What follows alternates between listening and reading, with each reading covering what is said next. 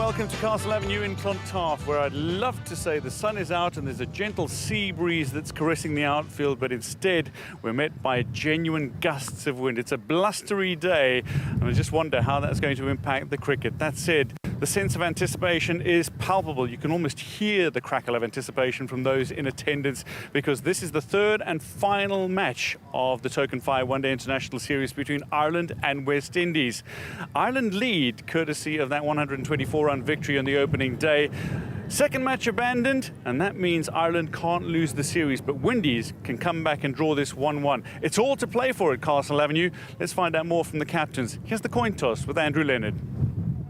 The sun has rejoined us here. We're in Castle Avenue in Clontarf for this, the third and final one-day international in the series that Ireland lead 1-0. The captains are alongside me in the middle. I've got Paul Sterling of Ireland, joined by Shay Hope of the West Indies, and Mr. Dean Cosker, the ICC match referee from the England and Wales Cricket Board. Paul, you got a coin?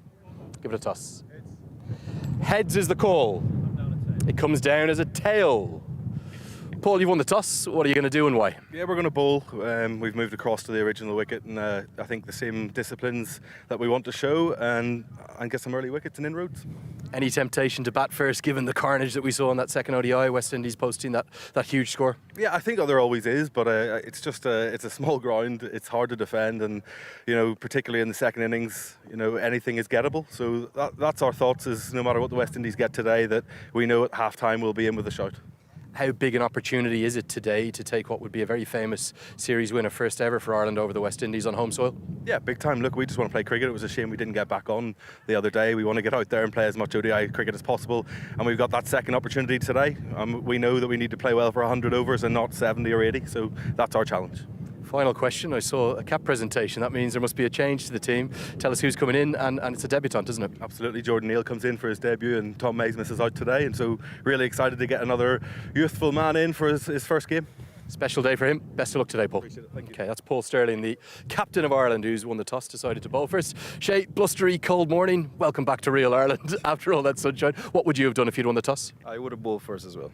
Okay, why would that be? It's because it's a used pitch, or just because of the fact that you think you might be able to exploit some early conditions? Yeah, definitely latter. I think, especially with the weather around as well, you want to give ourselves the best chance of winning the game.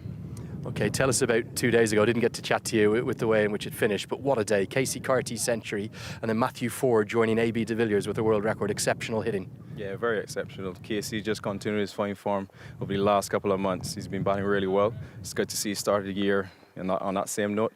And then Matthew, same thing. He's been playing some very good cricket over the last couple of months. It's great to see he's getting some continuous success, and I hope they can continue going forward. I asked you in the toss 2 days ago if you could bat as badly. You said, no, we're going to bounce back. You did that with aplomb. 350, a really good total. You'd love something similar today?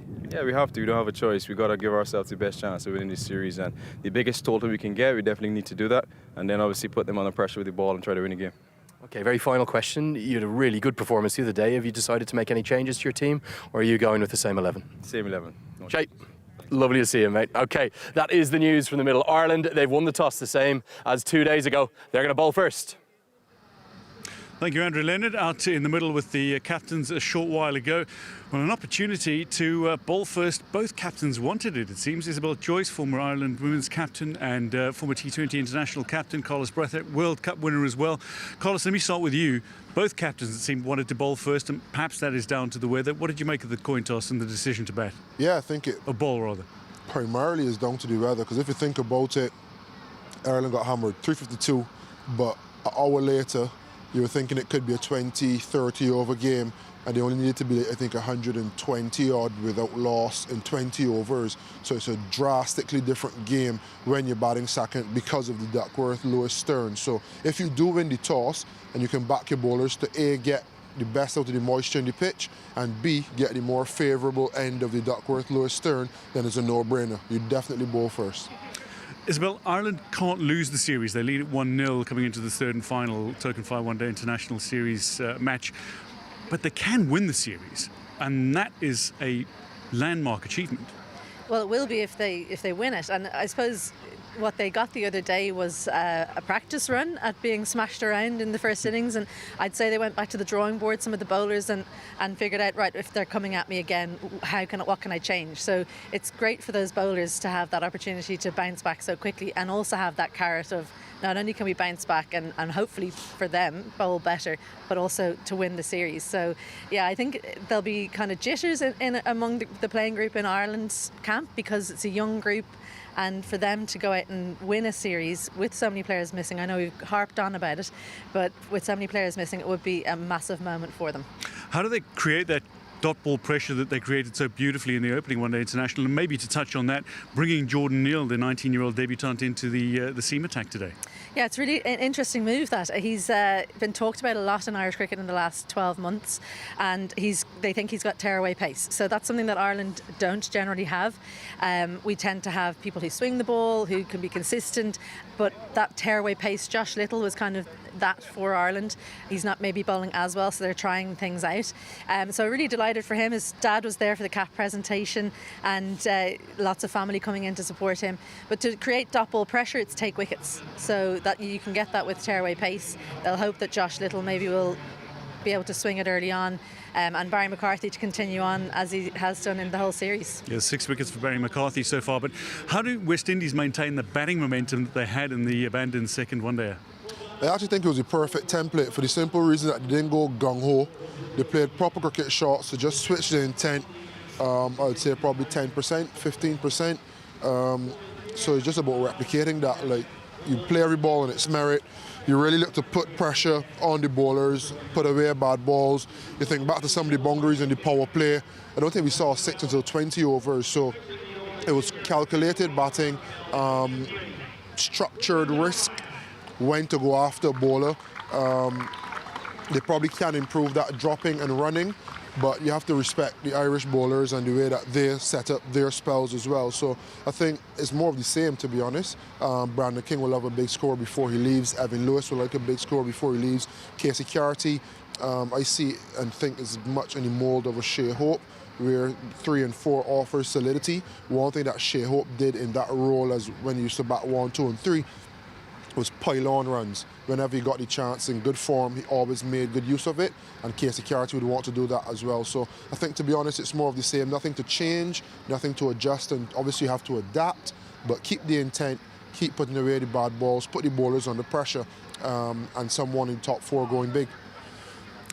Well, that's as things stand. West Indies and Ireland set to meet in the third and final token file one-day international series meeting.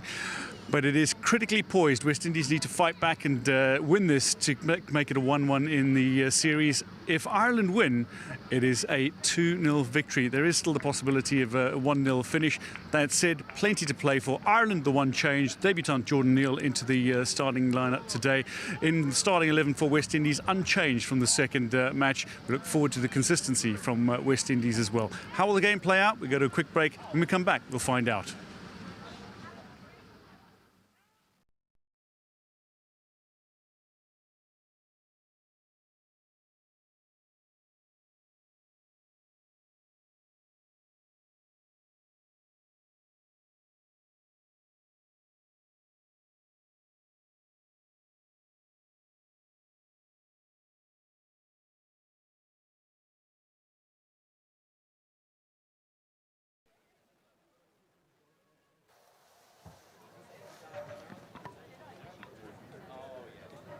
Well, fantastic. It looks like we're at least going to have a start, and we may well get a full match in after a few concerns about some of the inclement weather that has been about. There's the captain of Ireland, Paul Sterling, having a good chat to Stephen Doherty, who's the unlucky man, the only one in the 14-man squad to not get a game.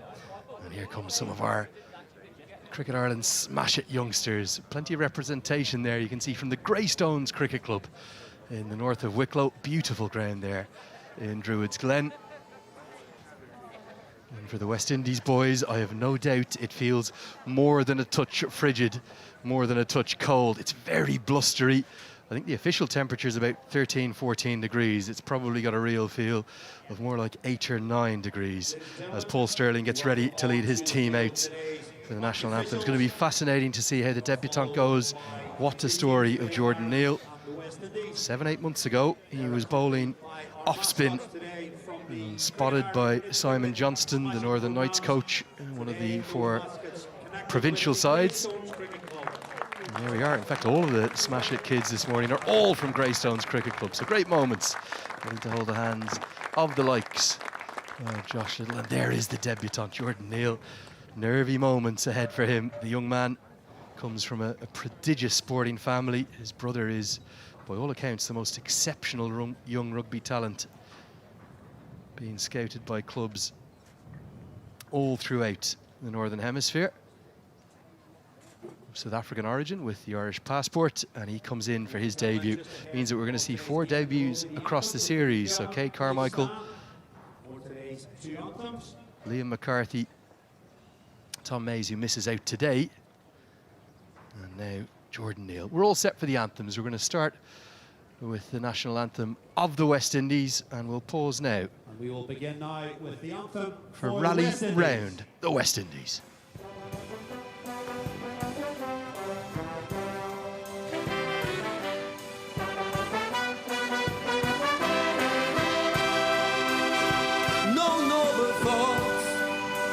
Brought us here to this region, but through it all, we have risen above.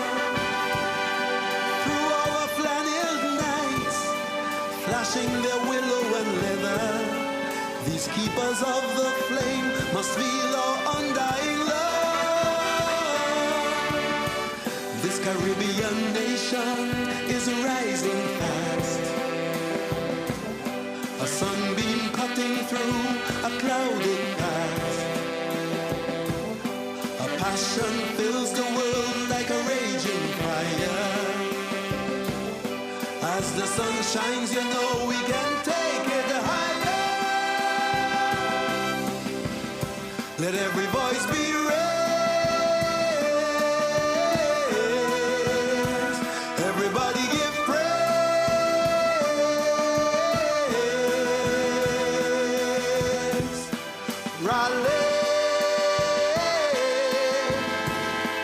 Rally round the West Indies, now and forever.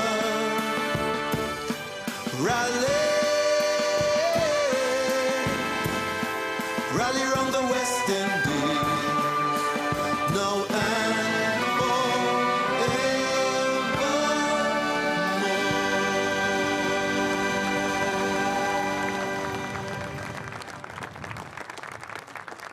Now, ladies and gentlemen, please remain for Ireland's call.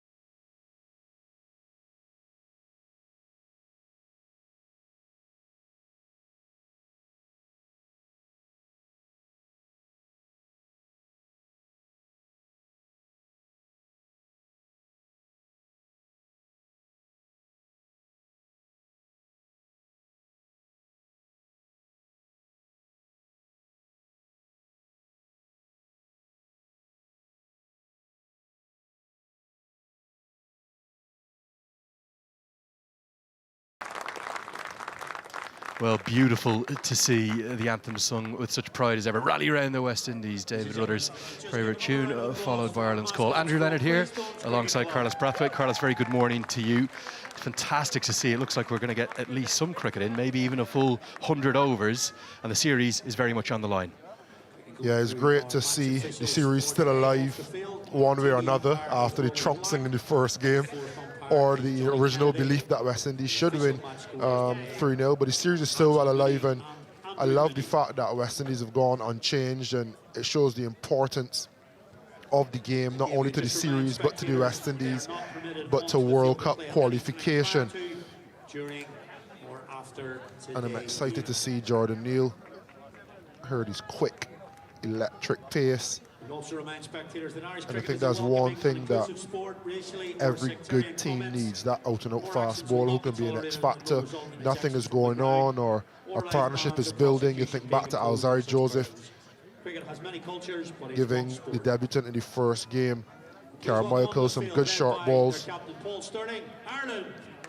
And if they were to chase down 352 again, Paul Sterling and Andy Balburney for sure at the top. And if they are to set it, Brandon King, Evan Lewis, Casey Carty, Shea Hope been banging the ball on about the top 4. But the bowling has to come to the party. Jaden Seals would want to arrest that too short, too wide from the first game. So interesting to see how the matchups get on, if West Indies can replicate the batting performance and then put in a better bowling performance in the second half. Looks more than a touch nervy, doesn't he? Does young Jordan Neal, very understandable. What an ascension, catapulted into international colours, has played Irish 19s, but straight in for his first series and making his debut. Going to be Barry McCarthy to take the new ball from the LP Hughes end. We see that regular opening partnership, Brandon King and Evan Lewis, that have been a little shy of runs in the series thus far. They'll be looking for more today, but they have plenty of quality and plenty of class. Were you in any way surprised by Paul Sterling's decision to bowl first? No, no surprise. They want the better of the Duckworth, Lewis in the back end if there is rain, and you want to use any moisture first up. So just a matter now the bowlers backing the decision. Well, the West Indies cannot win this series. They can square it. Ireland sensing a chance at history. 1-0 up. Here we go. What a good start from Barry McCarthy. King only just got the bat down there. There's definitely a hint of shape already for McCarthy. He's tended to bring it away from the right-handers, and he's caused problems throughout. Yeah, one thing to look at for Brandon King is how straight he's playing. In England and in Ireland, you feel as though sometimes you have to play to mid-off as straight as you should be going, especially against the new ball, as opposed to trying to hit back down the ground.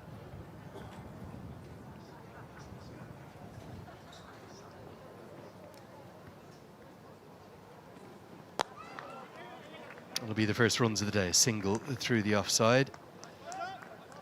The regulation field for what you'd expect on a chilly morning where we're sensing some movement with the 2 new balls in operation. 2 slips, 2 catchers in place, and the only 2 outside the 30-yard circle that are allowed in this first 10 overs, the first power play. That's the third man and a deep fine leg. Keeping the 2 slips in as well, Carlos, for the left-hander.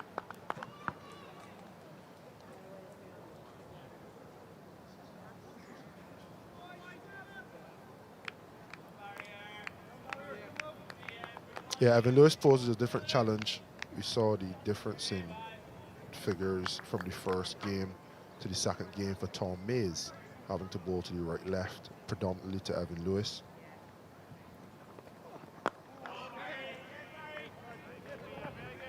It's fair to say that McCarthy, who won't see an overthrow, has the wood over Brandon King, to say the least. He had him dropped in the first ODI by Paul Sterling at first slip. Then he had him caught behind by Lorcan Tucker in the same game. And then in the second game, he's had him caught at second slip. So that's, if you include the drop catch, chances 2 of which were taken behind the wicket, and all of them in a very similar manner. Yeah, and I just think he's playing too straight, and you'd want kids to play straight. But when you're facing the new ball, especially from a out-swinging bowler in these conditions, you want to be sure that you're playing with the swing. And it felt as though his dismissals and the chance created, he was almost playing to mid-on, straight back to the stumps, which brought the edge into play. Man in the middle of the shot there, that's Gary Ball. Carlton Ball Jr.'s cousin. Remember Carlton Ball Jr. played for the West Indies. Gary Ball played quite a bit of cricket here in Dublin, and very much representing as a fan there up in the maroon of the West Indies. And McCarthy has had King on toast, and he'll know that. He'll know that he's got him out twice. He wants the trifecta, wants to get him 3 times. He's searching a little bit. Doesn't need to look for the glory ball, does he? Just plug away in and around that off stump. Yeah, I'm going to keep it simple. it just comes out, flows naturally. Sometimes when you try for that ball that angles in on middle and leg and swings away, forces the batter to flick and hits the top of off stump, that's when it can go slightly awry, and he's pushed a couple down the leg side now. He wants to just get back on top of off stump. If it swings, the edge is in play, and if he leaves it, it's back in a good channel, enticing him to drive. Oh, big appeal. 1, 2, 3. Chalk it up. McCarthy's got the trifecta. He's got Brandon King in all 3 games, and Ireland continue to shine with the new ball thanks to Barry McCarthy. Yeah, Brandon King has walked across to try to get rid of the edge being brought into play, and Barry McCarthy has straightened that one. No swing on show on that occasion. LBW for 1. West Indies 4 for 1.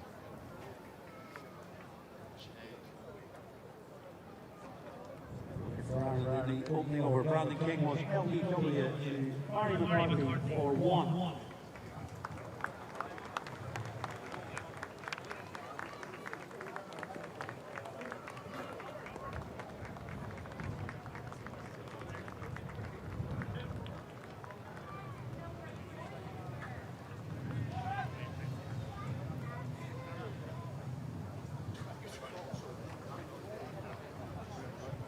Dream start for Ireland, and again it's Barry McCarthy. It'll bring Casey Carty to the crease much earlier than the West Indies would have liked, and it gives almost immediate justification to Paul Stirling's decision to win the toss and bowl first. It probably felt like a bit of a split decision, given that he did that 2 days ago and the West Indies put on 350 plus.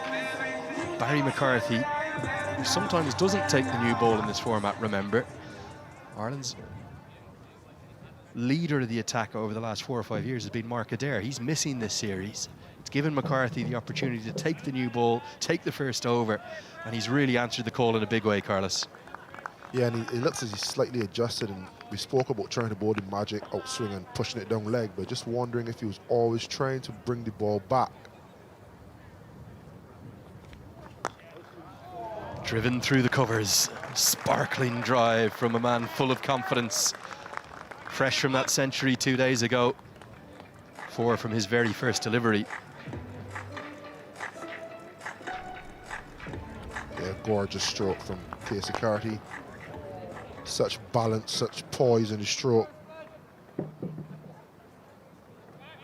Yeah, just wondering, we thought it was the attempted outswinger, but it seems as though Brandon King was batting on off stump, middle and off, and maybe he sensed that that was to counteract the outswinger and was trying to bowl an in swing and just got it slightly wrong. There may be 8 runs from the opening over, but I don't think Ireland will mind a jot of thing. For those who are wondering whether Carlos was slow medium, medium or medium fast, he was definitely medium fast. You won't remember this. 2009, 2010, I played against you 4 or 5 times. Bowled a Yorker to me, one club game. I still haven't recovered. That toenail has never grown back. Fast and fearsome Yorker. It felt like more than 80 miles an hour to me, mate. It was a lot quicker in 2009 than it was in 2019.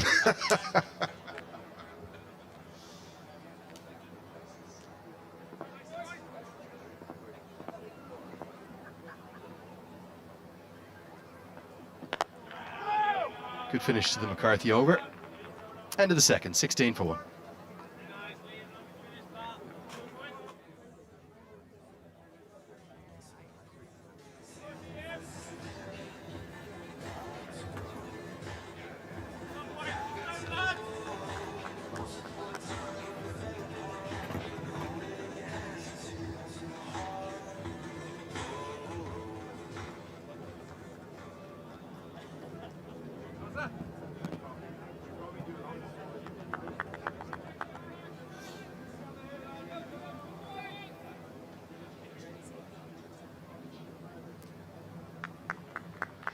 So McCarthy would love to get another.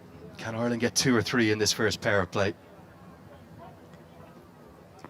Talk to us about a bowler having the wood over a batter. That's 3 times in the series now that McCarthy has got Brandon King.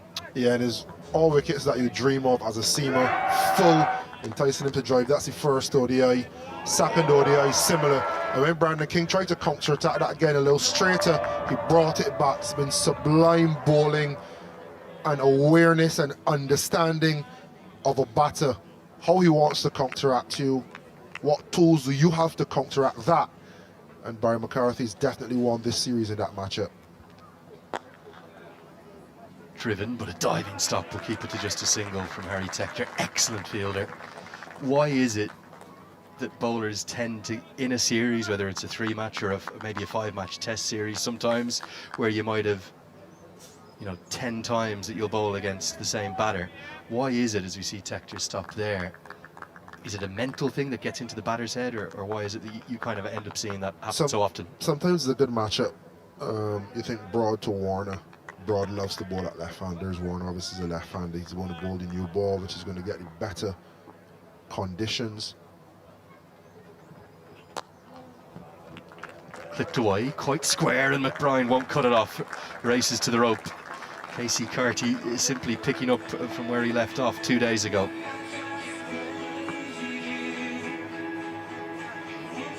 Nice stroke again from Casey Carty.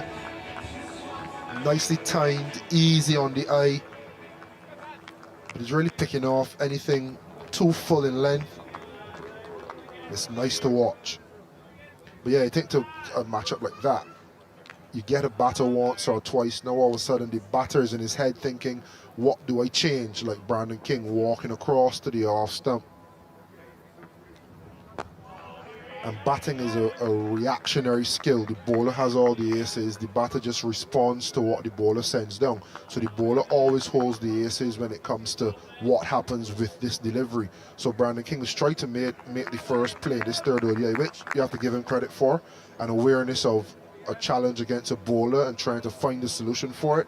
But then Barry McCarthy, instead of going wider, has made the adjustment and said, I see your counter-attack, and I'll counter-attack that, and I'll nip the ball back and try to hit the stump. And Brandon King must be thinking, well, what do I do? He's got me out in every different manner he could, and of course, had him dropped once that first slip, he'll probably be quite looking forward to getting on that plane over to England and not have to face Barry McCarthy for another 3 weeks till the T20 series starts in Breedy. Yeah, well, he'd want to make an adjustment that I think he can make quite quickly, and we probably have a visual of those first 2 dismissals in the next over. But we spoke earlier about him trying to drive too straight. If you think back to those 2 dismissals, they were almost trying to hit the stumps almost mid-on as opposed to mid-off and wider. A little bit too full, but Carty misses out as Tector continues to excel in the field. 3 have been bowled. It's 21 for 1.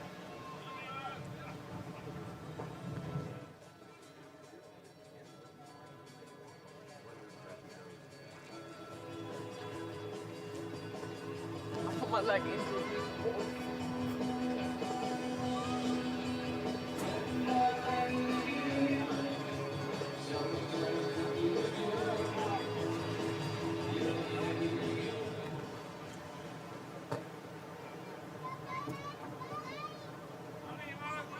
Little bits of blue sky that we have had to start the morning have disappeared. There's a saying, if you can see the hills,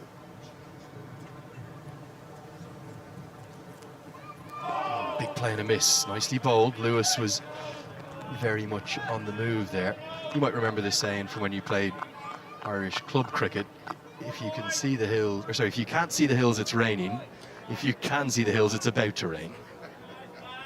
It always rains, and can you tell me? Give me a geography lesson. Is it about to rain? Is it raining? It always is raining, isn't it? It's about to rain. Yeah, I think a few of the West Indian players got completely waylaid and misinformed as to what Ireland is actually like in the opening days of their tour here, because it was glorious, wasn't it? They were training out in Abbottstown, they were here at Clontarf, and the sun was splitting the heavens as it did throughout that first game, but a bit of a reality check on Friday. Let's hope those showers just skirt around Clontarf. Isabella and I were talking off air when the team photo was being taken, just saying that if you'd taken that team photo in game 1 or game 2, the guys would be in normal short sleeve shirts, etc. But I think doing it at the beginning of the 3rd ODI It was very apt with the beanies, the sweaters, etc. I think that's more a picture of Ireland. Does present challenges though that the Caribbean players won't necessarily be used to. What was it like when you first came here? You can see how frigid and how freezing the boys look. How did you warm up when you were going to play for Leinster Cricket Club? Yeah, as many layers as possible. I think cricket is probably the only sport that you warm up in short pants and then playing long. It's always the other way around. You try to get as covered as possible and then you change off into shorts. We always got to make sure those big muscle groups are nice and warm. Oh, beauty, real beauty. It's that extra bounce again. No real movement laterally from McCarthy, but that bounce has definitely surprised Carty. Yeah, in a good area as well. Fourth and a half stump. Decent length. Casey Carty's lunged onto the front foot and drived on a couple of occasions, which were a lot fuller in his half and his arc, but that one was just brought back and just enticing the lunge. This time too full though, but what a stop. I think it's the debutant, isn't it, at cover. Jordan Neal, welcome to international cricket. This one probably should have been put away. That's the fuller length that he wants, and that will be a sore hand. Is that going to be a sore hand or a busted lip? You'll take sore hand all day long. Welcome to international cricket, sir. You can't hide the smile. You can't hide the excitement, can you? Might hit the ball a little harder here than they do in the Belfast club cricket where he's been plying his trade. Clipped around the corner. Now Josh Little will have work to do out there. Can he cut it off? We're going to have a boundary check here, I think. It's either going to be 3 or 4, but I have no doubt that Johnny Kennedy's going to want a little bit of a look at this. We'll have a boundary check here. I think Little did well at first, but did he do enough, Carlos? Does really want to just parry it back in and kind of bobbled and a bit of backspin.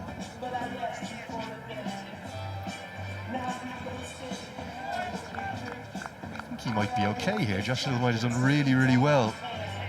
The second angle will show whether or not he was over the rope. So he's clearly away from the boundary advertising there now. Back inside. I think that's clean. Might be a run save by Josh Little.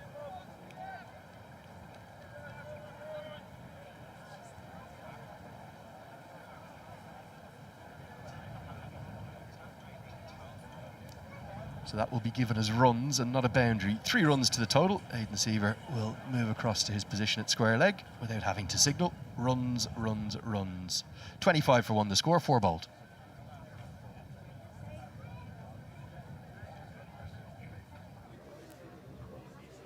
So McCarthy will be ready to bowl his third. Barry McCarthy, that is. Sure, there's some statistician pulling together something for us. When's the last time 2 people with the same name opened the bowling in an ODI?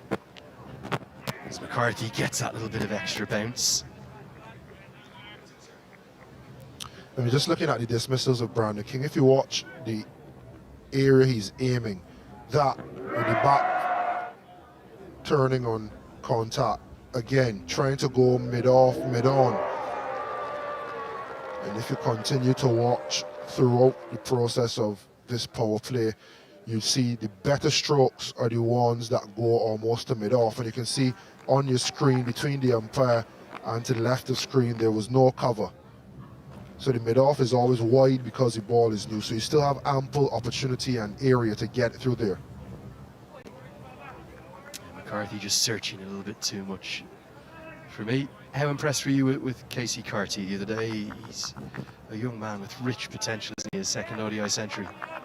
Yeah, really impressed because one of the criticisms that's been leveled at him is they take so long to get in that if he doesn't go on and get big scores and he gets out at 40 or 50, then it's 50 off 80, 90 balls.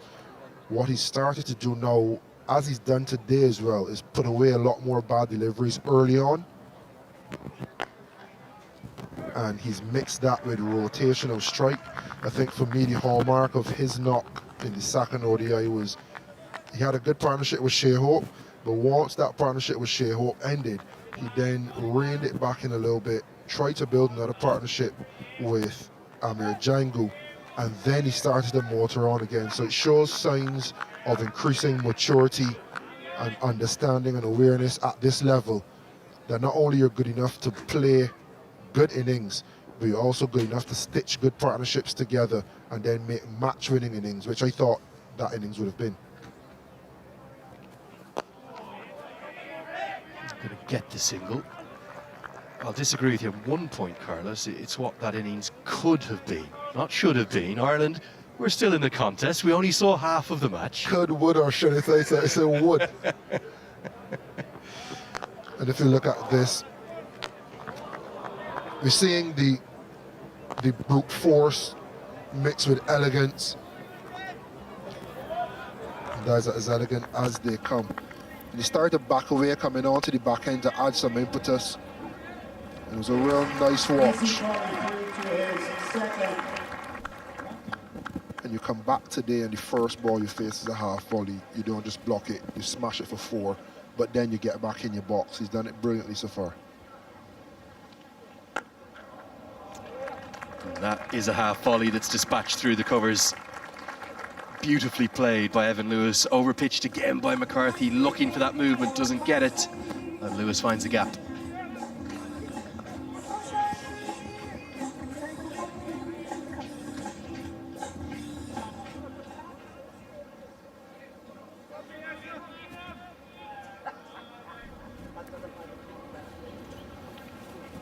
Yeah, well played again. Nice lean into it from Evan Lewis. Good weight transfer onto the front foot. Should be hit, but you still have to hit it. And it's expertly played. There are a few drips of rain circling around the ground. The thing that impressed me the most about Casey Carty was the change of gears, the acceleration. It was almost immediate as soon as Shea Hope got out for 49. He took on the mantle of then leading every partnership that he went with, and he really went through the gears seamlessly. Yeah, and we talk about leadership or lack thereof in the West Indies, and leadership is not always the most vocal, it's not always being captain or vice captain, it's taking charge in moments such as that. You are the last of the top 4. Can you get us a big score, and how do you do that? With ball in hand, can you drag someone with you in the field? Can you make a save? Edged, juggled, and taken. Well, it's Barry McCarthy yet again. What a series he is having. You just wonder, has Andy Balbirnie done himself a nuisance? He's sprinting off for treatment. Wasn't taken on the first take, was on the second. Yeah, good grab. Second attempt. Evan Lewis would not be happy with that dismissal. A little too close for the shot. Barry McCarthy, electric as always. Lewis going for 14. West Indies 31 for 2.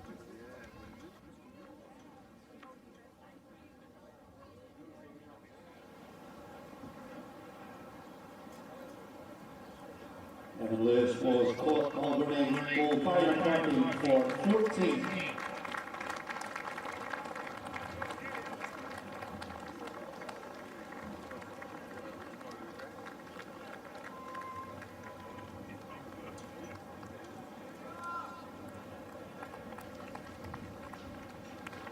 Oh, Barry McCarthy is having some series, isn't he? And I know he didn't take it on the first attempt, but credit to Andrew Balbirnie for getting it on the juggle. Yeah, good line from Barry McCarthy. It's right in the bread basket where you want it as a slip fielder. No slip catch is easy, but he muffed it on the first occasion and importantly took it on the second. 8 wickets for Barry McCarthy in the series now as Shea Hope comes to the crease.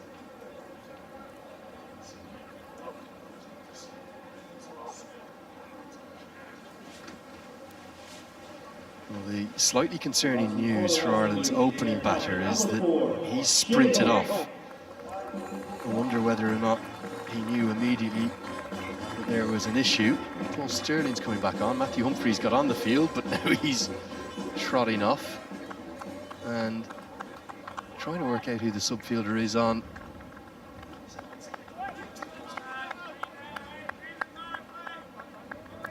Andrew McBride has gone in to replace Balbirnie at second slip, and I think it might be Stephen Doheney who's on out there as a subfield. In fact, it's Tom Mays, isn't it, at mid-on.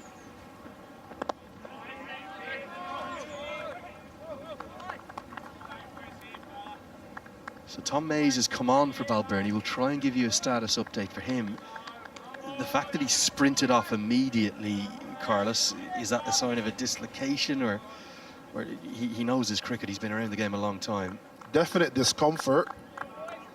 I think you have to get the medical professionals to say exactly what it is, but probably going over the top. Aidan Seaver is the man who's standing for the first time in this series. He says not out. For me, this looks a good decision from the Wexford man. yeah, good jigging back, but potentially we talk about his bunks and it worked against him on this occasion, Liam McCarthy.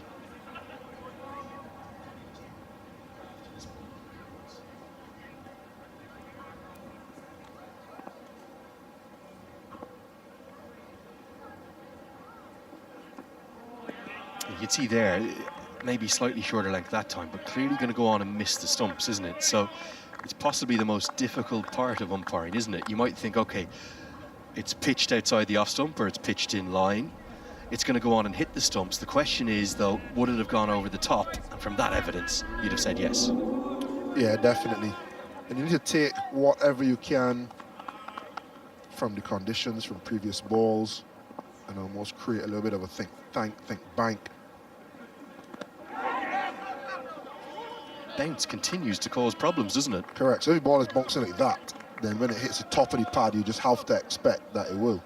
And I'm sure that if the technology were in place, the technology takes that into consideration and will show prodigious bunks. So good decisions all round, but impressive from Liam McCarthy, who's been able to string together good balls on a good length and then pull one slightly further back and continue the discomfort for Casey Carty.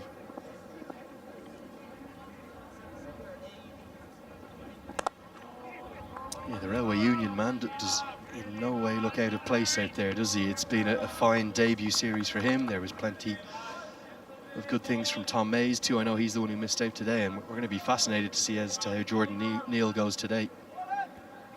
Yeah, and those build-up of balls, the last ball should have been a boundary, half volley. But when you are prodding forward, then you get a comfortable one in your ribs, your feet are scrambled. Yeah, was there a flick of something? Aidan Seaver says no and will extend his arms to signal wide. That ruins what would have been a maiden for McCarthy. Yeah, push that one a little. You could see the wrist breaking to try to bring it back.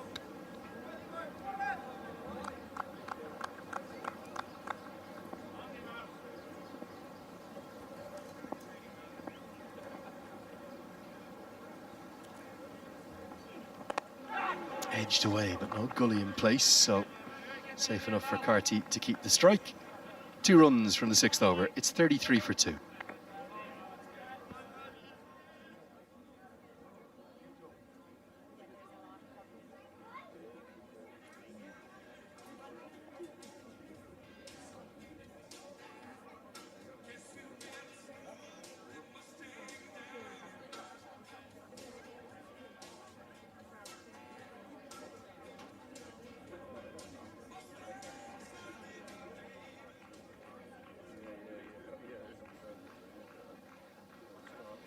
Well, it's a sold-out crowd today. And there's some of the VIPs up on the balcony.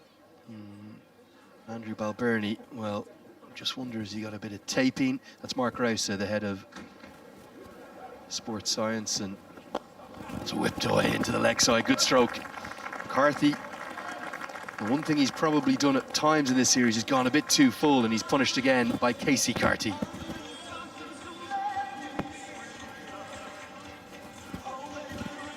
It looks as though Casey Carty's also gone closer to off stump, at least in his trigger, as he prepares to attack the delivery.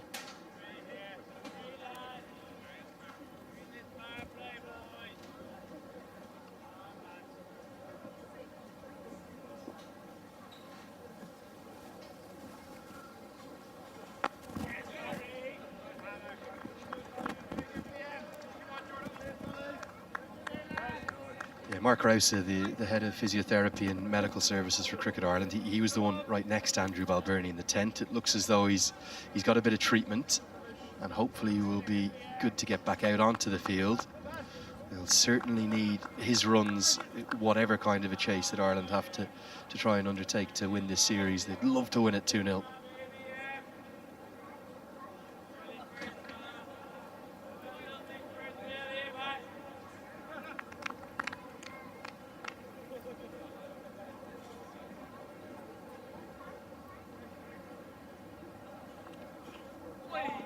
Strong lead from Shea Hope. Looks a little chilly today, doesn't he, Shea Hope, Carlos? As does Paul Sterling. It is not warm at all out there. Taking guard. Let's give a shout out to Scott Irvine. You can see Gary Wilson all wrapped up, Brian Eagleson, the bowling coach, and then Balbirnie definitely looks concerned, Carlos, doesn't he? Yeah, hoping for the best, probably has his finger in a cup of ice. Not like you need it with how cold outside is. But yeah, they want to minimise any swelling firstly and then assess. Talk to you about Shea Hope's approach here against Barry McCarthy. I think he'll be watchful. Lost a couple early wickets. The intent has been good so far. I've loved the running between the wickets. One thing I have seen though, it seems as though everyone has come over to the off stump, either in the guard or after the trigger, to try to prevent Barry McCarthy from bowling that fourth stump line, which has challenged the outside edge. He's counteracted that by bringing the ball back. He's been successful with the wicket of Brandon King, but he's also bowled a few wides down the leg side, and he's also been clipped through the leg side a couple of times by Carty. So that's one change that seems to be a collective from the West Indies standpoint. Nicely worked into the leg side for what will be Shea Hope's first runs, and it will get to the rope. Nice piece of timing. McCarthy again guilty of being punished into the leg side. Yeah, good stroke. And it speaks again to the West Indies batters coming closer to off stump, and in some cases on off stump. I think we have a shot of Shea actually asking for off stump guard. Whether he's starting there or not, we'll see. But some guys can take the guard that they want to end on, the guard they'll start on, and then they'll trigger. And if you look at it at the top of the screen, that right foot, back foot is on top of off stump. And that's what makes it so tempting for McCarthy to target the stumps. Gets us to the end of the 7th. We'll have our first commentary change. It's 42 for 2.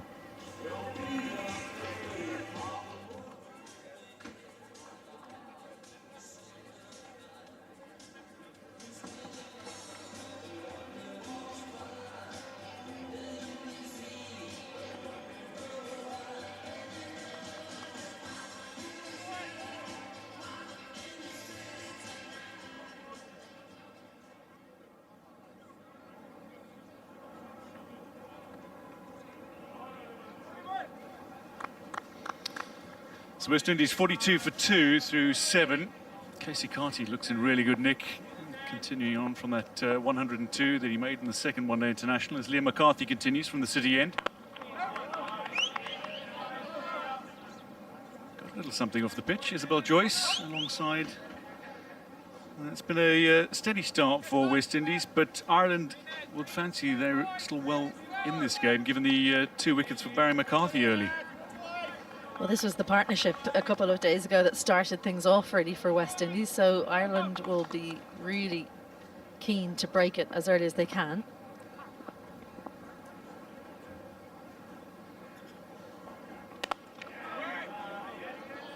It's Liam McCarthy who got Shea Hope out on 49 the other day, but Shea Hope's got a bit of a trend going where he tends to get dismissed by a debutant. Of course, it was Liam McCarthy's second game the other day, but get Jordan Neal on straight away and bowl him at Shea Hope and see if he can continue it. There's the captain talking. Yeah, these two put together 81 in the second one-day international. Slightly fuller and driven beautifully. Casey Carty into the 20s with another boundary. And there's There's an almost effortless balance and poise about Casey Carty. Yes, we were talking off air, weren't we, about how he looks like he knows what's coming. A sign of a good player. Far too full for Liam McCarthy. And yes, Ireland guilty of searching on occasion, but I think as a bowling coach, Ryan Eagleson will be saying, if you're going to air fuller, because it brings modes of dismissal into play. That one just coming off the inside edge. I think in the first game, West Indies were guilty of being too short, and the problem with that really is that it's a good pitch, so you're going to go the distance, but you know, when you're too short, you're not bringing a lot of modes of dismissal into play. If you're too full, at least you're and on the stumps you can get bowls, LBWs. You've got two catchers in place, so that's probably the plans for Ireland. He's got that extra yard of pace, Liam McCarthy, and he can extract a little bounce as well.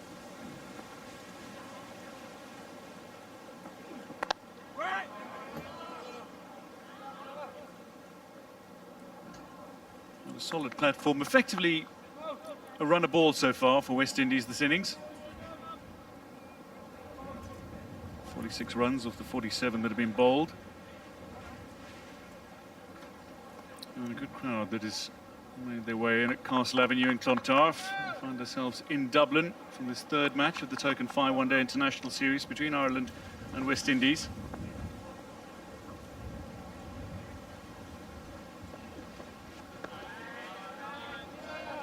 Leaves a wider one, and 4 off the over. West Indies 46 for 2 after 8.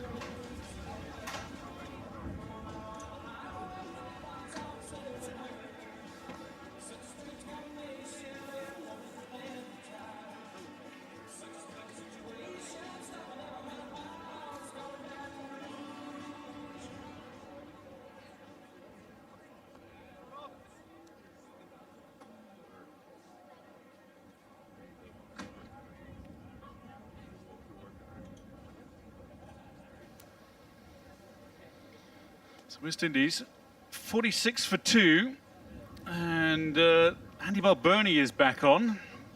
Doesn't seem to be any strapping on his hand, but he did go off for a little treatment after taking a fine catch to dismiss Evan Lewis for 14.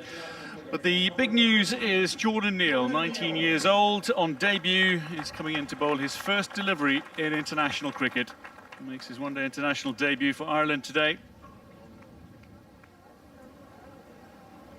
Bowls to Shea Hope.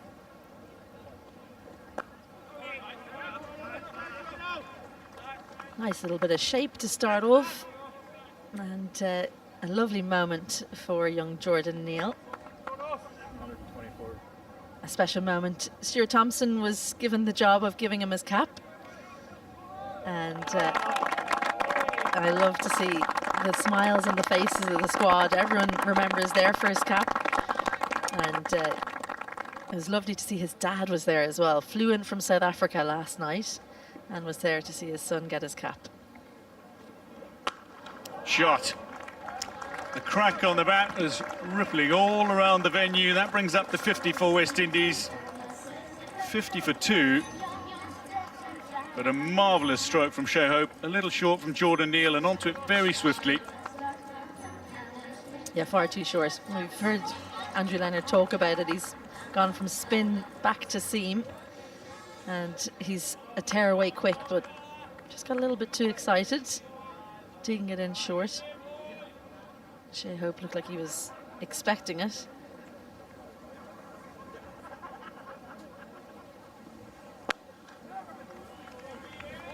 Fuller on the stumps, fended away by Hope. Yeah, apparently he used to bowl seam when he was younger, Jordan Neal, but he was also opening the batting. So he said, oh, I can't be bowling seam and open the batting, so just bowl a little bit of off spin. But coaches up in Northern Ireland saw him just messing around bowling some quick stuff and said, we actually think this is your best quality, how quickly you can bowl. So he's switched back in the last year to 18 months, I believe.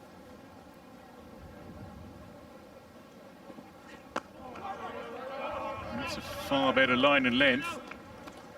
Almost had Shea Hope hopping at the crease. Yes, you're right. Very committed batter, certainly at under 19 level. Jordan Neal, I think he's got a century as well to his name at under 19 level. Excellent batter. That shift from spin back to seam has been monumental for Jordan Neal. Earns his debut here.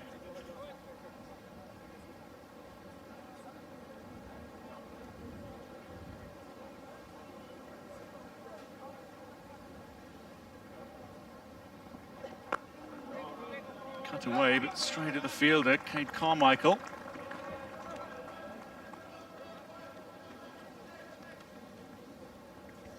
There's a lot to like about his action, Jordan Neal. His wrist position on release, really, really good. And you need that good wrist position to get the ball to swing away.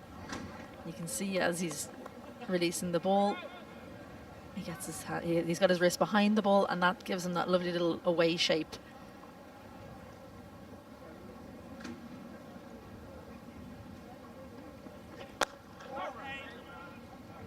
Well, 5 dot balls of 6 in his first over in international cricket for Jordan Neal. 9 overs gone, West Indies 50 for 2.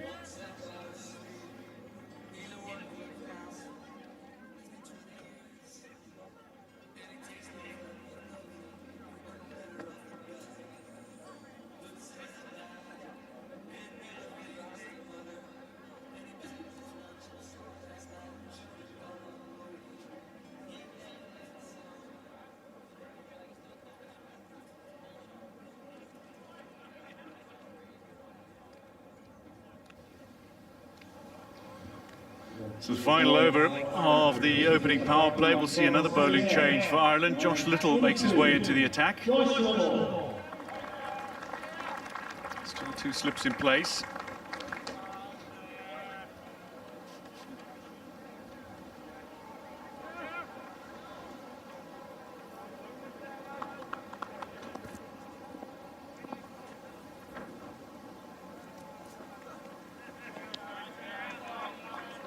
Be called wide. Josh Little, a little flabbergasted, spins around as Aidan Seaver signals wide.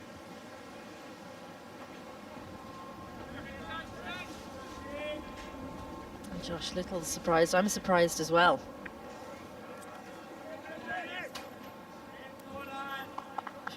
From the front, it definitely looked like it passed the batter inside the blue line. You do get away with a few as a left armer, I can tell you that. Left arm over, you can throw it wide and sometimes get away with it. Excellent follow-up delivery from Josh Little. So we're into the final over of the opening power play, where only 2 fielders are allowed out. Into the second power play, 4 will be allowed outside the circle. But West Indies were 55 for 2.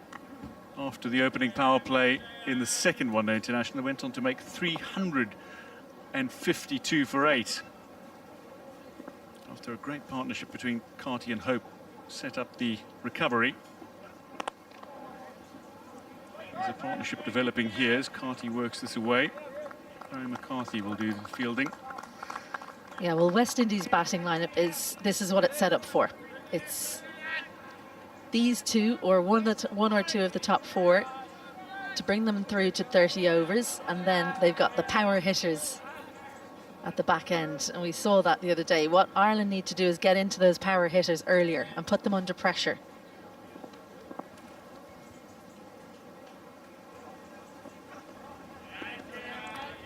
Continues to bowl on that wider channel, Josh Little. Just going across Casey Carty. I can tell you one of the power hitters for West Indies in Matthew Ford, who brought up that half-century off just 16 deliveries in the second one-day international. He's got about 17 layers on, teeth chattering. He's just made an appearance outside our commentary position.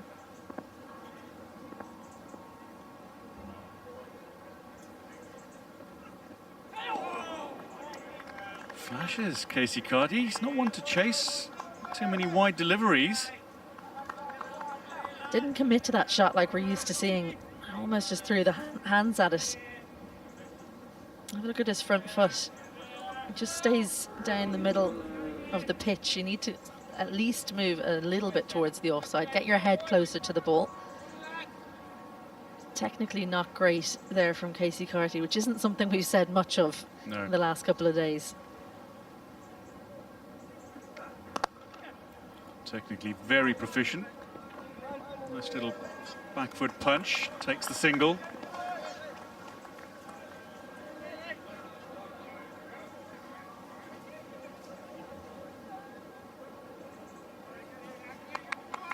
Pretty good start this from Josh Little.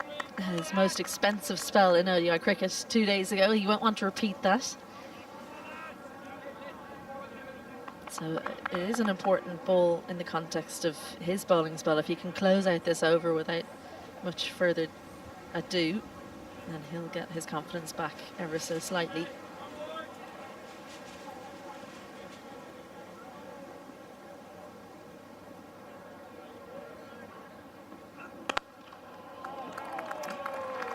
Oh, that's a lovely stroke. Sounded great off the bat, and Shea Hope has yet another boundary. He goes into double figures. End of the 10th. West Indies 58 for 2. There was width on offer.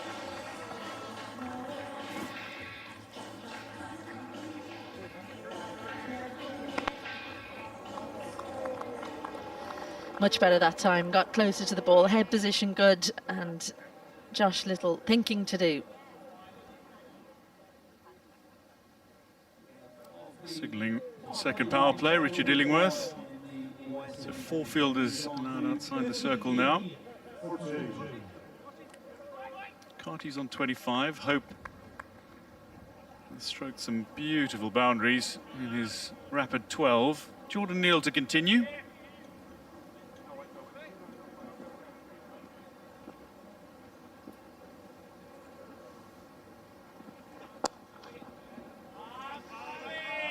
Well, we always talk about cricket in Ireland. It's a family affair. Jordan Neal, the cousin of Lena Neal, also known as Lena Tice, played cricket for Ireland. Youngest ever cricketer for Ireland. She debuted at the age of 13. They don't let you do that anymore. You have to be 16.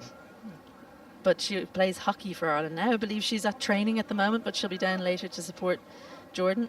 And as I mentioned before, his dad is here. And other family members as well.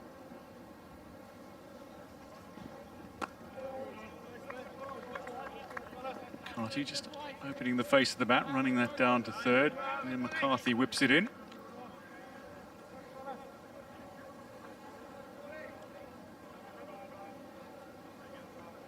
He's come through the ranks as well, not only at interprovincial level where he turns out for Northern Knights, but he's represented Ireland Wolves as well recently against Sri Lanka and Afghanistan representative sides.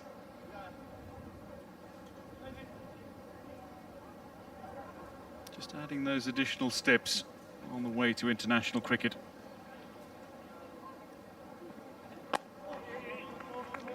That's where he wants it. And then a moment with Shea Hope.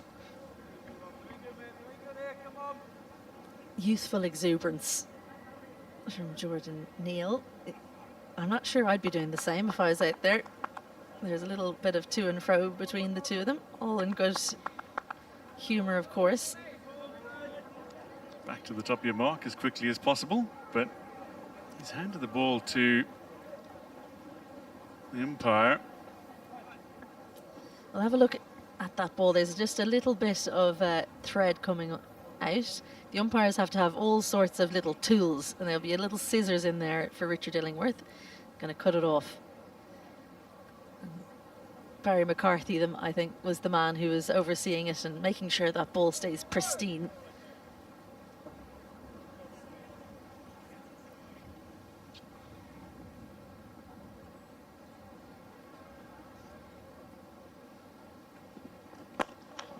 Full ball driven straight, and both went on a mid-off for up, so that'll go for 4.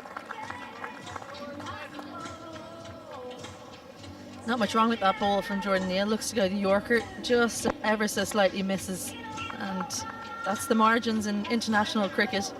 Brings the bottom hand through beautifully. Shea Hope at the last second just to force it down the ground. Jordan Neal, he didn't need to look around. He knew exactly what the outcome was going to be.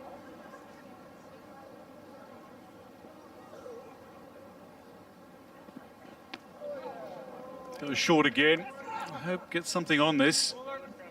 But we'll only get the one. Just a little bit predictable there, Jordan Neal, because whenever he's aired one way or the other, short or full, the next delivery is the opposite. So when he was short in the first over, he went too full the next ball, and then a couple of deliveries ago, he's gone too full and then he's gone short. So as a batter, these two in the middle will be noticing patterns like that, using it to their advantage as Jordan Neal goes on in his spell. Chipped and just short. Barry McCarthy, who's let it go beyond him, but West Indies aren't going to take a single here. Not going to risk it. End of the 11th. West Indies lucky not to lose a third wicket here. They're 64 for 2.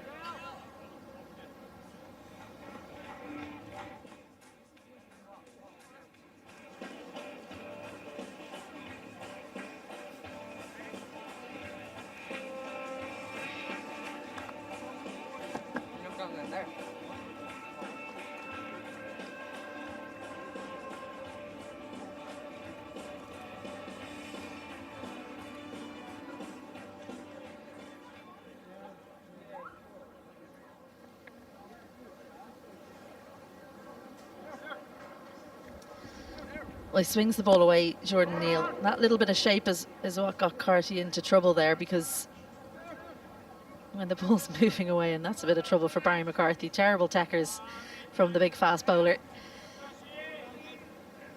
Little to continue from the City end.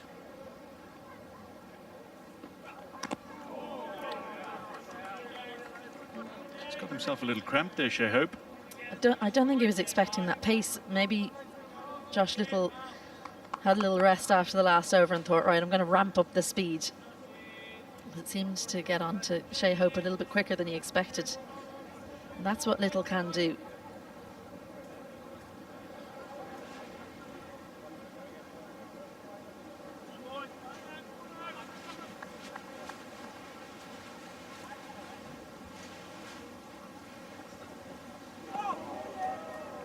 It's going to be called wide down leg.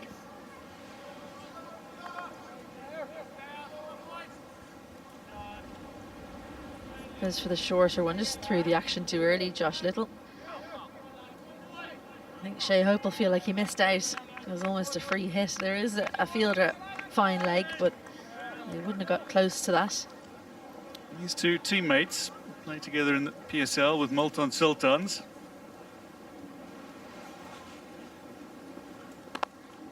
Oh, and again, just hops by the stumps. Underside of the bat for Shea Hope. We've seen the battles develop out in the middle like this. You wonder who had the better of the other in the nets when these two were playing in the same team. Well, that delivery got the better of Shea Hope. It was full, it was wide. Missed out on a couple of occasions there. They're going to change the field for Casey Carty. The square leg goes out onto the boundary. No mid-wicket for Carty, so expect maybe a shorter delivery.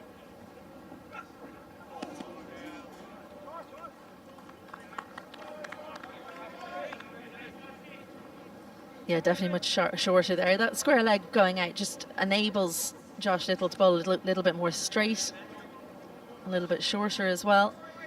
Still Sterling in slip, so still that mode of dismissal, but feels like he doesn't want to give width. There is a cover out now that we're outside the power play.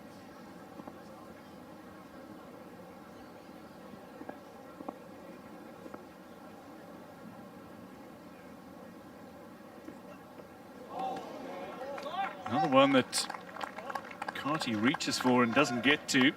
Little has beaten him a couple of times now. Bustling left arm quick. We talked the other day about how Casey Carty was patient. The last couple of overs against Josh Little in particular, he's played at deliveries that he probably shouldn't have played at. He hasn't committed to the stroke as much as well. He just needs to maybe reassess, get his concentration going again.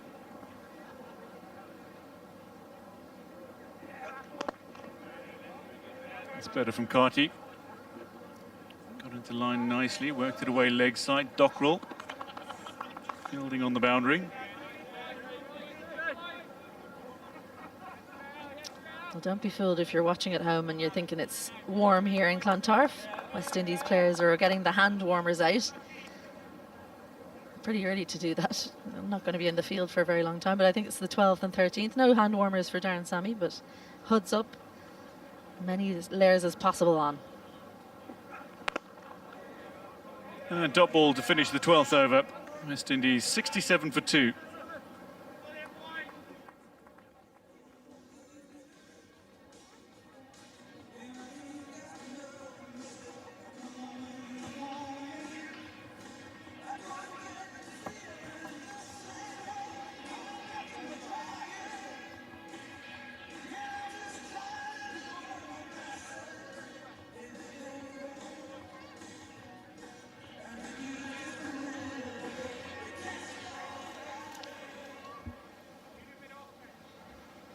A really good partnership developing between Carty and Hope, as it did in the second one-day international for West Indies. That's where the rebuild started after the early losses of King and Lewis in the second one-day international. And they went on to make 352 for 8. Brandon King gone for 1, Evan Lewis out for 14. Jordan Neal, his third over.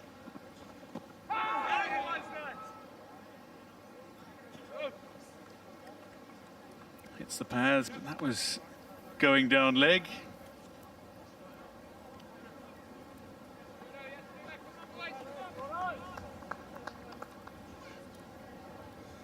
So leg by to start the over.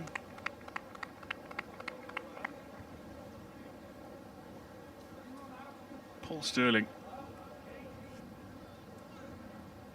Consummate opening batter.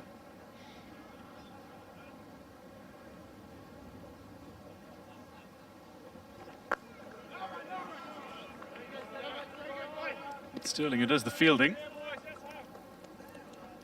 What an opportunity for Jordan Neal to play in this team. Barry McCarthy's off the field at the moment, probably a comfort break, but to have someone like McCarthy to shepherd through the 3 debutant bowlers has been great. Josh Little as well. While he's still young, he's a veteran of franchise cricket. Lorcan Tucker as well behind the stumps.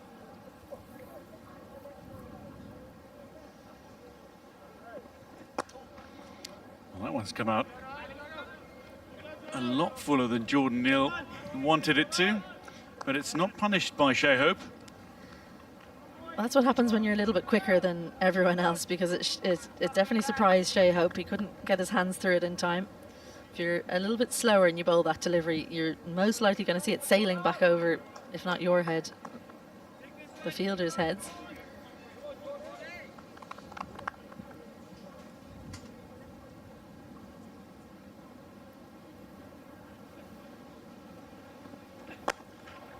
Beautifully played. Fielder's not going to reach it. Dockrell can't get around on the cover boundary. Well, that's another glorious boundary to Shea Hope. Full and wide and punished. Great technique. He doesn't have to go all the way through at the shot. It's great acceleration through the ball on the point of contact. And he very specifically hit it in front of cover because he wanted to miss George Dockrell. Jordan Neal says points to you on that occasion.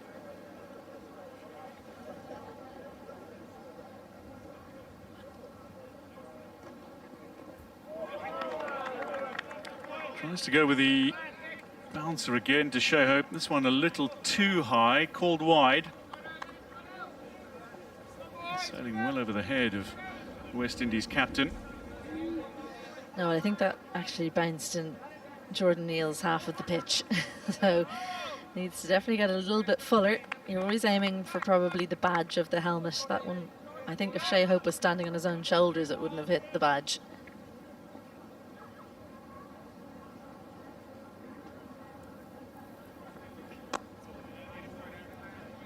And that's better. A really good adjustment there. Still an effort ball. Didn't get it up around the head, but tight enough that Hope couldn't get it around to square leg. Andy Balburney fielding in mid-wicket.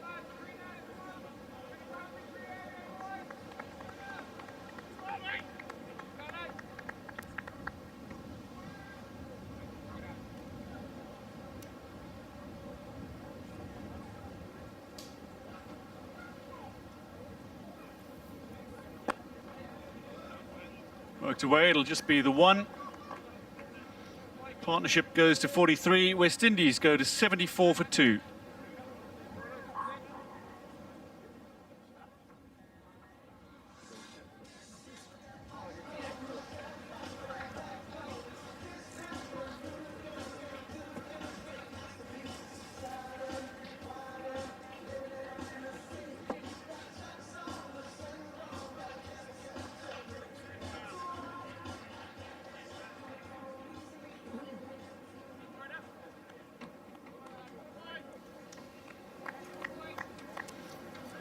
Batting card, Isabel Joyce. Kenyon Lewis going relatively cheaply again in this third one-day international. Carty and Hope, 43 that they've put on together so far for this third wicket. A healthy-looking scorecard right now for West Indies, but what Ireland will be hoping is for a few more wickets as soon as possible. They want to expose that middle order of West Indies earlier than they did the other day.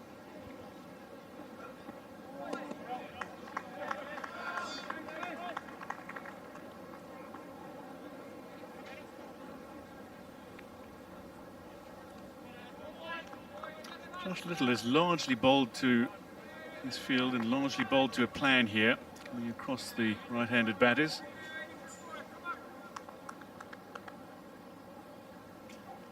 Just a couple of deliveries that have sprayed wide.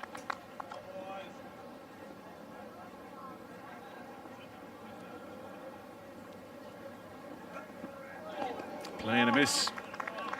Genuinely beats the outside edge of Shea Hope's bat. We've seen that from both Carty and Hope now against Josh Little. Ill-advised shots, just throwing the bat at it. A little bit of extra bounce from Josh Little as well. I think it's a difficult day to keep for Lorcan Tucker because we've seen some stay a little bit lower, some leaping. And Josh Little has a habit of getting the ball to swing after it beats the batter. So it can be difficult behind the stumps for Lorcan Tucker.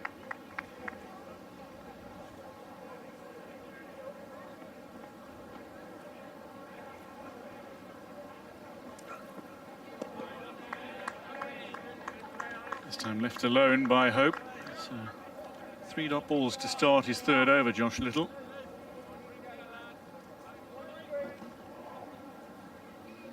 And the run rate a couple of overs ago was at 6 and over. It's just dropped under 5.5.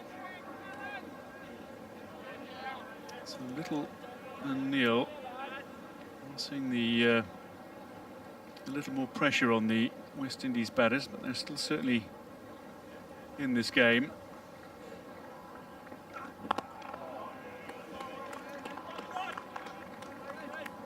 Maybe rushed a little in the shop, but still gets the single.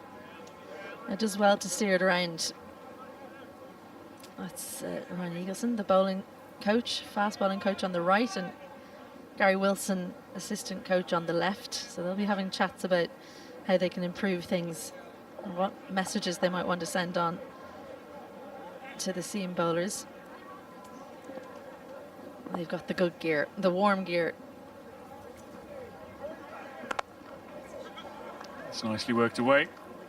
Off the back foot, waited for the delivery.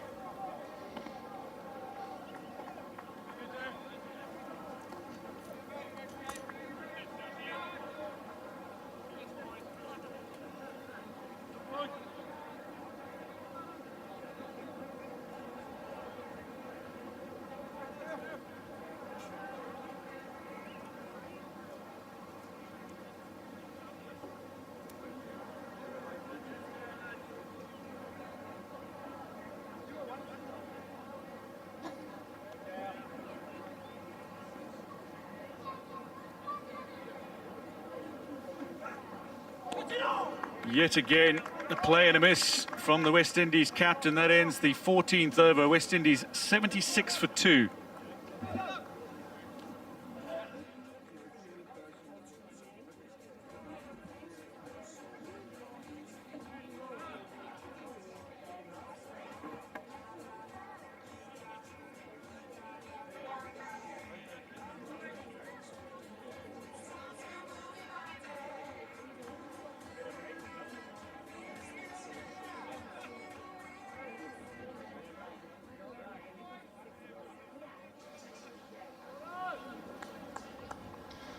So West Indies 76 for 2. Casey Carty and Shea Hope building a fine partnership here as Carlos Brathwaite makes his way back into the commentary booth. And Carlos, I'll get your thoughts on this developing partnership in a moment.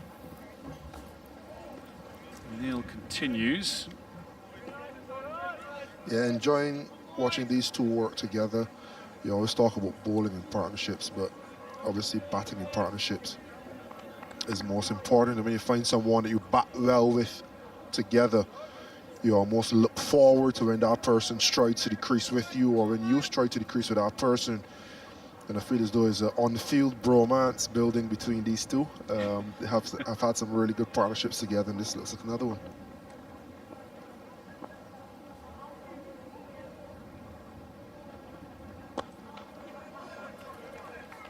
Whipped away off his pads, but so quickly to the boundary fielder that it'll only be one. Casey Carty, whenever he's at the non-striker's end, he's continually playing his practice strokes. He's going through the motions. There's something very deliberate about him, and he has so much balance. He's got excellent poise, and he's technically very proficient. But he has, most notably with Josh Little, played and missed it quite a few.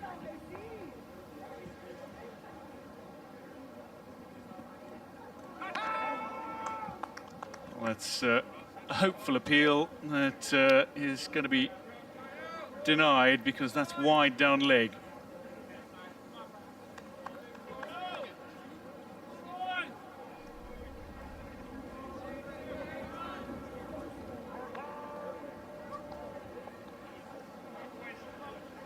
Maybe just a little too much effort from the debutant.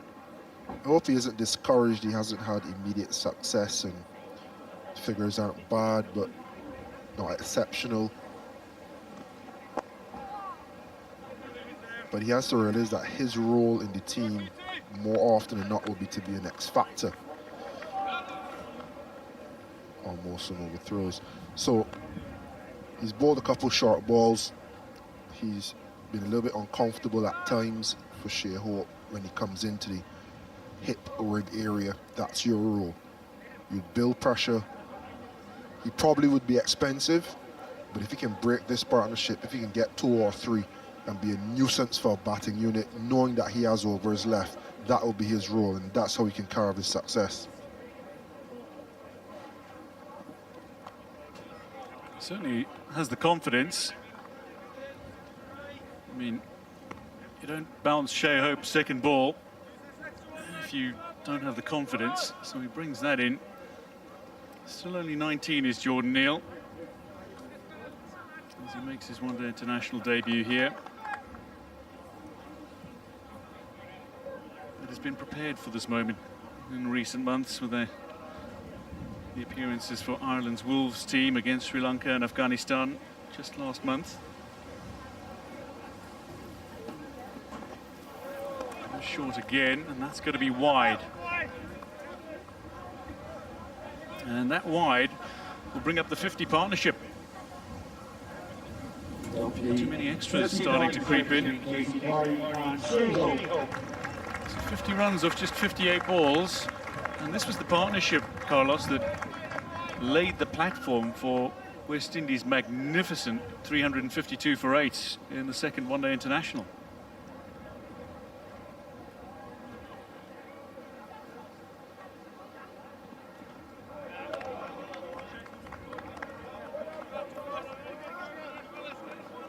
Yeah, the West Indies fans would want that replicated, and they've started that way.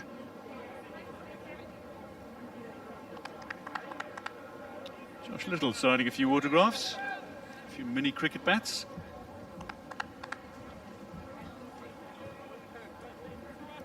Means so much to those in attendance. Collector's items from some of their heroes.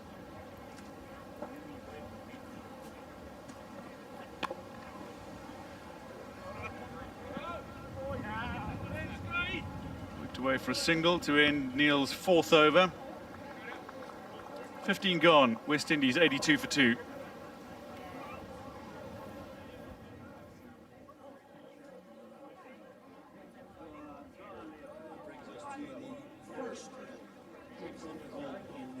West Indies innings. We're at the toss on serving for West Indies. We're going up for 50 overs to 82 for 2. Facing Carty on 30, Shea is on 26. So taking drinks after 15 overs. West Indies' run rate is just dipped a little. It seems everyone is having drinks. And more than just a few have been collecting autographs, asking players for photographs before the match, after the match. Collis Brathwaite, you've had to pose for a few photographs on this blustery day in Clontarf. And just to take you back, Ireland won the toss. They opted to bowl in this third match of the Token 5 One-Day International Series between Ireland and West Indies. Brandon King fell early. LBW second when he removed Evan Lewis for 14. That had West Indies 31 for 2. Run partnership so far for the third wicket between Katie Carty and Shea.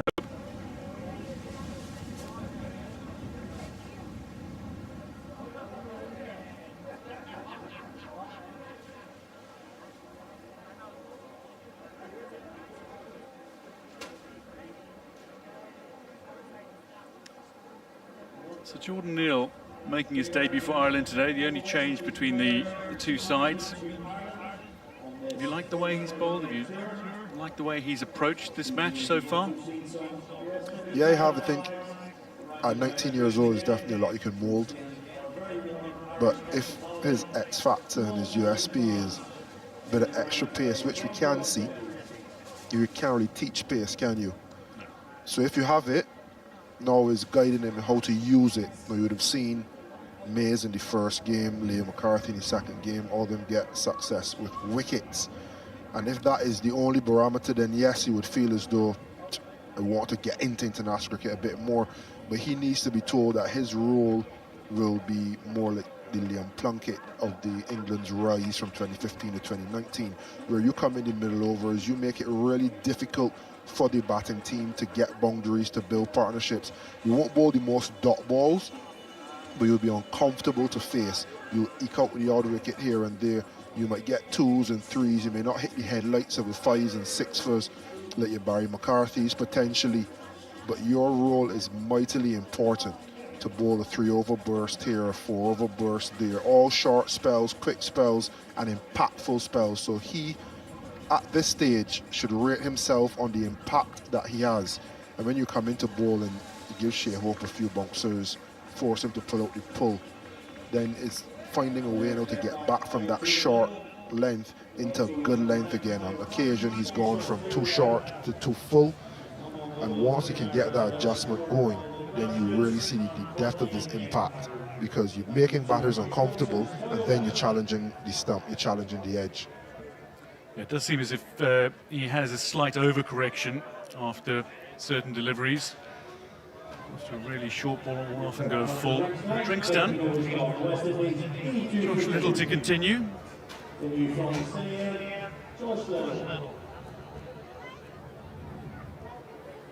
He plays a lot of franchise cricket.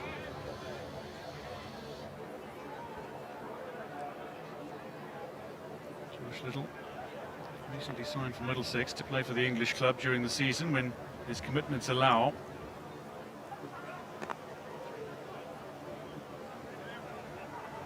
He's running it down to third. Hope has a single. The Josh is an example of some of the difficult things about franchise cricket. We burst onto the scene bowling rapidly.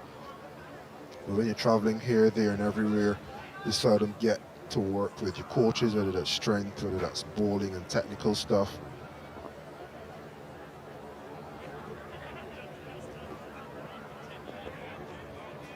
You then get into a mode of just flying, playing, not really getting to add to your foundation. And you look today now, and I think he's lost a little bit of pace, lost a little bit of his X factor. But when you have the tools and the skills that he has, it's difficult to really pull yourself away for a 5 to 6 month period and continue to build on that foundation.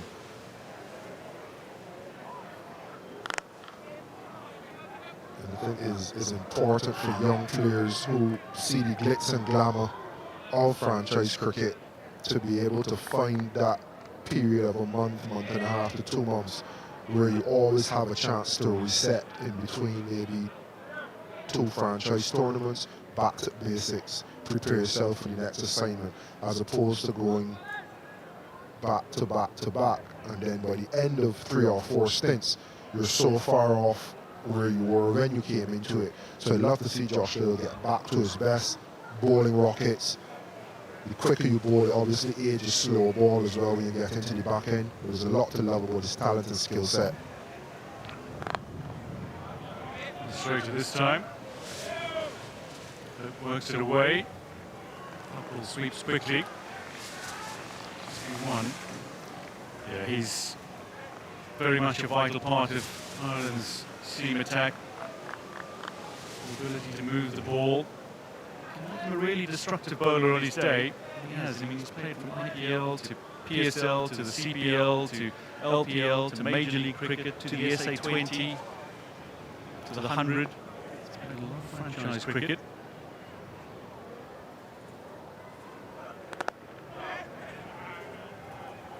And he's done really well as well. But it's so easy to just fall in the trap of just doing good enough. And I've interacted with him, we spent some time together in different places, and there is a want there to be exceptional, to be world class, to be legendary. And sometimes you gotta take a couple steps back to be able to get back to where you were, that brought you onto the scene, to be able to hit those heights.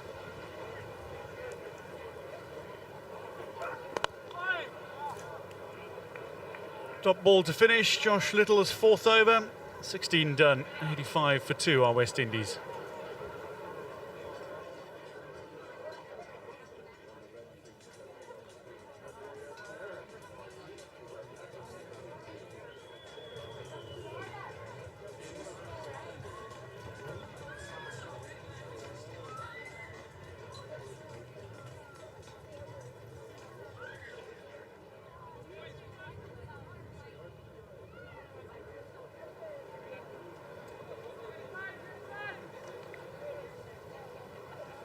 Jordan Neal is going to be given a 5th over.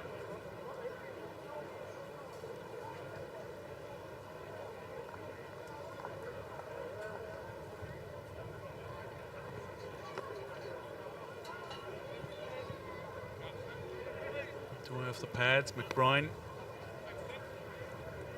doing the fielding. Single to start off. Beginning of Neal's 5th over.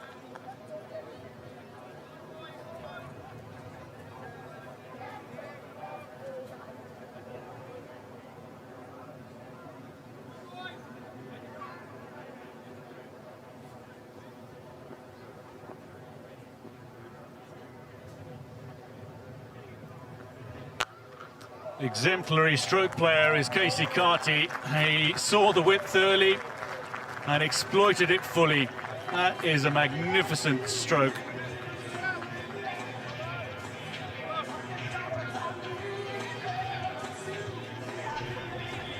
Quality from Casey Carty.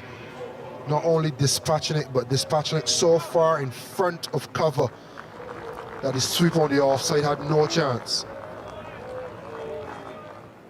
I think if the sweeper had been 5 meters from the boundary, he might not have got there.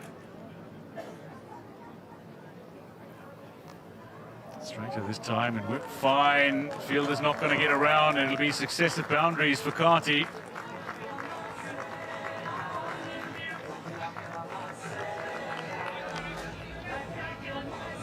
And again, just tucking it.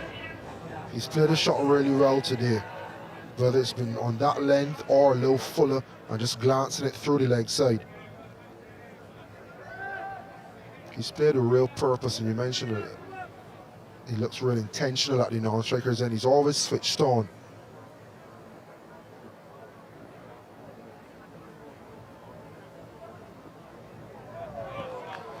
Isabel Joyce made an interesting point about Casey Carty, and one of the things she said was he looks like he knows what delivery is coming, and that's the sign of a really impressive player.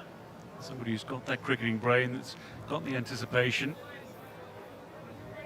He's got all the signs of somebody who can have a long career. Yeah, and he had a really good CPL a couple of CPLs ago. And it just shows that he has that other gear to go.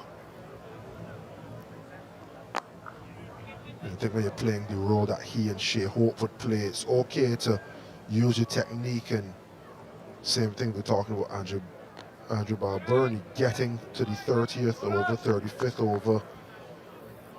But then once you get on, can you then cycle through the gears? And he's shown that he can do it from the beginning of his innings in T20 cricket, and he's shown in the second ODI that he can get in, he can ride the wave of momentum, whether in the ascendancy or building a partnership, and then he can kick on as well.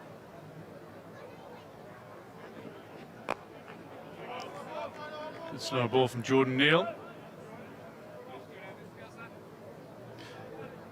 Batting 3 and 4, they're very tricky positions in many a sense, because you could come in the second or third over, you could come in the 30th over. You need to be ready to play different roles, you need to be ready to play against a ball that is very different, you need to be ready to face different elements of the opposition's bowling attack.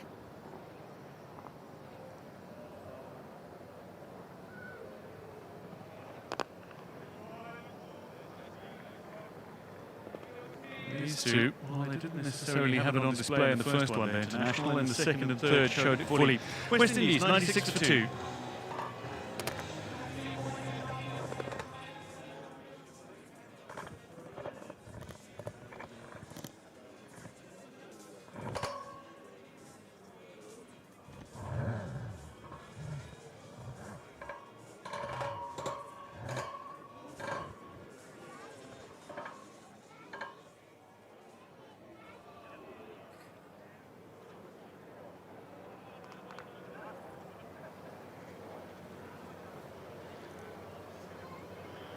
So substitute fielder Tom Mays is on.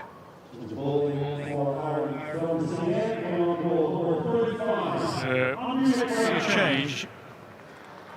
Andy McBride. We'll see the introduction of spin. He's picked up 17 West Indies wickets in his one-day international career as Andy McBride, but he's gone wicketless through the first two one-day internationals of this series.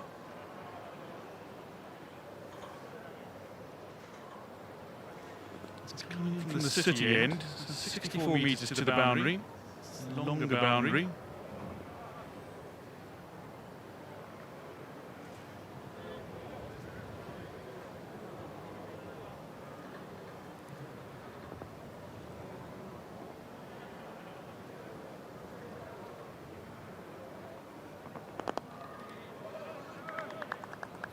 To wait, Dockle will do the fielding, coming off the rope.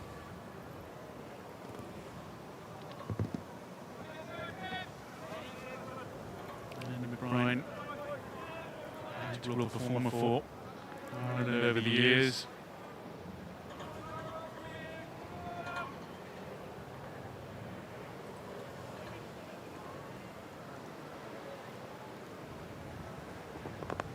It's both bat and ball.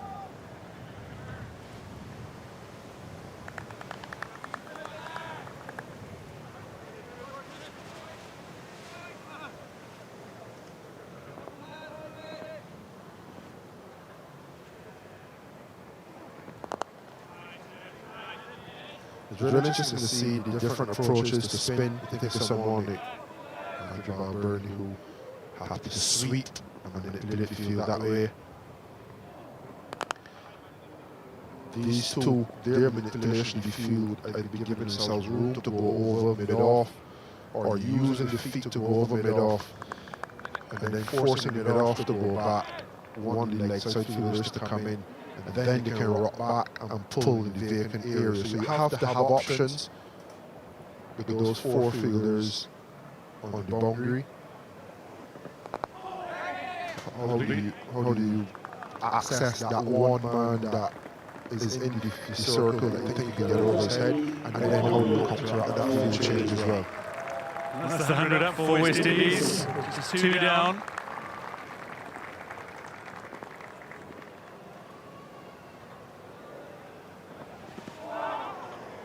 Take from Lorcan-Tucker. And in McBride's first over. It's gone for 4. West Indies 100 for 2 after 18.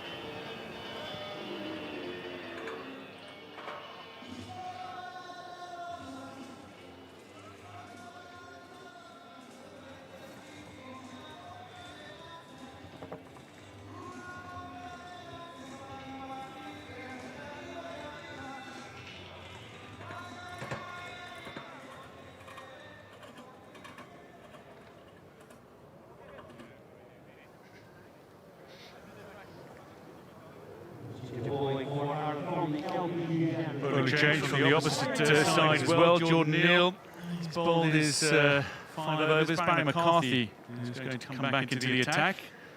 Just these players, beanies and hoodies on, covering up several layers. Looks a lovely warm day, certainly in Clontarf, but the real feel, the chill factor that the wind brings, the temperature is rather low.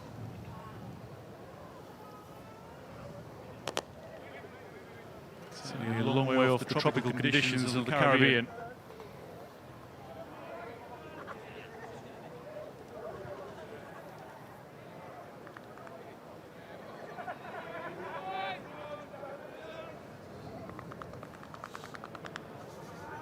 Ireland need a breakthrough.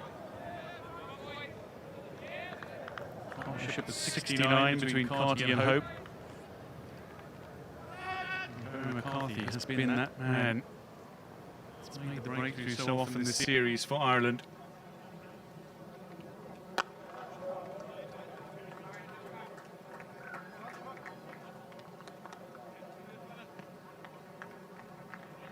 Eight wickets so far for Barry McCarthy. 4 in the opening one-day international, 2 in the second, another 2 today. He's bowled with an excellent strike rate, maybe gone for a few runs, but it's been well worth it from an Ireland perspective.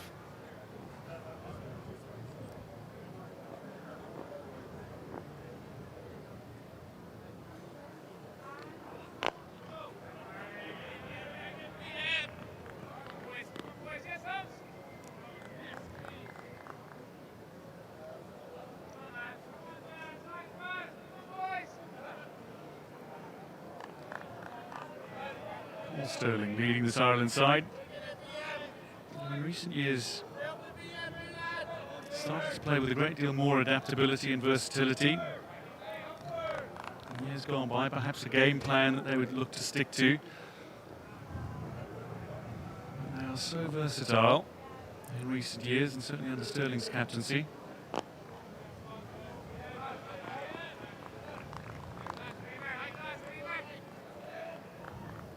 I've enjoyed watching his captaincy. It's been proactive. I think Barry McCarthy coming in probably would have been run-of-the-mill, but you know he wants the wicket. You look at some of the decisions he makes when he bowls. Doc Krill, new batter, comes in, right-hander, mid-on, comes up, enticing him to go over against the spin. Slip in play more often than not. Just those little things that sends the positive message throughout his team on the field.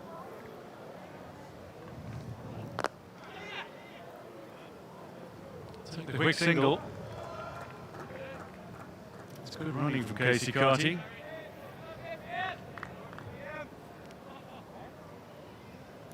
And we've had a lot of focus on Jordan Neal and his debut, and it probably not going in his mind the way he'd want it to. And there's no better leader to have out there than Paul Sterling to allay some fears of potential failure when it has not been.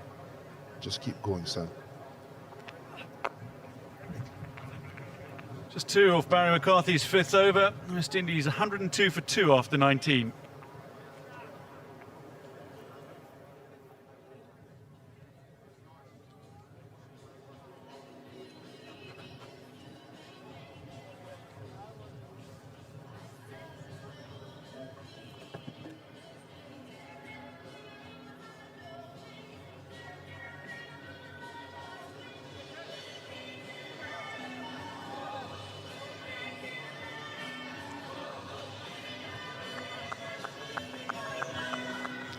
The unflappable Andy McBride is set to continue.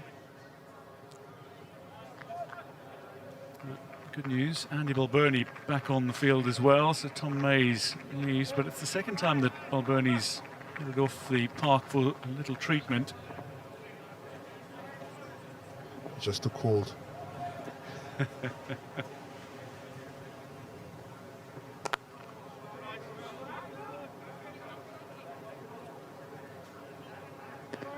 The initial concern was after taking that catch to dismiss Evan Lewis in the slips earlier that he needed to leave the field of play initially. And left again.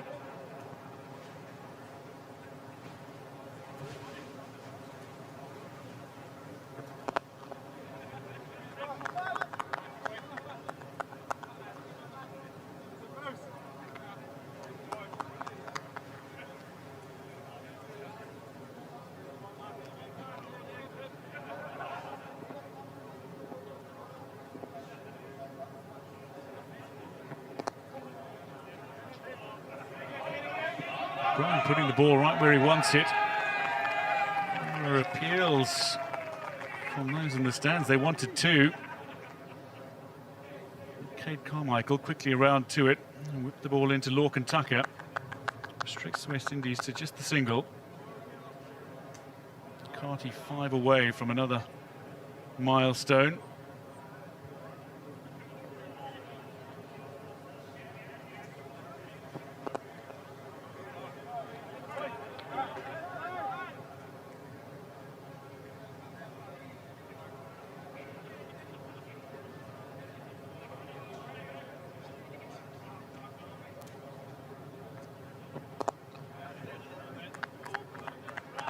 A bit of turn for McBride.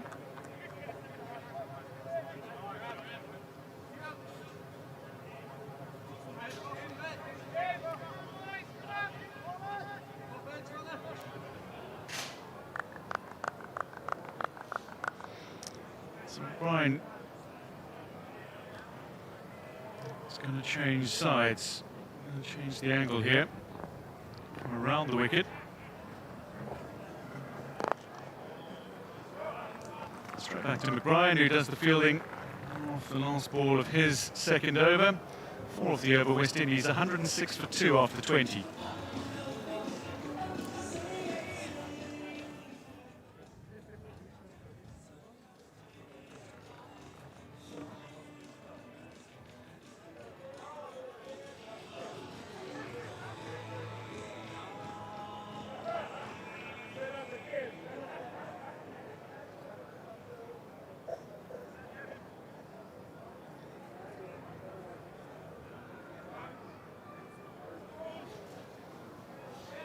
West Indies 106 for 2. Great partnership developing between Carty and Hope. Carty continues, but it's in a wider channel and it's dispatched by the West Indies captain. Lovely drive for 4.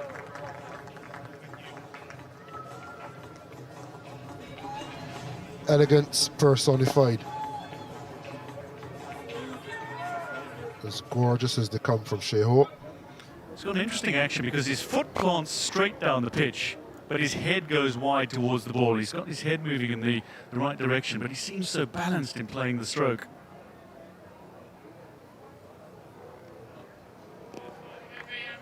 Yeah, I think that's a perfect example of what we were talking about a bit earlier about direction hitting the ball. Now, granted, that was a couple centimeters wider. The ball is slightly older. But that is the general direction in which you want to be aiming for those fuller length deliveries. You don't want to aim too straight. But with shape, Kevin Peterson said it, first person I heard said it, we always talk about getting a big stride with your foot, but your head sometimes could be left back.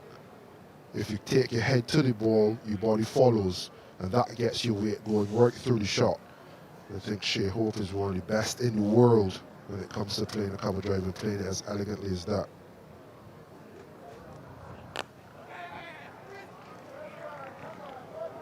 It's a well-run single. Yeah, Shea Hope is just a fraction away from averaging 50 in one-day international cricket. And that's a pretty remarkable average when you consider the the danger of the opposition that he's faced over the years in his career.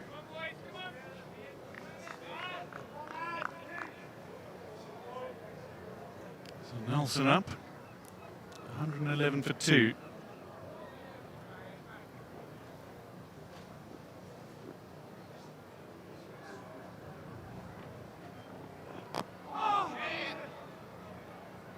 Just off the toe of the bat of Casey Carty. Harry McCarthy, hands on head. I believe that was close. Yeah, I thought he billed it. The ball didn't run at all by McCarthy's hands in the air.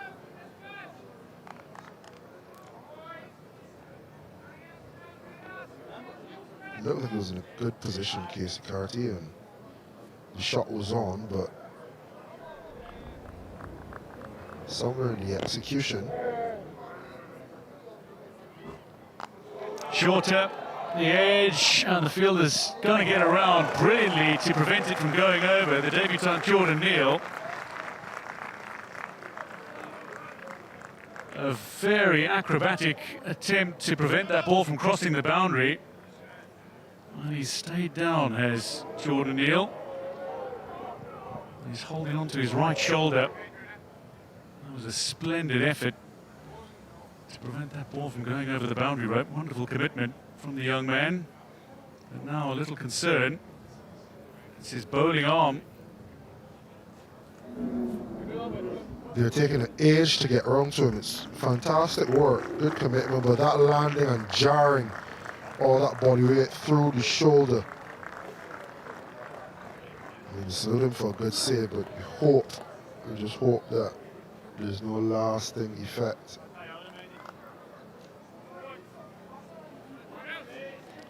Certainly hope that Jordan Neal is going to be able to continue. What is his one-day international debut? It's being warmly applauded. Tom Mays, not for the first time today, is on as a substitute fielder. Not really a good look when you start to put the shirt around the elbow like that. Sometimes that can speak to dislocated, so we hope that's not the case. Hope just prods this one away. He'll take the single and retain the strike after 21 overs. West Indies 115 for 2.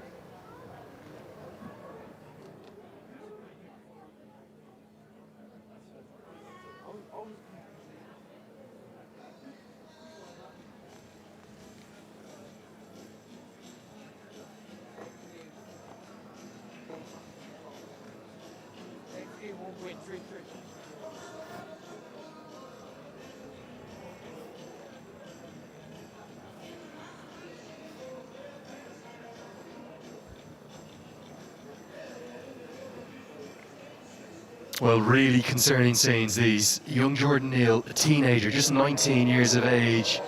You absolutely admire and love the commitment, but it was a very heavy, jarring landing. And Mark Rouse, the head of physiotherapy for Cricket Ireland, he has a concerned look on his face. Lovely to see the skipper run over to young Jordan Neal. It's just the way in which he's holding that arm, Isabel Joyce, that would give you a real concern. Not sure whether we're going to see him, certainly with the ball again today, as McBride will continue. Well, I think it was because he looked so casual, didn't he, when he hit the ground. You couldn't tell from his face that there was much pain. So Mark Rouse, it took him a while to head over. I think it was just in reaction to what he saw. It took a while for him to go over. It strikes you as a man who maybe has dislocated it before. That's what he looks like. He knew immediately. He went to Rhondda Bosch High School in South Africa and played number 10 for the first team in rugby there. So maybe he's dislocated it playing that sport, you'd wonder. His brother's a real talent on the rugby field. And just there's going to be so much concern for his dad. His dad has flown in specially. Got a whisper that his son may debut today on Friday night. Jumped on a plane in Johannesburg, got up and got in and arrived last night. And yeah, real concerning scenes. We think he might be the 5th youngest in the modern era to debut for Ireland. Trying to get complete confirmation of that, certainly in the ODI T20I era. That's a bit of a rank one, really. from Andy McBride, dragged down and helped all the way. A very rare poor delivery from the off spinner, and Shea Hope is not going to miss out on that. I think this was the attempted arm ball, just stuck in the hand. He's supposed to kind of swing away, but it just stuck in his hand. And got in position quickly. I'm not happy there, Andy McBride. Of course, you don't mind being hit for a good shot, but when you bowl a poor delivery, it's actually more disappointing as a bowler. Visceral disappointment, Isabel, from Andrew McBride there, to say the least. This always seems to happen as a spinner. When you bowl a bad one, the ball disappears and you have to wait an eternity to bowl your next one. You just want the ground to open up. Shea Hope right on the brink of what would be yet another one-day international 50. In this format, there really aren't many better in it. Since 2000, Isabel, there's only 3 batters in the world of one-day international cricket who scored more runs: Babar Azam, Shubman Gill and Virat Kohli. That's not bad company to keep. He certainly deserves to be among those names. And, well, he could have had one a couple of days ago, couldn't he? Another half century. He was dismissed on 49. That was by Liam McCarthy. It's Andy McBride who's going to attempt to repeat the feat.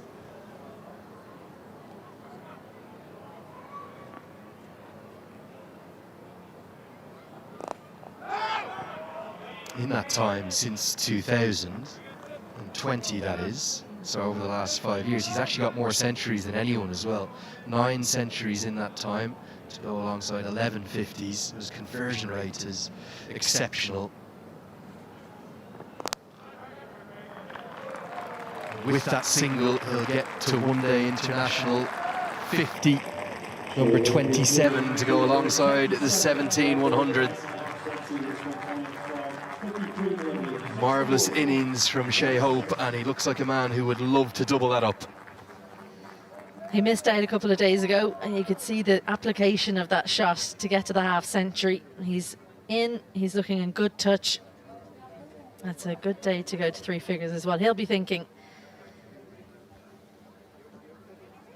He's played with such trademark comfort, hasn't he? I can't remember a single chance he's taken. Okay, he played and missed a couple of times against some excellent Josh Little deliveries, who's bounced back after his most expensive ODI figures in his career 2 days ago. But he's a technician, isn't he? The way in which he works the ball around. As we're going to see a 6th bowler introduced, probably Paul Sterling concerned about that likely lack of Jordan Neal later in the innings, who's going to get George Dockrell into the attack.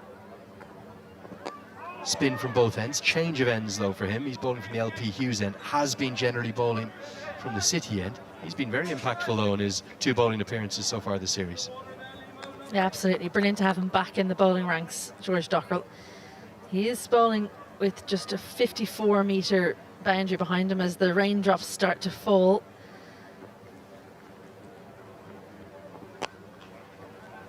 Yeah, that rain is getting quite heavy all of a sudden, and it's sending, well, fans and the West Indies bench are scurrying to our right. Look at Richard Illingworth. He's still smiling somehow. This one should be at least a couple. Yeah, they'll get back comfortably, Shea Hope. Good running. That rain is quite heavy, Isabel. As Carty, I'm sure he'll be keen to cross the 50-run threshold before they head off for rain, as he imagines might happen at the end of the over. That will be 50, thanks to the misfield from the subfielder Tom Mays. He'll get there with the boundaries. It races down to the rope. A century 2 days ago. That was in a game where West Indies couldn't complete the victory, but now he gets to 50 on a day where they'd love to square the series. Yeah, back to back. He'll want to go back to back with the centuries as well, but job done, number 1. I think this on the second bounce actually turned away from Tom Mays, so frustrating for him. George Dockrell, who's an excellent fielder himself, will feel that that should have been stopped, but it would have been a 50 anyway. Carty goes to 53 as the 100 partnership comes up. And Richard Illingworth says, well, I've had enough of this rain coming across my face, and we're going to have to go off. I'm not sure it's going to be for altogether too long.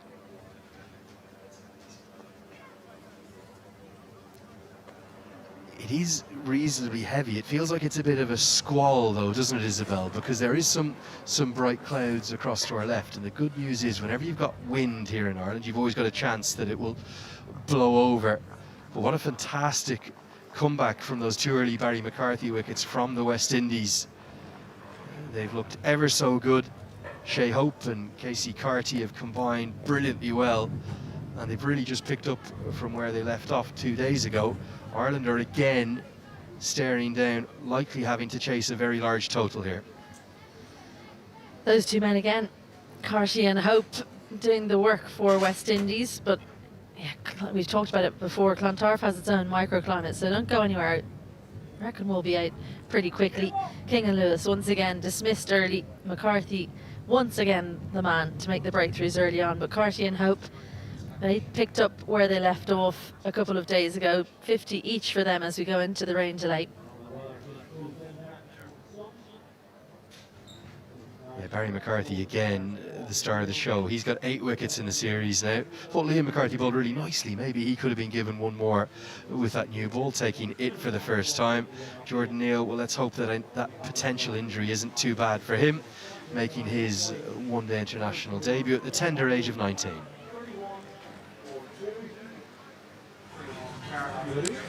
So, as things stand, West Indies are 131 for 2, a fine century partnership between Casey Carty, currently not out on 53, and unbeaten 51 for Shea Hope, the West Indies captain. Lewis and King were dismissed relatively early. Barry McCarthy claimed both wickets for Ireland.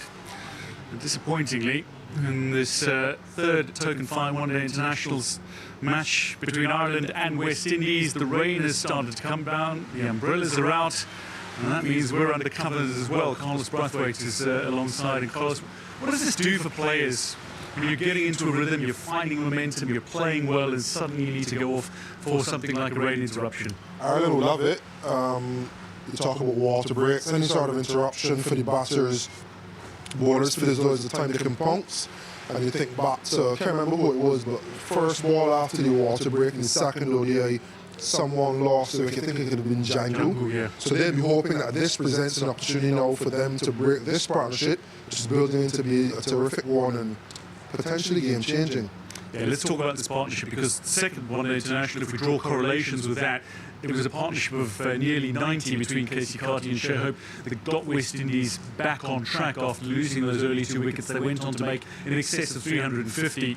Here, the opportunity looks even better given the platform that Carty and Hope are laying down. Yeah, and it's how they go about their work. It always seems real minimal risk, but the boundaries flow because they're good enough. And it's a real treat to sit and watch West Indies players play with the caliber and execution of players that we see from all around the world so often. And these two are really forming a partnership. Whenever they come to the crease together, you expect big things, good things from them. They've proven that now in the second ODI, and they love to go on, push it even further, potentially get twin hundreds today. Well, let's take a look at Shea Hope in a little more detail. He's the kind of batter who can take the game away from any team. I mean, he's somebody who averages effectively 50 in one-day internationals, and he's batting just beautifully, technically proficient. There's nothing that is overly blustery about him today. He's playing quality cricket strokes in this unbeaten innings. Yeah, he is. He's always a cool exterior. When you hear him speak, when you watch him go about his business, the way he captains, the way he keeps, and there's always a touch of elegance to anything he does. And then you look at shots like that, that is as elegant as they come. And it's one thing to be elegant, but you have to add substance to the elegance. And over the course of his career, especially in white ball cricket and in 50-over cricket, he's proved that he's one of the world's best for that reason. Certainly is, and he's been given the captaincy of West Indies in white ball cricket, and with that there's a great deal of extra responsibility. Certain players don't really respond well to captaincy, others thrive on the extra leadership or requirements of them. He seems to be thriving on the captaincy. Yeah, I think he is. And you think back to where he first got those numbers, he was opening the batting, maybe batting 3 at times, and he got the captaincy. He assessed where West Indies cricket was in ODI cricket, and he said, look, I am good enough to bat at 4. But we have 3, 4, 5 openers who can't bat below 1, 2, and 3.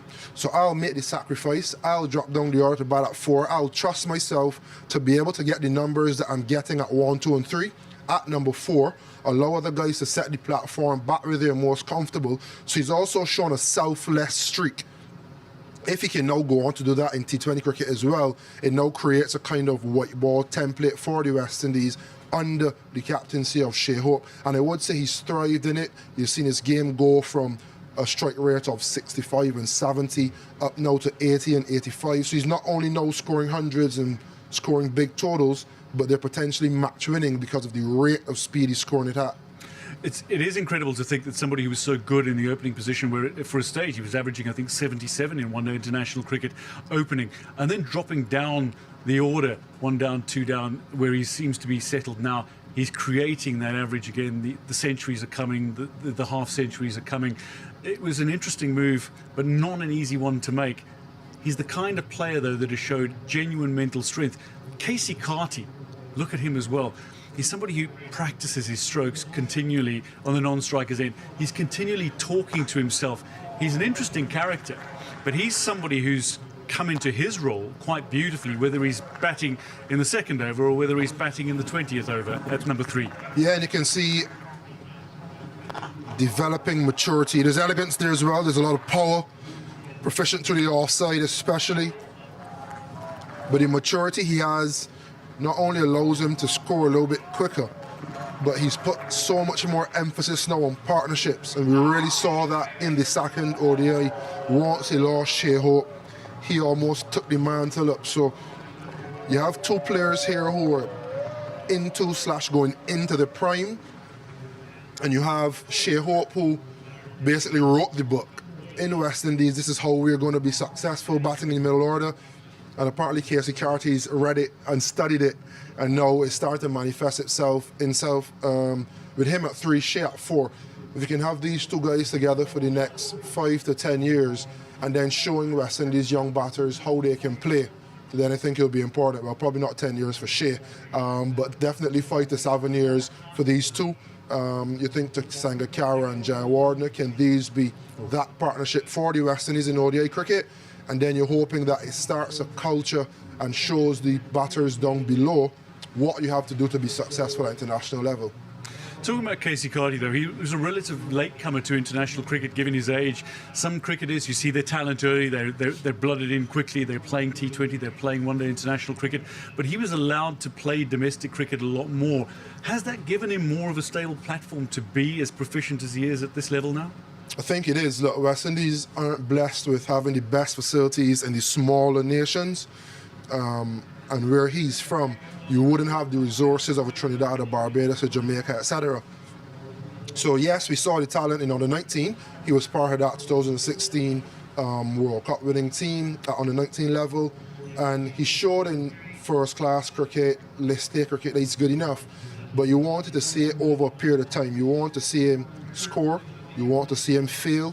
How do you react after scoring? How do you react after failing? How do you bounce back? Those things were important for his career and his build-up, his foundation before he got to this level. It's very difficult to find yourself at this level, and mentally it could be very challenging. So he was afforded the time to learn himself, be aware of his skill set, understand failure and managing it, understanding success and managing it, which is why he can go from scoring 100 in the second ODI to coming here and replicating it in the third ODI and not getting too far ahead of himself. So I think for someone like him, it's been mightily important that he's had the chance to play as much regional and domestic cricket as he has, and I think now it's proven that he is ready to kick on. Just a quick touch on Brandon King and Evan Lewis. Evan Lewis back, much expected of a man who can produce magic on his day, but not quite firing at the top of the order. When do you make a move on the consistency that's required in the top order for Darren Sammy, do you think? Yeah, it's a difficult one because I don't think there are many openers. Statisticians would probably throw some stats at me now. But there are not many openers that can just go game after game after game, just churning out runs. As an opener, what you want is when you do get in, you go big. Now, if you have an opener at the other end who's scoring and you're not, you get a little bit extra leeway But if you have Casey Carty and Shea Hope batting in the 5th over all the time, then there may be talks of a change. And I think if this were a 5-match series with the history that John Campbell has in Ireland, yes, you probably would see a change. But going over to England, you probably want to try to build something. There's a left hand, right hand in there. They've batted well together. Brandon King and Kyle Mears have batted well together. So right hand, left hand is one of those things that you want to implement if you can. It needs to work. How long do they have to work? It's a challenge, because when you hit that England series with regards to the World Cup and qualification, getting points, West Indies being 1 point behind England, is a very, very important series. So they'll have to make the decisions very quickly. Is either you back those two, give them a long run, or you just say, look, right now we need to win, we need to try something else. But you don't want to be 2 games into the England series and having had 2 or 3 combinations between this series and that one either. Yeah, plenty of white ball cricket to come for West Indies. They've got England with 6 white ball matches, and then 3 T20s in Ireland before West Indies and Pakistan back home. But let's see, the covers seem to be coming off at the moment. The sun is broken through the clouds and the rain seems to be dissipating, and much of that perhaps going with the wind that's been sweeping through Clontarf. And that's excellent news. You want to be seeing the covers come off, and hopefully we'll get play back underway relatively shortly. But we've spoken about the West Indies batters. Let's talk about the Ireland bowlers. Barry McCarthy, 2 quick wickets again at the top of the order. He's had a massive impact for Ireland this series. Yeah, he's been sensational. 8 wickets in 2 and a bit games or innings so far. Took 4 in the first game. Bowling in different phases as well.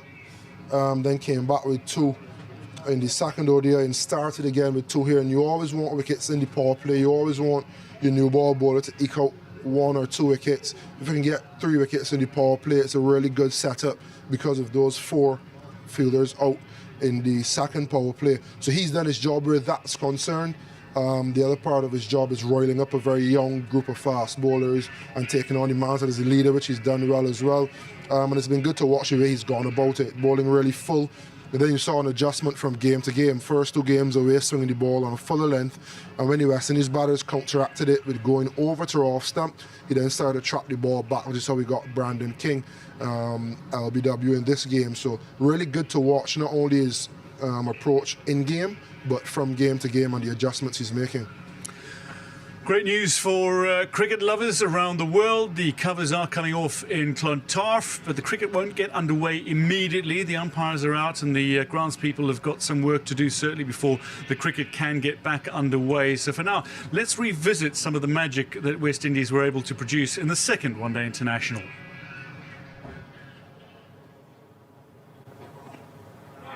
Starts with a gentle delivery outside the off stump. Stylish way to get the West Indies going. That's an authoritative stroke from Brandon King. Evan Lewis can play the most glorious stroke you could ever imagine. Gonna be 4 more. Lewis has started with real style here. Destructive again from Lewis. That's outstanding batting. 3 boundaries in the over. Edged and gone. And it's again big Barry McCarthy who strikes. And Andy Balbirnie says, come to me, big man. It's off the pad of Evan Lewis. It's going to race to the rope. That's a cracking shot. Little just pitching a little short, and Evan Lewis onto it very sharply. Catch taken by Dockrell, a sharp catch. Josh Little, a little movement away from Evan Lewis, who flashes hard, catches the outside half of the bat, and Dockrell there, well positioned to take a brilliant catch. That looked solid. 2 chasing. Well, the ball is going to win the race to the rope. This continues, a little bit of width and hope. Just prods it through the offside and it races all the way to the boundary. And that's going to scoot away for 4. Casey Carty with an expansive stroke, and that's going to go over the infield and away into the boundary cushions. And that'll be the 50 partnership with a fine boundary. Shot. And that's gone into the boundary cushion all the way, I think. Johnny Kennedy signalling 4. And that's a glorious stroke. Came down the wicket, and a big 6 launched by Shea Hope, not to be outdone by Carty on the opposite end. This one's driven through the covers. It's going to get to the rope. Is there an edge? Oh, yes, there is. Doesn't even wait for the decision. He turns and walks off, just looking to run one down to deep third. And it's a maiden international wicket for Liam McCarthy. And that is that bounce that causes the problems. And Carty lucky to get away with this. That could have gone anywhere. And he's going to get to 50. It will be a 6th one-day international. 50 for him, warmly applauded by his teammates in particular, who all rise to him just to our right. The man from St. Martin, the first ever from that beautiful island to play for the West Indies. Pumped, absolutely pumped. Stand and deliver from Casey Carty. That's a really impressive stroke. This is whipped into the offside and going to be guided away for more runs. As this goes over the head of mid-off, it's slightly longer down to that corner, but it will still race for 4. Speared in, but it's cut away with aplomb. McCarthy can't cut that one off. Casey Carty has paced this innings so wonderfully. George Dockrell returns to the attack and strikes. What a piece of captaincy from Paul Stirling, and it's him who takes the catch. Dockrell again in the wickets. This is driven elegantly through the covers. It's going to race to the rope. Well, that's one of the shots of the day from Casey Carty. He just leant on that. Hooked away, and well, just one bounce again. It flies to the rope. Seeing real profit from Casey Carty. Driven down the ground, and it's very short up there. Mays won't be able to cut it off. Only 54 metres, and the 200 comes up with consecutive boundaries from Casey Carty.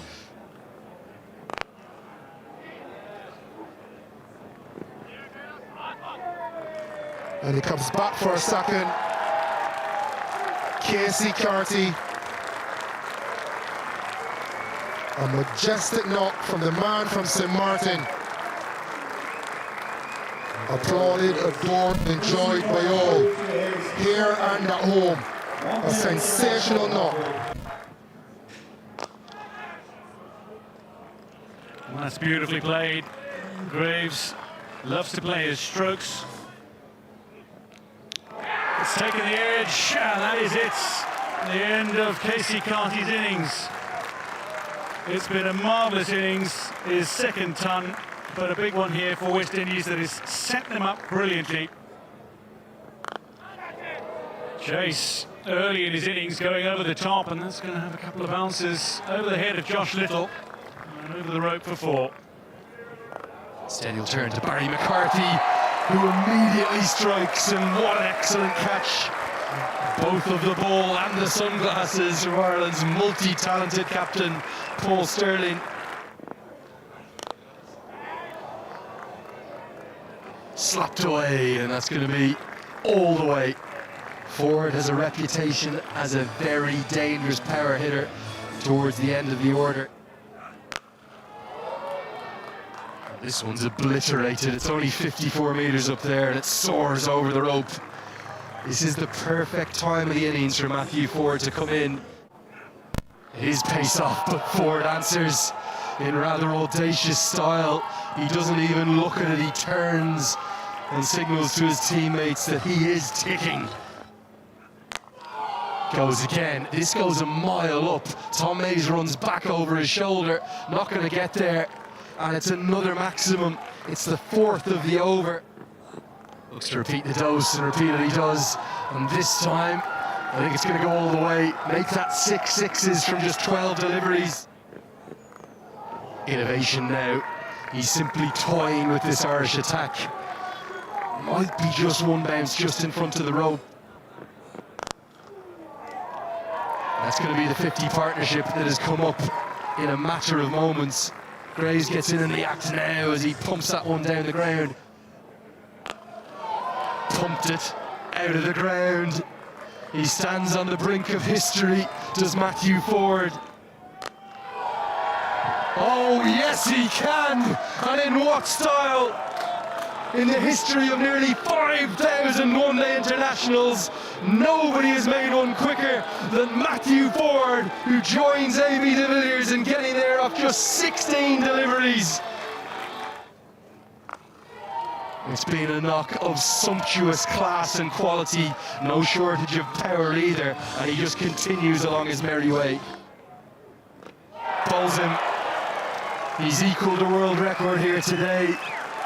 But that's a crucial breakthrough and fight back from Ireland. Liam McCarthy has his third.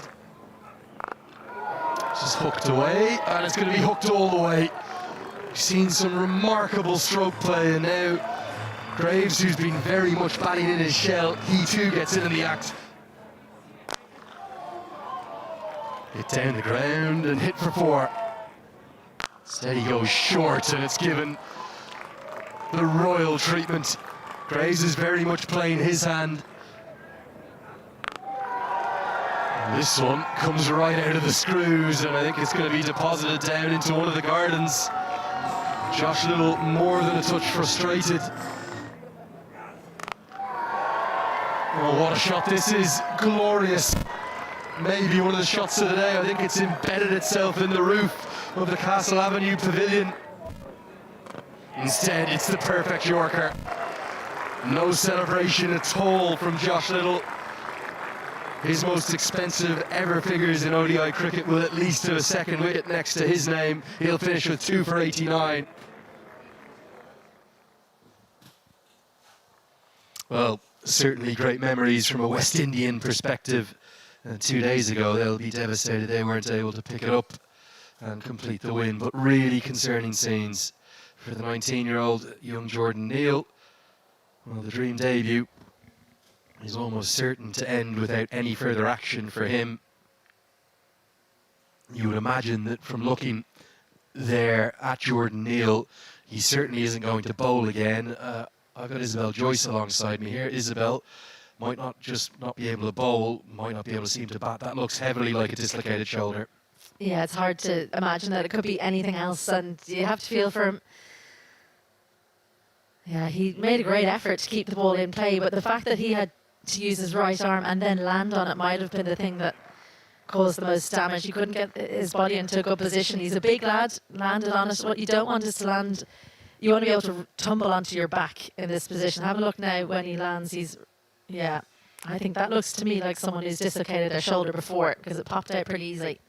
Certainly get good care from Mark Rice, there's no doubt about that. Good news, if we can get out there, you'll see the umpires are having a chat to Dale McDonough, and Dale McDonough is saying, well, it's stopped for the moment, there might be another one coming shortly, but we have not lost any overs. We're going to have hopefully a full one international straight after this break. The West Indies innings will continue.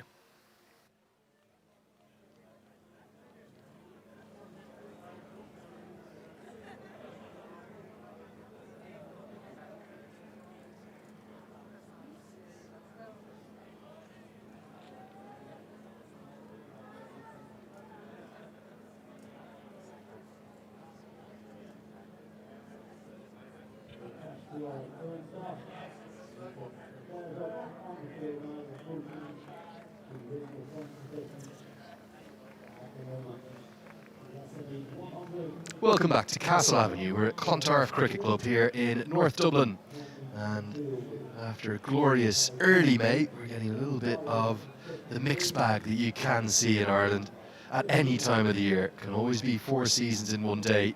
We have had some lovely sunshine, but we've had a heavy squall of rain that kept us off the field for about 20-25 minutes. The good news is we have not lost any overs, and we still, for the moment, have a full one-day international. Well, there are a few ominous clouds around. You suspect as though we might be playing a little bit of hopscotch in and out of the venue. but let's hope we can get a result in. Andrew Leonard here alongside Isabel Joyce. George Dockrell's going to continue. West Indies have a great position. Yeah, George Dockrell was warming up for a while there. Never easy coming back on after a rain break, especially as a spinner. You're hoping that the covers have come on quickly enough to keep the pitch as dry as possible so you can at least dry your hands in the foot marks. But a good start from George Dockrell, good control. The batters have to restart somewhat as well. That's a slight advantage. And the 23rd, 131 for 2. Andrew Balbirnie, injury concerns for him as well. Look like maybe possibly a dislocated finger. And remember, this is an Irish kind of senior squad and setup with what, 5 or 6 injuries coming into this series. It feels like it's contagious around the group right now. Well, it's a dangerous sport. Cricket, it's a pretty hard ball to throw yourself around. And, well, with that dislocated shoulder, or that presumed dislocated shoulder, Paul Stirling has had to turn to Harry Tector, who I'm sure was warming up vociferously before the game. He's always ready to take the ball. The tall, top-order batter. Really loves his bowling. We were speculating about the 7th bowling option the other day. Didn't see him 2 days ago. I was a bit surprised, particularly when the left-hander was at the crease. But yeah, Ireland's injury list grown significantly. Mark Adair, Graham Hume, Craig Young, Fionn Hand, and Curtis Camphor right on the eve of the series with that broken finger in training, all ruled out. We think Adair certainly will be back for the T20Is. Curtis Camphor might be. But now with Jordan Neal, certainly looks like a pretty nasty injury that he's suffered. Concerns over Andrew Balbirnie, I know not in the T20I squad at the moment. Heinrich Milan, the head coach of Ireland, must be somewhat ruining his luck.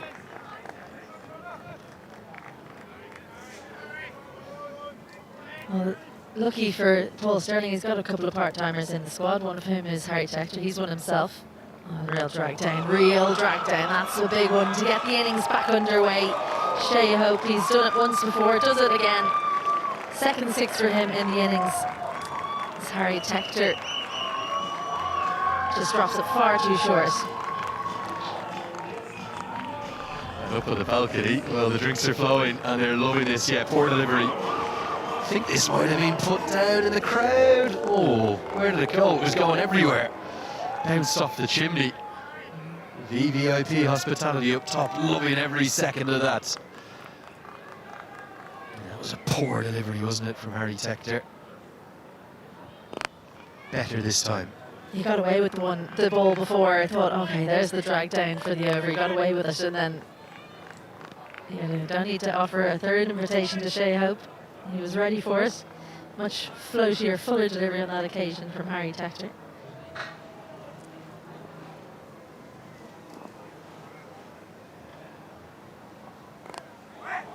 He bowls a lot of wicket-taking deliveries, though, doesn't he? And he's kind of awkward, and he's got those big, long arms we were talking about 2 days ago. He's gangly, he gets extra bounce.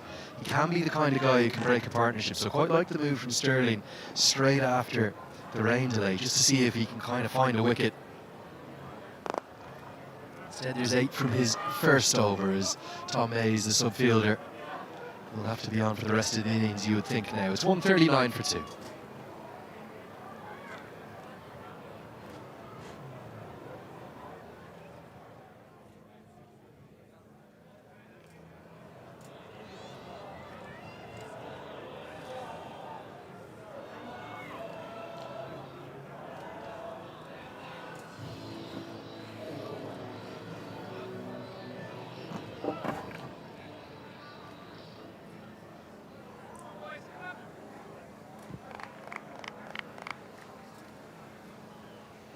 Ireland's 2 part-time spinners. Ironic to say that about George Dockrell, isn't it, given his career record, but very much in his second era here in international cricket. Very much a batter who bowls a bit. Yeah, it's funny when you look at his stats and the amount of runs he's scored as compared to the number of games he's played. It doesn't really tell the whole tale for his second coming as a batter. 2 very tall spinners, and everyone has to use their natural attributes, but these 2 can get extra bounce.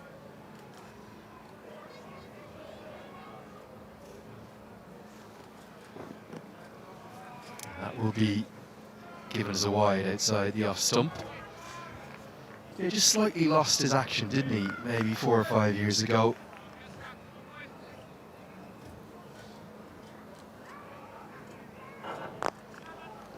The strength of character that Dockrell showed to get back into the team was quite phenomenal, wasn't it?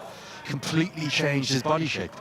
Added about 15 to 20 kilograms, or well, maybe 10 to 15. And all of that was in muscle. And the reason he did that was he identified he wasn't going to get into the team as a batter out and out unless he could add power to his game. He saw that Ireland were missing that finishing role. And an amazing story. Lost his Irish contract, came back, now very much in the team as a batter and a batter alone, but still has that little bit of left arm spin to add to his portfolio. Yeah, lost his county contract and came back to Ireland, and then lost his Ireland contract. So he went and studied in Trinity. I believe he's still studying now. He's over in DCU. He played in Trinity actually when I was coaching there, and it was incredible to see him batting in College Park, and spectators had no idea the danger they were in when he was smashing the ball to all parts. Half of the innings done with that single. 144 for 2.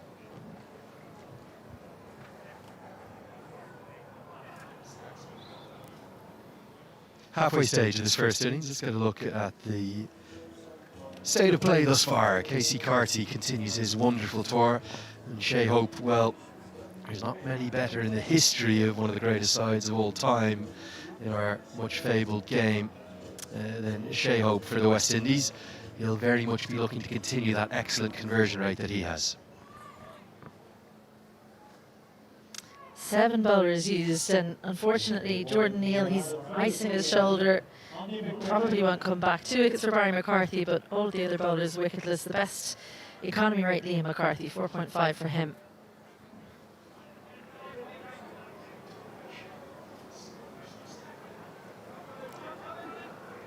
If you're wondering how good Shea Hope is, Isabel, who was your favourite ever West Indian player, particularly of that kind of 70s and 80s era? I'm hoping you're going to give me a batter that I loved as well. Well, as a bowler, I love the bowlers, but Brian Lara, what a player he was.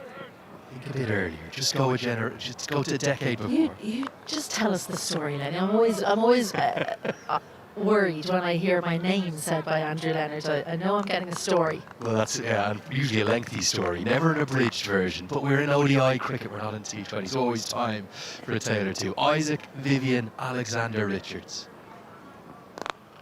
known by many as one of the greatest ever to pick up a bat, the Antiguan, one of the 5 Wisden cricketers of the century.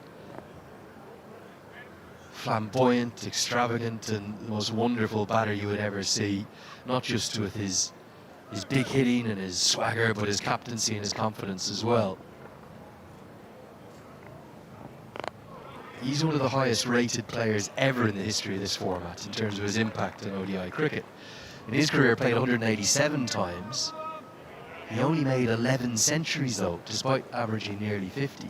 Shea Hope, in 131 innings, already has 1700s. He's only behind Chris Gale and Brian Lara. That's how good a player Shea Hope is, the now West Indies captain.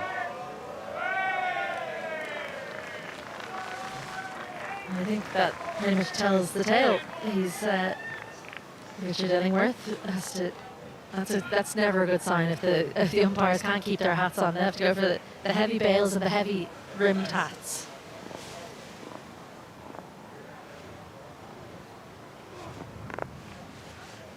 Good over from Andy McBride. Back into the attack, just 2 from it. It's 146 for 2.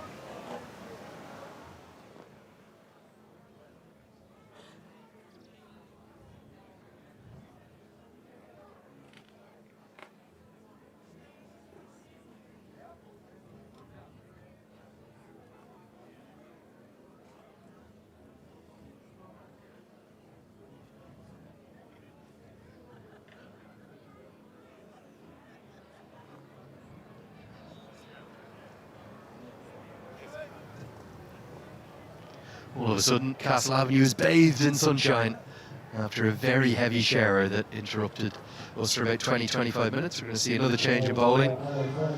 Well, there's a Zimbabwean fan who maybe has just hopped on a plane across from Trent Bridge. He's seen his side go down to an innings defeat in what was their first test in 22 years in England. But there's plenty of good signs too.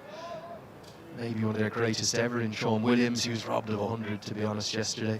And young Brian Bennett continues to impress in all three formats. He made a sparkling century on the second day.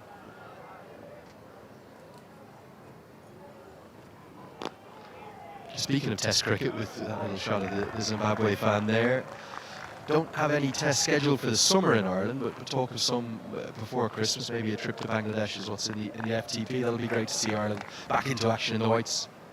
Yeah, I believe 2 tests in Bangladesh, so something for Andy Balbirnie to look forward to. He's got today's game not in the squad for the T20s up in Breedy.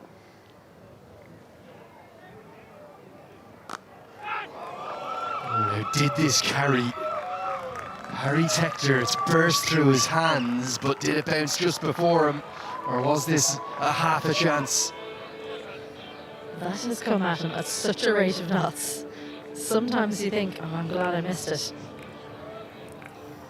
But Ireland can ill afford another injury. Harry Tector has a wry smile on his face.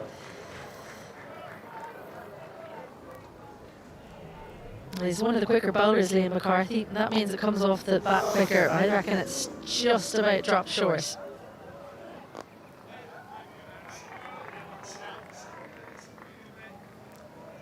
.150's come up with that boundary.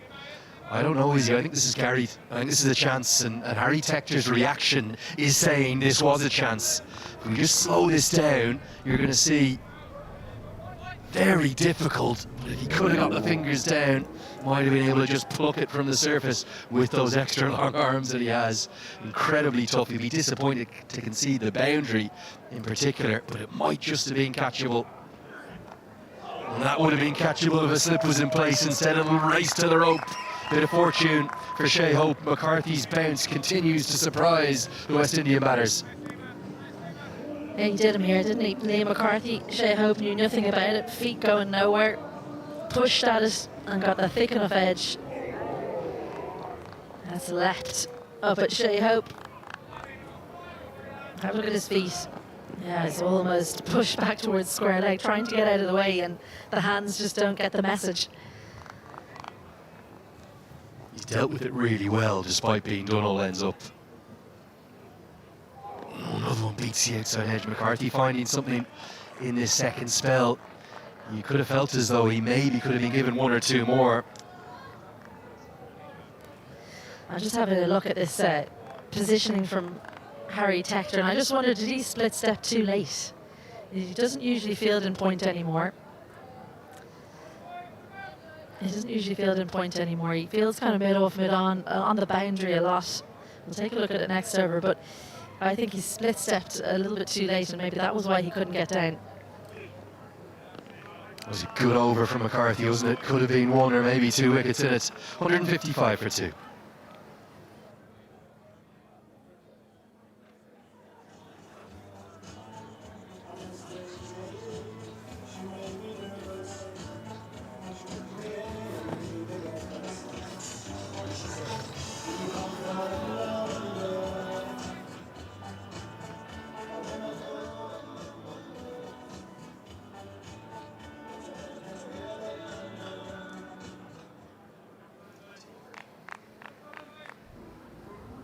Isabel, big moment in the previous over. Was this a chance?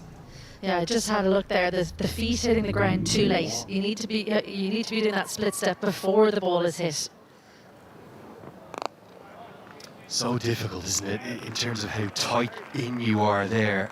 He's a fine fielder. I think for me, he's probably the benchmark in this Irish side.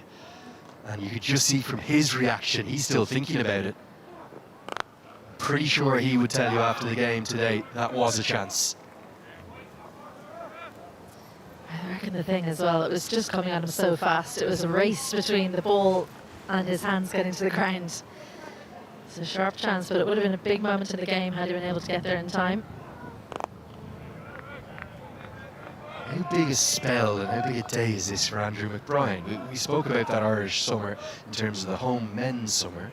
It's 3 ODIs here against the West Indies, then we'll have the split series, 3 T20s up in Breedy in about 3 weeks' time, and then 3 T20s against England at the back end of the summer in September. Great marquee days out to look forward to in Malahide. He's not in the T20I side at the moment. His next international cricket might be in that tour of Bangladesh, so he's got to deliver today. Yeah, he's got to try and hold on to this spot in the One Day Internationals, because Matthew Humphries is on the sideline thinking, well, I'm in the T20 team. I wonder, can I nab a spot in the ODI team?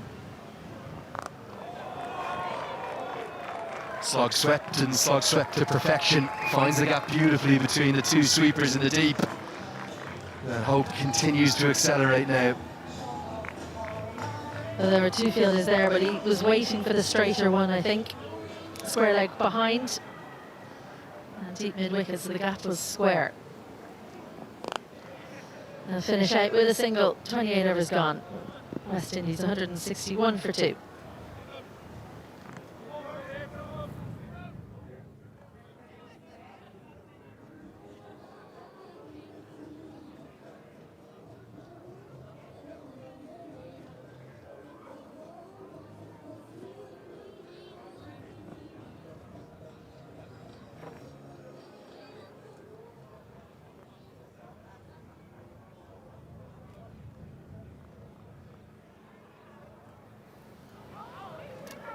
It's the 3rd and final Token 5 One Day International here at Castle Avenue in Clontarf in North Dublin.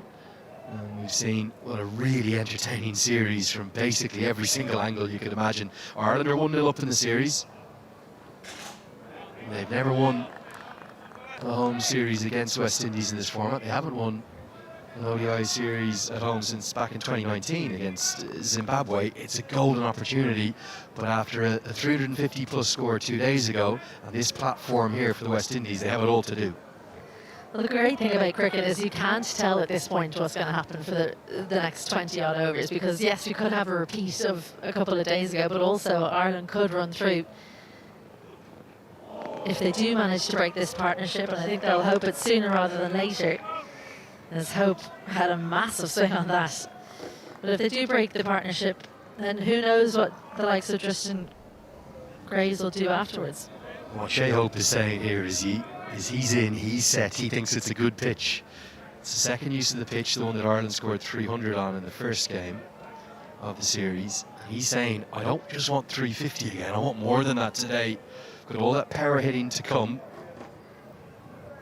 And he's trying to kick on in a big way.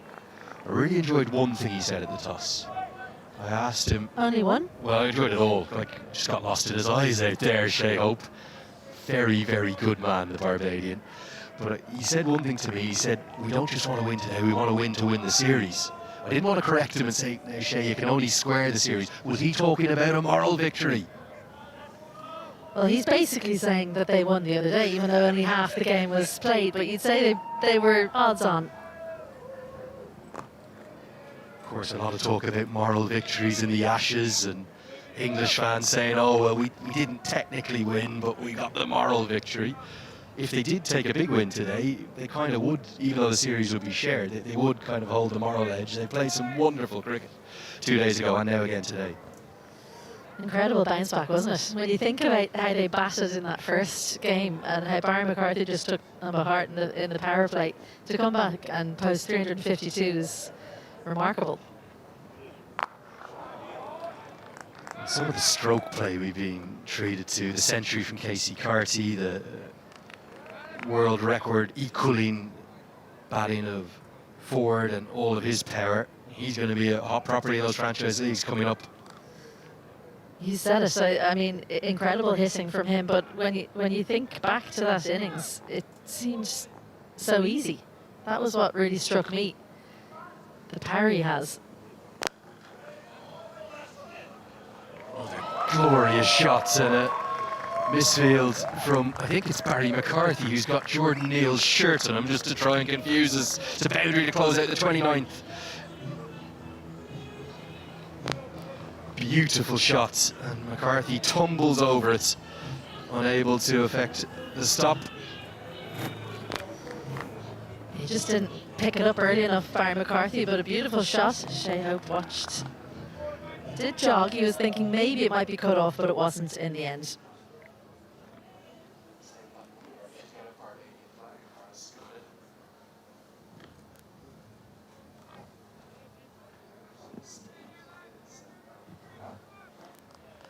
Well, the beautiful little trident of Barbados, the Barbados national flag, and fittingly, I've got a very proud Bayesian next to me. That is your national flag, isn't it, Carlos Brathwaite? Must fill you with joy to see that here in Dublin, your second home. Second, third, many homes apparently. But yeah, it's always a treat to see West Indies fans come out with the flags and the pride.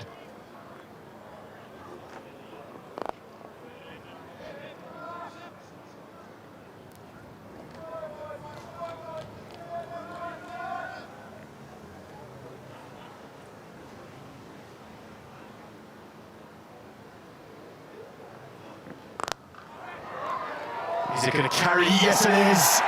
And McBride has his man. It's the big one too. It's the one that Ireland desperately wanted. The skipper was looking to kick on, and hope perishes, looking for quick runs. Yeah, aiming toward mid-wicket, not quite getting it. Slightly fuller, slightly wider. And Tom Mays taking a catch. Shea Hope gone for 75 at around the ball. West Indies 168 for 3.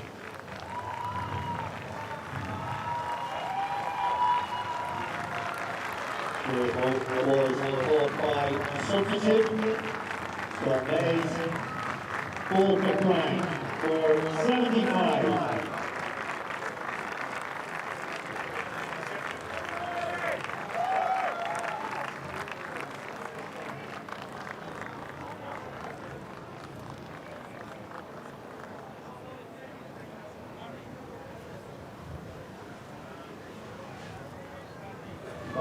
For the West Indies, wearing number 5, Amir Jangu. Well, every single quality, excellent catch held by the subfielder Tom Mays, who's on for Jordan Neal. He just deceives batters into thinking that it's more there to be hit than it actually is. I think what you said is spot on, Carlos. He was trying to go towards mid-wicket, but it was a bit flatter. It just skidded on, and it deceived Shea Hope to cost him his wicket. Yeah, those are the bits of guile that you get from a McBride. Just subtle changes of pace, change in length. But again, it's selfless from Shea Hope. He could easily tap that into the onside for 1. Look for a century. But he realises he missed the 30th over. There's 10 overs left of the second power play. How can you now go up through the gears and add a bit of momentum? One of you told him how to do it between him and Casey Carty. He took the mantle on, failed on this occasion, but it was important for the team. Now the dream situation for McBride, because he's got the left-hander to the crease. Jangu shown bits and pieces, but hasn't had the greatest series. Some Trinny colours in the crowd, a Trinny posse in the corner there. As McBride will love bowling to the left-hander. Jangu gets off the mark. It's a wicket taking over to Donamana's Andy McBride. It's 169 for 3.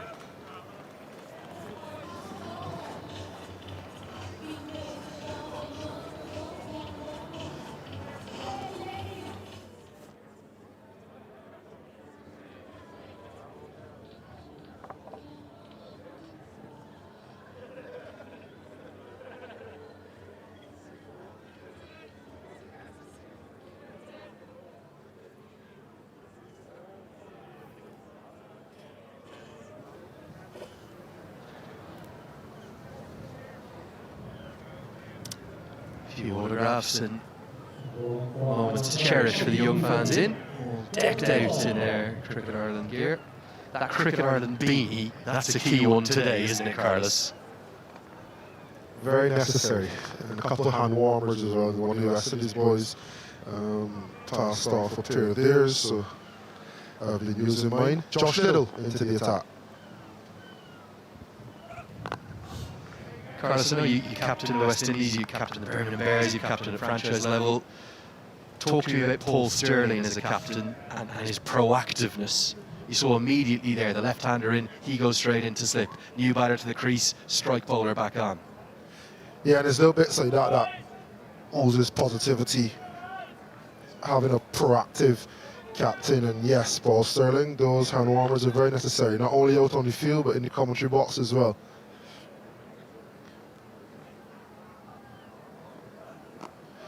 And a move like this, bringing Josh Little back in, you have to think in this bowling attack, Josh Little, Barry McCarthy, those are your bankers. So whether you need to stem the flow of runs or to get a wicket, those are the first two you have to call. And you can see as soon as the wicket falls, no wasting of time, no, in the Caribbean we say no him and hawing, no indecision. I want my strike bowler back. Can one bring two? Can two bring three? Can we cause a mini collapse again and stem the flow runs? The run rate is 5.6. Is a healthy enough one to give a good partnership. You may not get another 50 off 16 deliveries. But he brings him back into the attack as soon as he needs a wicket. And he says, you're still my go-to man. And he's answered the call, hasn't he? He must have beaten the bat 5, 6, 7, 8 times today already. Yeah, he has. And that's what I mentioned earlier in commentary about Jordan Neal and the support that he will need, and the fact that there's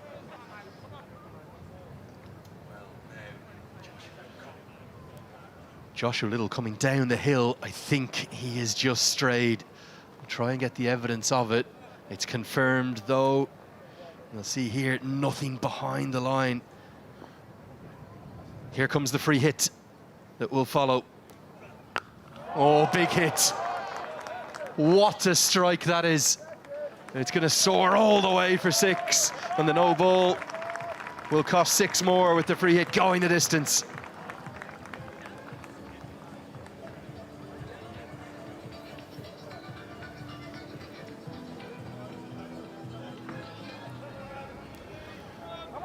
This has been smashed. Free rein with the free hit, but dispatched expertly by Carty. It's the 5th no ball of the series, isn't it, for Josh Little, Carlos? And you would say that even 1 a game is too many for any one bowler, but there's now been 5 no balls from Little alone across the 3 matches. It is difficult here for 2 reasons. One, coming down the hill, and then the wind today as well. Yeah, and a few bowlers will struggle coming down the hill, getting there a bit quicker than you would want. And when he bowled his first spell from the opposite end, his rhythm looked really good. Struggling a little bit from this end. What's the talk in and around a West Indies camp, for example, in terms of, is there a counter on the number of extras? You want to keep it under each 50 over game? Is there a complete zero tolerance policy for no balls, for front foot indiscretions? Well, I'd hope there's a no ball tolerance. With extras is always difficult because leg buys go into extras. Buys is a personal thing with the keeper. Wides could be subjective. If you're committing to a death bowling plan of wide Yorkers, I don't mind if you bowl the odd wide committing to the plan.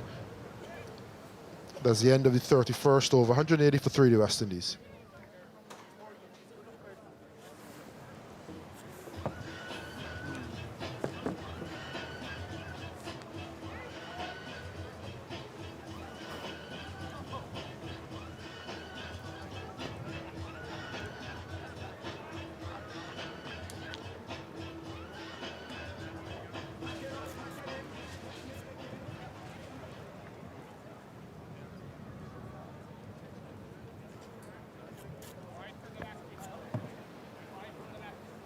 Well, it's chilly to say the least. Floyd Reefer there, long-standing batting coach, is saying, oh my, that is more than a touch chilly.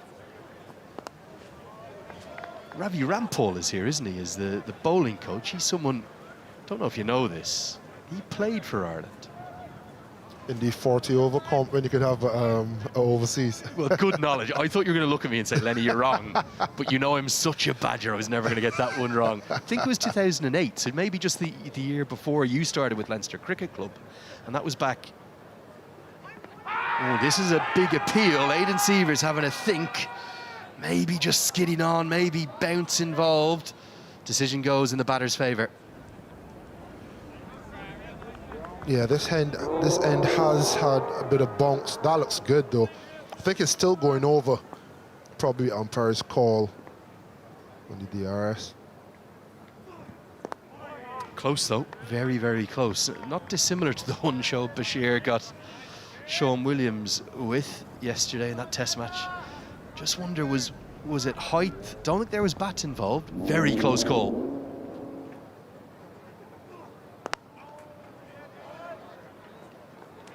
I think this is an important innings for Django. Number 5 sometimes is more important than 3 and 4, especially when you have guys like Casey Carty and Shea Hope building such partnerships. How can you come in at number 5 and keep the momentum going and build a partnership really quickly?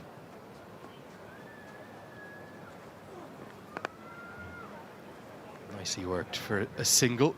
McBrien's had a good impact here, hasn't he, in these middle overs? He's keeping things tight and he's probing away.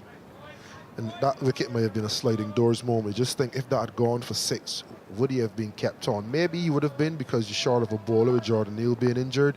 But now the left-hander's there. He's into his work. And you can tell he smells blood in the water. That's what they do up in the northwest. They pry. Such competitors from in and around the Derry region, none more so than the McBriens from Donamana. 183 for 3.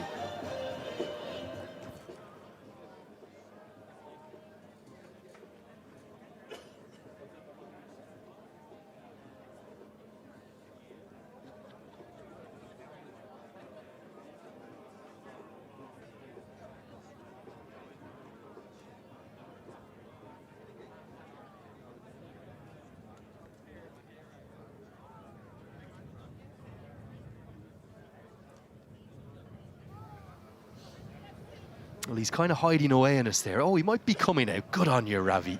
There he is, Ravi Rampal. He played 6 games for Ireland back in 2008, including here at Castle Avenue. And Carlos, you were spot on. That was indeed in the days when Ireland played in the, I think it was the CB40 as it was known then, played against Northamptonshire, Nottinghamshire, Leicestershire, Warwickshire, and Leicestershire, Northants again. Amazing, that link, isn't it? And how much Irish cricket has evolved in the sort of near 20 years since then. Yeah, it does show good evolution.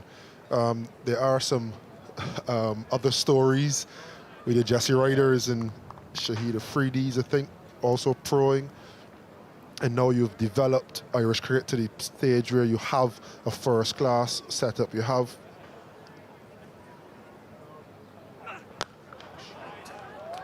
beautiful pick-up pull shots, and Carty continues to line up Josh Little. Second boundary in that region in 2 overs, this time along the ground for 4. Yeah, I've enjoyed watching Casey Carty play the pull shot in this series.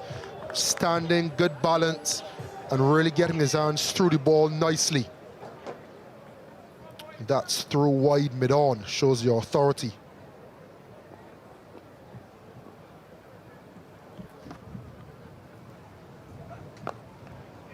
Oh, great diving stop, outstanding. Harry Tector at his best. And that's maybe the best bit of ground fielding we've seen all tournament, and Andy Malverney and Tector are loving it. Yeah, into the ground, good bunks, and look at the flying Superman-esque save, brilliant. And he was back on his feet quickly to try to effect the run out. He enjoyed that, we all did.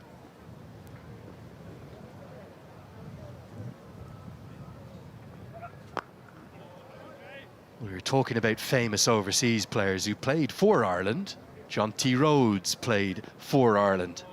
Again, in that English domestic competition. This was John T. Rhodes-esque, wasn't it, from Harry Tector? I think my suggestion or question would be, can you now marry the two? So you've had overseas players come in and play at list A level for Ireland. You've developed Irish cricket to the point where you now have your own first-class structure, you have contracts. Can you now get overseas players to play in the Interpros, which would add another level of quality, potentially, professionalism? Can you find a pro from Australia, South Africa, New Zealand, who would be good enough to learn from, to come over and play some cricket in Ireland, in the Interpros, and almost continue to provide a guide as to what is needed for international cricket? I think particularly in the T20s, that would be something that would be great to see. 33 have been bowled here. It's 188 for 3.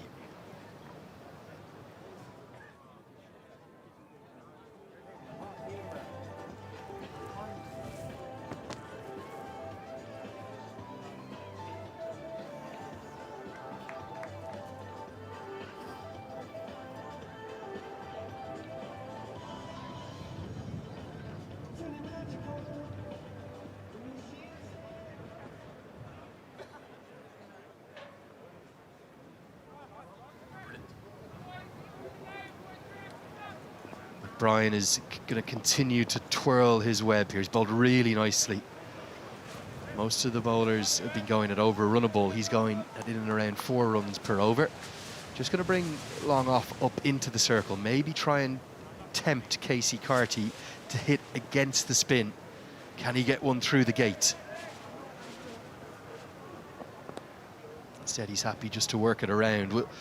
Will Carty maybe wait for the serious acceleration till McBride finishes his spell?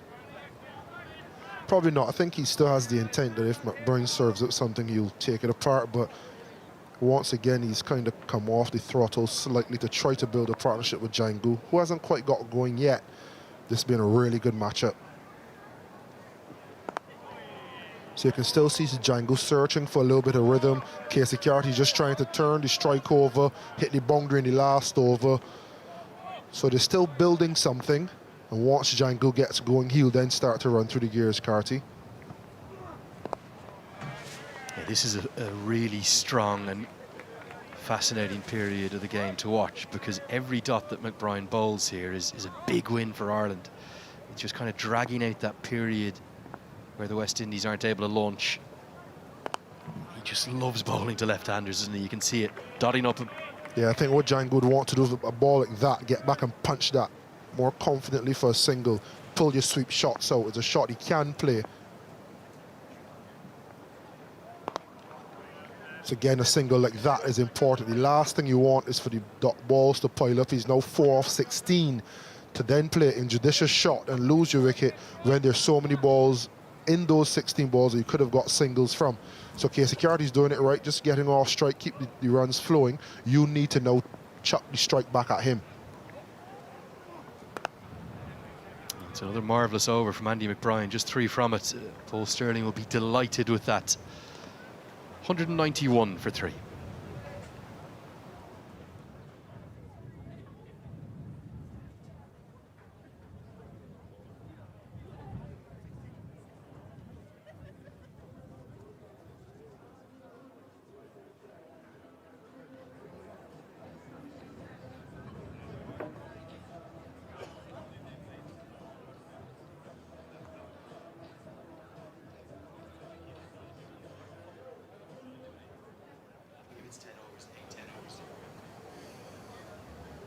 Little's going to continue. A little bit of a meeting just while we were off on ad break between Barry McCarthy, Paul Stirling and Josh Little. But Little will bowl his 7th. There has to be a consideration already for the West Indies as to what they will do from here, Carlos. Django's struggling, isn't he? If this partnership is broken, particularly let's say 6 or 7 overs time, if there's only 8 or 10 overs to bat, rather than it being Roston Chase or Justin Graves, could Matthew Ford come up the order? They may resist the urge to do that. I think Justin Graves' 40-odd was important as well, because he was the link between Casey Carty's explosion, getting to 100, and then Matthew Ford's world record knock. So you still need someone there that you don't lose 2 wickets in succession, especially with 10 as it stands now, 15 overs to go. That's still a very long time. So it would be a positive move. I don't think if that is the situation, or if that is the decision, that anyone would scoff at it, regardless of if it works or not. But I think they'd be happy for Justin Graves to go in, be positive, and then for Matthew Ford to come in and play a similar cameo.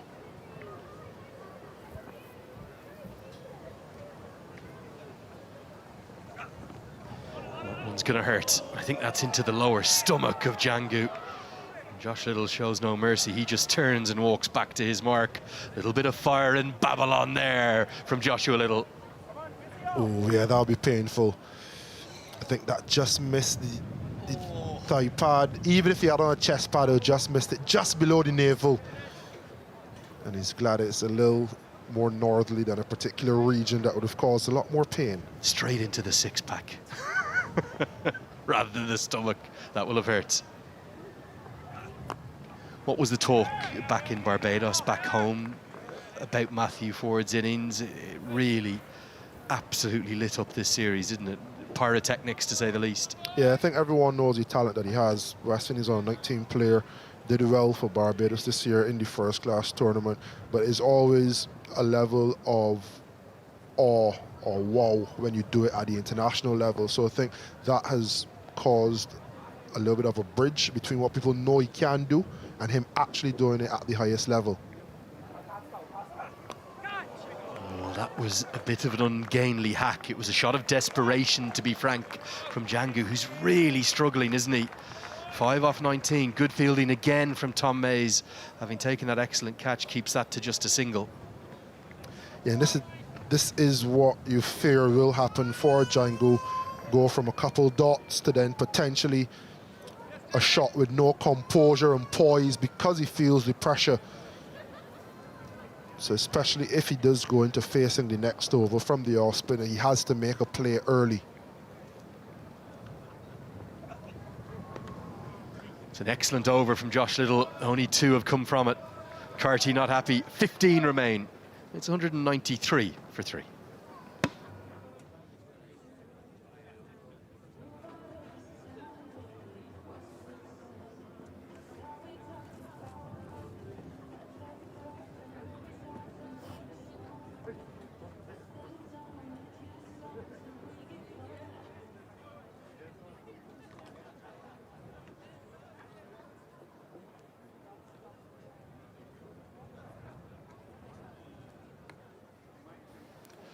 Well, a bit of drama. It took us a little while to get there, but it was such a tight call.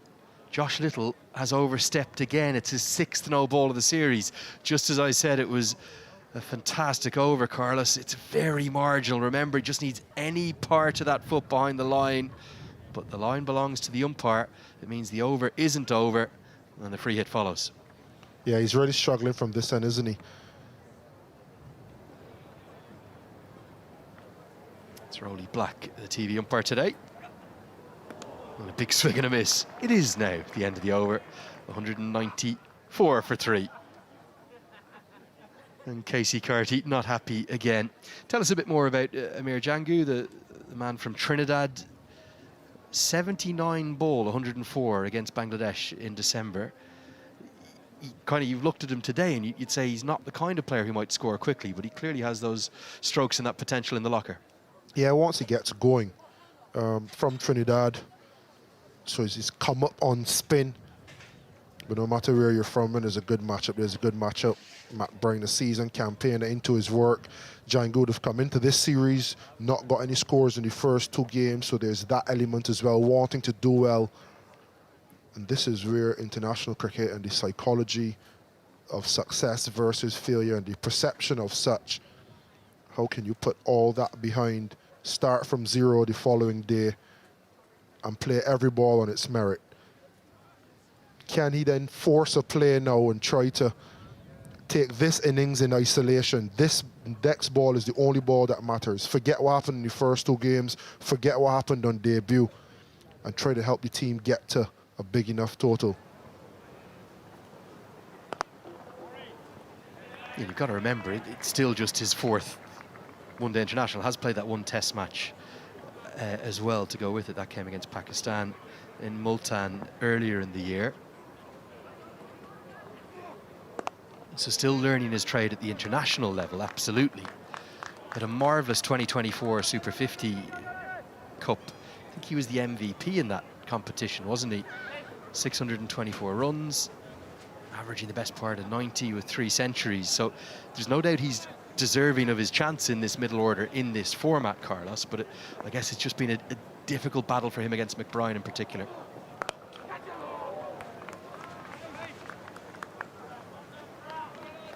I think the other challenge for him is that he normally opens, and when he was on debut, the score was 86 for 4 when he came in to bat in the 14th over. And you compare that to him coming in the 30th over here. It's a different ball game. Have to be really flexible, be able to come in and pick up straight away. Less time to face any balls and get in. So he's faced a completely different challenge in this series than he would have on debut. This one's edged, and they're going to dash a quick single. Sterling throws to the non-striker's end, but Django will get home. There's also the difference, of course, that was in Basseterre and St Kitts. Slightly different conditions to Clontarf in Dublin. Slightly. But this is a challenge you face at international level, batting in the middle order. Can you face an array of situations and come out on top? Andy McBride's been exceptional, been great to watch him twirl away. He still has 1 remaining. West Indies are 198 for 3.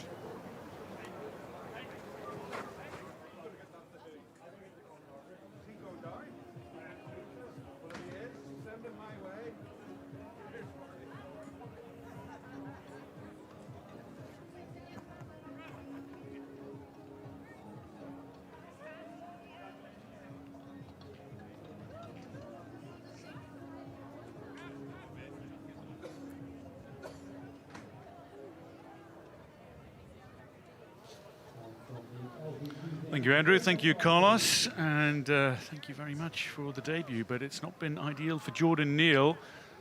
He's been icing that shoulder. The Irish debutant. 5 overs he got in. His international debut before shoulder injuries forced him off the field. Liam McCarthy now.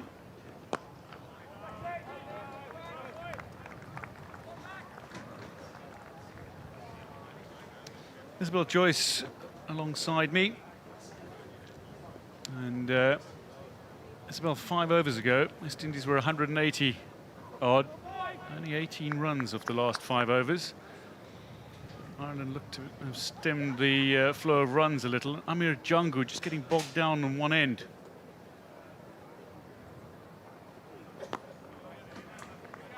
Yeah, I wondered would they change the batting lineup actually when Shea Hope got out. Would they elevate Matthew Ford or Justin Graves? But they've opted to stay with Django, and 7 from 23 is not what they will have wanted.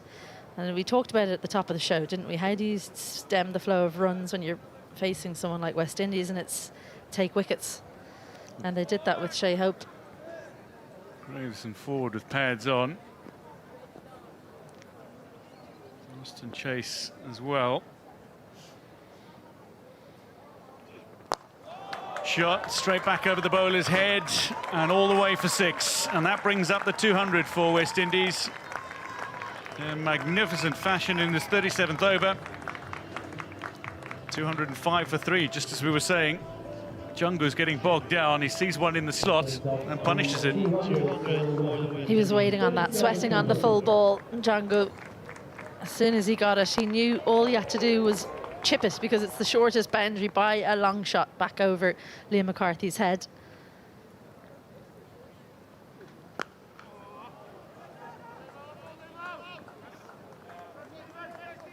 Away for 1, so he goes to 14.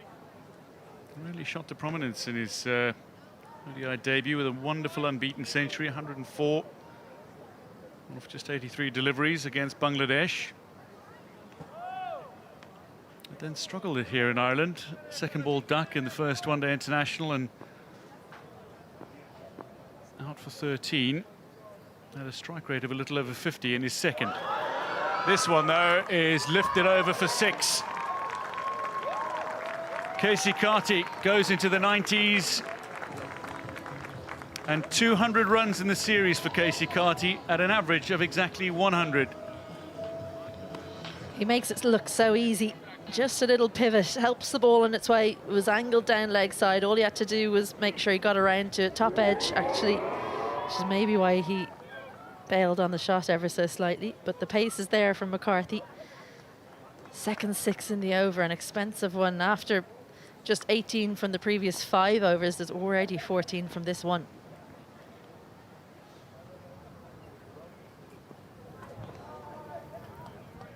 Make that 15.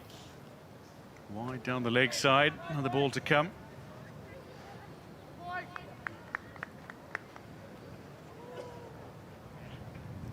Carty 8 away from a third one-day international century and a second in successive matches.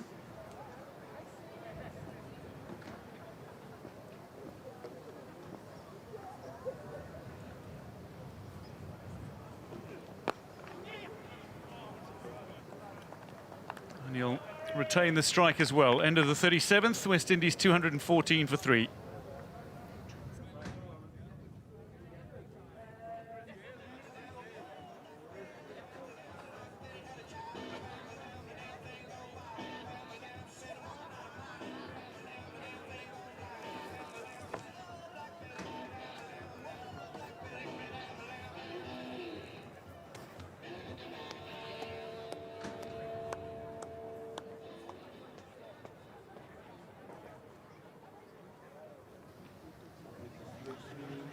So drinks it is after 37 overs.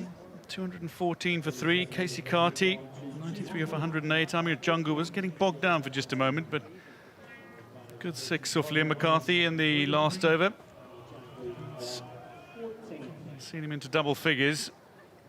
But 13 overs remaining, Isabel Joyce. When do West Indies look to put the foot down? Well, I think we saw it just there, didn't we? A couple of 6s off that Liam McCarthy over.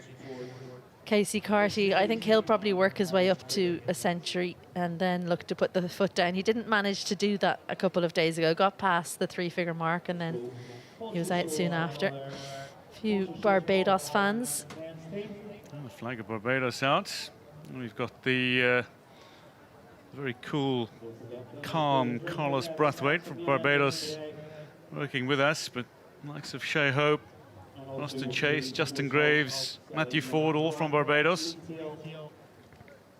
Just the 3 wickets so far. Barry McCarthy, well, he's got a couple of West Indies batters in the back pocket, doesn't he? That one, I think, injured Andy Balbirnie, but he's back on the field. And then this wasn't where that was meant to go from Shea Hope. Good catch from the subfielder, Tom Mays.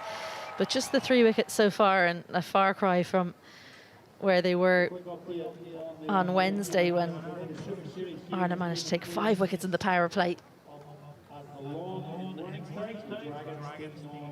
An 137-run partnership between Carty and Shea Hope.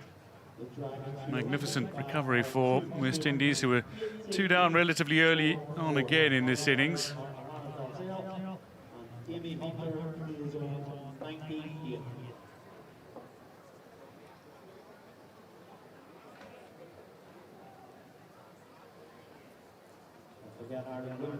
So West Indies, well, we always speak about that massive target they posted in the second one-day international of 352 for 8. Comparisons, they were 214 on the board as well after 37 overs in the second one-day international, but they did have 5 down at the time. Well, Ireland will have that in the back of their minds. You never look to keep batters in, but if they do take wickets here, it's more firepower to come. So if they take 1 or 2 wickets, they need to take 3 and 4 because there's serious hitting to come in Justin Graves and Matthew Ford, Rustin Chase as well. He made 55 in the last game. Carty on the brink of back-to-back centuries in this series. Made 102 from 109, so he's quicker than the Ireland centurion on the first day. Andy Balbirnie had a strike rate of about 75-80.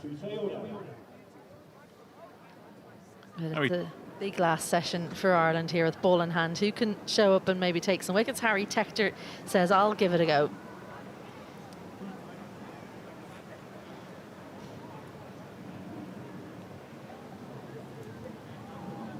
Setting the field. Casey Carty will be on strike. Harry Tector makes his way back into the attack. Fine spin bowler he is. More renowned as Ireland's number 4 across all formats. Has taken 4 one-day international wickets. This one, though, is stroked to the boundary first up in Tector's second over. And Carty moves to 97 within a stroke of a second successive ton. Beautiful stroke, a little bit too wide from Harry Tector, and cover is in quite tight, trying to cut off the angles there. Andy McBride couldn't cut it off.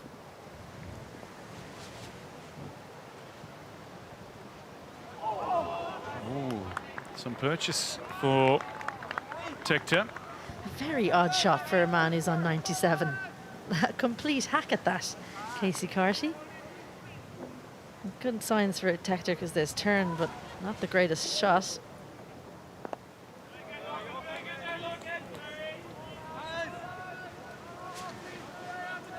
He did bowl that one over earlier on today. Didn't look in good rhythm at all, Harry Tector, but once he's seen that beat the inside edge a couple of deliveries ago, he'll be up and about now. And that's edged, it'll race away, and that will be the century for Casey Carty. Back-to-back tons against Ireland. He's got 101 here in Clontarf. It's come off 112 deliveries. And Nelson is up for West Indies. Coming from 111 deliveries, 11 fours and 2 sixes. Not the most classical way to go to a century, but they all count flashes off the outside edge, and as soon as it came off the bat, you knew it was crossing the rope, you knew it was back-to-back centuries. And the only thing that can make this tour better for Casey Carty is if he manages to post an even bigger one here.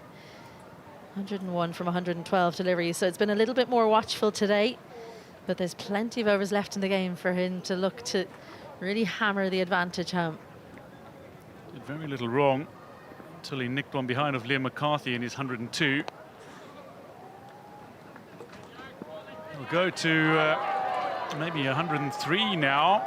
This field will allow 3 runs to accrue for West Indies. And Carty goes to 104. His highest score, 128 not out against England, which was his first one-day international century. One of the odder misfields here from Paul Stirling, a very athletic looking dive, but then it's just hit off his knee, which is very unlucky, you'd have to say, but it helps Carty get past his score from a couple of days ago. Ireland looking a little bit tired, 5 days for the 3 matches. Jungu will take a single off the last. 12 off the over. West Indies 226 for 3.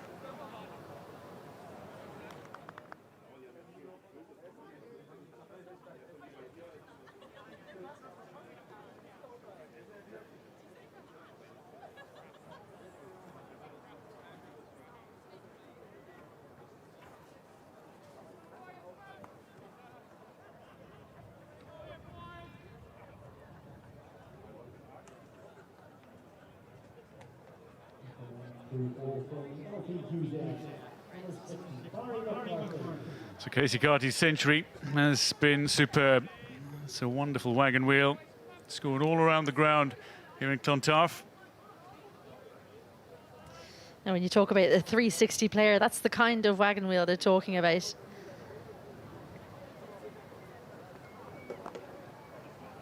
Barry McCarthy back. And Barry McCarthy back for good reason. He's taken 8 wickets of the 21 West Indies wickets that have fallen this series. What do Ireland need to do, Isabel, to take a few more wickets and stop West Indies going well beyond 300 in this third and final one-day international? Well, wickets won't hurt, that's for sure. But if someone does get in, it's maybe thinking outside the box a little bit more than we saw a couple of days ago. West Indies were able to line them up, able to put the bowlers off their lengths. We didn't see as many change-ups as I would like. It is difficult when you're bowling from this end in particular. LP Hughes, it's so short straight that you're afraid to go to Yorkers, because if you get it slightly wrong, then you're going to go the distance. But as we saw the other day, you can go the distance regardless. So they've got to be brave and maybe try different things out, because it didn't work on Friday.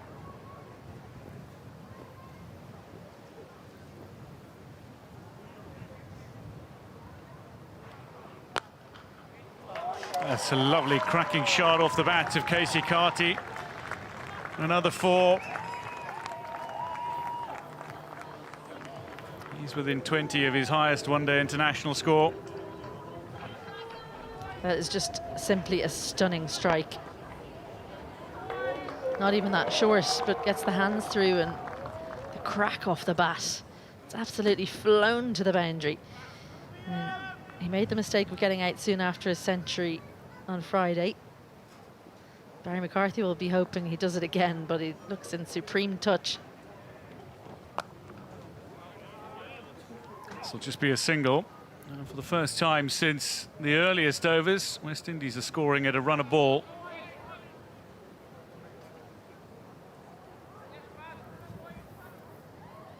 And that largely down to some fantastic strokes played in the last couple of overs.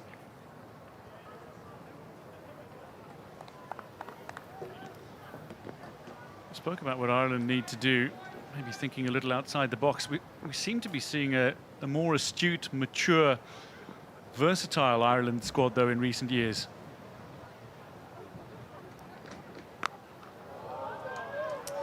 Yeah, absolutely. I mean, we talk about when they had 5 bowlers and those 5 bowlers had to bowl 10 overs. It's really difficult to do that in one-day international cricket, because there's often a bowler that maybe doesn't turn up, or someone gets lined up by a particular batsman. You want to be able to be agile and pass the ball around, and I think that's what Paul Stirling's brought with his captaincy, albeit he has the players to do it, so you can only work with what you're given. But a younger crew coming in that has probably grown up on T20 cricket means that they have to learn the skills of that format earlier, which is why I'm so surprised not to see more of the change-ups. Some slower balls, back of the hand, slower balls as well. Straight down leg, the attempted variation. Carty puts it away for 4. End of the 39th, West Indies 237 for 3.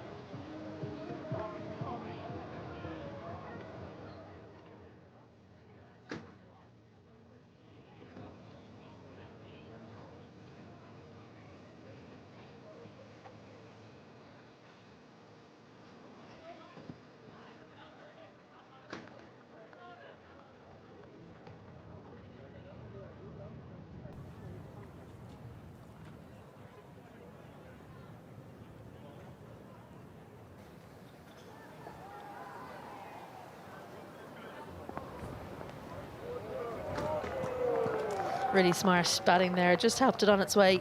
Knew the fine leg was up in the ring. Harry Tector continues. Fine take by Lorcan Tucker as Jungu looked to get tucked in.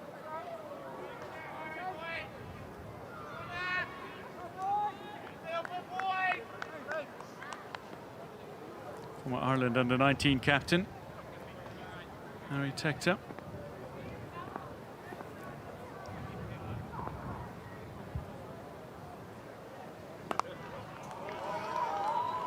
Nice placement. They'll look to come back for 2, but George Dockrell cuts it down to 1. I actually asked Harry Tector to come and do a spin bowling masterclass during COVID. You know, we were trying to think of things to do to spin, and he came in and said, well, you just put your 2 fingers either side of the seam, and then you do this, and all of them, none of them could get the ball in their hands the way he was describing. Down leg side, and that's going to fall just short of Kate Carmichael.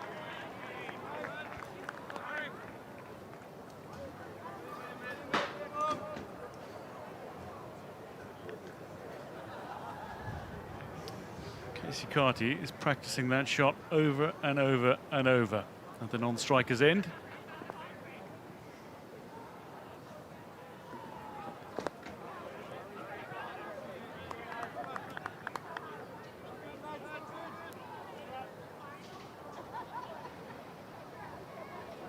So, Isabel, take us through that tutorial again. Well, he was saying you put your fingers either side. You can see here, I can't do that. And this is a women's ball. So very, very quickly, we had to take Harry out of the net and say, you can't teach the girls to do that because they can't actually get their fingers either side. But he's able to get them right across like that and then spin it. So it's an easy game if you're 6'4" and you can wrap your fingers around the ball. A little bit more difficult for the girls to get it to turn.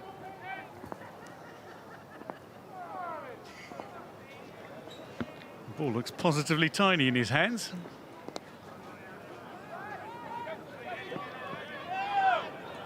Carmichael.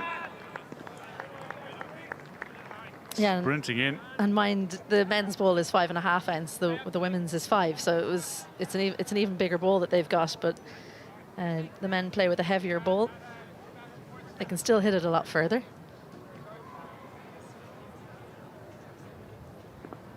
Ireland will be glad that I haven't seen quite so many sixes from West Indies today.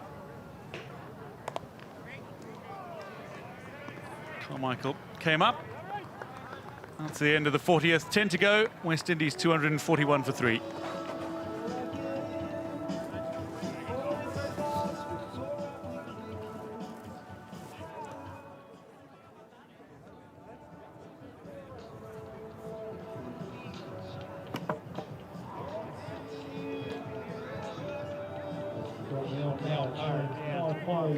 Well, this is interesting. George Dockrell, I was wondering when he'd be brought back on, but he's going to have to operate in the final 10 overs from the LP Hughes end. That's 54 metres. Just a chip for these batters back over his head, so he has to be careful with his length. George Dockrell.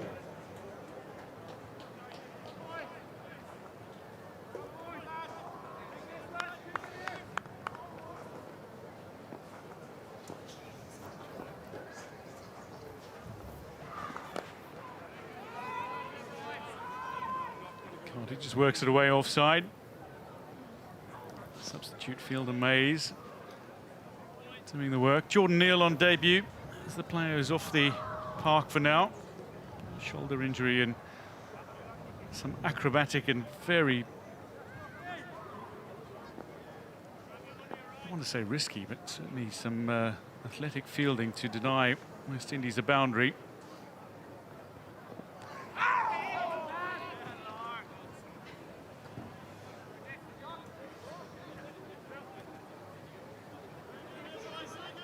Last power play means 5 can be outside the ring, but maybe the reason why West Indies kept Amir Jangu in at number 5 is because he offers the left-hand, right-hand combination. So fielders having to change almost every single ball. As again, we have the bin collector just sauntering past behind the bowler's arm. Not a care in the world for him. Keeping Clontarf tidy. A little shorter from Dockrell, stroked away firmly. Carmichael again does the fielding. Straight back into the bowler. One of the toughest things, I think, when you go onto the international stage as opposed to domestic is just how fast the ball comes at you in the field. And Cade Carmichael's been very impressive with his anticipation, how quickly he gets to the ball.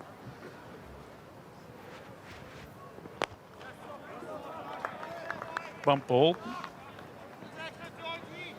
Straight back down into the ground and then looped up to Dockrell.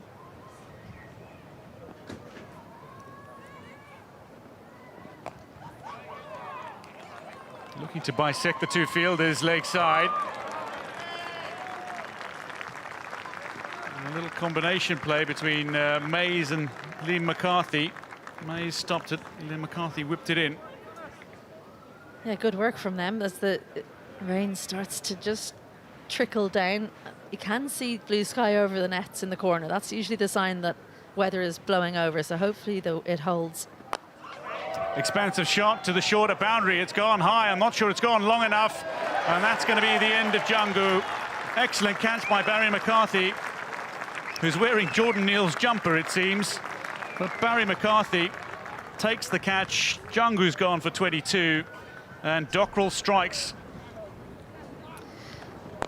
Looked to go leg side, but it didn't turn. Almost an arm ball, I think, from George Dockrell. A good catch from Barry McCarthy, who hasn't had the best day in the field. But when the ball goes up, he's a man you want underneath it. Got close enough and then just about catches it above the ground. So Django looking to accelerate perishes for 22. West Indies 246 for 4.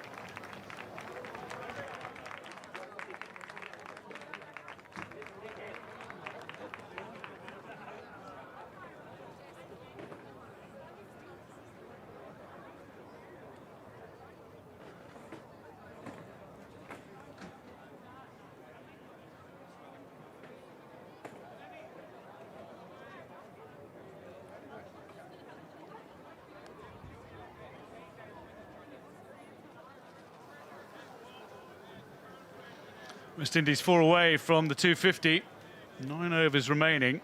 They're going at a run of ball, so well on course to go in excess of 300. The temptation might have been there to send in Matthew Ford, but it's Justin Graves who makes his way to the middle. He is a batter, though, who can score in excess of a run of ball, and very comfortably, Justin Graves. His batting has improved exponentially in recent seasons. 35 from 17 in that loss on Wednesday.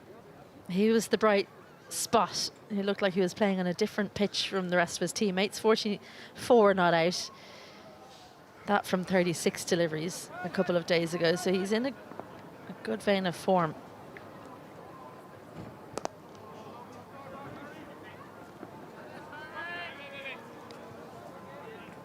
Thought about a second. So it'll bring Graves on strike now. Carty 10 away from his highest score in one-day international cricket. Fine unbeaten 128 against England in November last year. A series that West Indies won, and subsequently beat Bangladesh in the series as well.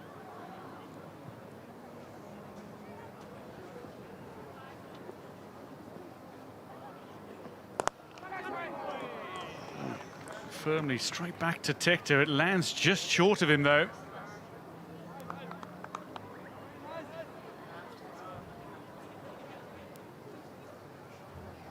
I don't think that carried, but it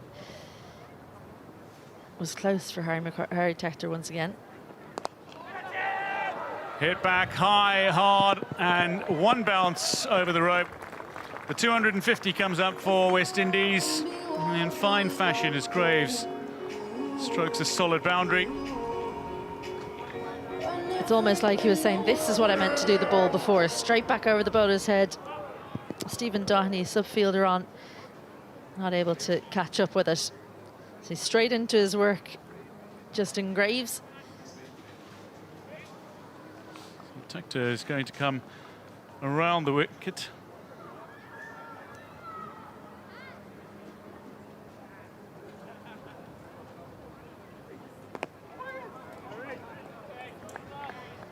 Yeah, good option. This is what I'm talking about when I say change things up, try something different. You don't want the batters to settle. Graves has found it quite easy when he's been out in the middle in this series so far. So Tector coming around, just looking to cramp him up for some room.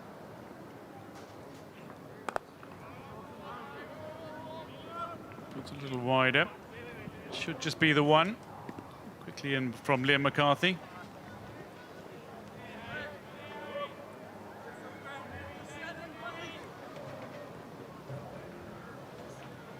The rain coming down a bit harder now. We can hear it on the roof of our tent.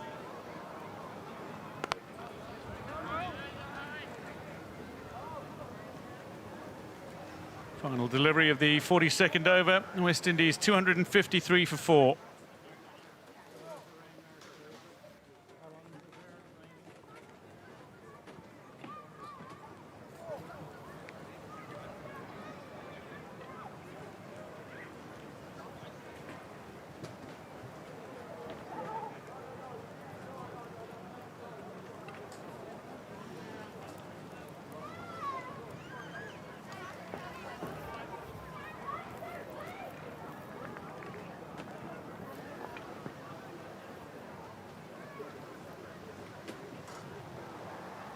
We've already lost some overs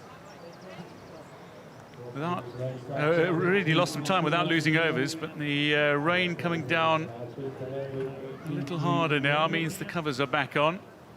And a pause in play. They're furiously looking to get this tarp on to underneath the covers. Former Ireland under-19 player there on the right of your screen, John, went to the World Cup. John McNally, one of the ground staff, plays his domestic cricket as well. I think he's switched teams, hasn't he, to Munster Reds this year. But great for Dale McDonough, the curator, to have so many staff around. Pretty much every one of them, I think, plays cricket in one of the clubs around Dublin. But the rain really coming down now. There's plenty of blue sky as we're looking, so we seem to be a little bit unlucky to have caught the edge of something. But as you said, Dwayne, time lost already, so you'd imagine from now on we'll start to lose overs. The good news, I suppose, is that there is A, a gust that is blowing through, and B, there is bright sunshine in the distance that the wind is blowing from. So perhaps this will blow through. The rain is coming down a little more heavily now. Well, the rain that caused the abandonment of the second one-day international was just a persistent rain. It wasn't an overly hard rain, but there wasn't wind blowing the rain through either. Today there is that big gust, and it does look clear in the distance. Yeah, the cover's coming on. It's difficult to get the covers on, but it's been brilliant. Yeah, have a look at that. That's really difficult. The wind gusting underneath, so you can get blown away if you don't have enough people. Casey Carty's gone back-to-back centuries. A bigger one today.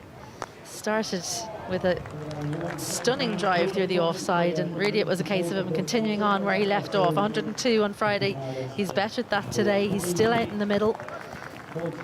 And there has been no bowler who hasn't felt the power of Casey Carter. He's gone all around the ground, a couple of sixes, but mainly keeps the ball on the turf.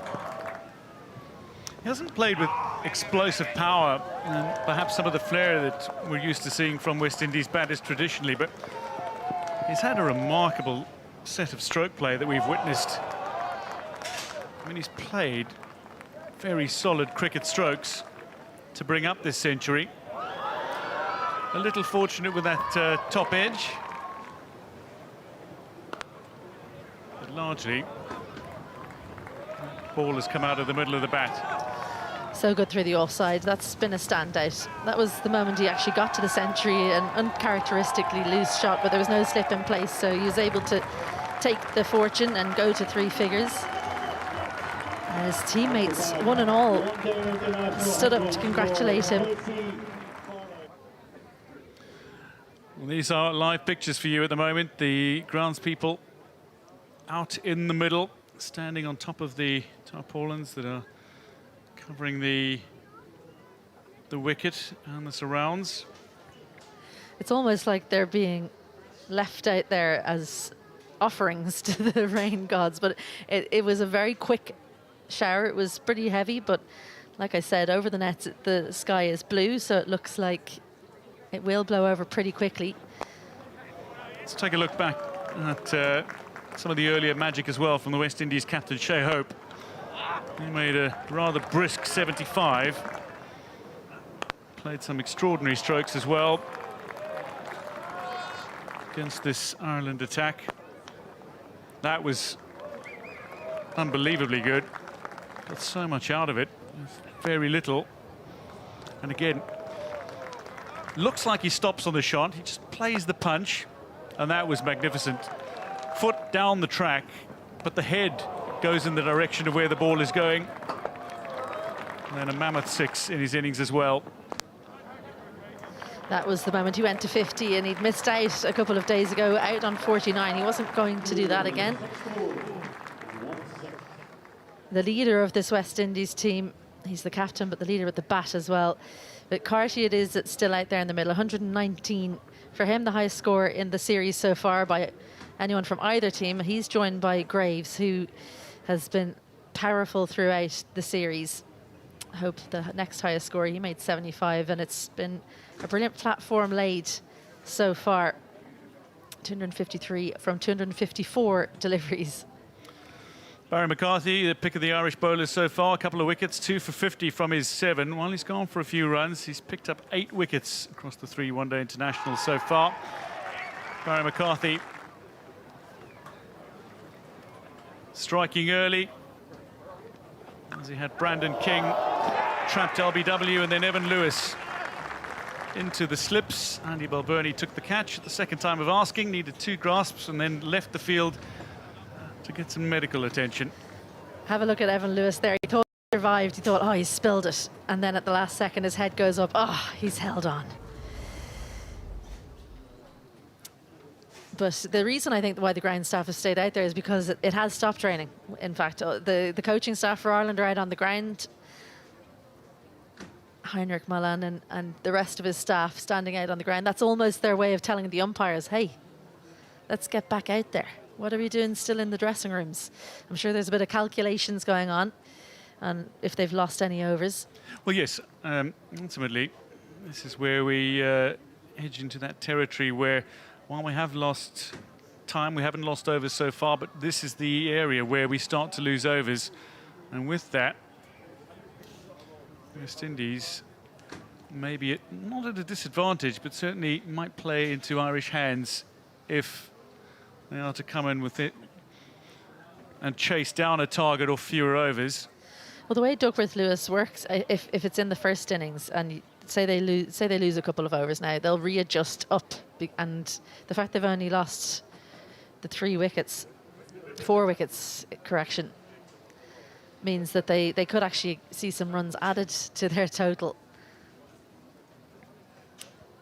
And the second, what will happen then is it'll be a fixed amount of overs in the second innings, and then Duckworth Lewis Stern will be readjusted again for a reduced over. So at this point in the game, it needs to be 8 minutes to lose an over, because you're losing 1 from each innings. In the second innings, it's just 4 minutes for an over to be lost. The match officials out in the centre, they'll be inspecting conditions. Ground staff will need a few minutes to prepare the ground before play can get back underway. But there is a very eager Irish contingent that is expecting this game will get underway sooner rather than later. Del McDonough and his ground staff out overseeing what is happening. So, Richard Illingworth with a knowing nod.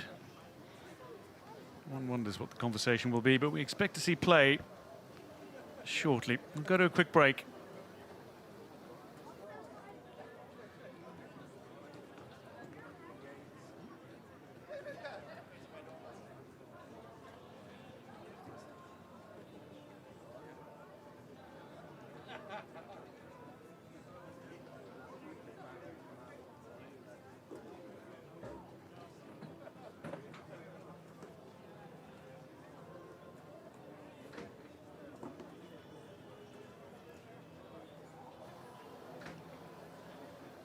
So the good news, if you are just joining us here at Castle Avenue in Clontarf in North Dublin, is that this third match of the token one-day international series between Ireland and West Indies, while it has been delayed owing to rain, the good news is the rain has stopped.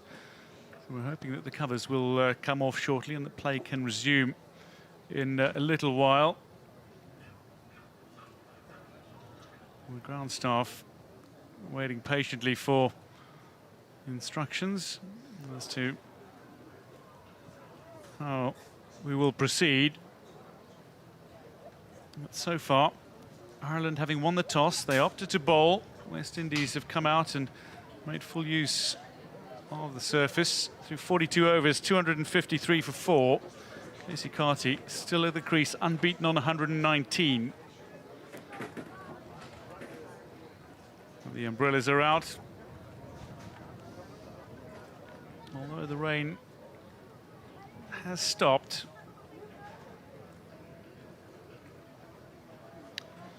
So while we wait for a decision to be made, let's revisit the opening one-day international between Ireland and West Indies. Here are some of the highlights. Well, we're all set for this ODI series. Let's play. Oh, and significant movement that has come back and jagged in off the surface. First runs off the bat for Balbirnie. Now, this is maybe just doing too much. Ford was very interested. It swung a long, long way, and it's probably going to go on and miss the leg stump. Gets us to the end of the first over. Guided away. And with Alzari Joseph's pace, will push towards the rope and just about get there. Sterling cuts this away and does break the streak of dots and finally gets off the mark in grand style. As Sterling laces that one.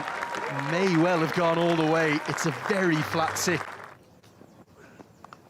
Edged away, this will be 4.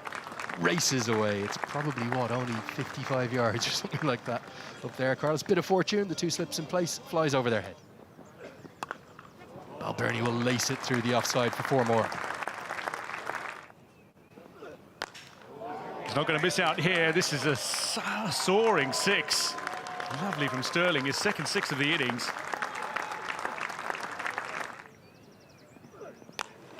And that's cut away. It'll run all the way to the boundary for 4. Started the over with a boundary, ends the over with a boundary. 6 off the first ball, 4 off the last of the 8th over. Balbirnie doesn't get all of it. He'll earn the single as the 50 partnership comes up. There's the shot. It'll take a little bit of movement to get there for the fielder, who's not going to cut it off. Evan Lewis tries to get around, but Balbirnie Hooked away, and hooked away safely, not with any real timing or power, but he will do enough to pick up a couple. It's been a really good opening partnership as well, hasn't it? Information it wasn't. No ball as Sterling goes on the pull and will get surely a boundary. It's very short that side. And that is going to be that. A magic moment of history that the crowd will probably only be educated about now. Paul Sterling with that trotted single calmly down to long on becomes the first ever Irishman to get to 10,000 combined international runs across test matches, one-day international cricket and T20 international cricket.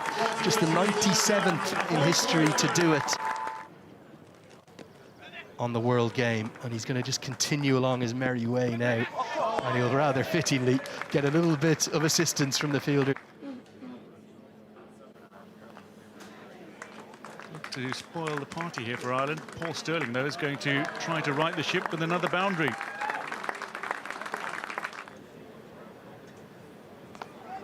First ball, though, is going to be a potential wicket, and indeed it is. Caught on the boundary. It's the breakthrough for West Indies. Roston Chase into the attack and strikes with his first delivery. Okay, Carmichael. The mark with his first delivery in international cricket.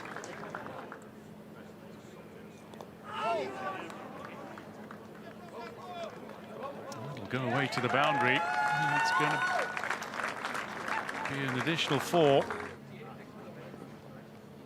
Oh, that is helped on its way. 1 bounce 4. Balbirnie works this away. It'll be a half century for Andy Balbirnie. His 18th in one-day international cricket for Ireland. That is the shot he was looking for. Beautifully pulled away by Balbirnie. 1 bounce and over the boundary. Forward goes short again. This is going to be lifted high and long. It's handsomely 6. And Balbirnie is upping the strike rate here. Oh, takes the edge. And Carmichael is dismissed. Ford with a breakthrough after being punished in the over by Balbirnie. He's got the wicket of Carmichael for 16.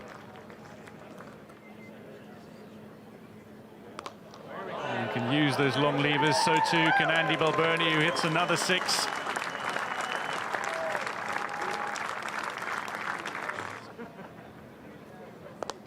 Balbirnie goes to that trademark slog sweep, gets enough of it, and he will get 6, and well, nearly some damage caused up in the crowd there. That is a fine blow. He's very aggressive, and he's showing it yet again. That's a good stroke.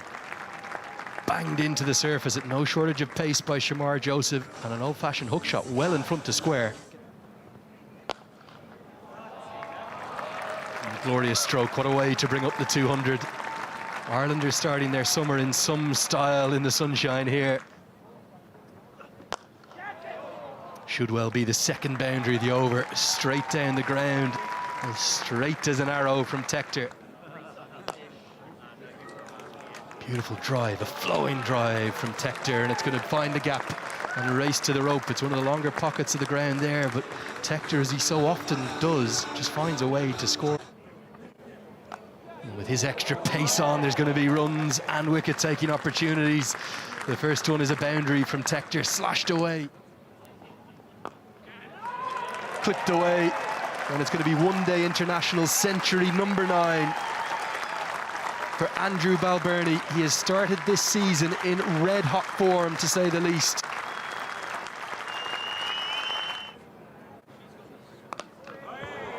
Again, it's that slog sweep that he goes to. Trademark Balbirnie, drives off the seamers and sweeps off the spinners. And cashing in a big way. And it's going to race away to the rope. It's always very short. Looks to accelerate, but he's going to perish in the wish to do so. He picks out Moti, and it's a simple catch. Takes nothing away from a marvellous innings and continues a red-hot streak of form. Dug into the surface, and Tucker more than good enough for that. Guided away behind square. Third is up in the circle. It will race to the rope. Flying start from Lorcan Tucker. He's looking really good. Tector will get to 50. Continues to set new trajectories and new standards for Irish batting. He's going to try and cash in now. Gets to the landmark and follows it up with a boundary. That's the power of Tector through the offside. This is hit over the offside. It's reasonably short up there, but he's found that corner pocket where there's an extra bit of distance. May have a boundary check, but we'll get the rarest of things here at Clontarf. We'll get an all-run 3. Chips it straight to cover. It's a tame end for Tector. He's played very nicely, but Alzari Joseph is very much keeping the West Indies in this contest. Well, he's going to get 4, but not where he intended it. Banged into the surface. Tucker's looked for the hook shot. Flies off the top edge. Not for the first time today. There's been plenty of those, and races to the rope. Really well. Can this get the distance? No. Oh. What an effort in the deep. Brilliant from Brandon King. Dockrell has picked out the man. He's going to be dismissed. Evan Lewis is never dropping that. Again, great knowledge of the opposition. You'd have to think driven a lot by Kevin O'Brien. 300 will be brought up with aplomb. It's a first international boundary for Tom Mays, and maybe one of the largest cheers of the day. 3 for 6 from their 50 over. So 300 runs scored around. Andy Balbirnie was the mainstay, 112 from 138 deliveries for him. Sterling as well with that amazing stat, past 10,000 runs across format. He made 54, and Tector was impressive with 56, but nobody in the lower order could get going. As Tom Mays got his first bat in Irish colours, he made 8. And Carmichael, well, he looked good for his 16. He's the other debutant that's batted. Looking forward to seeing Liam McCarthy with ball in hand. He didn't get a chance with bat today. 303. 23 extras, something that West Indies might want to look at in the next game. Without doubt, the pick of the attack, Alzari Joseph, 2 for 51 for him. 3 wickets to 4, but a little expensive, and good contribution from Justin Graves. I thought that Shea Hope used him particularly well. Wicketless for Moti, which was an important aspect of Ireland's batting lineup, making sure that they could get past that 300 marker. Straight down the ground. There's a quick single. Stumps hits. How close is that? Ireland are celebrating what they feel is a wicket. Harry Tector.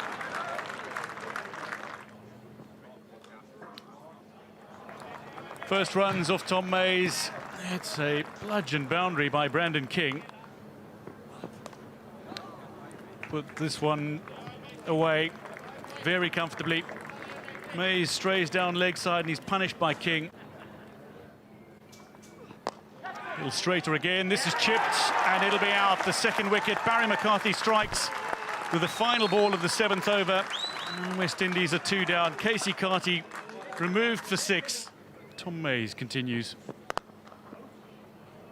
Driven straight. Fielder's in the circle. That's going to be 4. Carted away.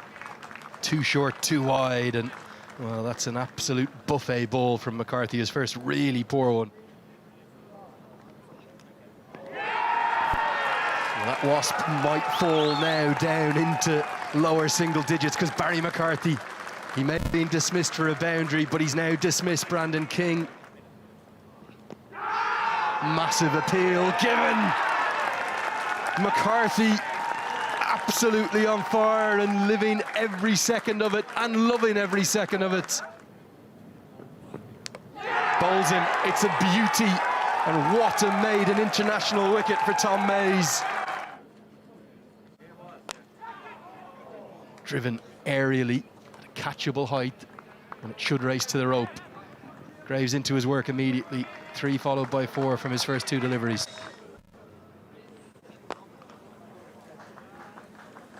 Nicely guided into the leg side and will again fly to the rope. He might have just got carried away a touch by his exertions. Chance and taken. Oh, put down. Ireland were already celebrating. I think he's held it cleanly, and as the elbows have hit the ground, it's just burst out. Now whipped into the leg side and whipped away for 4. Well, an action-packed over and a little counter-punch here, led by the 31-year-old. There'll be 4 boundaries in the over. McCarthy getting far too full, and it maybe was an over too many. Perhaps they should have gone with Josh Little. Could have had a 4th wicket within the over. Instead, the 50 comes up.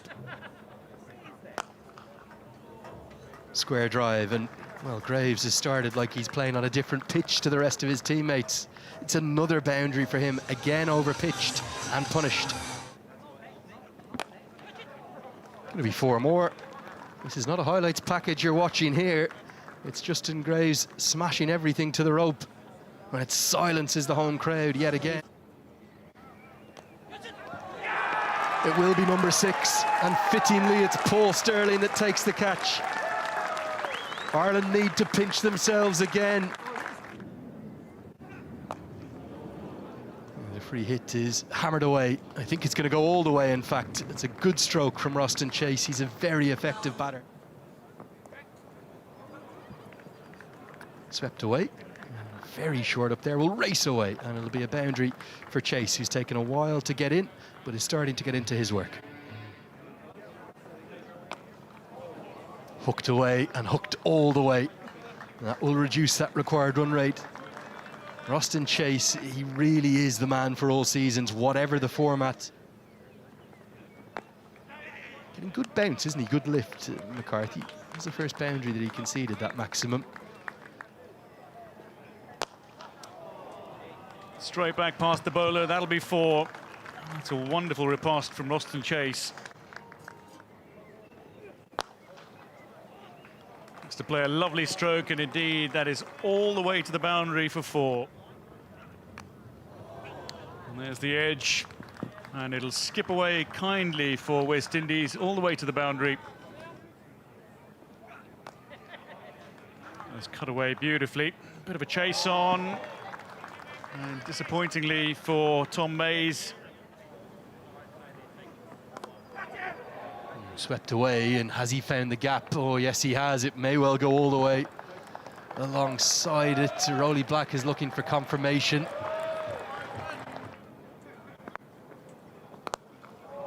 Use of the feet and picked up and smoked down the ground. He's a fine ball striker forward, isn't he? And you get such good reward hitting straight. Bolden.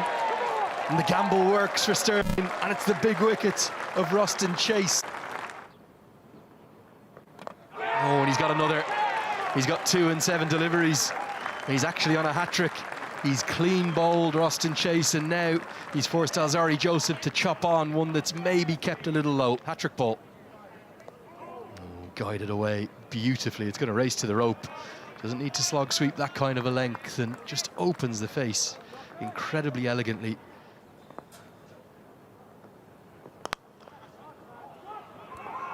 Back-to-back boundaries. Well, West Indies, they bat a long way down. He's got 2 international 50s next to his name, 1 in Test matches and 1 in ODIs. And this might be another chance. Tom Mays is out at long off and holds on. George Dockrell has 3 and 11 deliveries, and Ireland are on the brink. Here's Shamar Joseph in at the crease. This one straight up, and Ford is going to be caught, it seems, straight underneath it. Barry McCarthy has 4. Ireland have a fantastic victory. They've won by 124 runs as Josh Little takes the final catch. Barry McCarthy strikes. A great forfeit for Barry McCarthy.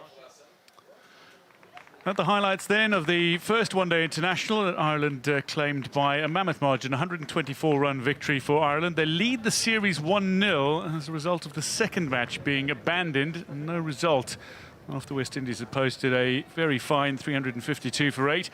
And they're well on their way to posting another fine total in this third one-day international. Paul Stirling looking at the skies above. It is a little overcast still, but the rain has ceased for now. Casey Carty unbeaten on 119, and Justin Graves has newly arrived at the crease. He's on 5 of 4. 42 overs done, 8 to go. While we have lost some time, we haven't lost any overs. So there are 8 overs remaining in the West Indies innings. Dockrell smacked straight back over his head for a very flat 6. Dismissive. Stood still, got the length he wanted, and he knew he could reach the boundary. No hop skip, no jump, just power. Clears the front leg to give himself room. It was quite full. And Ireland, well, 8 overs remaining, and it's got to be countdown time. We've over by over. Try and go for as few runs as possible. And I'll tell you what, when the older you get as a cricket player, the less you like doing multiple warm-ups in a day. There's a few cold-looking players out there, but once you get over 30, I reckon that's when it starts getting a little bit more difficult to warm up 3 and 4 times in the one day. I wanted to ask you what this does in terms of disruption. Casey Carty has had to sit through a couple of breaks now. I mean, mentally, just the reset is sometimes... We sometimes see after drinks breaks as well, how that break in momentum can sometimes be detrimental to batters. Yeah, well, I wonder what he does, actually, Casey Carty, because he's dealt with it beautifully. He could have the exact way of starting after a rain break or after a drinks break, because it doesn't seem to upset him at all. He showed magnificent temperament, and he goes again off George Dockrell. It's high and handsome, and 6 yet again. It's his highest score in one-day international cricket. Goes past his 128 he scored against England in November last year. He's on 131 now, Casey Carty. And maybe, just maybe, the instructions are, let's go for broke. One hand off the bat as well. He didn't hit it as well as he would have liked. Went quite high in the air, but that just shows how short that boundary is. And I wonder if Paul Stirling is regretting the decision to bowl the spinner from this end. So difficult as a spinner to protect that boundary straight. You nearly could have mid-off and mid-on inside the ring, because they're not catching it on those boundaries, you'd think, with Casey Carty in this form. But they're not going to get that ball back. They've got to get the ball bag out. Johnny Kennedy's brought it out to Aidan Seaver and Richard Illingworth. Yes, bowling Dockrell from the LP Hughes end when he's got just 54 metres to work with behind him. Certainly one question, but Dockrell has picked up a wicket in each of his one-day international matches so far. Picked up 3 in the first, 1 in the second, and has already struck by removing Amir Jangu in this one-day international. What he's got to try and figure out now, George Dockrell, is how can I get hit to the longer boundaries? What can he bowl so that Casey Carty's got to take on the square boundaries? And quite difficult as a spinner. You're usually trying to bowl on the stumps, keep modes of dismissal in play, but perhaps it's a full one at the wide line, something like that, just to try and break this pattern of 6s. Speaking of breaking patterns, a little fuller, it's driven, and while it looked like it might have been stopped by Cade Carmichael, who got his body behind the ball, it ricochets off the youngster and over the boundary for 4. So 16 off the first 3 deliveries of Dockrell's over. Oh, it's an unkind bounce for Carmichael. It's undone him there. Yeah, he wasn't able to get his hands out in front to actually get his hands around the ball before it reached him. Hand off the bat again from Casey Carty, moves on to 136. Always difficult to bowl to somebody who's as physically strong and his wrists are as strong as Casey Carty, because he actually was able to clear his front leg and then he had the power in the wrists to smash that wide of long off. When players are able to hit it like that without actually getting their feet in good positions, it makes things extra difficult.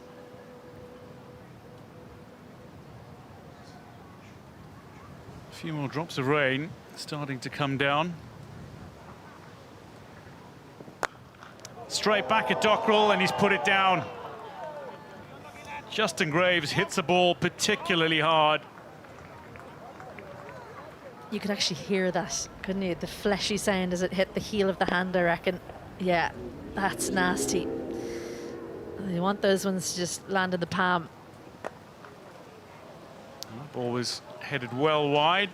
Bat to it from Graves. Fielding on the boundary. End of the 43rd over. West Indies have moved on to 272 for 4 as Casey Carty approaches his 150.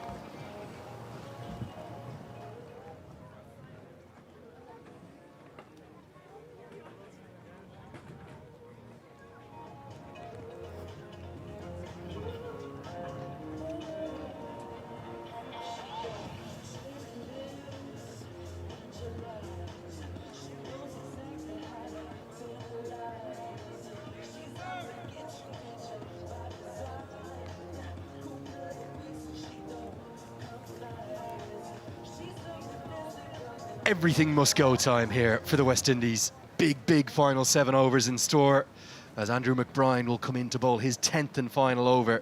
There are problems for Paul Stirling, multiple problems. The debutant Jordan Neal is off with what looks like a very nasty shoulder injury.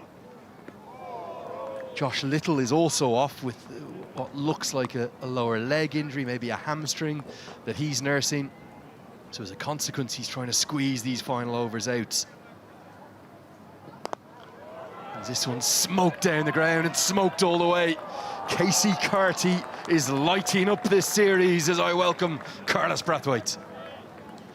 This is tremendous hitting. Good impetus from the restart, from the rain break. And he's understood his level of awareness, he's improved.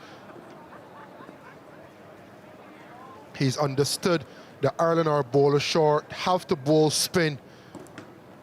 Forget death bowling, they're just trying to get through the 50 overs, and he's trying to attack, and he's doing it successfully so far. Speared in this time, and a diving stop needed from Barry McCarthy, who'll probably have to bowl 3 of the last 6 overs, you'd imagine. Might be Liam McCarthy who'll have to bowl the other 3. That's not an ideal situation for Paul Stirling, the Ireland captain.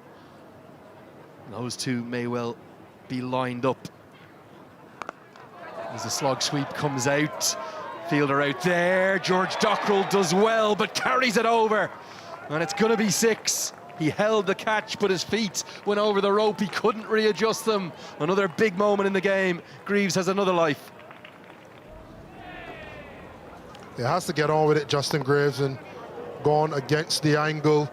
George Dockrell will be disappointed with this.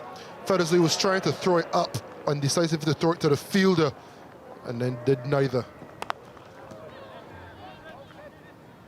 It's a second drop chance off Graves, both coming from George Dockrell, the previous one off his own bowling. Not an easy chance, but probably should have prevented the maximum at least.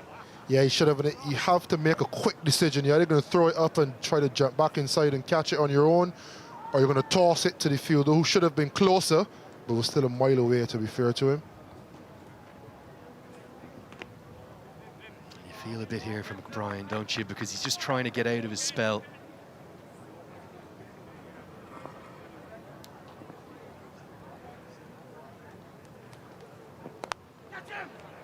Fielder out there, but it's sliced wide to his left. It'll race to the rope. It's a big over. McBride goes the distance in his 10th and final. It's 291 for 4.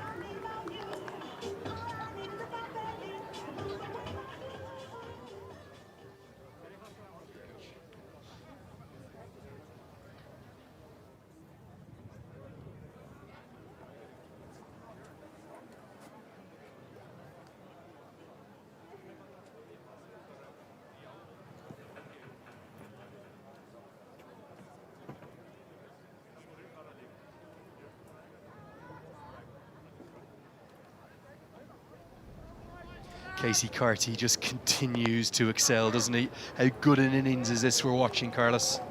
Loving the acceleration, even that shot. You see the angle from McBride, he's not going against it, he's gone with it, scythed it over point. And he's motored along really nicely after the rain break. Ireland have been a bowler short, and instead of trying to get back into the flow of things, he realised he needed to get going straight away, and that he did, and put real impetus into this innings so far. 3 away from 150. Looks like it's going to be the two McCarthys to finish. You feel a little bit, don't you, for Paul Stirling, shorn of his regular bowling, death bowling options. The real star at the death for Ireland over the last few years has been Mark Adair, that outstanding array of slower balls and his brilliant skills that the Hollywood man shows at the death. But he's not here. Hopefully he'll be back for the T20I series. I think it's a knee injury that he's been battling.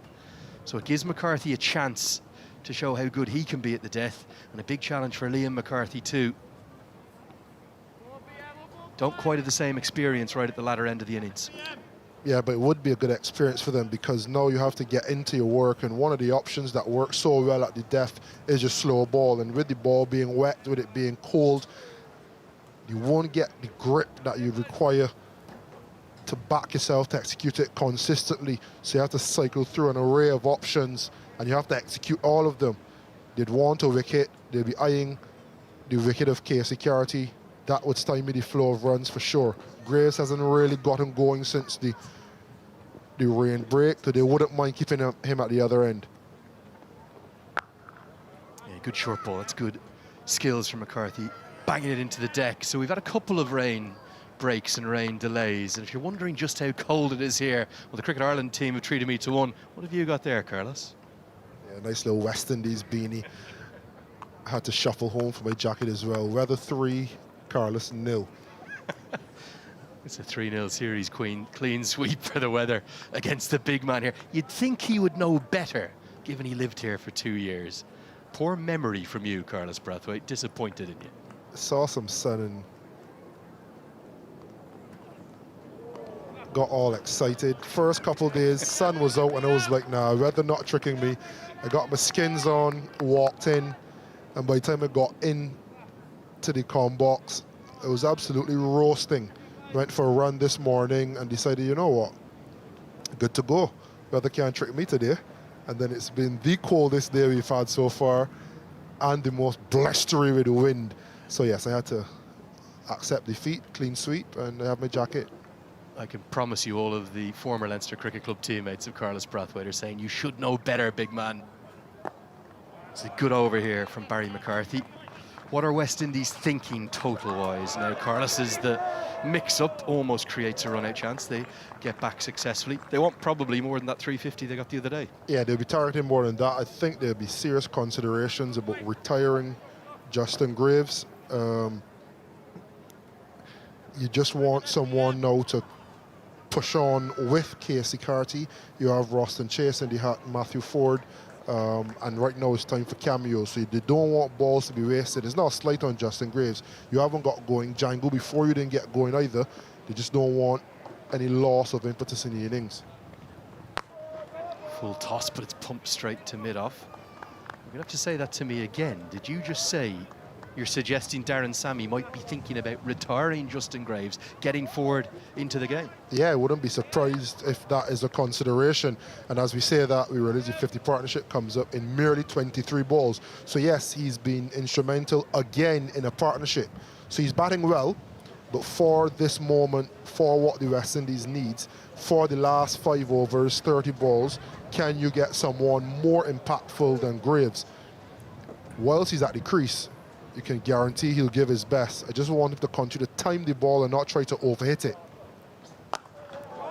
Pulled away by Graves, who says, take that, Carlos Brathwaite. I'm not retiring yet. The 300 comes up. It's 300 for 4.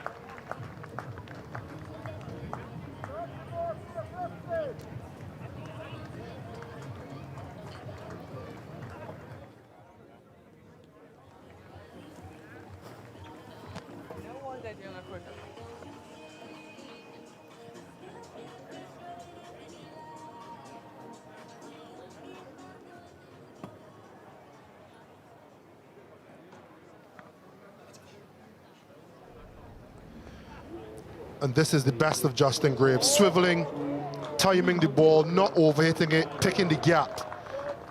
And this is what he can do, this is what he has done at the lower levels and in international cricket.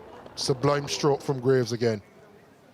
I was a little surprised to see him walk out at 6. I thought they might roll the dice, given that hot streak of form that Matthew Ford would have walked to the middle with. Thought they might have gone with him. Going to be Liam McCarthy in for his 8th over. Goes to the block hole. There's a few wise judges that felt as though, as the 150 comes up now for Casey Carty, of 134 balls, there's some wise judges that say that this young man is as talented as we've seen in the maroon of the West Indies in a long time. The first ever from St. Martin to play for the West Indies. He goes to 150. Sensational from Casey Carty, not just getting a start, not just building partnerships, but now going really, really big. It's a massive knock so far.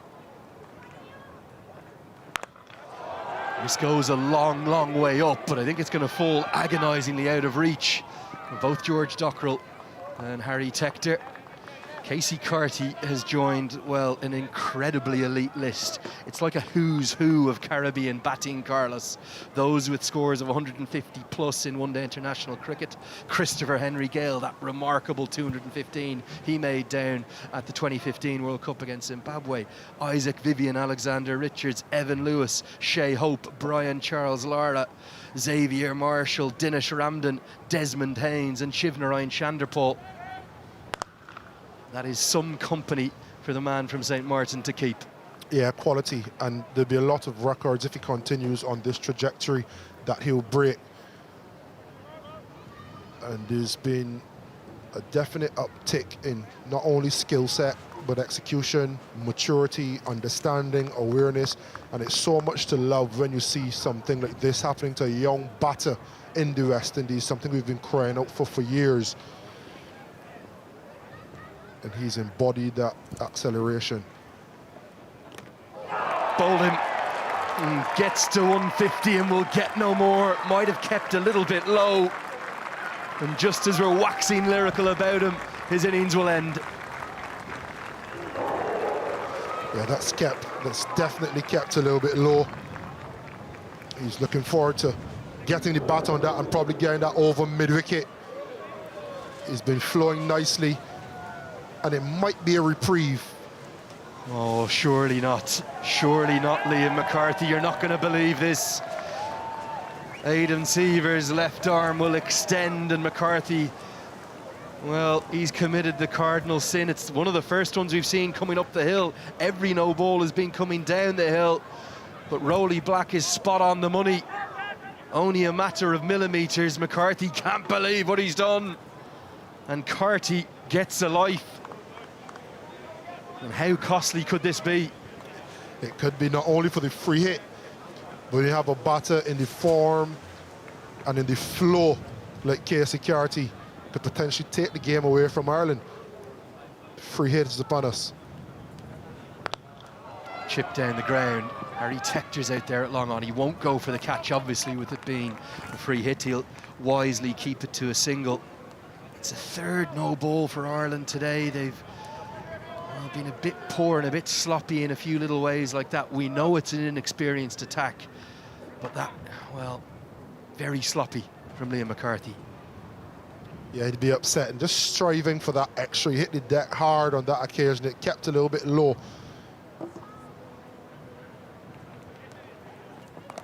Bangs it into the surface. A swivel hook shot is executed wonderfully well. I think it rushed Graves, to say the least, but he is starting to accelerate. Striking at nearly 200 now, Carlos Brathwaite. Very well played again. Anything short, he's pounced on it quickly. And I'm just enjoying him when he times the ball. He's a timer of the cricket ball. It's almost like asking Shea Hope to swipe. You never want to see it, and you probably won't ever see it. And if he can commit to continually timing the ball, whether going straight down the ground, aerial, or from the shorter deliveries, as he's done well today, then you'll see a better success rate, especially to the fuller deliveries. But since I've even made the insane suggestion that he may be retired, he's viciously attacked that rumor. I'm glad you said insane. You didn't force me to do it for you. Comes off an edge, it's going to race away to that really short boundary. It's 4 more. He's striking, well, bang on 200 pretty much now. Another expensive over, could have been a wicket in it, but there wasn't. It's 3-1-4 for 4. Yeah, not the area he'd want, but bat on ball once again, good intent once again.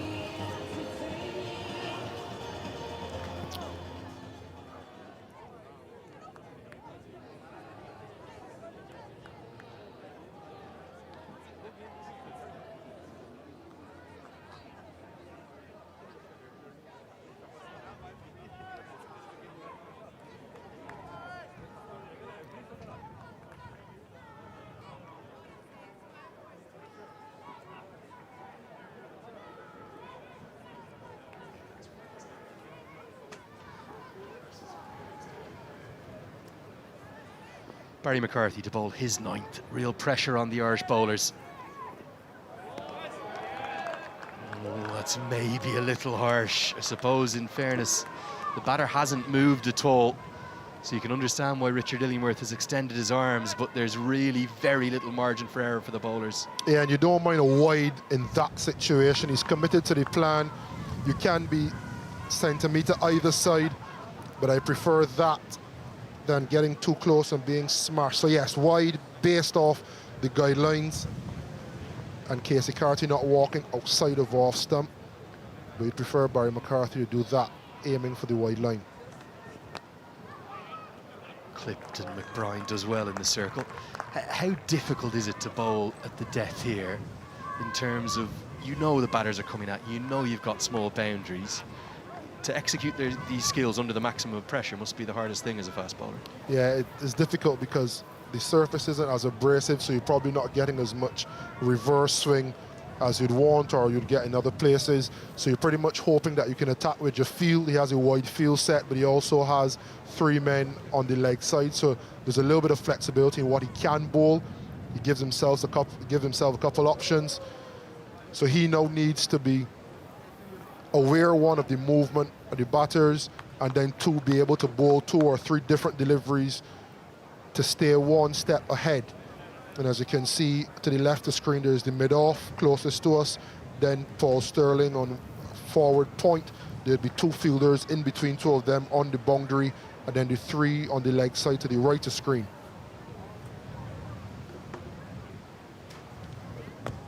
Big juicy full toss, and that's smashed away. Justin Graves has found the accelerator in a big way. He is flying, he's taking up the mantle in this partnership that is maybe taking the game away from Ireland. Well played again, well timed again. Not the best delivery from Barry McCarthy, but we spoke about that wet ball. And because the West Indies batters have put the Irish bowlers under pressure, you will get freebies. You still need to execute with the batting hand, and that's what Justin Graves has done. The last couple of deliveries, he's pounced on anything above waist height. Couple boundaries to the leg side, and then the 6th last delivery. Remember, Matthew Ford is waiting in the wings. Takes the pace off. Did Ireland do that enough 2 days ago? It can kind of turn into a bit of chaos, can't it, when the boundaries are flowing? Did they stay pace on too much to Ford in particular? Yeah, you can go pace off and wide is important. Unless you have big boundaries where you can ask the batters to take the big boundary on. You don't have that in Clontarf for sure. So can you mix your pace up outside of the hitting arc of the batter just like that? So even when they get bat on it, it isn't much damage. And then you mix that with your lengths, your Yorkers. Stunning batting from Casey Carty. Remember his name because he is going to be one to watch for a decade plus to come. He's put on an absolute show across the last 48 hours here. An unbeaten century 2 days ago. And now he might be doubling it up. Yeah, and that is pace off again, as you mentioned, as you requested. Not quite far enough out of the arc. And Casey Carty waited on it nicely and slapped it straight back, attacking that shorter boundary back over the bowler's head. Since that second rain break, it's been carnage, hasn't it? Absolute carnage. And the carnage is going to continue. This is going to go over the head of Andy Balbirnie. Don't rule out a double century yet. If he's still there in the 50th and final, I think Carty may well get there. This is sensational striking. To slap it over extra cover, pace off, and just time it for 6 almost. Yep, disbelief from Barry McCarthy. And destruction from Casey Carty, and a pensive Paul Stirling. Well, this is an invidious position for Paul Stirling. Shorn of his X-factor of Josh Little, who's off the field. Young Jordan Neal injured too. And that is probably going to be a no ball. I think this will be pitching off the cut surface. Illingworth's having a long think about this. It will be a no ball. Obviously, it would definitely have been a wide, but if you do not get it to pitch anywhere on the actual pitch outside the return crease, it's a no ball. Great umpiring, free hit to follow. Yeah, very good call by the seasoned campaigner. As you can see, where the white line, you call that the edge of the surface, and it did not pitch in line. Here's the free hit. Pumped down the ground and pumped all the way. Oh dear. I think we've just seen... Oh, we're going to have an incident here. We've seen a cameraman be struck badly by a low flat delivery. We'll come back to that. It's 342 for 4.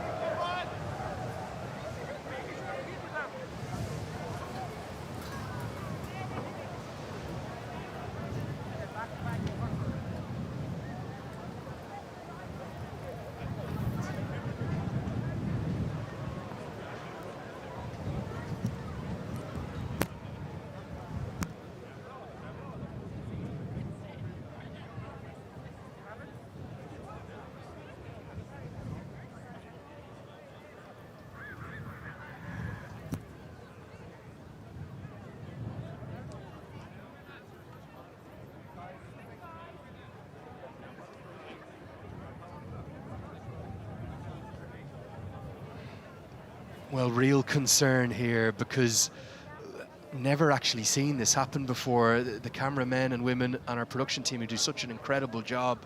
Carlos, that was a horrendous incident there. It was a flat 6 hit with remarkable power by Casey Carty. I think it's Joe, our slips cameraman up there, who's taken that square to the head.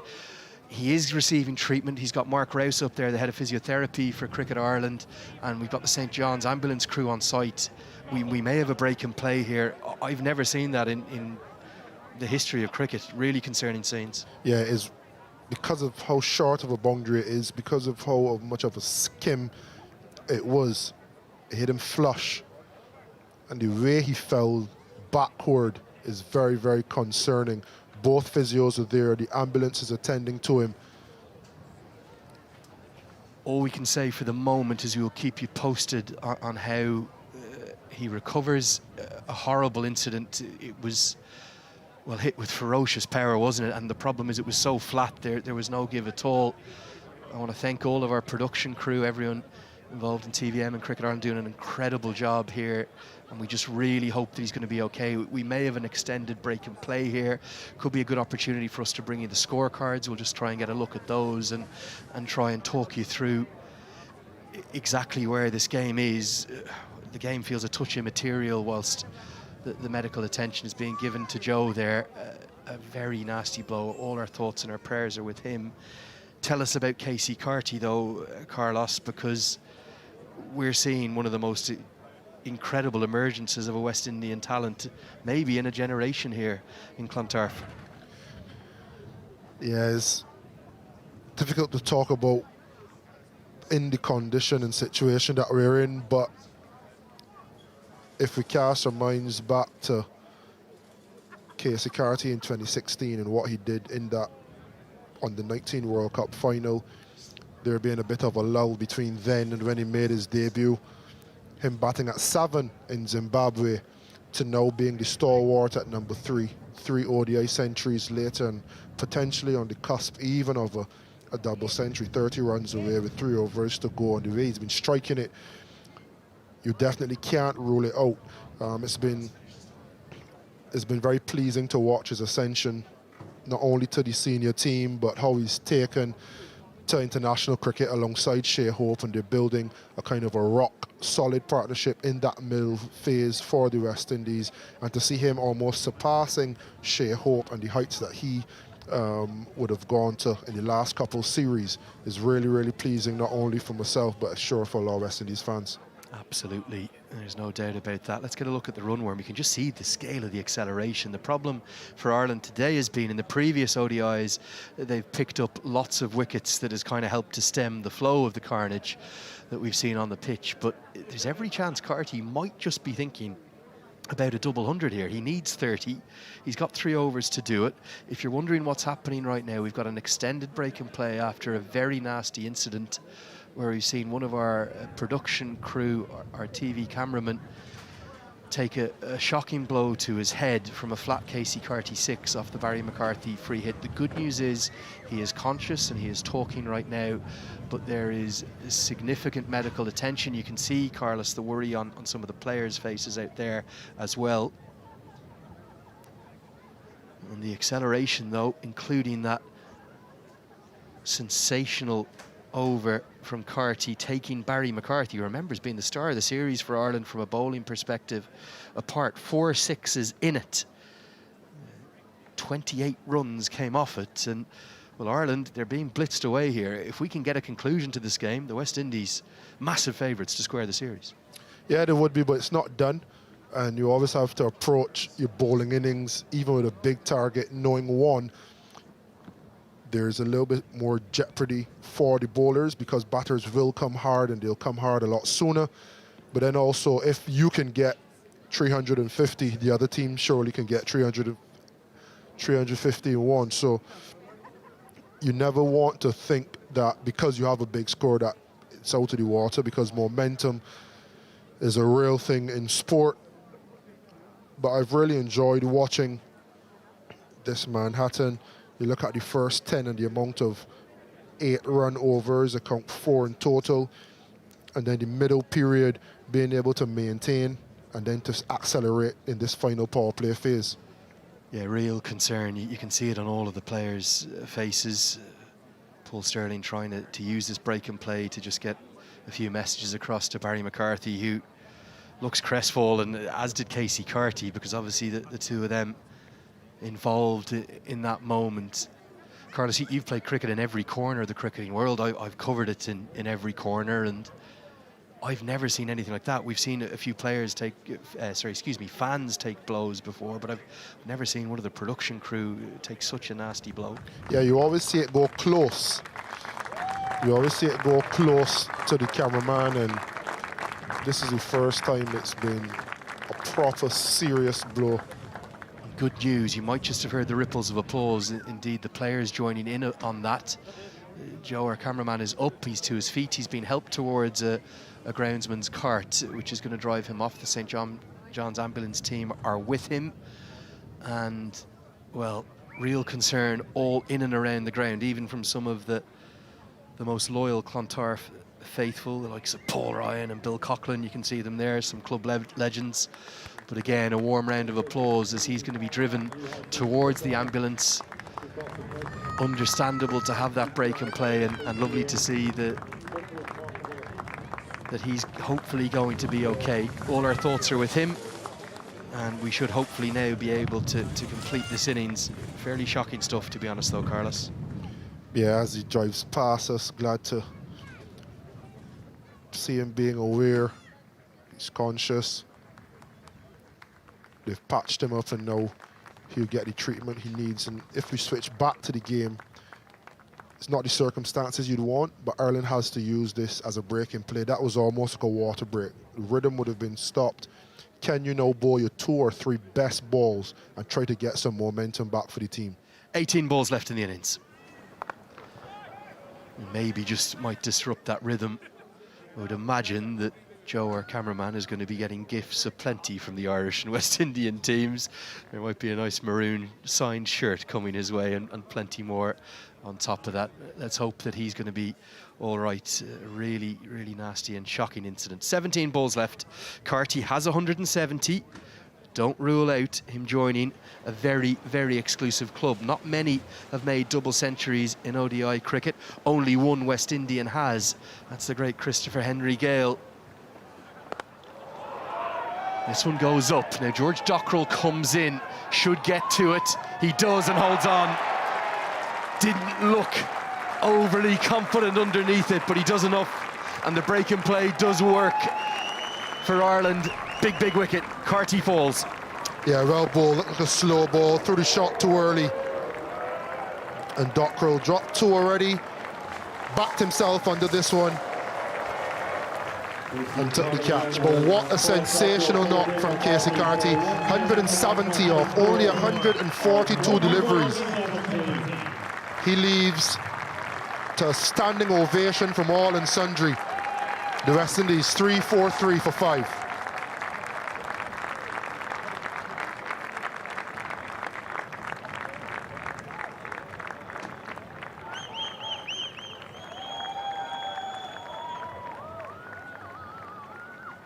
The batter for the West Indies is number 5, Matthew Ford.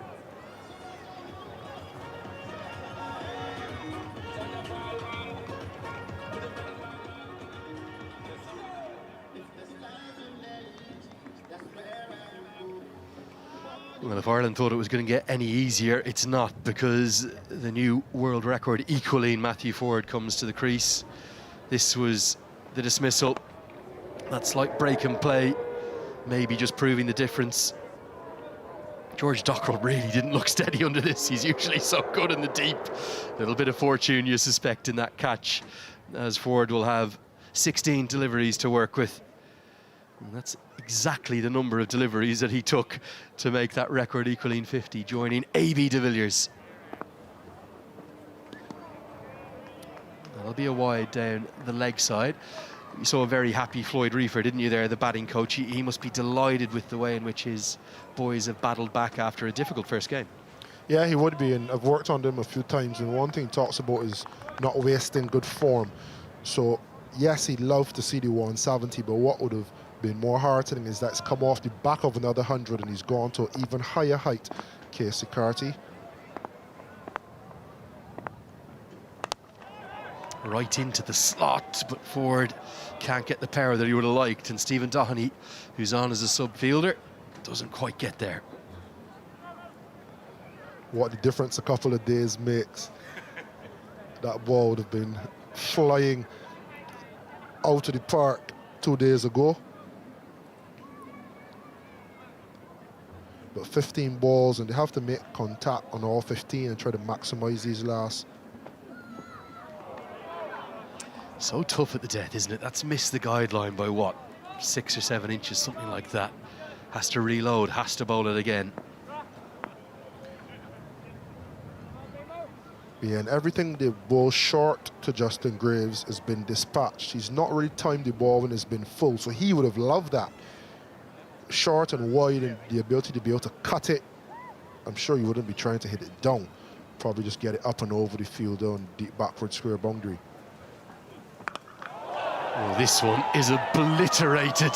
It's gone many a mile. May well be the biggest we've seen in the entire series. The 350 is brought up with real aplomb. He's 45 off 20. It's his highest ever ODI score. This is good striking. Bang! From Justin Graves.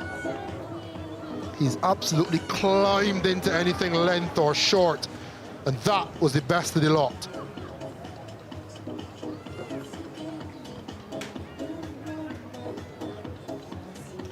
We'll have new balls called for yet again. The noise off the bat there.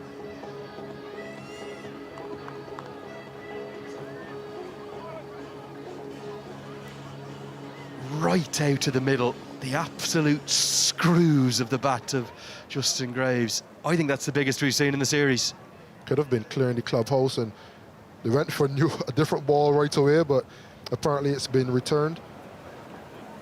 The crack, snaffle, pop. There is no more purer or beautiful noise in a batter's mind than that one. That was right out of the middle. Now pumps it down the ground. Tector tries to get there. Oh, he's ended up overrunning it. And the West Indies have gone past their 352 for 8 that they made 2 days ago that was in a non-result, and they're not finished yet. Good batting against, dragging it straight back. Mid-off is into the circle. And a drop of the shoulder by the ball, and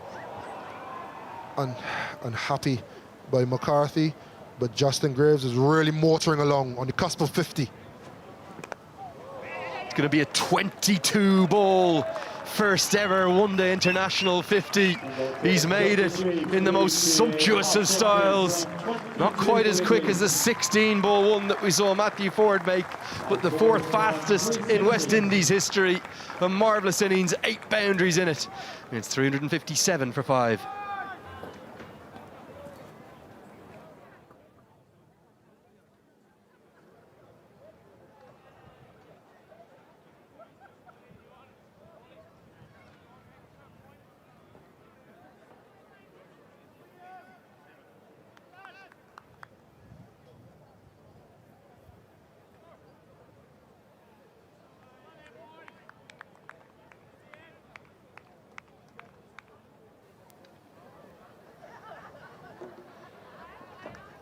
Utterly remarkable acceleration from Graves.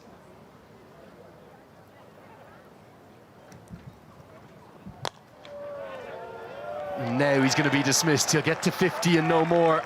Barry McCarthy, whatever that discussion it was that he had with Paul Stirling, has worked the oracle, and the captain's the one who takes the catch to end a fantastic innings. This has been a sublime knock. Sumptuous stroke play by Justin Graves. 50 off 22 balls, perishing, but his job is done. 357 for 6 to West Indies.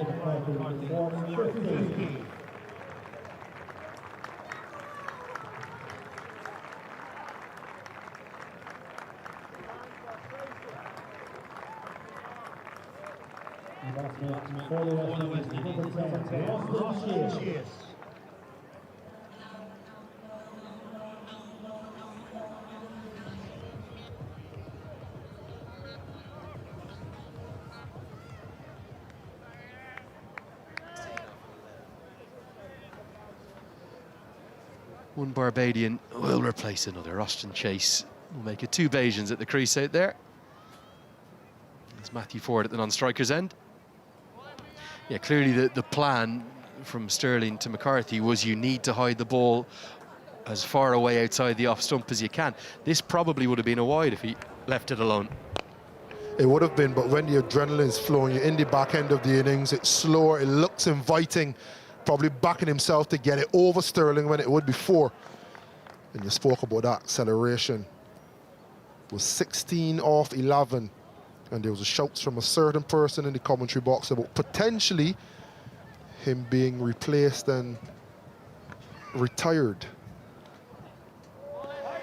And then what ensued was 34 off the remaining 12 balls that he faced, and those are the type of cameos that you want from your number 5, 6 and 7. We spoke about it being so important for the West Indies top 4 to go really deep for someone to get a big knock. That's fine, but the other part of that is when one of those guys goes deep, when you have a good foundation, can the remaining middle and lower order come in and be selfless and play really nice cameos? And in second ODI and today, they've all came in and chipped in the middle to lower order.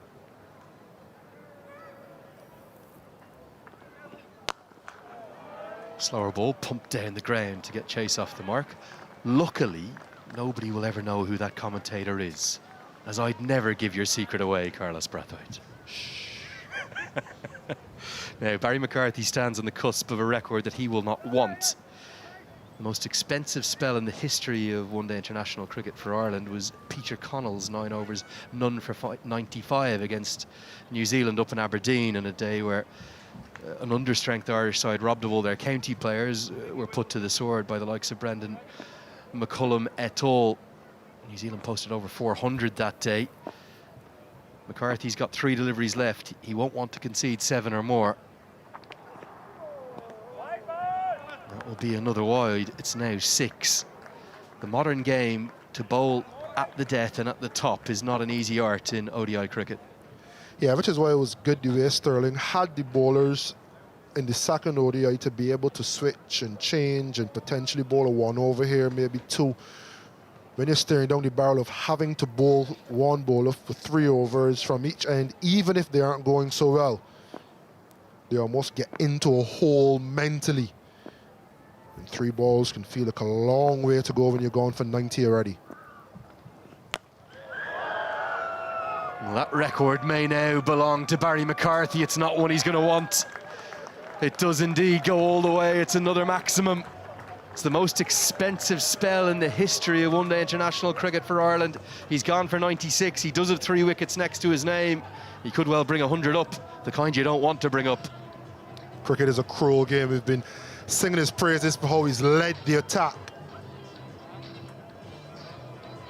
And that is Jordan Neal and debut not being able to get through his second spell. A valiant effort on the boundary, injuring his shoulder.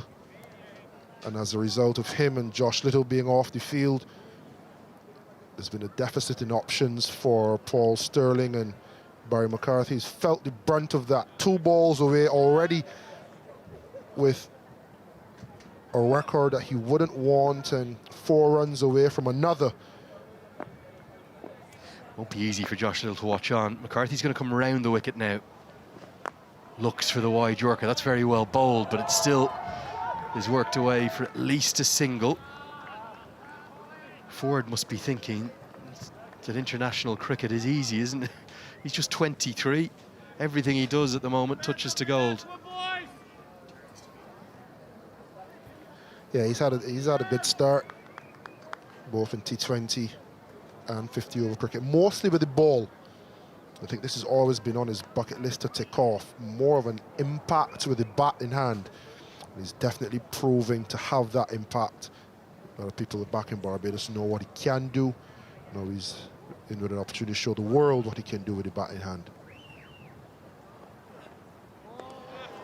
Oh, now that Barry McCarthy cannot believe it. Richard Illingworth, that was a very marginal call. Was this a wide? He's gone a long way outside his off stump, hasn't he? Tough, very tough. But I like the angle from around the wicket as well.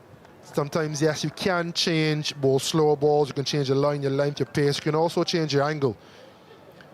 And from around the wicket, when Chase walks across to counteract the angle, you can just go for the juggler and try to hit the base of the leg, base of middle stump. That's an option as well. I think that was very harsh on Barry McCarthy. Here's his final ball. It will go for one. McCarthy will hope it doesn't go for two. The misfield's going to allow the second. It's going to bring up an unwanted century for the leading wicket taker in the series. He'll finish with 3 for 100. It's 370 for 6.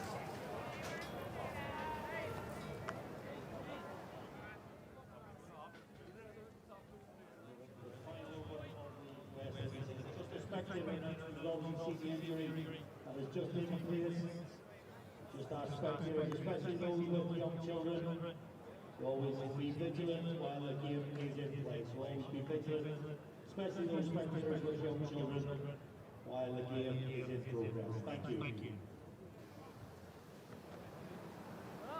Liam McCarthy will bowl the 50th and final over. This innings, well, it feels like it's gone on for an eternity because it has. We've had multiple stoppages in play. It's after 3:30 p.m. local time already. The West Indies are looking to continue to cash in as Ford slashes this one away for 4 more. We could well see the highest total ever here at Clontarf CC. West Indies are hunting it down. Good batting again from Ford. Barbadian flags being raised. So often batters try to go straight onto leg, even with wide deliveries. But he's scythed it over. Miss hit, and this should be easy for Cade Carmichael, and it is. Credit to Liam McCarthy. He found 3 wickets 2 days ago. He's got 2 today, as Ford's very short stay at the crease ends early. Yeah, change the length. Square leg been brought into the circle. Double bluff. Rewarded with the wicket, Liam McCarthy. Well deserved. Rushing forward on that occasion. And easily pocketed by Carmichael. Ford gone for 12 off 5. West Indies 374 for 7.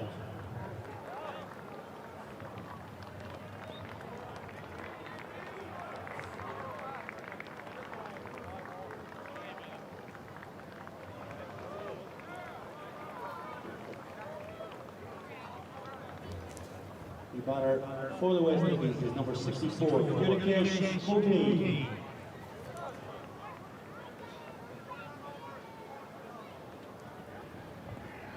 Well, the batters just keep coming, don't they? Gudakesh Moti, very, very capable all the way down at number 9, 2 international 50s to his name. But Liam McCarthy certainly is at a debut series to remember, isn't he? He's got a little bit quicker as the series has gone on, it feels like to me. Yeah, he's grown in stature from that first game where he felt as though he was hitting the bat hard, but he was bowling within himself a bit. And he's really starting to understand international cricket. Yet young, 3 games in.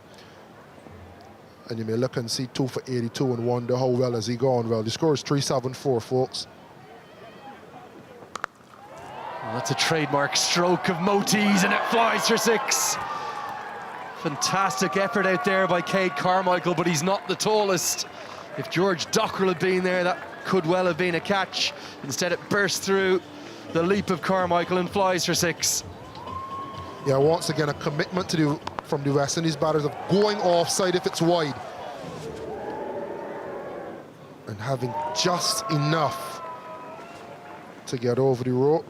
And still 2 balls remain. How deep is this West Indian batting lineup with Gudakesh Moti all the way down at number 9? And I tell you what, Azai Joseph at number 10 would want you to call his name as well, with a couple of test 50s to his name. But we haven't seen the best of them because sometimes they've been in too early. When you have a good partnership like you had with Carty and you hope that they can set a foundation more often than not, then they come into their own. Where these cameos now can push the total from what would have been a 340, 330 into 380, approaching a record in Ireland for West Indies versus Ireland. Pumped down the ground, and that well sums up the innings. It's going to be a boundary to finish, and it is the highest ever one-day international score here at the historic ground of Castle Avenue. The first ODI here was back in 1999 in the World Cup, where the West Indies beat Bangladesh. And in the 28 ODIs in total that have been played here now, no one has made as many as the 385 that the West Indies have plundered here. Despite the showers, despite the interruptions, headlined by Carty's remarkable 170. Justin Graves dashing 22 ball 50 and Shea Hope's marvellous 75. They've made 122 off the last 8 overs, Carlos Brathwaite. What have we just witnessed? Carnage, absolute carnage. But it's everything that happened in the first 42 overs from the batting unit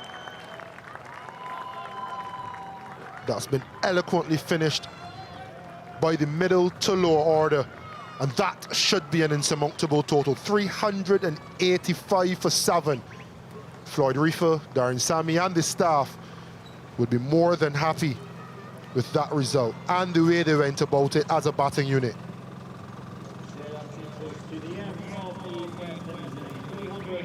There's a very happy looking consultant coach who's got maybe that Irish blood running through his veins, but Kevin O'Brien has guided with the information about all of that Irish attack to help that West Indian batting lineup bounce back in a big way 2 days ago and again today. 170 for Carty. It's going to be a joy to watch him in the years and decades to come continue to shine in the maroon of the West Indies. Justin Graves accelerated quite audaciously with a remarkable innings. Django was the only one to struggle. Shea Hope is all class, as he always was with his 75. The big problem for Ireland, those 4 no balls and 21 wides were part of a 27 extra effort. It's 385 for 7. For the bowlers, not a huge amount to cheer, but both of the McCarthys in the wickets again. Yeah, expensive, but they got wickets, and they were handed a raw deal with Neil and Little being off the field. As you can see, Neil 5 overs on debut, Little 7, and they didn't come back after the final rain resumption, which forced McBride to bowl a couple overs, Dockrell to bowl a couple overs going into the death, and Barry and Liam McCarthy finishing. So while they'd be happy with the right-hand column 3 and 2, they would be upset with the runs per over that they achieved those wickets. And all in all, not the best day at the park, 385. And that is the total that Ireland would have to score to win the series 2-0. Well, it would be record-setting in so many ways if they could hunt down this 386. Remember, we're not certain whether Jordan Neal is going to be able to bat or not on debut, so it may well just be the 10 batters. Who knows if Joshua Little's going to be able to get out there to lend our coverage for the first innings. Don't go anywhere too far. I'll be back inside 30 minutes' time with all the action as Ireland will look for a historic series win.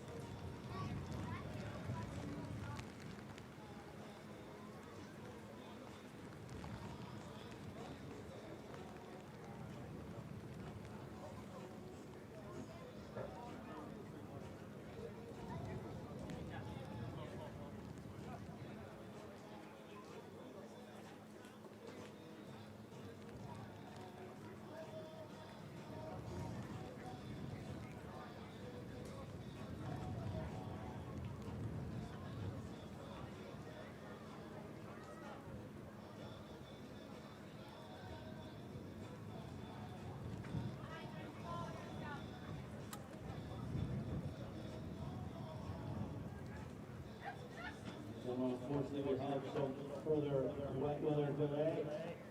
The Ireland innings was due to start at 7 minutes past 4. Obviously, with the conditions the way they are at the moment, match officials are indicating there will be a delay to that Ireland innings. But we'll bring you as much detail as we can as soon as we have it from the match officials.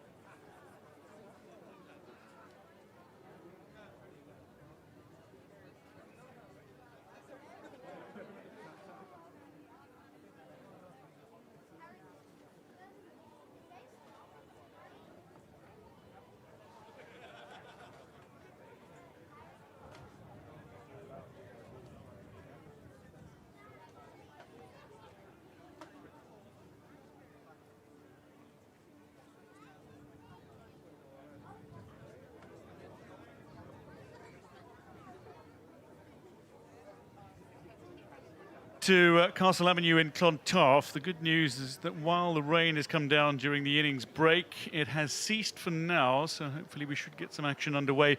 But the Ireland innings has been delayed due to rain. The review will take place by the match officials when appropriate. There are a few dark clouds still about and still very much overcast conditions, but the good news is from where the weather is coming from, it is bright and breezy. Isabel Joyce is alongside as we look back at the West Indies innings. 385 for 7 in a men's one-day international. It is the highest score ever at Clontarf. It is a mammoth total. Take us through that scorecard, that knock by Carty. Well, it was almost rinse and repeat from day 2, but they did even better, West Indies. 170 from 142 balls was quite incredible from Carty. And then they backed it up after him. Hope, 75 at a run a ball. Django Greaves and Ford all contributed along with Chase and Moti. Even they were able to go at better than a run a ball to help West Indies to a record-breaking total, 385 for the loss of 7 wickets. So for Ireland, they'll have to break a record twice in one day if they're going to chase it down. Barry McCarthy, well, he went for the round 100 in his 10 overs, 3 wickets to his name, so that'll put salve to the wounds as he thinks about it later tonight. But Liam McCarthy took 2 wickets as well. Very expensive 93 for him, 1 each for McBride and Dockrell. McBride easily the pick of the bowlers. Little, unfortunately, couldn't come back and complete his overs as he's nursing an injury along with Jordan Neal. So Ireland's cause wasn't helped by the loss of 2 of their bowlers during the game. And well, you wonder if we're going to see them with bat in hand if we get a chance to get back out there. The rain's still thinking about coming down. So that the summary as things stand. Ireland require 386 to win from 50 overs. Carty top scoring for West Indies with 170 off 142. Barry McCarthy, having picked up 3 wickets today, means he's got 9 in the series. So leading wicket taker by some margin in this series here at Clontarf Cricket Club in North Dublin. So the covers remain on. The Ireland innings has been delayed, but they will be chasing a target of 386, 128 runs off just the last 8 overs. That's 16 runs and over in the last 8 for this West Indies side. That's a titanic way to finish, but one of those batters who really stood out was Justin Graves. He's far quicker than a run a ball 50. He's been really impressive right throughout the series, and this time he managed to get past the 50 mark. He made 35 and 44 in the previous 2 games, so he was building up to this, you'd say.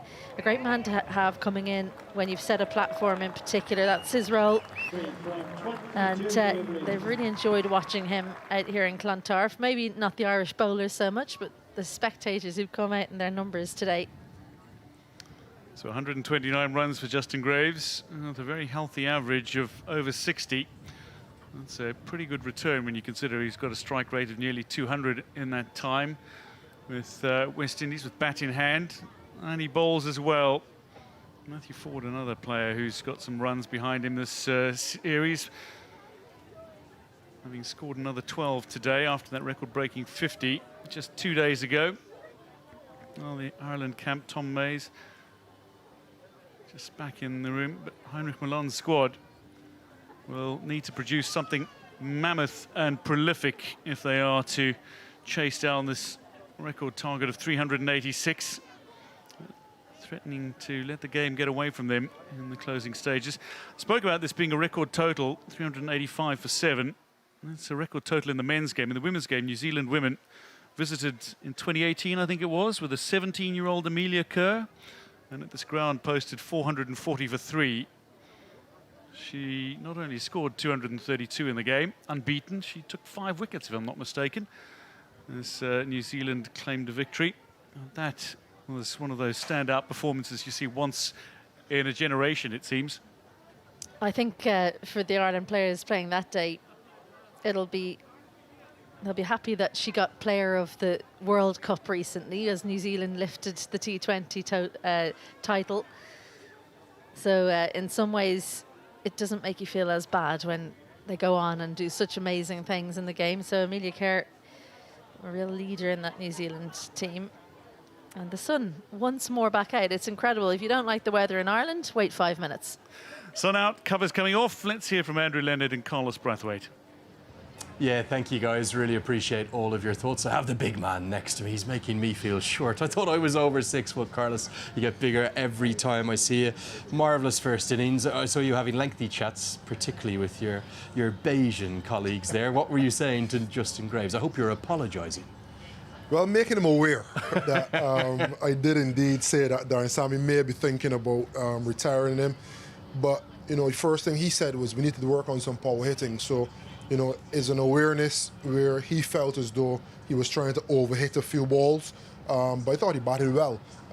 Just at that point in time, he was 16 off 11, trying to overhit the ball. I think when Ireland went shorter to him, it played into his hands a little bit more, and that was the majority of the conversation, to be honest. The way you time and control the shorter deliveries and the strokes you play across batted, add that same composure to the balls that you're hitting down the ground. He's good enough, he times the ball well enough. His way of scoring quickly in the death overs won't be the same as mine. His is going to be timing, over extra cover, over mid-off, etc. Plenty of quality there, a 22 ball 50. This is something I wanted to talk to you about, Carlos. This ICC men's ODI team rankings table.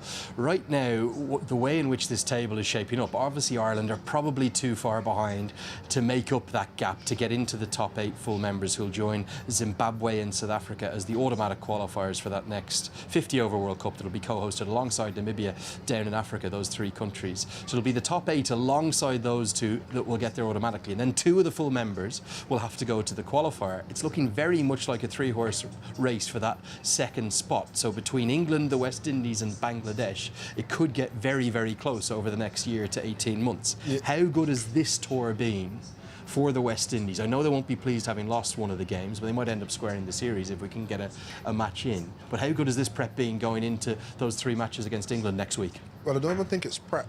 They're taking these games very seriously. They were talking about losing 3 points, losing the first game, potentially it being a 6-pointer if this game goes awry as well. So there's an understanding and an awareness around where they are in the table. They would have loved to obviously won this series 3-0. They were 83 points, one behind England. Then going into that England series, it's basically a straight shootout. As it stands, it is not that. So they have to obviously take care of this first 50 overs if they are allowed, and then go to England a little bit further behind than they would want. So I think that's good news for Irish fans that the West Indies are taking it very seriously. Good news for the ICC as well, that there's a level of importance and awareness around how important every single ODI game is. Some good signs. You can see the players just going through some warm-up motions. Alzari Joseph, the big Antiguan, will certainly have a role to play, likely taking the new ball. Looking forward to seeing Jayden Seales as well. Just to give you that schedule for the West Indies there in England, they're going to play 3 ODIs starting in Birmingham, a ground you know ever so well, on Thursday the 29th of May. The second ODI in Cardiff on the 1st of June, and the third a day-nighter down at the Oval. There's every chance with the form that we've seen the batters show in particular here that the West Indies might be thinking about a series win over England despite it being away from home. Oh yeah, if you're not thinking about series win, don't go. It's going to be difficult. You're playing England at home. They themselves have had some white ball challenges, but if you ever leave your own home going to other shores and don't think that you can win and compete, then it makes no sense going. So yes, they'll definitely be going looking to win. England has a new white ball captain established and not filling in Harry Brook, so they want to put him under a little bit of pressure. But in 50 over cricket, the principles and the basics remain the same. You get a good knock from your top 4, try to go on all the way to get 100. You get some cameos from the middle to lower order, which they've done really well. So they have 2 strong templates. Now, will it materialize in 350 and 380? Maybe, maybe not, but at least 300, 320. Is it pleasing or is it worrying that they've made these 2 totals without really anything from Brandon King and Evan Lewis up at the top? Is it maybe somewhat pleasing that they've managed to get 350 plus and their openers haven't fired yet? Well, I think it's pleasing regardless of who gets to 350. And it just goes to show that if you can get something from the top order, then maybe that 350 comes in a different way. Maybe a couple 70s or 80s at the top, and then not getting all the way down to the back end.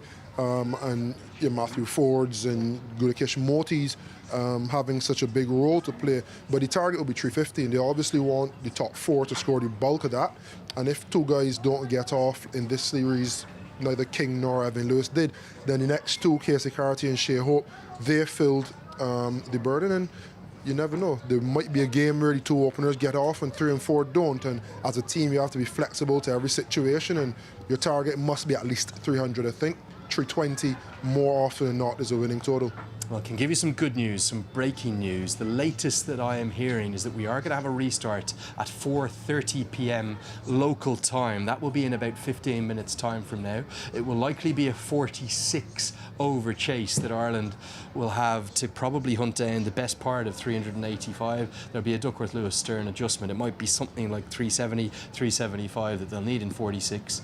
Is there a realistic chance for Ireland to even get close to this, or have the West Indies already taken the game away from them? There's always a realistic chance. What I would say is that they would have to start well, not only to get the best part of 300 or how much ever they'd have to chase, but if the rain does fall and they're well ahead of the rate and not lose many wickets, then the subsequent challenge will be a lot less. If they lose a few wickets or they start slowly, then it'll be really difficult for them once you have any more stoppages or any more restrictions. Okay, the latest I'm hearing, 363 the target is going to be in 46 overs per side. We've seen some rather schizophrenic weather today because there's glorious blue skies surrounding us all around this Castle Avenue ground.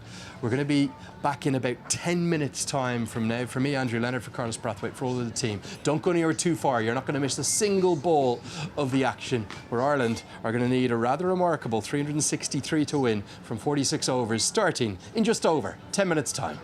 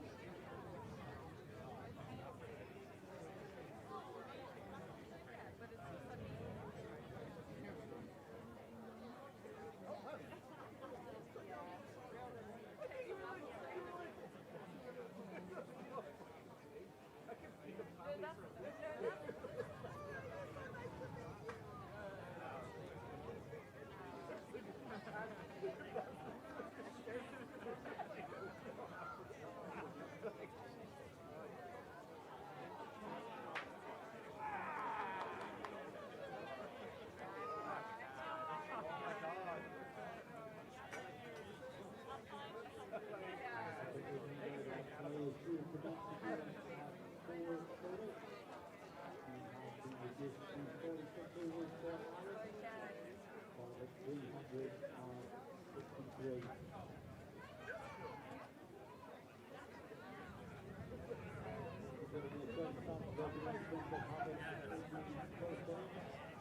The winter cycle and all spectators to be vigilant at all times while the game is in progress, especially those that drop silver and the cameras today.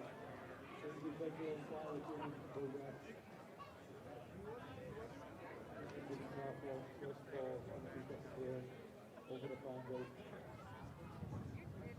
We hope that the cameraman and killer there is safe and well.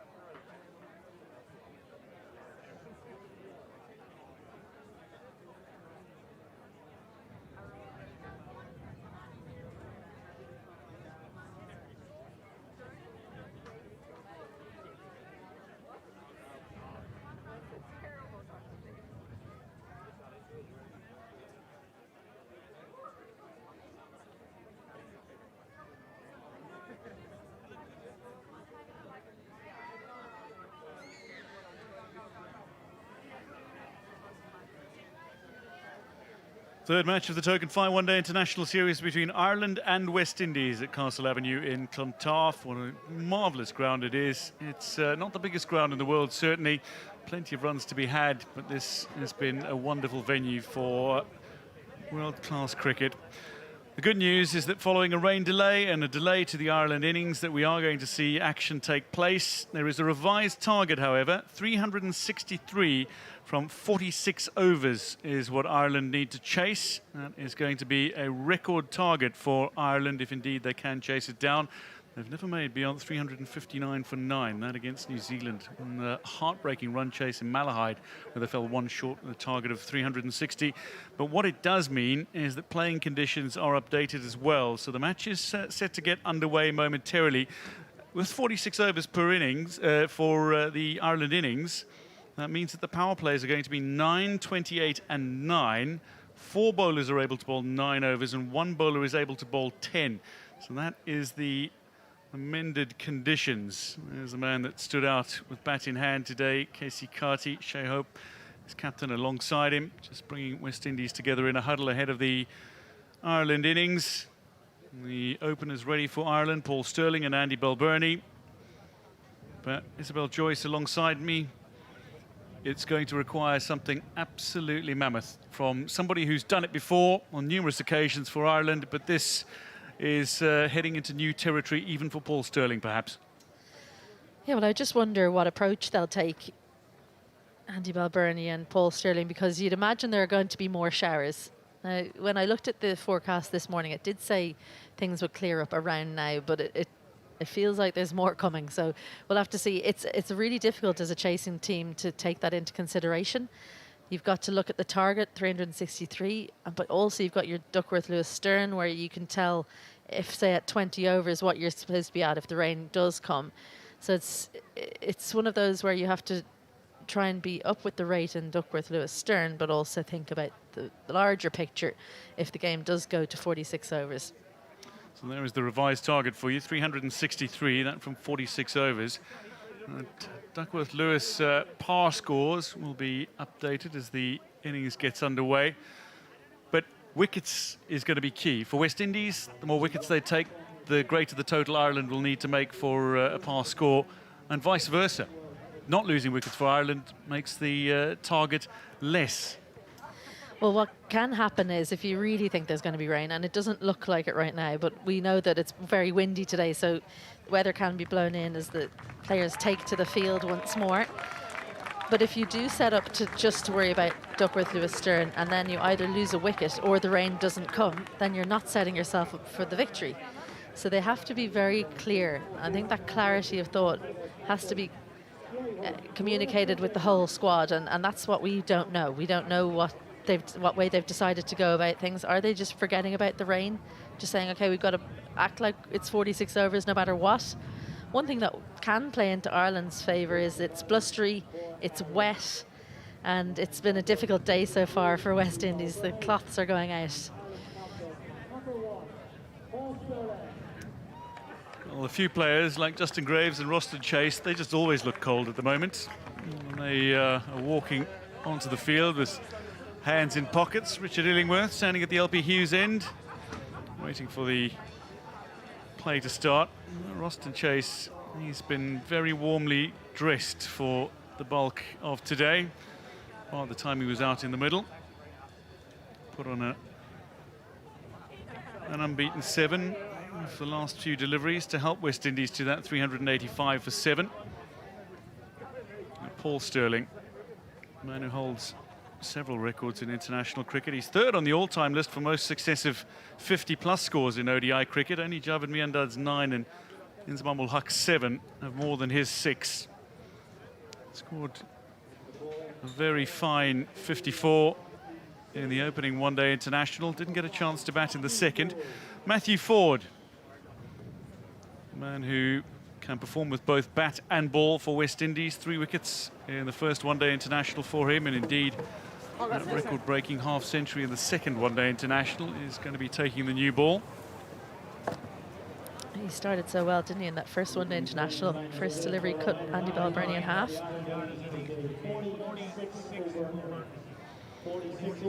Paul Stirling and Andy Balbirnie opening the batting for Ireland as they attempt a record chase. 363 their target from 46 overs.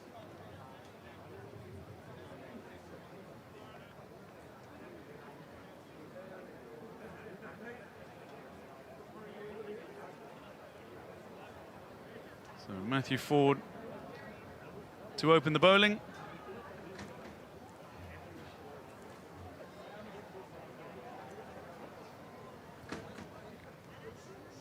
Aidan Seaver standing at the City end.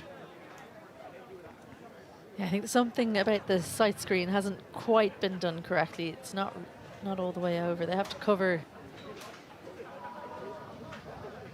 They have to cover the advertising hoardings every over to try and make sure that there's nothing distracting the players behind.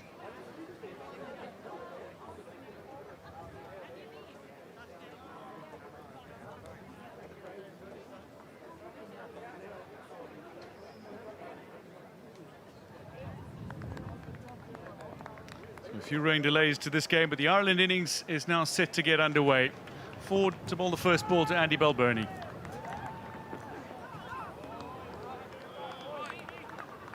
Starting down a wide channel. Balbirnie is known for his patient start to innings. Scored a century in the opening game.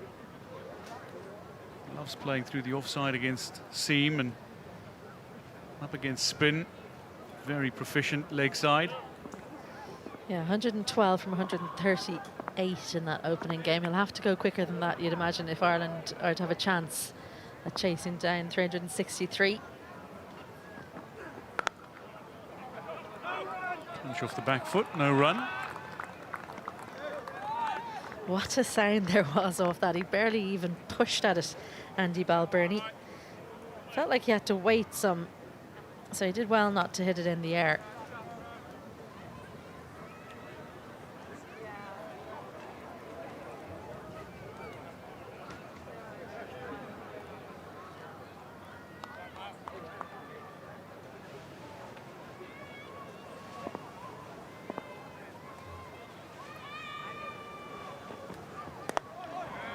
Plenty movement for Matthew Ford, but Balbirnie solidly behind it. So 3 dot balls to start. I think if you're watching this at home and you think it must be very, very warm, you can see the sweat on the brow of Matthew Ford, the sun is shining, well, you'd be mistaken. It's pretty chilly. If you could see Carlos Brathwaite's coat right now, you'd have a good idea of just how chilly it is here in Clontarf. A stiff breeze adding to that.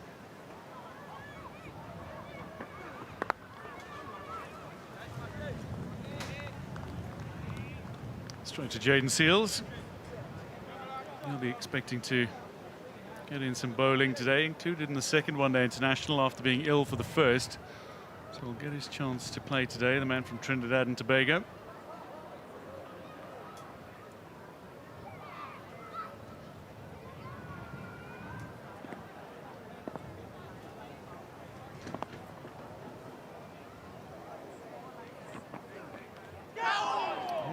Took an underside, took an edge off the underside of the bat. Just dropped short of Shea Hope. Well, the sound, everyone heard the sound, didn't they? Everyone around the West Indies team went up and they got excited, but it was the wrong edge. You want that to be the top of the bat so that it shoots up, but the bottom. So Andy Balbirnie, a lackluster shot, truth be told.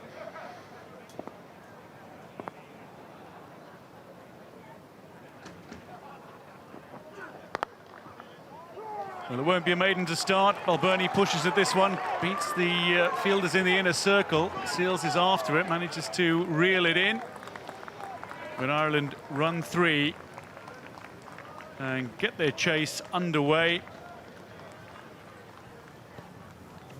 At the end of the opening over, Ireland are 3 without loss.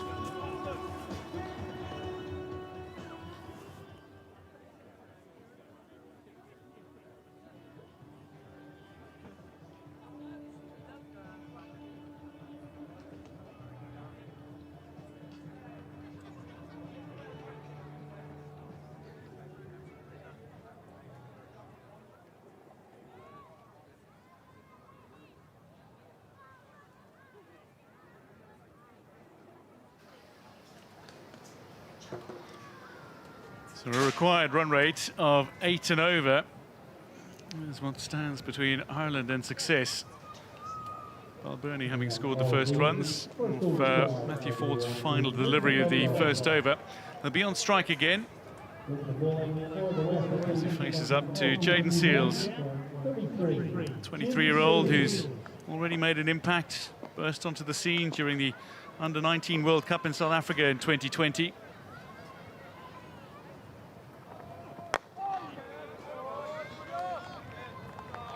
Lovely, easy approach, isn't it? We missed seeing him the first game. Jayden Seales, he was under the weather, I believe. He was supposed to start the 3-match series, but he was carded then to play in the next game. He watched his teammates hit it to all parts and then lacked the ability to show us what he can do on that occasion because the game was rained off, of course, but any fears he had that there was going to be a repeat today, at least he's got out there. He's bowling his first over in Ireland.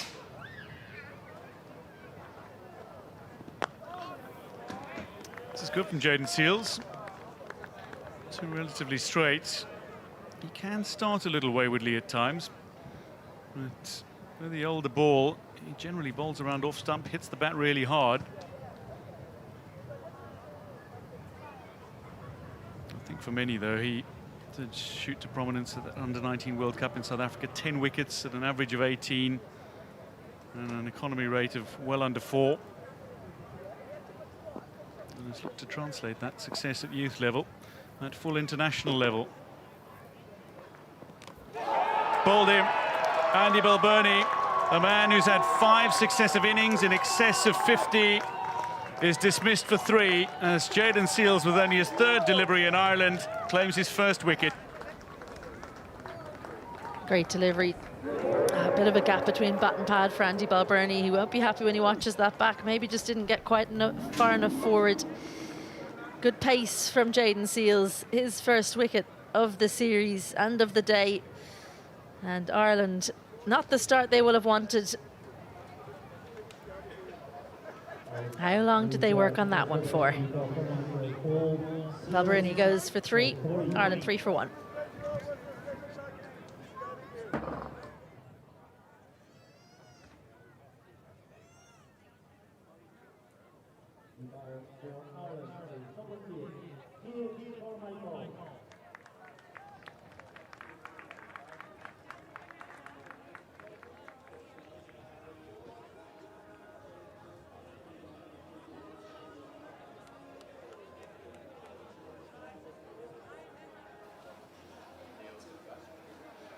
So Ireland 3 for 1. Ideal start for West Indies, taking the wicket of Andy Balbirnie, Centurion in the first one-day international in just the second over. Cade Carmichael, debutant in that first one-day international, marches to the crease for only his second innings. One-day international level, and he's facing Jayden Seales, who's just bowled Balbirnie with a ball that got some movement, certainly.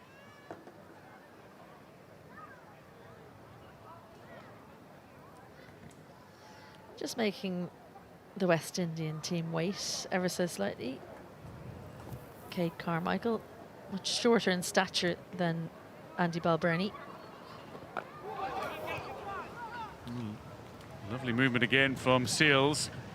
Carmichael looking to run that to the offside. Yeah, just a little bit. He's already angling it in, but he does get it to move off the straight on that occasion. I'm not so sure that the one that bowled Andy Balbirnie moved that much. It's an awkward length. He gets good bounce, Jayden Seales. So it's difficult for someone like Carmichael in particular, who's not, like I said, he's not that tall. So that extra bit of bounce will cause him more trouble than a taller man. Lovely shot from Cade Carmichael. It's well fielded by Casey Carty. 278 runs at an average of nearly 93 this series for Casey Carty. And now he's producing some heroics in the field as well. Massive smile on his face.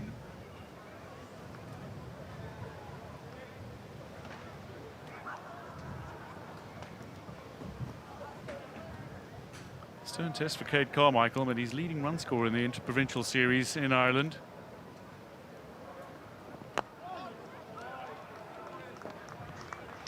Well, that is a wicket maiden for Jayden Seales to start. 2 overs gone. Ireland 3 for 1, chasing 363. Well, how they missed him on day one. Jayden Seales, maybe he was the missing factor. Ireland winning that when they got 303 for 6 in that first game, and it felt like they were missing him. It was Shamar Joseph who was in instead of him. He went 0 for 51 from 7. And there is the man that they'll want to get out. Once he goes, or if he goes, they'll feel like they're marching toward victory. 21 required to get to 6,000 ODI runs. A remarkable feat if and when he achieves it. Yeah, a couple of batting milestones potentially for Ireland today. Harry Tector as well, 8 away from 2,000 one-day international runs. He's in next for Ireland.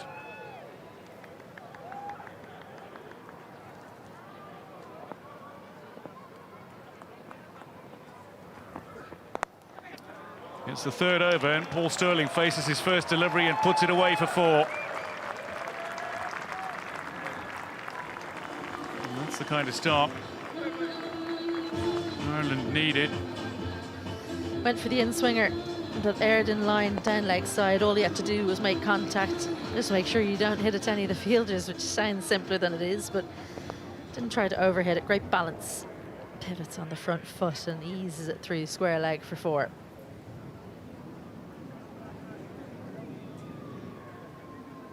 Consummate ball striker is Paul Stirling. Very effective at finding the rope, particularly in T20 international cricket, but he brings that into one-day international cricket as well. Only Babar Azam has more 4s than Paul Stirling in T20 cricket.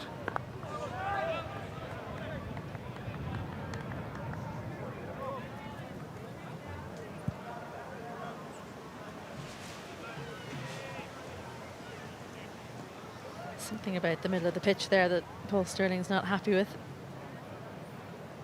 Doing some gardening.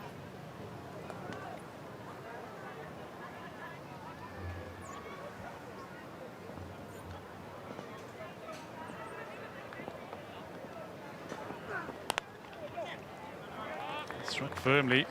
Roston Chase down very quickly to his right. It's a good bit of fielding considering he's left-handed.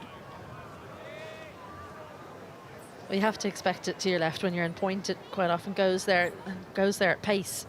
You usually have one of your best fielders there, especially in the opening stages of an innings.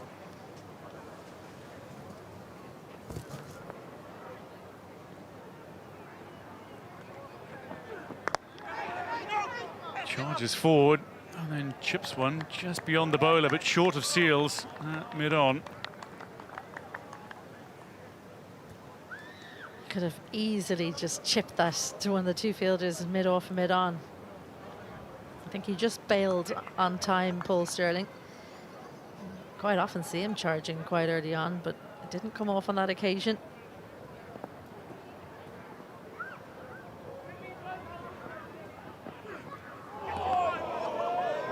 Rises sharply, holds its line. What a delivery this is. Just angles it in and ever so slightly goes away. And Paul Stirling just having a chat with Aidan Seaver because Matthew Ford enjoyed that and continued running right down the pitch, which is, I think, why Paul Stirling and Cade Carmichael are making such a show of getting things off the actual playing wicket.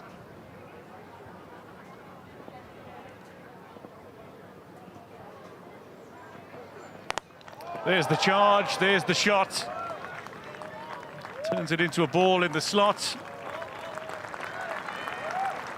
And away to the boundary for 4. Ends the third over. Ireland 11 for 1.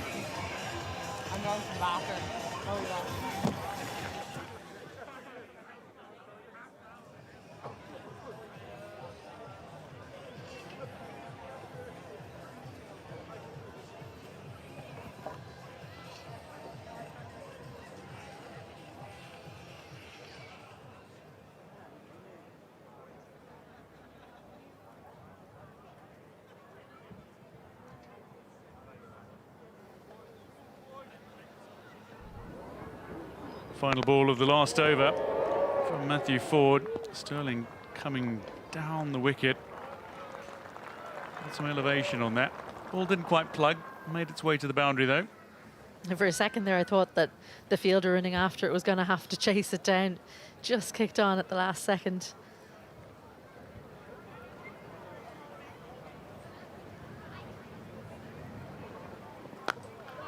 Shot by Cade Carmichael. He gets his first runs.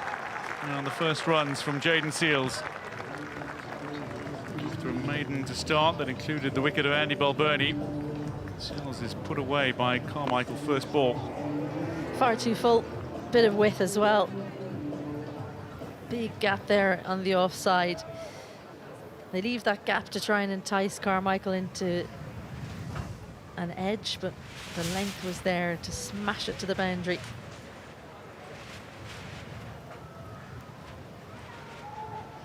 Blustery day here at Castle Avenue in Clontarf.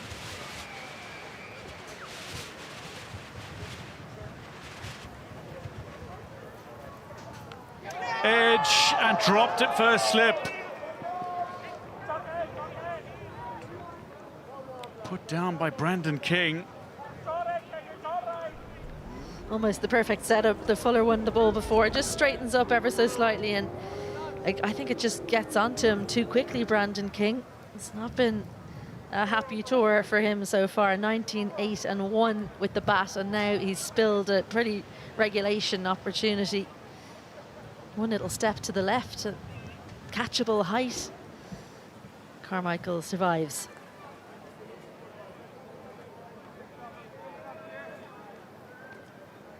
Carmichael dropped on 4 by Brandon King.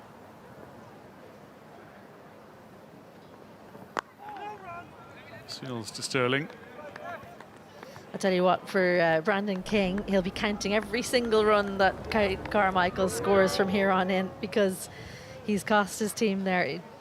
He'll only find out how much when and if Cade Carmichael gets dismissed.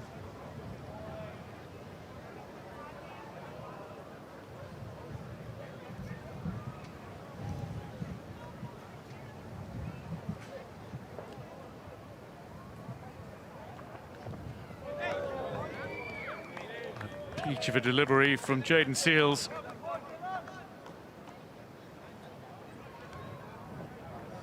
Good leave this from Paul Sterling.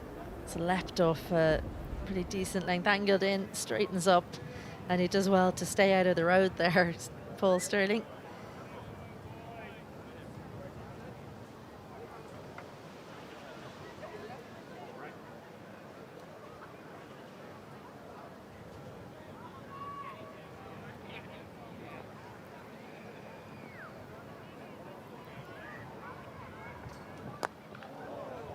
Charges Seals, catches the inside edge of the bat and will get a single. Yeah, it's excellent batting, because Paul Sterling's trying to disrupt the length. What he wants probably is more width. That was angled in at the body, so he couldn't free the hands. Skews off the inside edge for a single. When we were talking about Ireland chasing down this adjusted 363 target, we weren't really thinking about how they're going to have to negotiate the two new balls. Can't just go from ball one. A skillful opening bowler is moving the ball around here, making things difficult.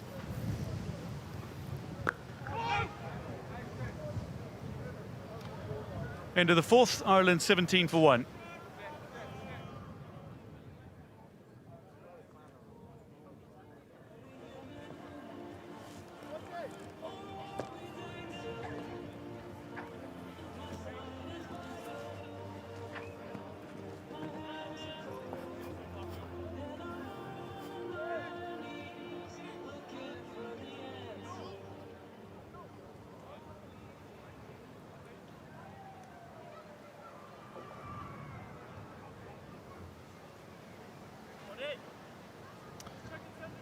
Ireland have got a long road ahead if they are to claim victory here. West Indies feel very much in the ascendancy, given the 132 runs off the last 8 overs they scored in their innings to take the total up to 385 for 7 with a rain delay and loss of overs, a revised target of 363 from 46 overs for Ireland.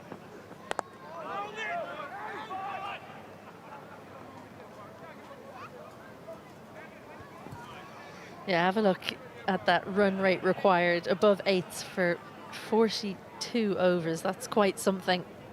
Current run rate just above 4.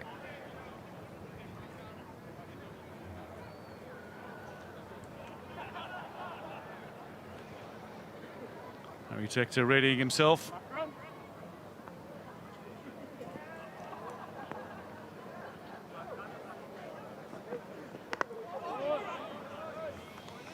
He was thinking about it, wasn't he? Thinking about playing the pull shot. He's just having a chat with himself there, Paul Sterling, about what if I face that again? What shot will I actually play? And yeah, the guys on the sideline, it's a chilly day, like we've said. It's windy. They've been on and off for rain. Difficult to stay ready. Difficult to stay warm. So Harry Tector, nervous energy, jumping around on the sideline. Slower ball put away. Paul Sterling strikes it well, strikes it clean, strikes it for 6. No disguise here from Matthew Ford. Paul Sterling was able to line this up from an absolute mile away. The fingers rolled down the side, the length was there, gets the bottom hand involved, and it's just a flick of the wrists. A little bit of hurling about that.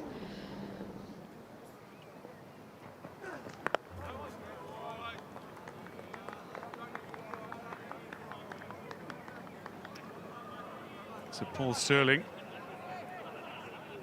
5,994 runs in one-day international cricket.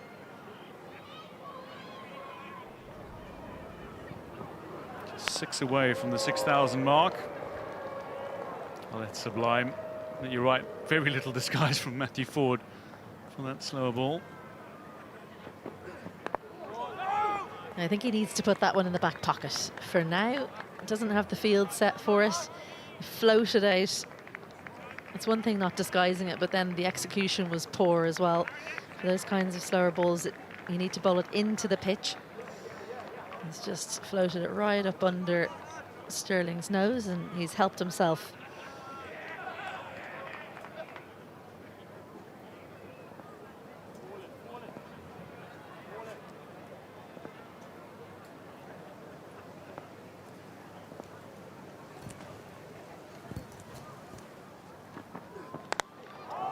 Struck firmly again. Is it going to go all the way? Indeed it has. And that takes Paul Stirling to 6,000 one-day international runs.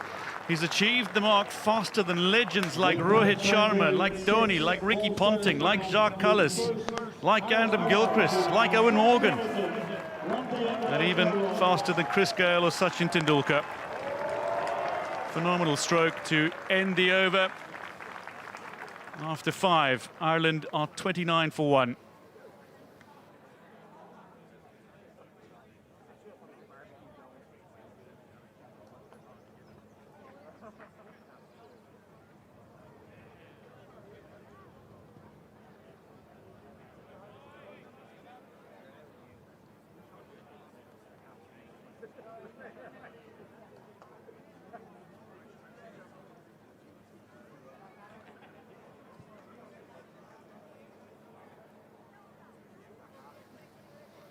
Seals into Carmichael. That is another delightful ball from Jayden Seales, who often gets some movement off the pitch.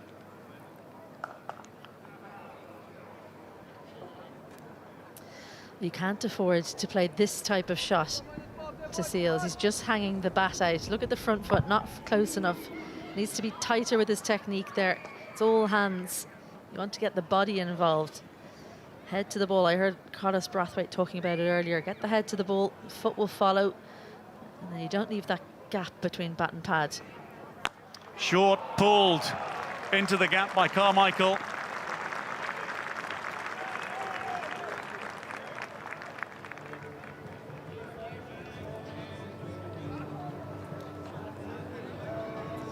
Well, when you are shorter, you've got some problems to deal with, but one of the best things is that when they do drop it even a little bit short, smaller players tend to be good on the back foot. Cade Carmichael leapt into that.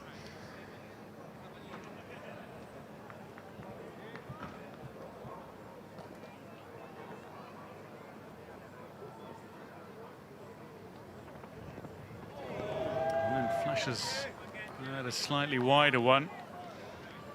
He's begun the Interprovincial Series in phenomenal fashion. 86, 107 and 65 in his 3 innings, and scored a century in the Wolves Tour recently as well. Yeah, that was when he got the inside edge, and again it was a little bit of a gap between the bat and the pad. He was lucky to get some bat on it because it would have gone crashing into the stumps, I think, but he hasn't had to deal with a bowler like Jayden Seales, it seems, in the Interpro Series. A great challenge for him coming into this matchup against West Indies. Inside edge, should just be the one. That brings Paul Stirling on strike. Last over went to 6,000 one-day international runs in a quintessentially Stirling way. Ran to the leg side and lifted forward over the offside for 6. It seems fitting that that was how he did it. A boundary hitter, an entertainer. So for him to go to 6,000 with that shot was very fitting. Certainly a belligerent batter with a natural instinct to play an attacking game. He is a joy to watch, Paul Stirling.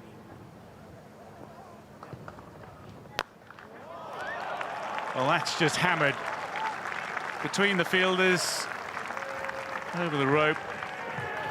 And another boundary. It's Paul Stirling, who goes to 25 rather sharply. Crunched through the offside. It was a little bit aerial, but he got the direction right. And then a great bit of fielding here. Ali McCalmont on the sideline. One hand, if you don't mind.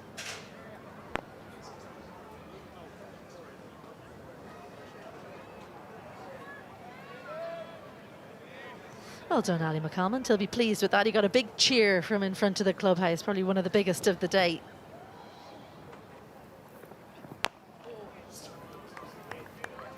Well, looking to get after Jayden Seales. But off the toe of the bat on this occasion. 6 gone, Ireland 38 for 1.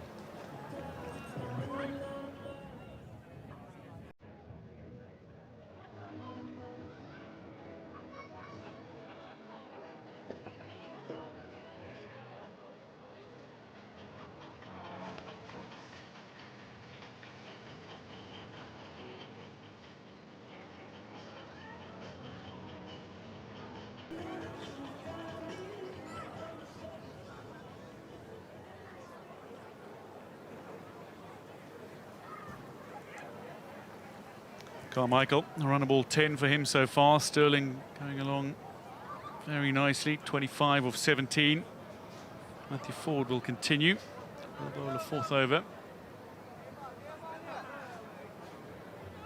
He just looks a little bit susceptible to the balls moving in at him.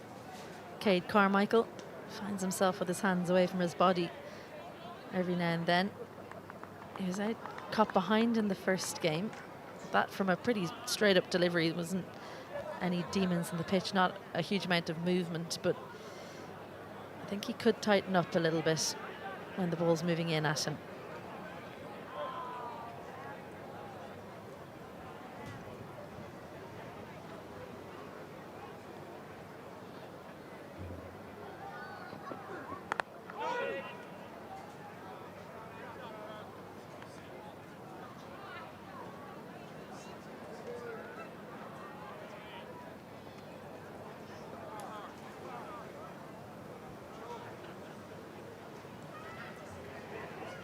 Required run rate of in excess of 8 and over. The run rate currently just over 6 for Ireland.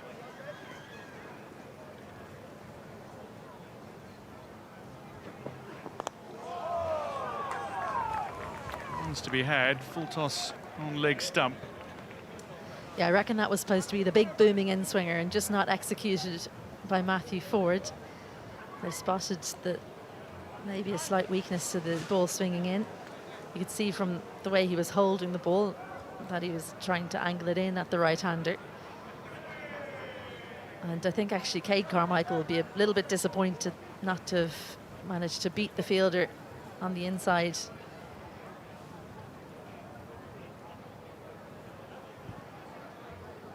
Amazing how a couple of 6s can ruin your figures, hey? He's only gone for 12 runs aside from those 2 6s. As Ford takes a bit of a tumble. He's a man who knows all about hitting 6s himself, of course. 8 6s in that innings of 58 of 19. Yeah, it seems like justified, doesn't it? He's been smashing the Irish bowlers for 6s the other day, so he's got a taste of his own medicine today. Not something you're necessarily expecting when you're bowling your opening spell.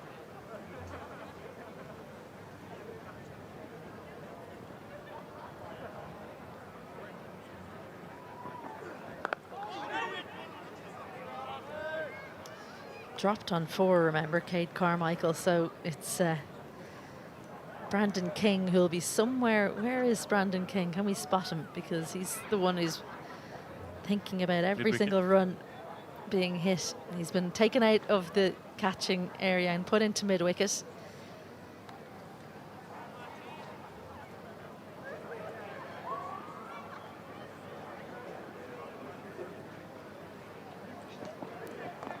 Oh, another one that comes back a little at Carmichael, gets the inside edge. Nicely collected by Shea Hope. When you get to international level, they can figure out so quickly that in-swinger. The hand's just going away from the body, and then he just manages to chop down on it, Cade Carmichael. But at kind of domestic level, you can get away with those kinds of things. But international level, people are watching very, very closely for any technical flaws.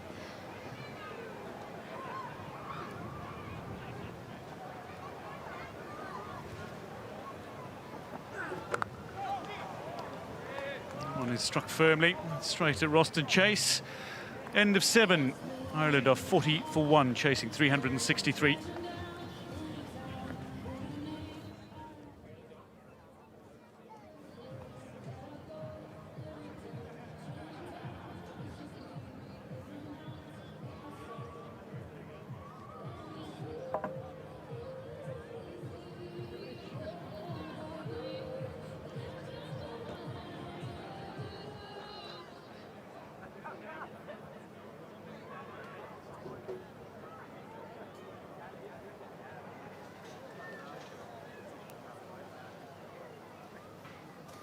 tall task facing the Irish to get to 363 inside 50 overs. They'll have just 46 to their name to work with, but Paul Stirling has started in flying style.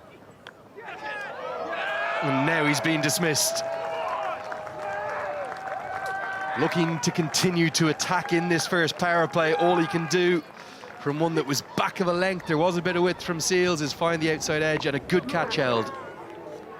Good cricket again from the West Indies. A little shorter than he probably wants, Seals, but found the edge and well taken by Justin Graves. The man for all seasons when it comes to slip catching. Stirling goes for 26, Ireland 40 for 2.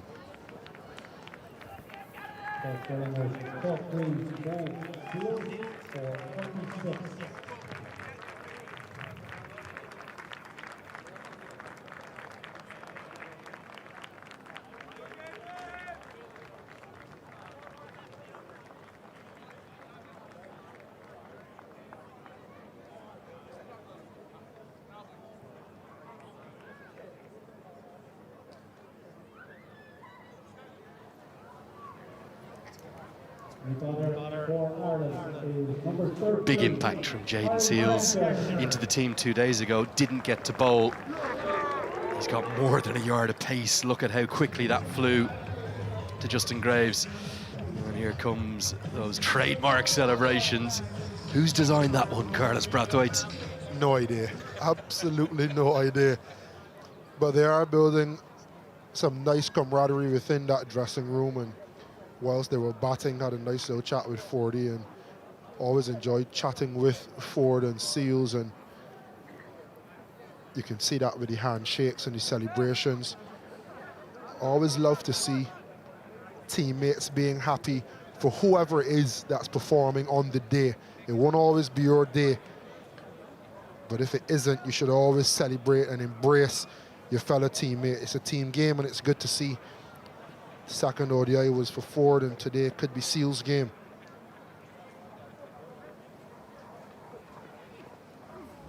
Harry Tector, the new man to the crease, as that one flirts with the wide line. Seals gets away with it.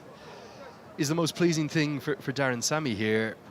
They're looking very good to square this series now. They could well have won it had we got a conclusion on Friday, but is the most pleasing thing that we'd have expected the likes of Shea Hope and Gudakesh Moti and some of the other more established players, Brandon King, Evan Lewis, to kind of be the stars of this tour. But it's been the youngsters, hasn't it? 23-year-old Jayden Seals, 2 wickets. 23-year-old Matthew Ford with that world record equaling 50. The 28-year-old Casey Carty, the star of the entire series. Justin Graves it is, who's 31, but he's very new to international cricket, so it's the kind of the new men who are standing up for the head coach, and that might be the most pleasing thing of the lot for the West Indies. Yeah, anytime you get performances and consistent performances, especially like Casey Carty has done, you're always very happy. They would have wanted the senior guys, and I think, for me, I want to see the senior guys leading the way more. But in the absence of performance from the senior guys, for younger guys to put them hands up and to establish themselves on the international stage is very pleasing, is very welcomed. And hopefully moving forward, you can now start to see some younger guys putting some pressure onto the elder statesmen in the cohort. No longer can it be if Shea Hope doesn't score runs, West Indies falter. You need to have a few players putting their hands up. If there's a crisis, call me in whatever facet, whether it be early up with the bat in hand, whether it be pushing on at the back end, or with ball in hand with the new ball, or for partnership bills. Nicely bowled. That's going to bounce well over the top. No doubt about that. Only half an appeal. Yeah, you think of the talent and quality to come back into this side, as well as that jagged in sharply Romario Shepherd, Sherfane Rutherford, who may see them at parts of that tour of the United Kingdom as they go across to play 3 one-day internationals against England. There is so much talent in the region. It's just a case of harnessing that talent, isn't it? Yeah, it is, and no longer is it square pegs for round holes. Talks coming out of the camp is clear defined roles and the best personnel at that point to fit them. Bowled him. Oh, what a beauty. It's a double wicket maiden from Jayden Seales. And the 23-year-old from TNT is on fire at Clontarf. That was quite sensational. Oh, this is a beauty. Absolute Jaffa. Just tracking back. Top of off. Copy and paste. This is what you dream about as a seamer. And he'll run to his mate, Matthew Ford. Celebrations abound. Yep. Yes, sir.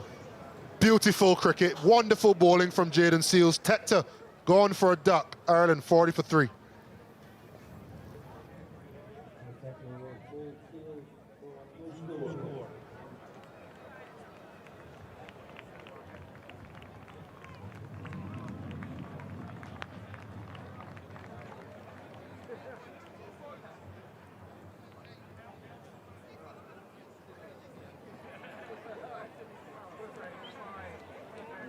For Ireland is number 3, Lorcan Tucker.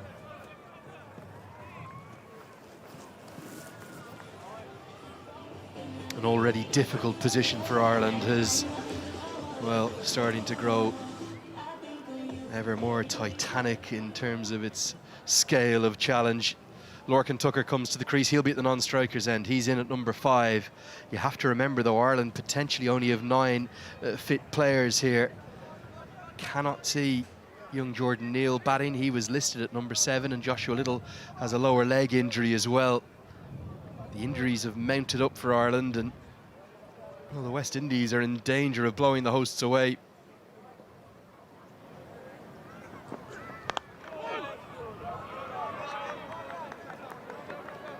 How good a delivery was this to round out a double wicket maiden from Jayden Seales? Oh, it's beautiful. You talk about fuller in length. Keep it tracking the stumps, and you can tell halfway in the leave Tector realised he would have heard the death rattle, and that he did. Jayden Seales has been all class. We spoke about him coming into the team. He missed out in the first ODI because of a bug. He's making his presence felt. There's been significantly more lateral movement, hasn't there, in the second innings than we saw in the first. Is that simply a better set of skills from the West Indian pace attack? Yeah, I think it's just a different skill set. If you look to the first and second ODI, Mays hitting the deck a lot more. The West Indies boys are more swing bowlers, but even on that occasion with that wicket leaving alone and being bowled, that was off the seam. So there's still a little bit of movement in the track. Once again, beating the bat. But it's good to have 2 bowlers who complement each other so well. Ford looking for his movement through the air, prodigious in switting. And Jayden Seales looking for his movement off the track. One thing that they have done a lot better is they're a lot fuller in length. So they started with a couple of drives, which is good. They erred on the fuller side, and then they eked the length back a bit to where it's in a challenging length. It can hit the top of off stump, and it brings both edges into play. What a challenge for a young man in his first series, Kate Carmichael. He's already been dropped on 4. There's an extra velocity as well, clearly, isn't there, from Jayden Seales in particular. He must be up touching 90 miles an hour or something in and around that. I'm not sure if it's touching 90, but I'd say 84, 85 for sure. And then in a spell like this, the adrenaline is flowing, could be up at 86, 87. But 90, Lenny, 90. That's the holy grail there, innit? I'm trying to sell your players for you, Carlos. Come on, go with me. Just come with me.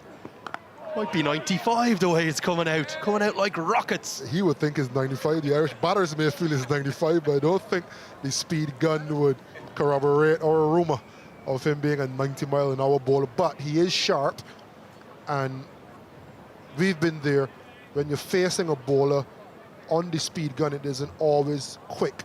But if he gets movement, he can rush you a bit. And I think Jayden Seales is that type of bowler. He's a busy action, and he gets a little bit of movement up at 80, 85 miles an hour.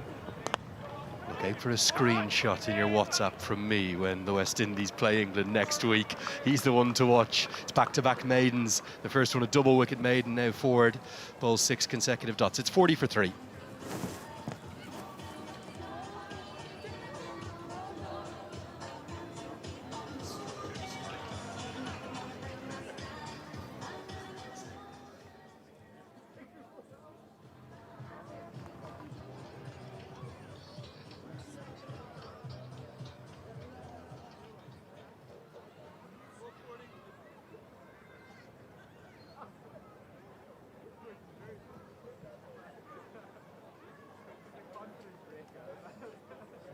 Reduction over. That is the end of powerplay 1. Now we've got Ireland 40 for 3.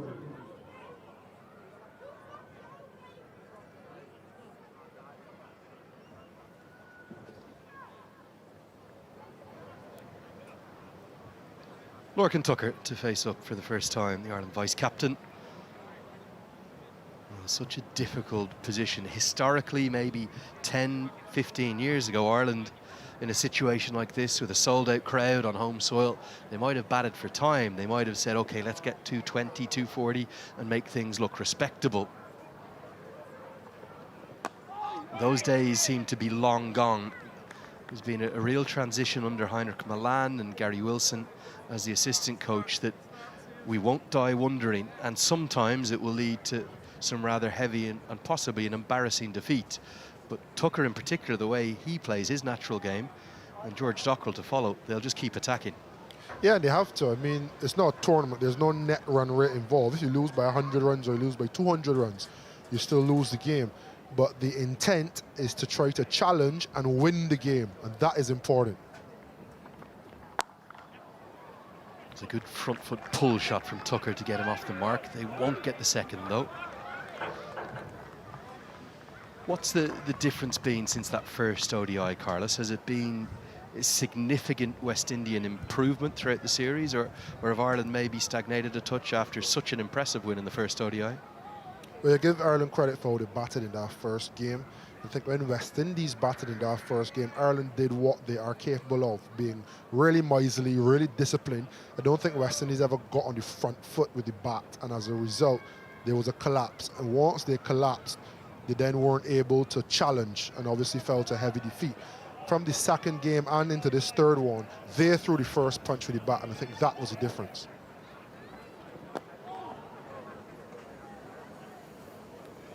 Such a funny series, this one, for Ireland, because they don't actually have any ODIs in the next 8 or 9 months. In fact, off the tail end of this series, they're going to go into T20I focus mode. They've got a World Cup that they've automatically qualified for. By the back door of the rankings, they took the 12th and final automatic qualification spot, primarily thanks to the USA actually getting through and taking one of those Super 8 spots. They managed to just squeeze in. That'll be in India and Sri Lanka next February, another 20-team World Cup for us to look forward to after the inaugural one last year, co-hosted by the West Indies and USA. They'll have 3 T20Is up in Breedy in the northwest of Ireland. We're going to welcome you back to Irish shores again for those, Carlos. Then they'll play England in 3 T20Is in September, and I think they've got some planned for November in Bangladesh. So it's kind of it's a funny one. It's perform as you can today, and then maybe park 50 overs cricket for as much as 12 months. Yeah, but all you can do is face what's in front of you. The reality is 3 games against West Indies could be rained out, and something you've looked forward to and not attacked was in front of you could be gone. So here and now. You deal with the here and now. You try to ace this chase as best as you can. And the funny thing about cricket is you'd find players in form in Test cricket cycle back down to 50 over, and all of a sudden that form continues all the way to T20. And likewise, you could be in a rut in one format and it runs all the way through. So it's important to, one, get form, but once you get it, to maintain it as well, which is why Casey Carty playing the 2 knocks back-to-back was so pleasing and so impressive. Regardless of the format, you attack what's in front of you, you try to overcome that challenge, and you let's see what tomorrow brings. Short ball hammered away into the leg side. That'll be 4.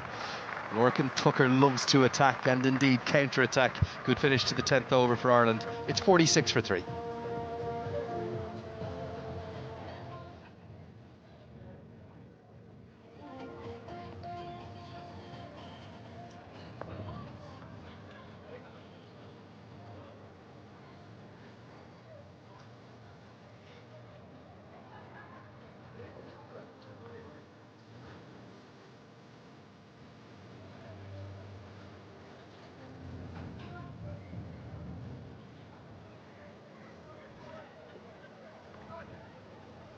It's a really nice first boundary for Lorcan Tucker. Good enough to take on that short ball. Yeah, nice.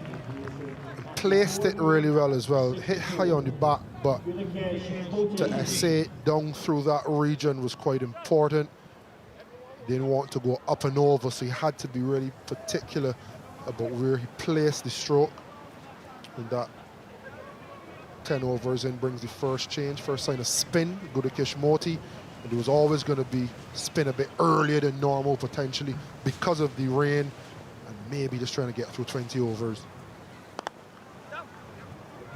It'd be interesting to see how Kate Carmichael goes. He's spent a bit of time out there. He's had the fortune of the drop. The young man who's taken a remarkable journey up from Durban in South Africa, spotted Graham Ford, the former Ireland head coach, the ex-Sri Lankan and Surrey coach, who was down there, and he saw the young man and encouraged him to make the move up to Ireland.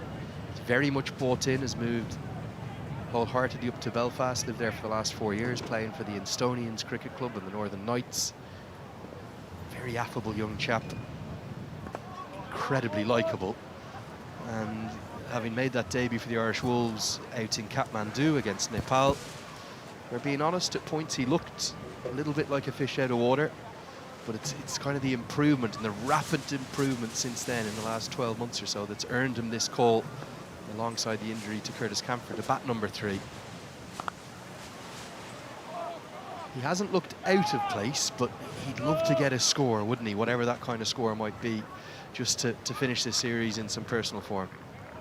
Yeah, you always love a score behind your name. It's okay to leave a series and think, okay, I'm one series closer. But when you have a performance behind your name like Maisley and McCarthy, it almost solidifies that you do actually know how to get it done. And yes, you can't sacrifice the team goal of trying to win the game to try to get to 50 off 90 balls and say you scored international 50. But this would be another challenge for him. How do you, in a chase of 350 plus, be able to get in, rotate, strike, build, and then keep and maintain momentum, and then try to challenge to win the game in the back end? And also critically not allow that required run rate to get too far out of hand. It's already approaching 9 runs needed per over now for Ireland. The 50 has come up though, it's 50 for 3. 11 overs.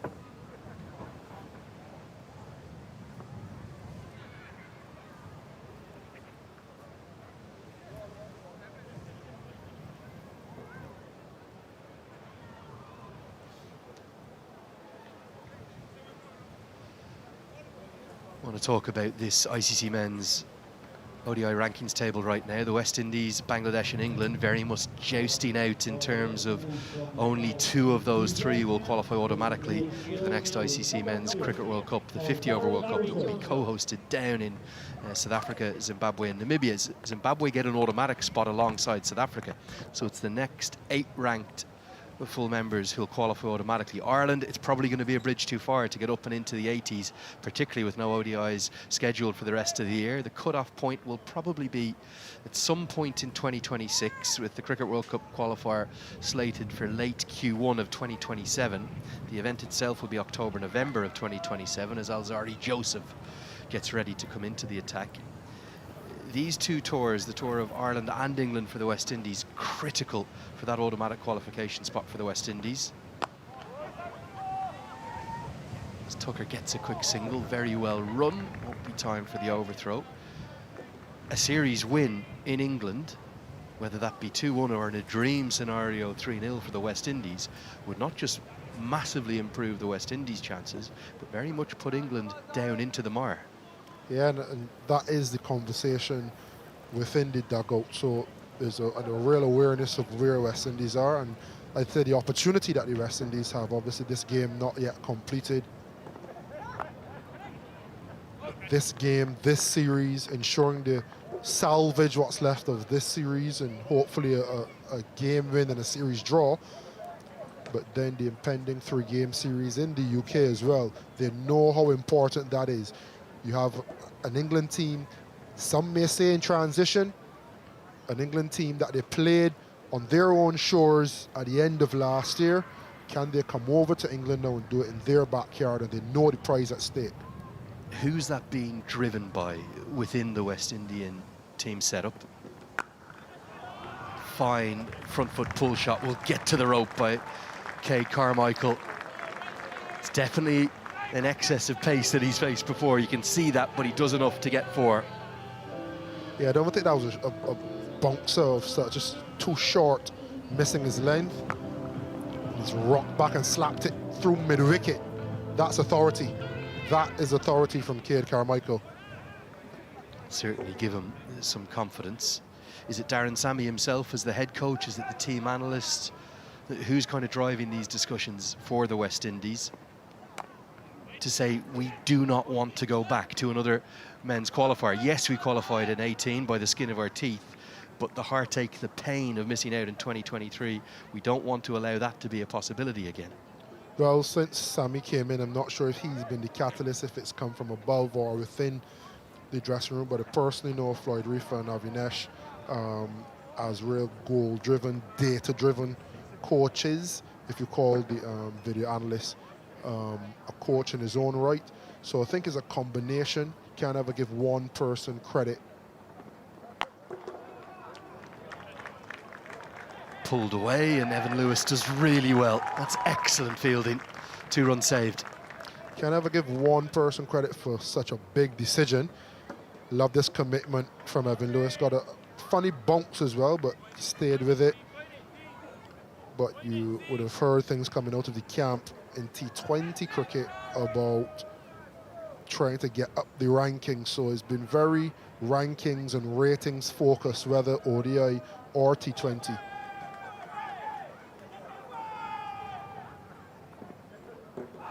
Lovely length this time from Alzari Joseph to close out his first over. 57 for 3.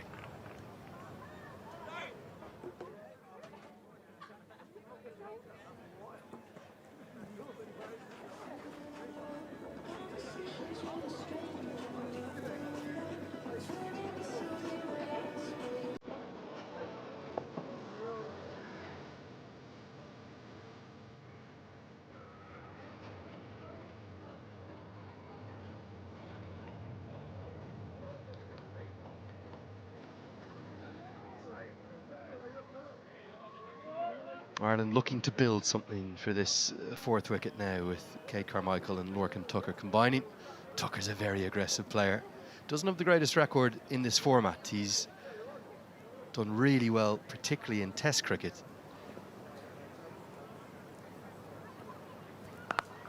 And has had his moments in T20I cricket too, but for the majority of his ODI career, he's battled, he's struggled. For a player of his quality to be only averaging in the early 20s, not quite enough. Talking with Carlos Brathwaite, the former West Indies captain, about the heartache, the pain of having to go through qualification for the last 2 World Cups. Is this one? He's going to get close to the rope, and we may well have a boundary check here. In fact, the fielder gives it up and says that that is 4, and it's been given as 4-leg byes. Yeah, nice slowing of pace from Gurukish Moti. Really held that one back. Carmichael gone into the sweep, just missed it.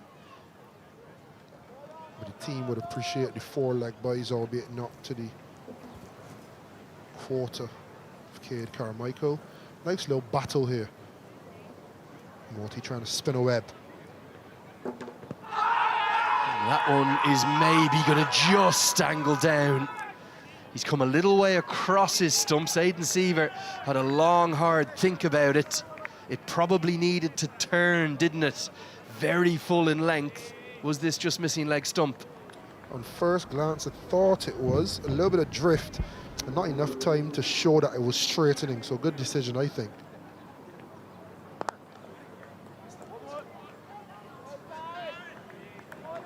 Really tight call, wasn't it? It might be one of those ones where if we had the DRS, it might have been kind of umpire's call on clipping leg stump. It's so full in length, it's hard to imagine that it's going to turn. Back live with you now, works it to mid-wicket. I think on the balance, probably the right call. Yeah, good call. A lot of interest from behind the stump from Shea Hope, the skipper, as well as Morty in front of it. He's had a few moments of fortune, Cade Carmichael, but he's still there. Moves in to 21 now. It's 63 for 3.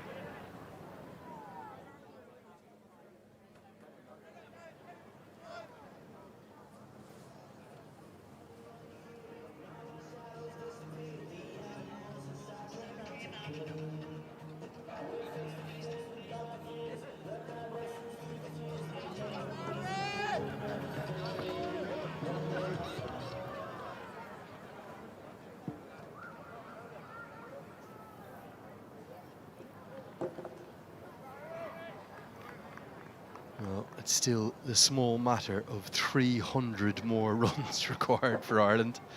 Only 33 overs to do it. Well, that's going to help. That'll fly all the way.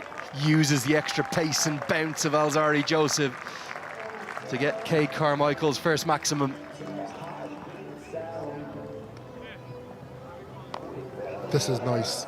Love to see this. High pace, high bounce. He's not fighting with it, he's just going to help it over the slips. And you think back to the first ODI when Alzarri Joseph gave us some short balls and he ducked under it, because that is what was required then. Now, you have a required run rate just under 9, and he's fighting fire with fire.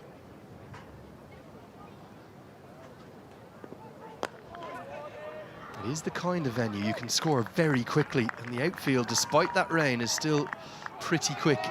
They're going to take on the third here. Well, that's exceptional running from Cade Carmichael. Always wanted 3, despite the fact it's only, what, about 60 metres up to that corner. Somehow gets back for an all-run 3. No, that's very good cricket. Mid-wicket gap open because the slip was in. And he got bat on ball and set off straight away. Even that shot, the composure within that shot, hitting it into the ground. And you see Alzarri telling the slip to go out and sprinting the first one. And that's when you make extra time for a second and potentially a third. Now that is up touching 90 miles an hour. That is rapid from Alzarri Joseph. That is what 90 miles an hour looks like. Yeah, this is incredibly quick, isn't it? Fearsome length too. Tucker completely beaten for pace. Yeah, those are the ones you love to get. A nice little top edge that flies over the keeper head. Bowler gets upset, and you're just happy with a few extra.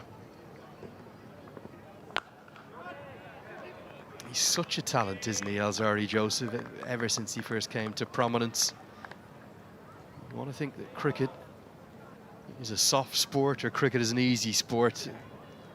Challenge any member of the crowd or anyone in Ireland to go out and face Alzarri Joseph. And we talk about potential, but he's pretty performance as well. I remember being in, we work at qualifiers, and he had 4 games, I think, to get either 1 or 2 wickets to be the fastest to 100 ODI wickets for the West Indies. And his teammates conspired to drop about 4 catches in the next 4 games. And I think he ended up equaling Ian Bishop being the fastest to 100 ODI wickets. So he's definitely put in the work. He's also a player who's now been sought after in franchise cricket and is often given of his services to West Indies in Test and ODI, even foregoing contracts. And he's the elder statesman in what is still a young group of fast bowlers, but there's a lot to love about the bowling unit that the West Indies are building, both in ODI and in Test cricket. Yeah, one of the few bowlers to be playing all 3 formats for the West Indies, and he does it ever so well. He's a fantastic athlete. 10 runs come from his second over. It's 73 for 3.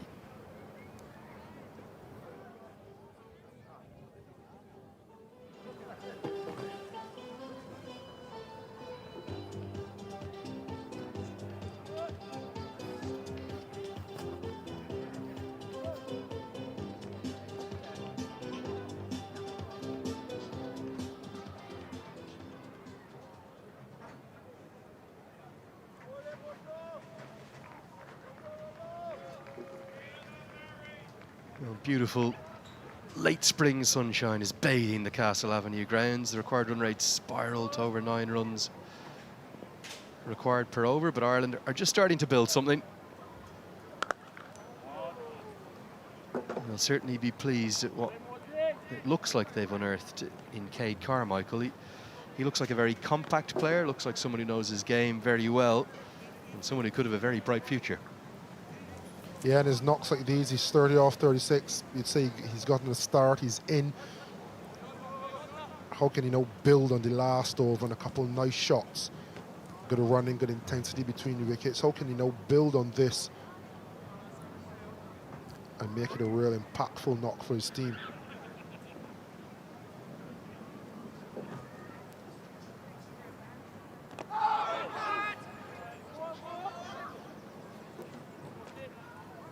And the West Indies have seen something with Carmichael against his spin. It's a rather strange field for a spinner. As we look to our left, you'd see mid-on at the top left and short mid-wicket. And then out of picture. He's going to try and exploit that field and exploit it in real style with great aplomb. Just one bounce in front of the rope and runs for 4. That's a fine stroke. Yeah, good awareness. Down on bended knee and over mid-wicket, the vacant mid-wicket. One bounce, well fielded. Talking about Avinesh, the video analyst. He'd love to get at mid-off and get in the thick of things, apparently. I think he'll be packaging that one up, won't he? Avinesh Sriram, sit around for the rest of the... That's how we do it, boys, in the deep. But there's a deep fine leg and a deep square leg, so I suspect that's for a nice low come inside and dink. Sweep. We've seen him pull the sweep out, the one that went for 4-leg by his last over from Moti. But they've asked him to react to that field, and react he's done. Bended knee, over deep mid-wicket. Big ball in the scheme of things. Last one of this over. Speared in, and Carmichael happy to get the single. It's going to get us to the first drinks break. With Ireland, well, left with it all to do, but they are finally finding some joy with the bat in this second innings. It's a career best already for Cade Carmichael, and he's got good company in Lorcan Tucker. We'll have a commentary change after this drinks break. It's 79 for 3.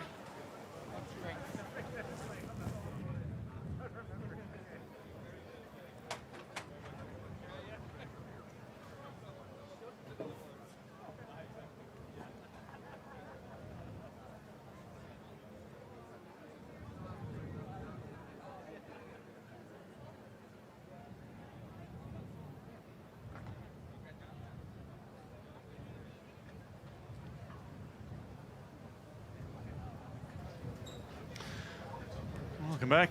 Now, Ireland find themselves 79 for 3 as things stand, chasing a target of 363. Malburney fell early for 3. Paul Sterling made a rapid 26 in passing 6,000 one-day international runs. Harry Tector bowled by an absolute pearler of a ball from Jayden Seales. Came back at him sharply, just clipped the top of off stump. Cade Carmichael is going along very nicely. He's unbeaten on 35, and Lorcan Tucker with him on 11 as Isabel Joyce slides into the commentary booth alongside me. And drinks break. But what does a target like this do for West Indies in terms of potential experimentation, or do they stick to the plan that they set out to do you imagine? Well, I think what it does is, as captain, Shea Hope will probably shuffle the bowlers. If a partnership starts to grow, he'll pass the ball around, see what works, don't let the batters settle. But they seem to be enjoying themselves out there, West Indies. Lots of smiles on faces, chats, bit of banter going on, and why wouldn't they, with 3 wickets down and the sun out. It seems a little bit more settled weather-wise here, not quite as windy. So hopefully we can get through the rest of the game without any more rain delays anyway.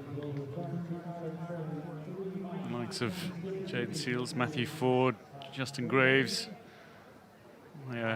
wearing smiles on their faces almost permanently, and every now and then somebody like Joel Andrew will say something on the boundary rope, and the fielders out on the boundary ropes will light up.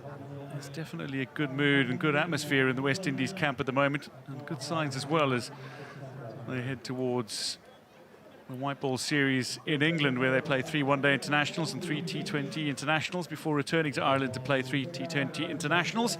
Well, that's how it looks overhead.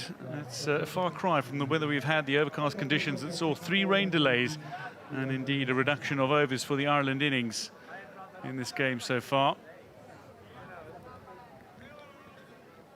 So many elements come into cricket, and one of them, obviously, the weather. There have been ground staff scurrying over and back. They've got a good fitness session in. And I hope people have been putting on the sun cream as well, because when it's not raining, the sun has been out. We're getting into the longer days of summer here in Ireland, where the nights seem to be very short. Those guys have been working hard, John McNally and David Vincent. A well-earned rest to former Ireland under-19 players.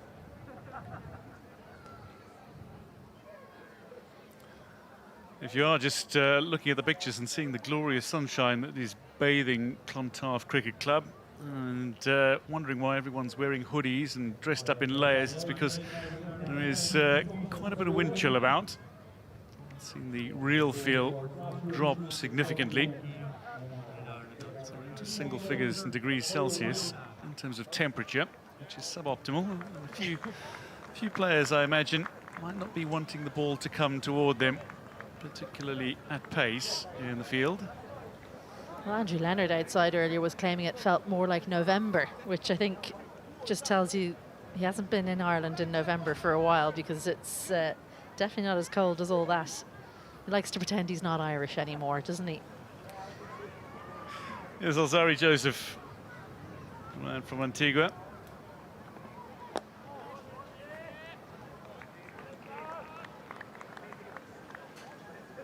Carmichael moves to 36, brings Lorcan Tucker back on strike, but a required run rate now of well in excess of 9 in over.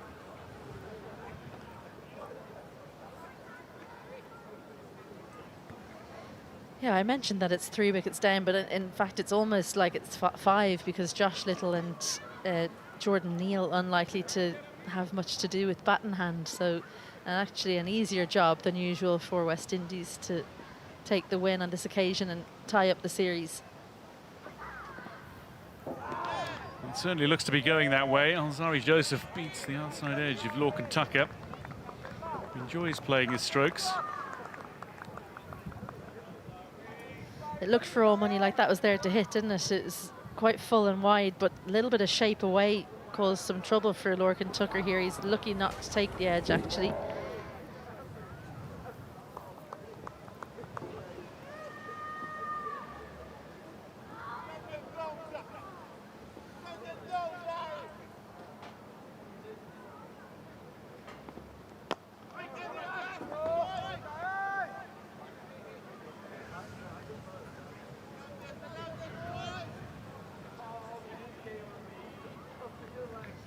If Cade Carmichael is nervous, then no better partner than Lorcan Tucker. Nothing ever seems to faze him.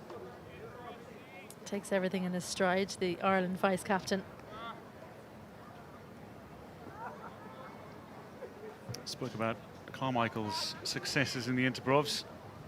Tucker made 121 against the Reds in the opening interprovincial match of the season. Playing for Leinster Lightning, just guides this one down to third. They're looking for 2. And indeed, they get it. Well, Jayden Seales fielding in front of us here at third. He was made to move to the right and they took him on. He was very unimpressed with his own effort. Shouting in frustration that they took him on for the second.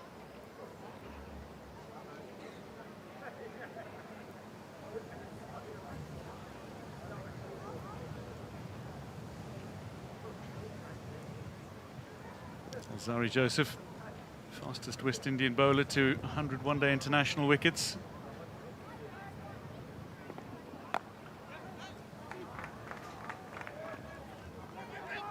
Getting around sharply, Casey Carty. Very good in the field. Surprised he has quite the energy to run as fast as he did. Sweep round and claim that, given how many times he's been running between the wickets this series. Lots of boundaries. He wasn't running too many twos like these two out in the middle. Of course, good, clever thinking from Carmichael and Tucker. They might not have the strength and the power of some of the West Indies batters, but they can make use of their running ability between the wickets. End of 16, 84 for 3.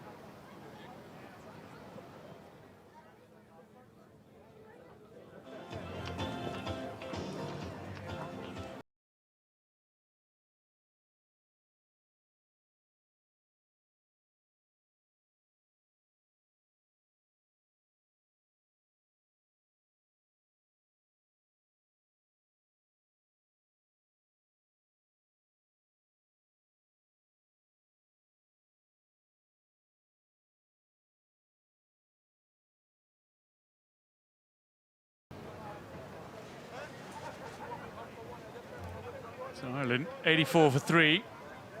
A few players trying to keep themselves a little warmer. Towels around the shoulders.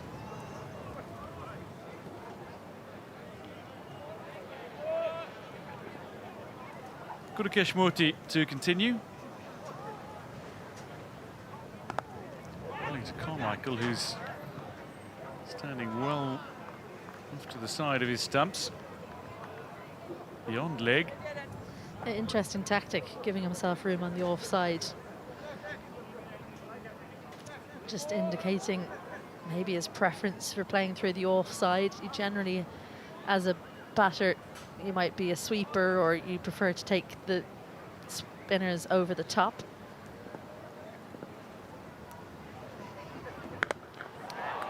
Well, this is beautifully played. All the way for 6. And Lorcan Tucker strikes another cleanly with that. Brings up the 50 partnership. Well, this is all about the footwork for me. Gets on the back foot quickly, gives himself the opportunity to unleash the bottom hand and lift it over the leg side. It's almost like he heard me saying they aren't the most powerful hitters, these two, and he's saying, well, I can hit them too. It's a good partnership developing between Kane Carmichael and Lorcan Tucker. Quicker than a runner ball, 51. They're facing Gudakesh Murthy, ranked 7th in the world in terms of ODI bowlers, the highest of the West Indies players.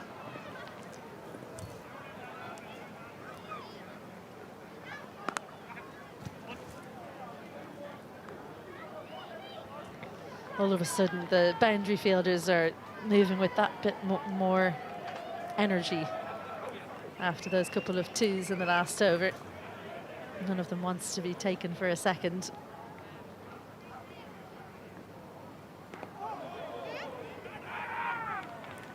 Wide ball, down leg.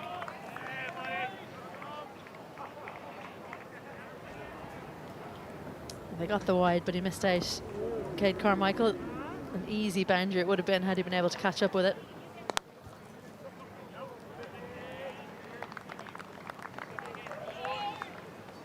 Brandon King. Some solid fielding.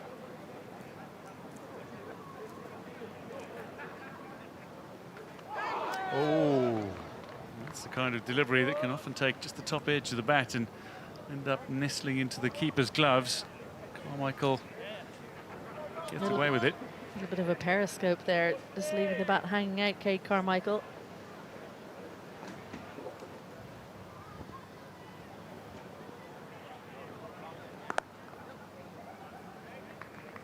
Final ball of the 17th, cut away for 1.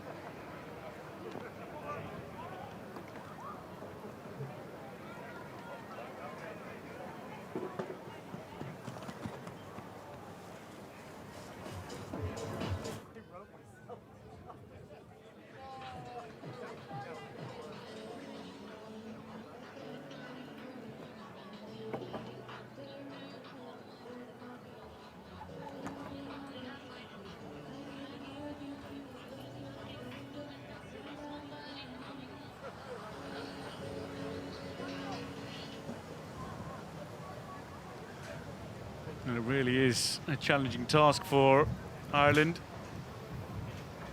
Our score, Duckworth-Lewis, is 158. Ireland 94 for 3 as things stand. 2 in the lineup.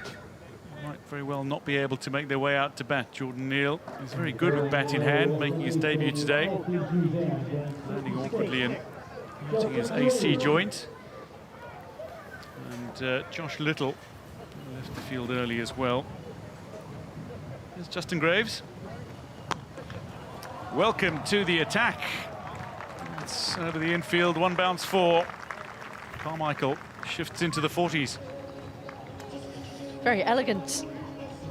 Too short, and it's on the front foot. Great balance. This pull shot down the ground, unusual, but very good awareness from Carmichael to see it's almost like a tennis ball bounce outside off stump. He just had to beat mid off. Racing to 42, he was quite slow at the beginning, but catching up with balls faced. The problem now for Ireland, the run rate required above 9. So it's really a tall task. Every over you don't hit 9, obviously that keeps building up.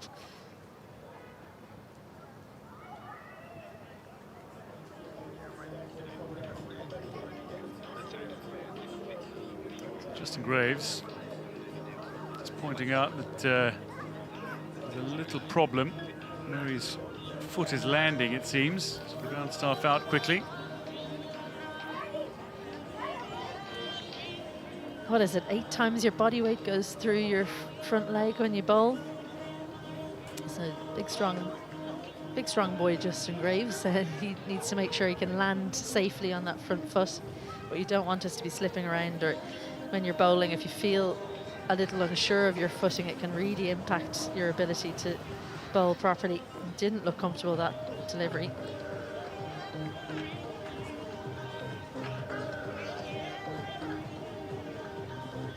So mallet out for the ground staff.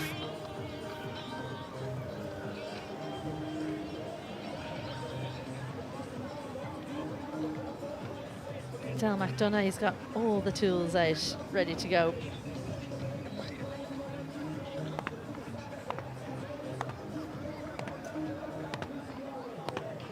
Cricket, eh? It's a funny one.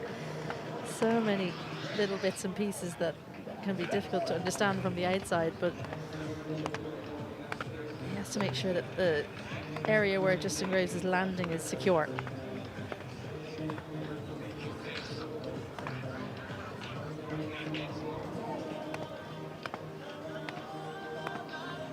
McDonough, one of the foremost ground staff, looks after a range of different clubs in and around Dublin. Harry Tector missed out on an opportunity to get to 2,000 one-day international runs today. Had a ball that came back so sharply from Jayden Seales. Could have taken the wicket of any batter in the world. Harry Tector, one of the finest in the world, still ranked inside the top 10, 7th currently, but out for a duck today.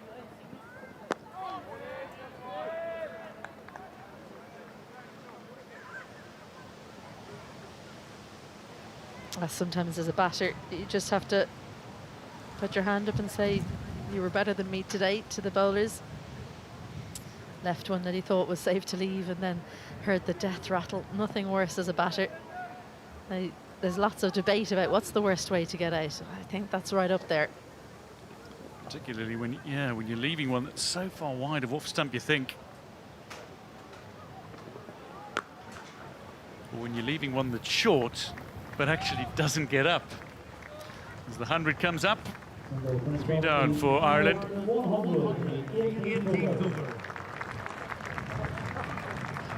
60-run partnership between Carmichael and Tucker so far. They're going along at effectively a run a ball, all these two batters. But the required run rate is well in excess of 9.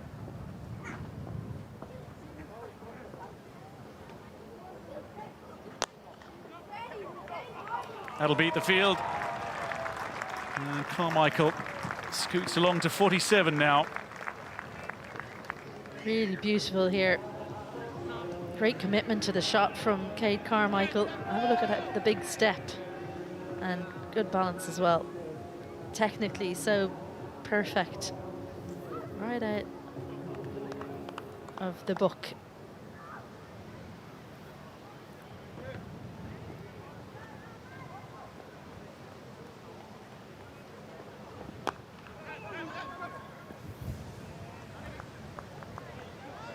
When I say the book, I mean the coaching manual, of course, if that wasn't clear. It's as good a technique as any for that off drive. Manages to beat extra cover and mid-off. A difficult gap to find because those two fielders are quite close together in terms of angles. So Graves has been expensive in his opening over. One ball to come.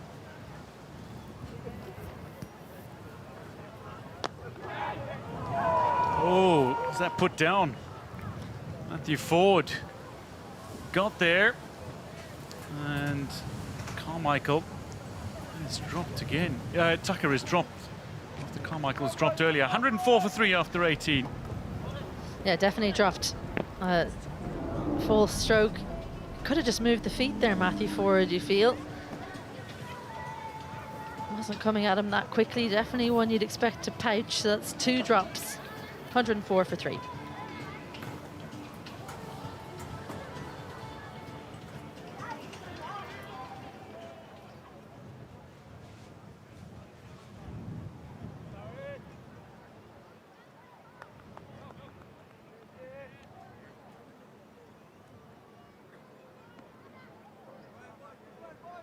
Bowling for the West Indies and the team advance for number 8, Alzari Joseph. Change of ends for Alzari Joseph. Replaces Gudakesh Murthy.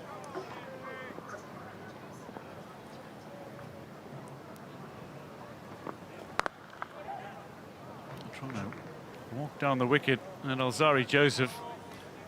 That's a brave batter, Lorcan Tucker.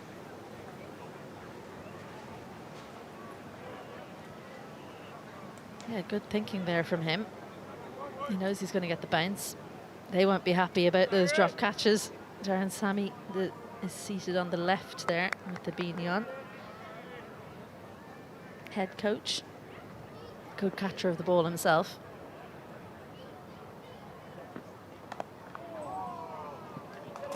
They'll race away for 4. Lorcan Tucker goes to 27 and quicker than a runner ball. Really clever. Such a short boundary there. It doesn't always have to be big bludgeon shots. A little bit of touch from Lorcan Tucker. He tried to take him on with a cross bat shot, the delivery before. This time just uses the pace, gets the angle right, knocks the ball right on the head. Alzari Joseph looked a little bit resigned there, didn't he? Couldn't quite believe it.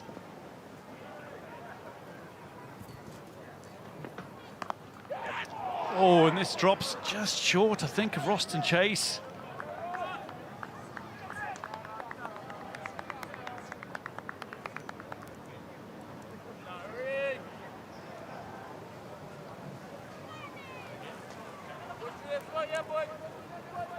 Alzari Joseph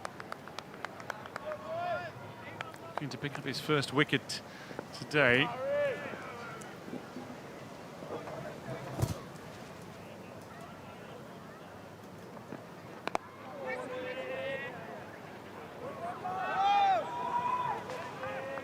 Just be 1. He took 2 wickets the other day, but wicketless so far here. He's caused a few problems, though. They won't be too worried about what they think the outcome is going to be. I think they're pretty confident that 363 is too many for Ireland, but the little bit of fielding ineptitude will cause a few raised eyebrows, you'd imagine.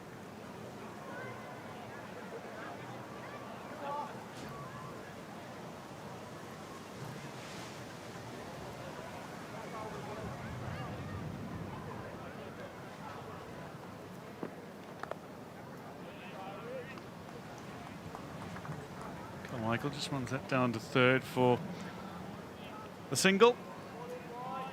He goes to 48.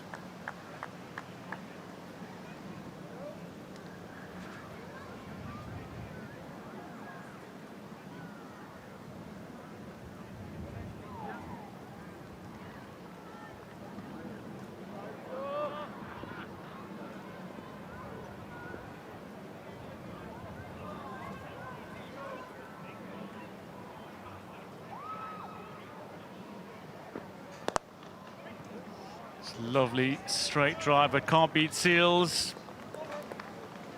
At the end of the 19th over, Ireland 110 for 3.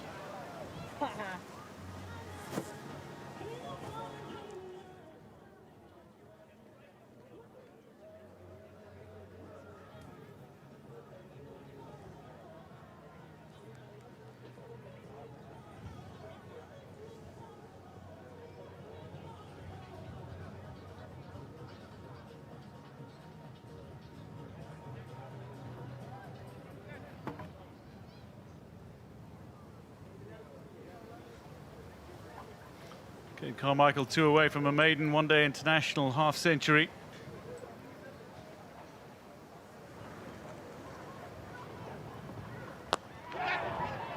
That's going to land just short of Alzari Joseph.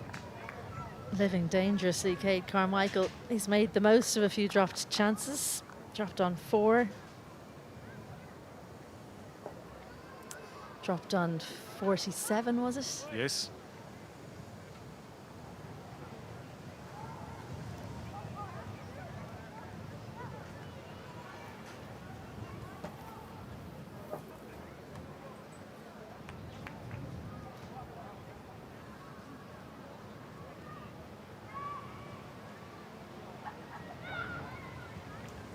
Well, I think what's happened there is when the bowler's running in, the fielders aren't allowed to change the angle that they are fielding at. So sometimes they'll get people sneaking around a little bit more backward in point or a little bit straighter and long on, I think was the problem.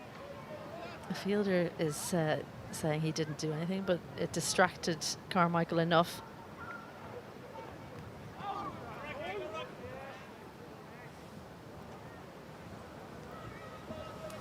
He's dropped on 4. First one in slips and a pretty regulation chance. Brandon King was guilty on that occasion, and the previous over then it was Ford who dropped it last Justin Graves over. I mistakenly thought it was Lorcan Tucker, so I sold you a dummy there, Dwayne, but it was Cade Carmichael both times. He's still out there now.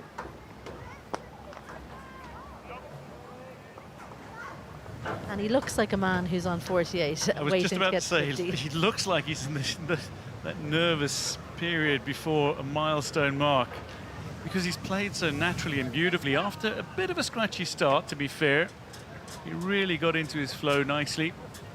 He's played beautifully through to 48. Lorcan Tucker at the non-striker's end. He's just practicing a few strokes, including the cut shot.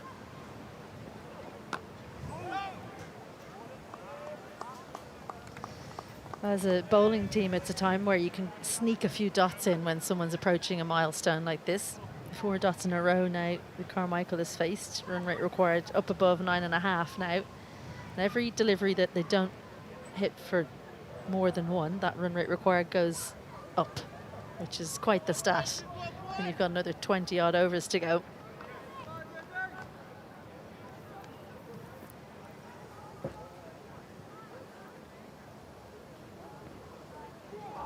And this one beats the inside edge, somehow misses the stumps, and Hope misses it as well.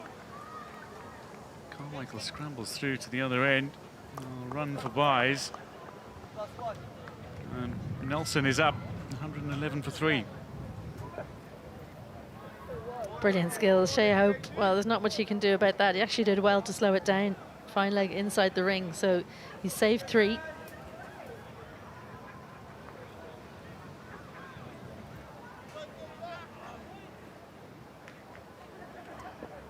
So this delivery will mean we officially have a game.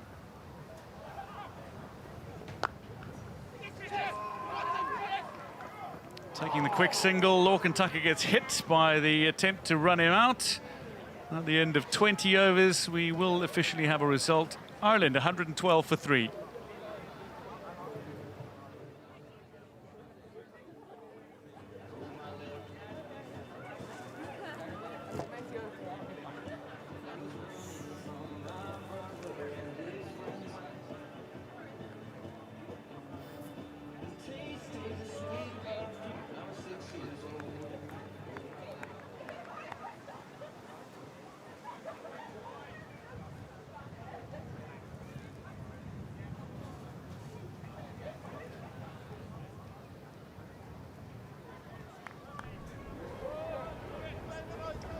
quick single here, and Lorcan Tucker, he actually, it was like he was daring Roston Chase to throw it because he started to jog.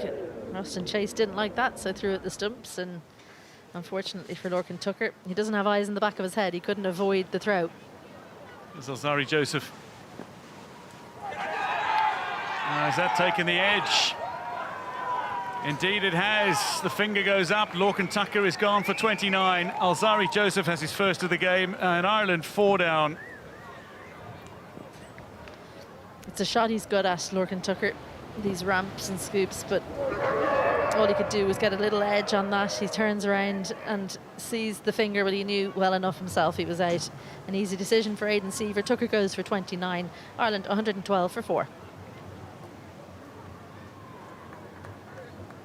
Ireland's fourth wicket, Lorcan Tucker, was caught home. Alzari Joseph for 29.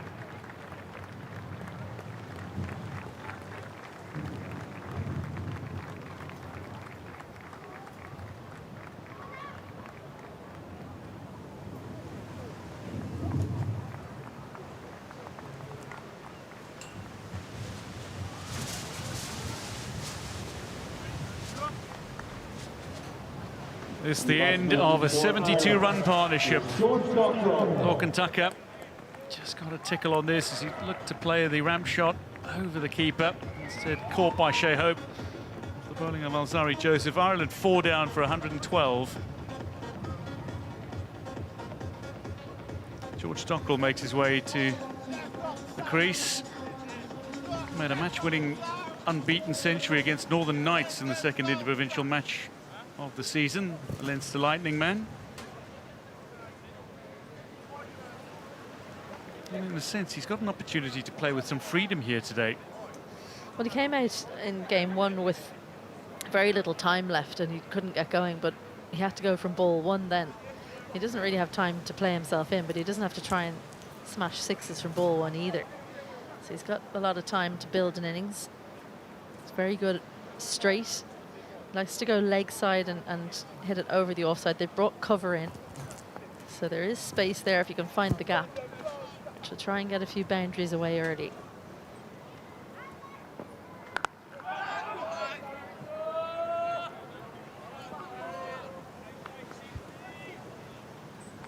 Okay, Carmichael's down the other end, thinking about those 2 runs that will take him to his maiden one-day international half-century.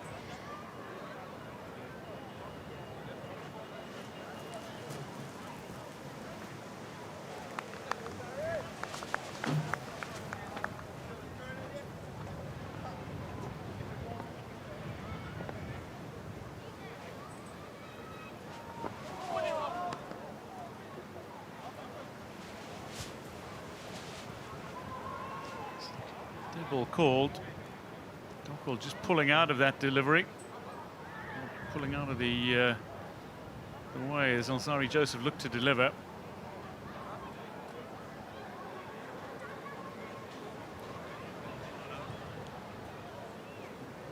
I just wonder, I had a quick look behind the bowler's arm to see was there somebody moving. I don't think there was, so it might be something on the field that's happening. Maybe someone talking as the bowler is running in. That's very distracting.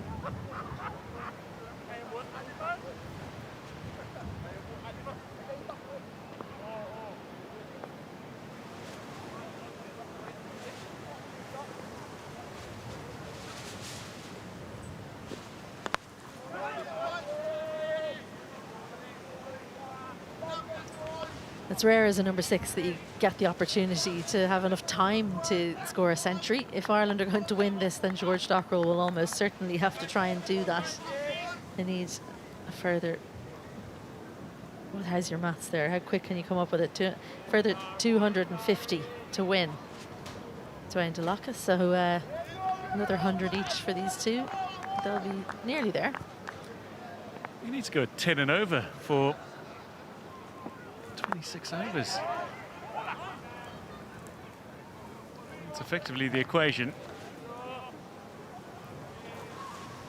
Looks a little bit unsure as to how to go about this, George Stockrell, and I can understand that because it's not really a situation he finds himself in too often, coming out needing 250 to win and 25 overs to bat for.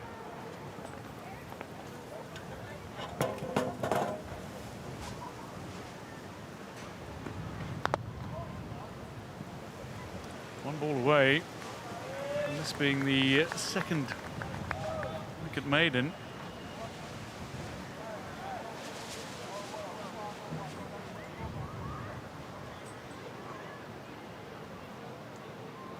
Carmichael and Dockrell, incidentally, in that interprovincial match I spoke about, in which Dockrell scored that 101 not out in a winning performance for Leinster Lightning, it was against Cade Carmichael's Northern Knights, where Carmichael made 107. They're both in decent touch domestically.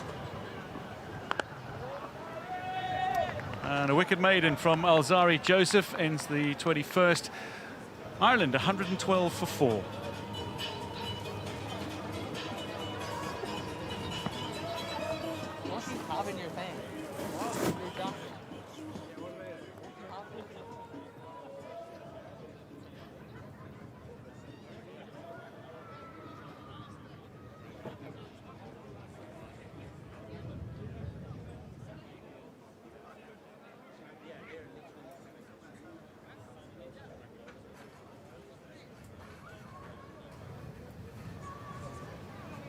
Officially over, 10 runs required per over as Ireland manager Chris Siddle watches on. Officially looked after his 100th victory for the Ireland senior men's side 4 days ago on Wednesday, with that great win for Ireland over the West Indies. Isabel, boys in green are going to have to go some to even get close to hunting down this total. What's the approach from here? Well, they've had a couple of overs of mainly dot balls, and I'll tell you that's definitely not going to be the thing that can get them over the line. But Cade Carmichael, you can forgive him for focusing on his milestone. He needs to get there soon, though, so he can maybe get back to scoring more heavily, as he's faced something like 6 or 7 dots in a row now. George Dockrell looks like he's still figuring out how to go about it. He can hit a big ball, George Dockrell, but it's a long time to be hitting a lot of runs for. It's much easier to set a total than to chase it. So you usually need experienced players to do it, to figure out how to go about it. Cade Carmichael, so young in his one-day international career. It's a tall task for him. Yeah, there's no doubt that scoreboard is prying on his mind right now, not just the required run rate, but that landmark. He'd love to get a 50 to round out this first ever series in the international game. He's only batted once because Ireland didn't bat in response 2 days ago. Made 16, looked accomplished at the crease, but you'd like to think he might get the 2 or a couple of singles and then start to get on with it.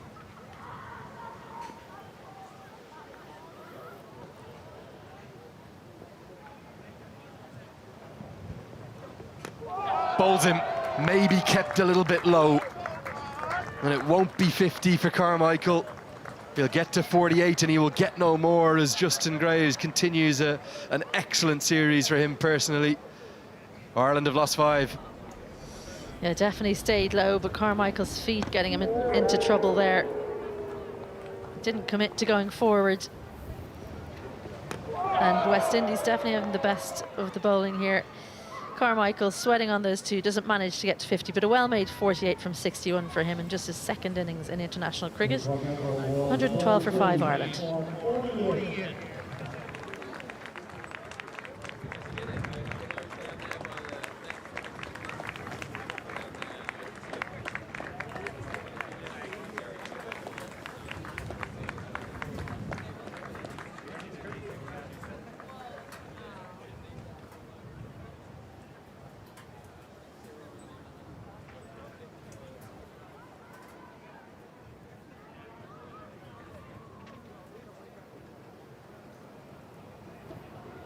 Andy McBride walks to the crease at number 7. We're still yet to get absolute certainty on whether Jordan Neal is going to bat or not. Saw him out of the sling and at one point toying with a little bit of padding. But Barry McCarthy's the one who's padded up behind Andrew McBride right now, so we won't see Neal yet.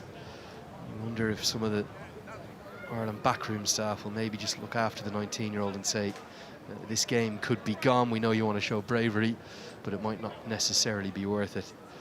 Ireland need to show something here, though, because they're in danger of what could be a rather humiliating defeat. Having been 1-0 up in the series, haven't showed a lot today, to be frank. And really, after those 2 early Barry McCarthy breakthroughs, it's been all the West Indies. Shellacking, that's the word that comes to mind at the moment. There's still plenty to come.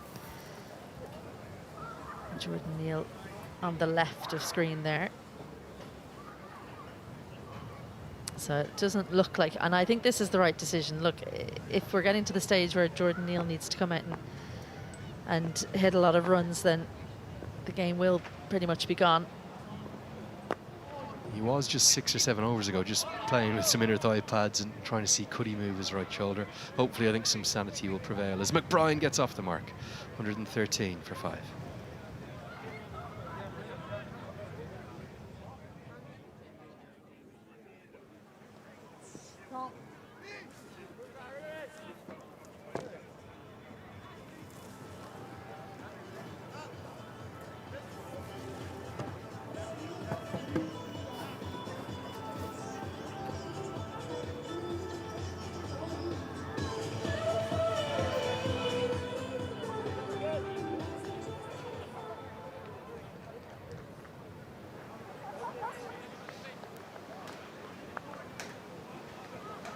George Dockrell and Andrew McBride, the 2 all-round spin bowling all-rounders, will look to try and find some kind of a rear guard, something, I suppose, for the capacity Irish crowd to cheer in the windy, blustery sunshine. Isabel, it's been really disappointing, hasn't it, after such a good start to the series for Ireland? Yeah, I mean, I think that's an understatement almost, but to be fair, West Indies have played with flair. They've really taken it to Ireland after that heavy loss in the first day. They've bounced back strong. They said, we know we're better than that. They've a game plan, a very specific game plan. You can see it from the way that they've gone about their 2 innings in the last 2 games. And they've got better as they've gone on. One thing they'll look at is that opening pair. Can they get more out of the top 2?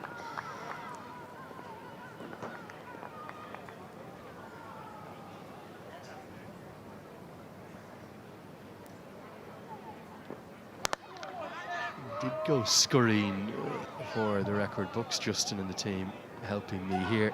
I remember a really heavy defeat up in Malahide that Ireland took to Pakistan. Sharjeel Khan made 152 and Ireland were routed all out for 82.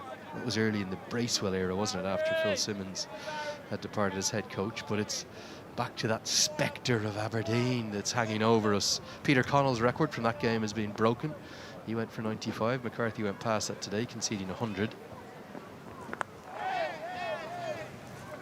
That ODI against New Zealand, Ireland lost to Martin Guptill, Brendan McCullum et al. By 290 runs. So it's not going to be as heavy as that today, but unless we see something exceptional, it could well be another chastening defeat. The way that this Irish team play now, they wouldn't have gone in at the break and said, right, we're not going to get 363, so let's aim for 250. They don't do that. They say no matter what the target is, we're going to try and get there, and that means that you're going to get bigger losses then when you don't reach it, because you've got to get going very early on in the chase. It'll be 4. Very, very short up there, and it flies to the 50-odd metre boundary, off the gloves probably rather than the bat of Andrew McBride. Zari Joseph trying to get aggressive, but McBride proving good enough to get 4. Follows it around. I think it was a combination of the gloves and the back of the bat there.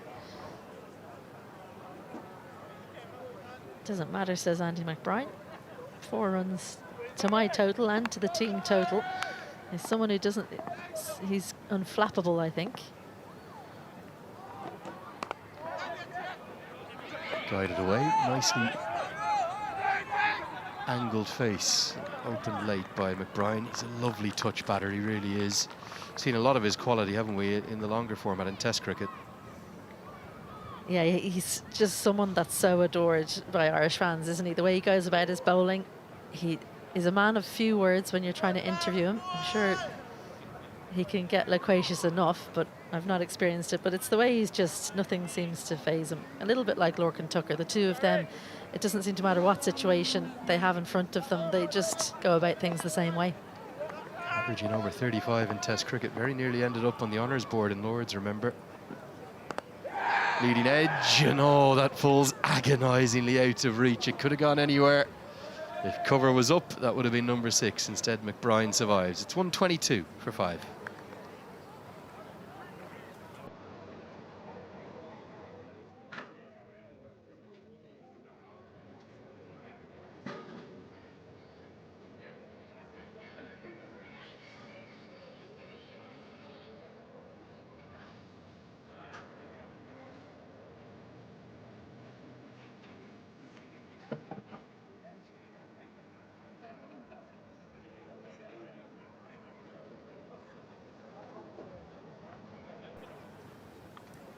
Okay, Izzy, we had story time in the first innings, time for quiz time in the second innings.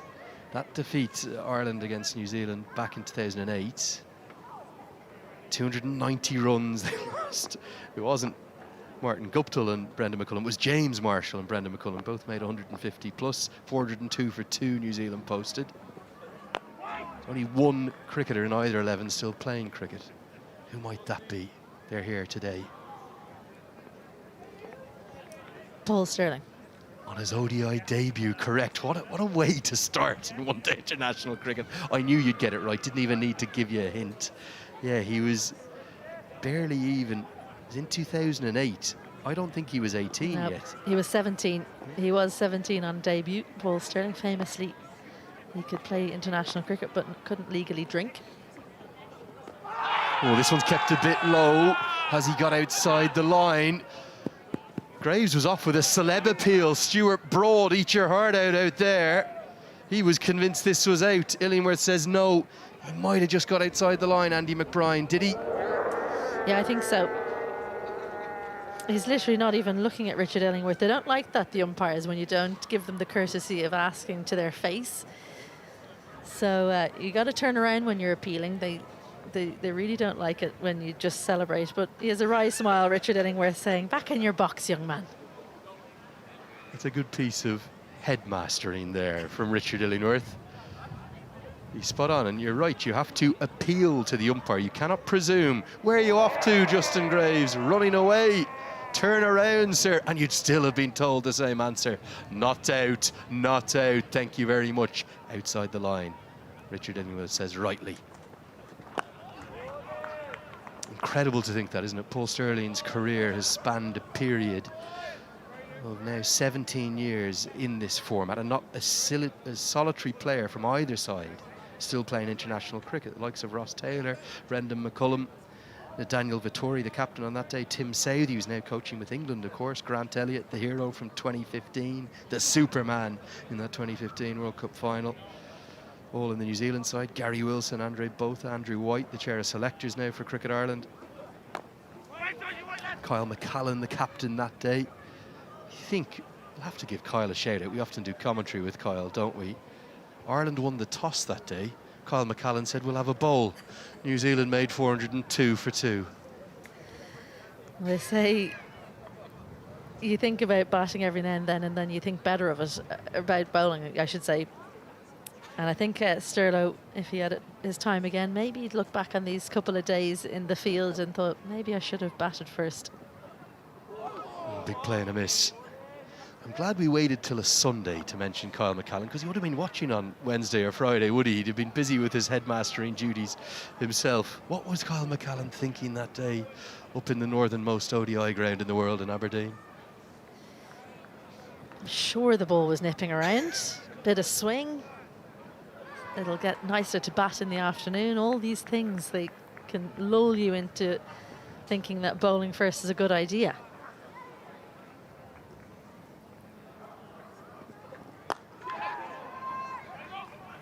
Little race for 4.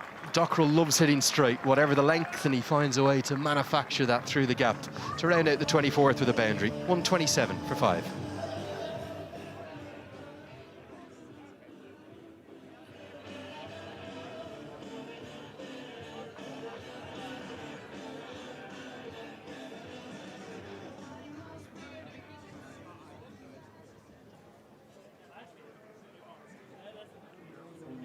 Parkdale, and indeed a result from the Super Series game taking place up in Warrington. The Dragons have beaten the Typhoon by 22 runs. George Dockrell loves hitting in the V, doesn't he? Even if it's short of a length, he'll still try to hit straight. Yeah, he's a tall guy, and that's good strength to muscle that through, because it was not there really to be driven down the ground. But I think West Indies know that's his strength. They've kept the ball away from him by and large in the series. It's not too hard to have that knowledge. You can just look at him and know probably tall man, he's going to want the ball up to him.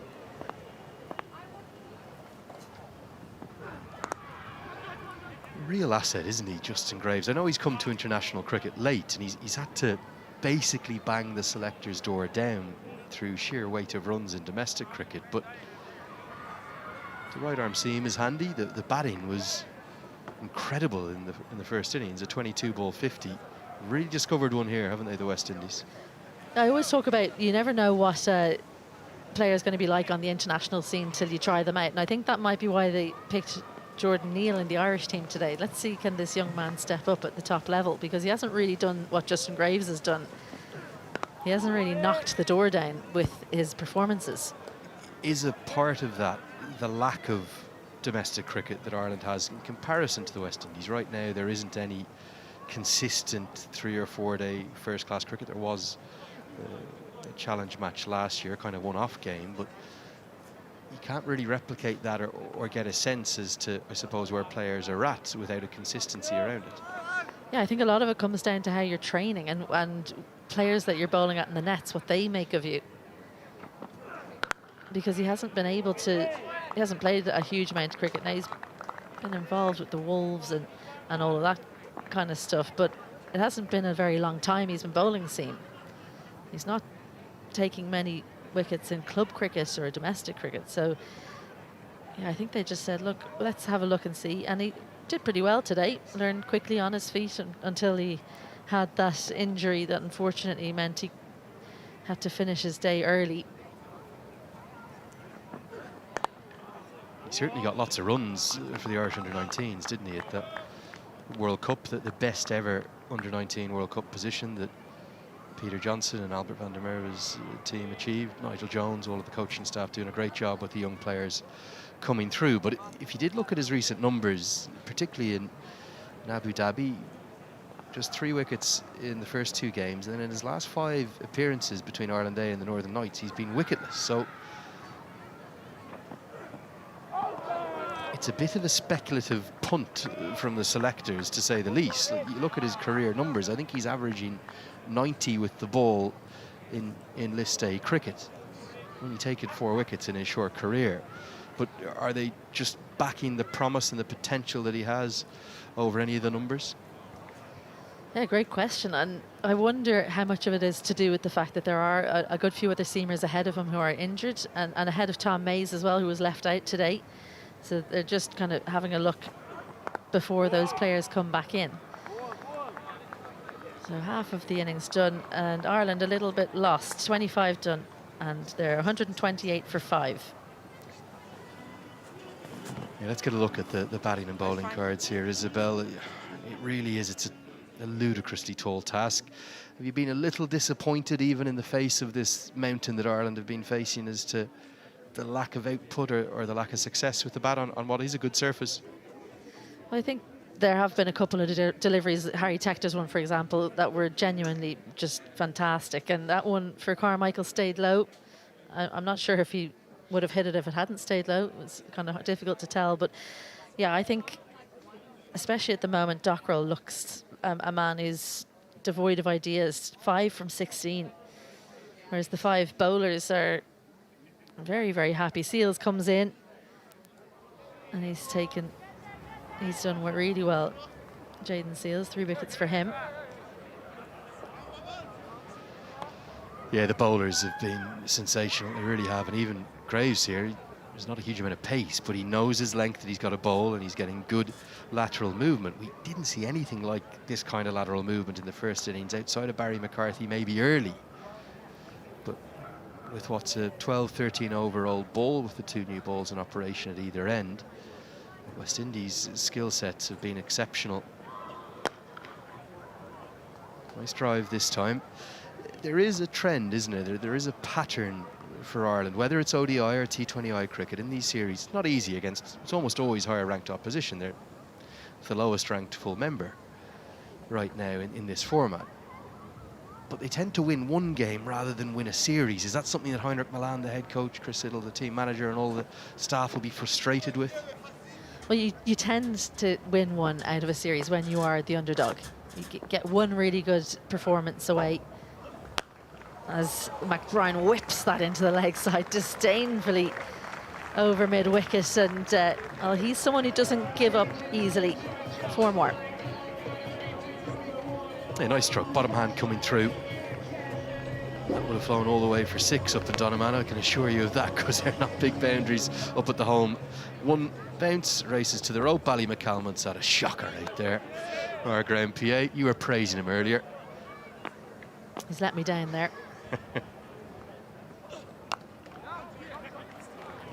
It seems like a consistent trend, doesn't it? The Pakistan T20I series at this venue last May, one really good victory. They pushed them ever so hard in another game, but ultimately it was just the one win in the series again. Yeah, I think that when you're the lower ranked team, 1 out of 3 is probably statistically what you're expected to get. Yes, Ireland want to win series, but West Indies are ranked ahead of them for a reason. They win more than Ireland do.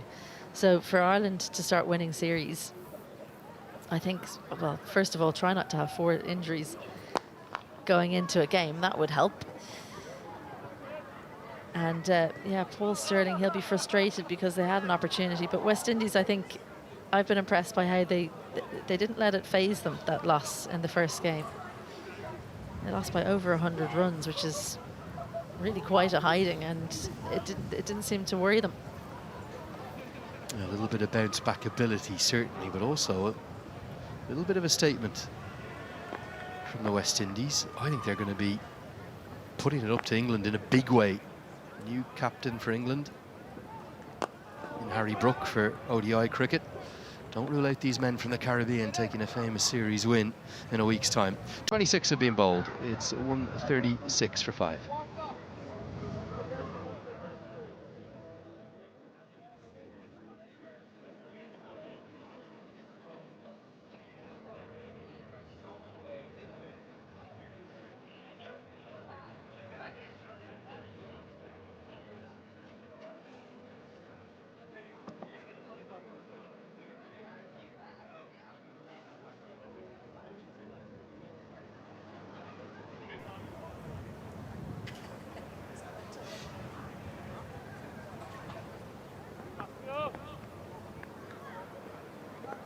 Yeah, no doubt injuries have played their part in this series for Ireland and in the build-up to it.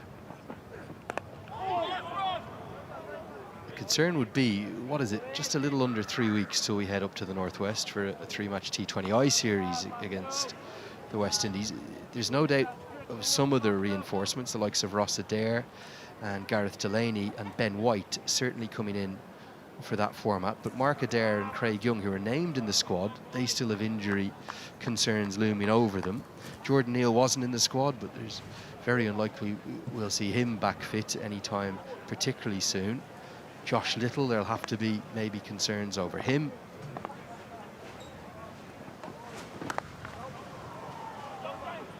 I'm not sure if Curtis Camphor is going to get back in time, having broken that finger. You'd imagine there's going to be at least a couple of changes to the already named T20I squad. Well, Mark Adair coming back in is a big plus. There's no doubt about that. And we saw him earlier today, didn't we? That's not going to change unless something else happens, which, cross fingers for Irish supporters, nothing else happens to Mark Adair. But yes, lots of changes to come. Does mean that they'll have 2 new leg spinners in. That's Ben White and Gareth Delaney.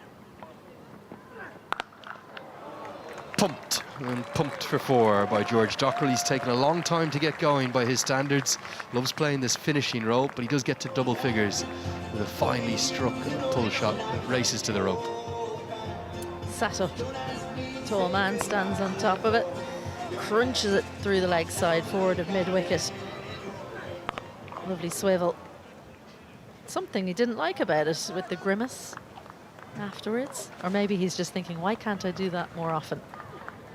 hasn't been trademark Dockrell thus far, has it?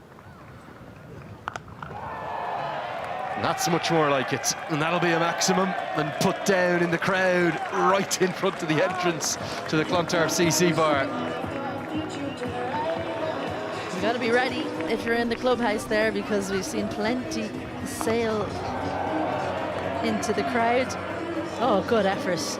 Very good effort in the deep. Went with the one hand, but I think maybe the previous one, George Dockrell, wasn't happy because he hadn't lifted it for 6. He did it on this occasion. Whatever the outcome of the result here, I know the home crowd would just love something to cheer. They got right behind that one. Misses out this time. Yeah, going to be fascinating to see if Mark Adair's back fully fit. He played as a batsman only, I think, in a T20 game for Lisburn there recently. Be lovely to see Ross Adair as well, won't it, given his heroics in Abu Dhabi. You were there for that. Yeah, it was brilliant to watch. Actually, the game before that, he had looked good. I think it was 18, and then he was out. And before the next game, I saw him in the warm-up, and I said, just keep her lit, keep going. Because I think he maybe pushed it when he kind of went into his shell. And he did it that day. Only one way Ireland will want to see Ross Adair bat in the shortest format. End of the 27th. Time for a commentary change. 1:48 for 5.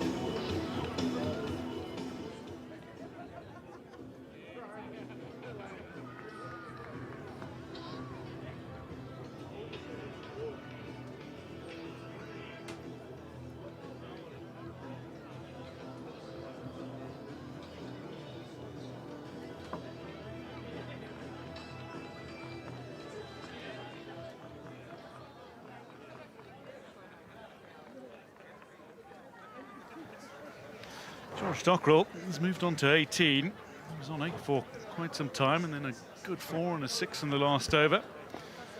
Ireland 2 away from 150. McBride to face up to Justin Graves, bowling his 6th over.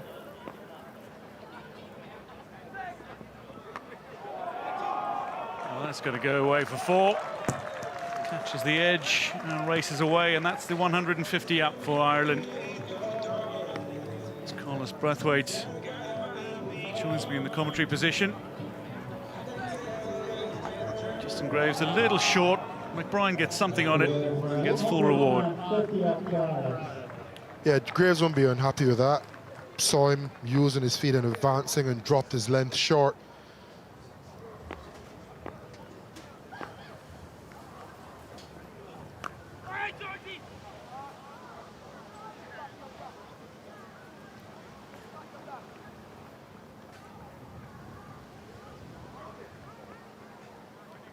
Tenacious character is Andy McBride. He's been excellent in tests, certainly. He had a fine unbeaten 90 against Zimbabwe in the test in Bulawayo.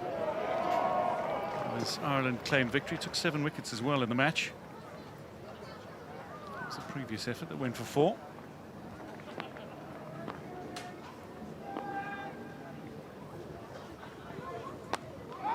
Advancing again.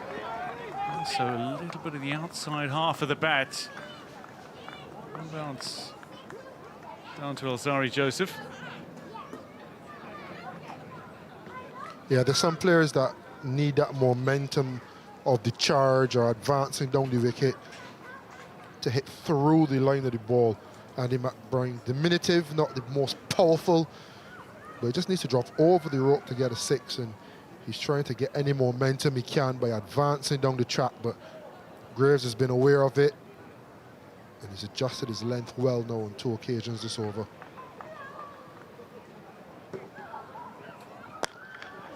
Dockrell now to advance down the wicket and absolutely stripes it. Another 4. How much do you think the discussion now is simply the game is gone, let's have fun? No, they still think they can win the game with shots like this. It'll take a Herculean effort from here. They need 3 of those and over. But you always just want to take the game as far as you can see. Never look beyond your nose. And they want to break this game down in bite-sized chunks. How can we win the next 5 overs? As my old coach used to say, you eat an elephant 1 bite at a time. Correct. They want to attack Graves, they will see him as a weaker link in this West Indies bowling attack, which can work in his favour because he's bowled well today. Can he eke out another wicket? Funny enough, they'll be looking at him the way that they looked at Dockrell in the first game when Dockrell came in and got 3 for and won the game with the ball. It's pulled away. Fielder out there, nearly caught out by the spin on the ball. Manages to recover. Evan Lewis up to 159, which means the partnership is sitting at 47. It's a good partnership that's developing between McBride and Dockrell. Dockrell a little slow to get going, but he's certainly accelerated in the last over and a half. I think they'll think if they get to 7 or 8 overs and needing 15s, they won't be too upset with that, especially from here. There's 159 for 5, 28 gone.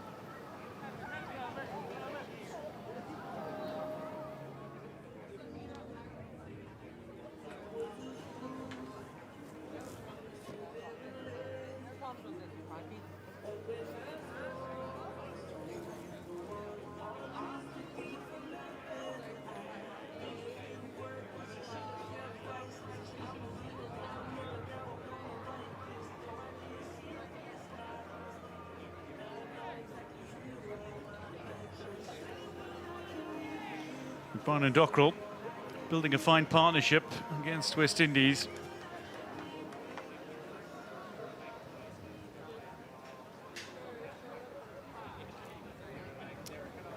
Earlier today, West Indies showed a few classic West Indies strokes. Some big sixes that were struck on this ground.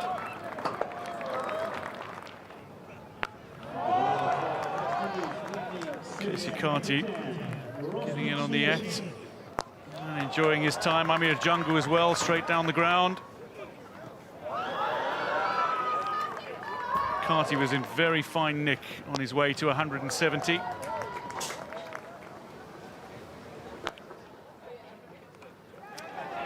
And this is going to be caught in the deep. And that's the end of the partnership. Dockrell goes for 23, caught by Casey Carty off the bowling of Roston Chase into the attack and into the wickets. Strikes with his first ball in a game for the second time this series. A little bit of a magic hand type of bowler is Roston Chase. Always has a knack of breaking a partnership. This one was building nicely. Dockrell going for 23 off 26. Ireland 159 for 6.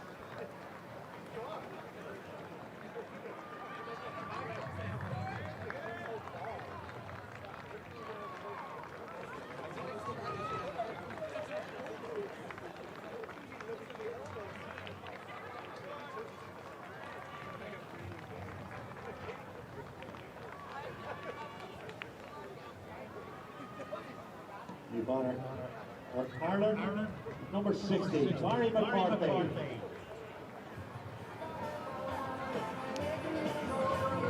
So Andy McBride is joined by Barry McCarthy, who makes his way out. This is why McCarthy is heading out to the middle. George Dockrell looking to score off Roston Chase. Sent one in toward the legs, and Casey Carty nicely positioned, barely had to move. Safe hands after his 170 today.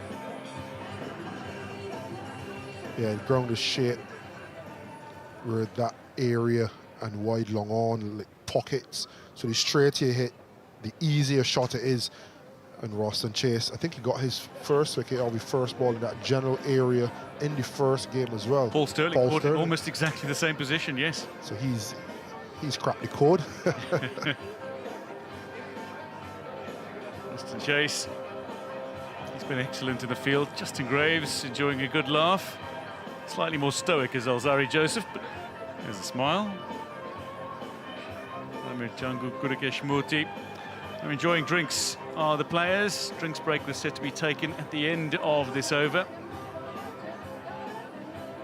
They are enjoying drinks now following the fall of Ireland's 6th wicket. There is some concern that two of Ireland's lineup might not be able to bat today. The injuries to Jordan Neal and Josh Little. There's still some uncertainty. Barry McCarthy coming in to join McBrien. McBrien's proved his worth certainly over the years with bat in hand. Although he averages just under 20 in one-day internationals, he's very adept at batting, particularly in the longer format in Test match cricket. Barry McCarthy can swing a bat hard as well. Very hard-hitting lower order batter. Remember, he was scoring 110 off about 50 balls against the Knights, playing in a provincial match a couple of years ago.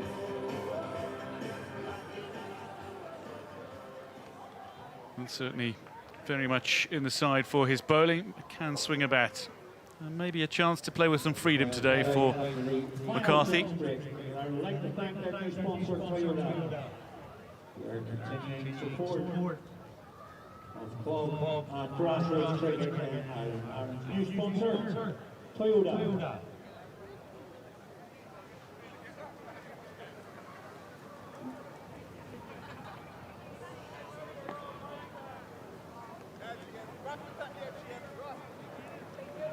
Winston Chase, the new Test captain. Shows his maturity, shows his ability to take responsibility in a game with both bat and ball. He showed this series. Yeah, real utility player, slightly better than utility, but at this level, you know, he's always someone for crisis, especially with bat in hand. Partnership is building. You chuck the ball at him, and in this series alone, as you mentioned, 2 first ball wickets to break the partnership of 100-run stand with Sterling in the first game, and then this one more recently, the end of wicket of Dockrell.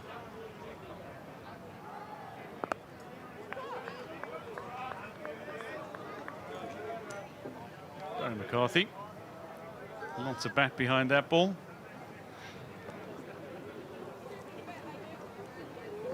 Leading wicket taker is Barry McCarthy in the series, but now a little responsibility with bat in hand.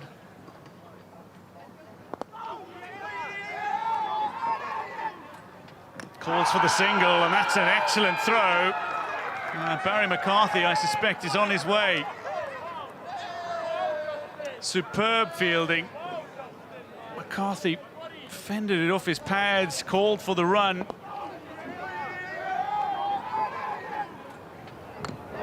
And that is a superb effort from Justin Graves in the field.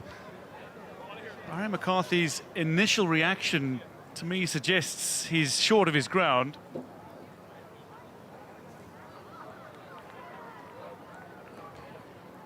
We do have a review.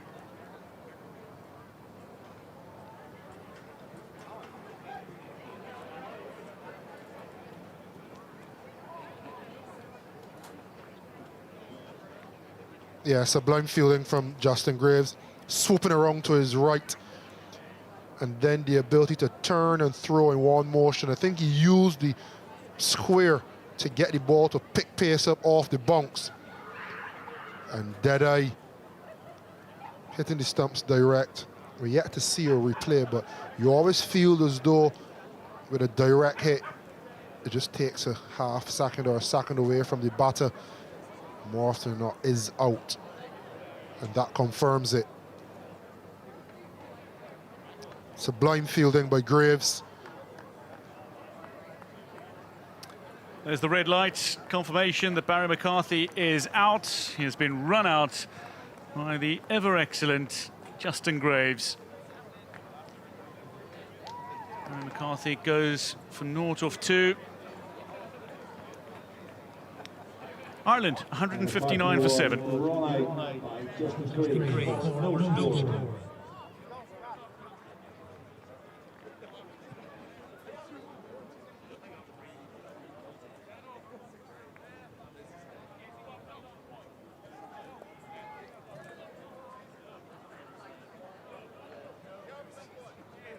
You've honour for Ireland is number 33, Liam McCarthy.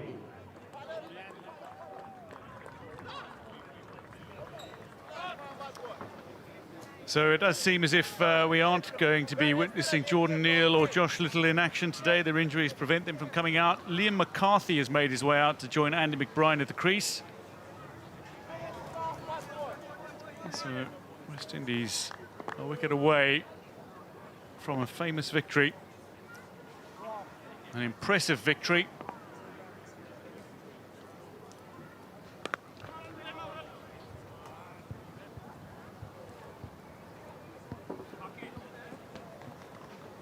This brings Liam McCarthy on strike.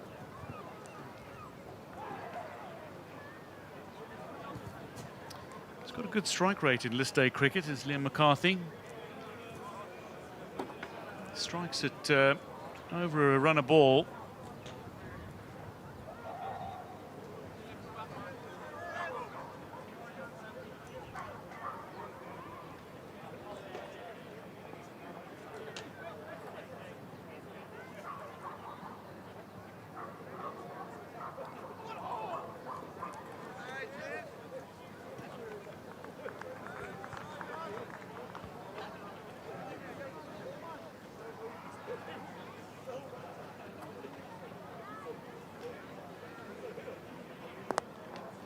Superb over from Roston Chase. It started with a wicket of Dockrell. A wicket of McCarthy as well, courtesy of their run out from Justin Graves. End of the 29th, Ireland 160 for 7.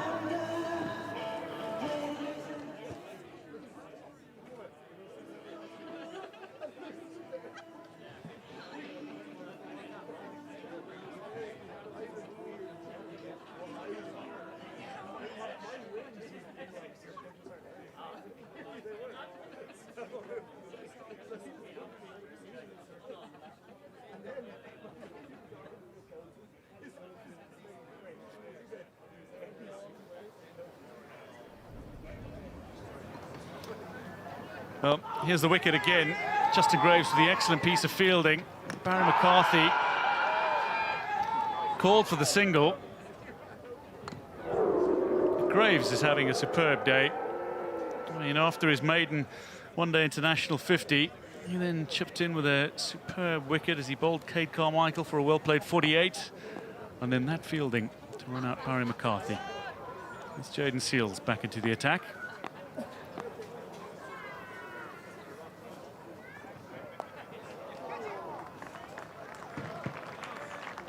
And that's put away by Andy McBride.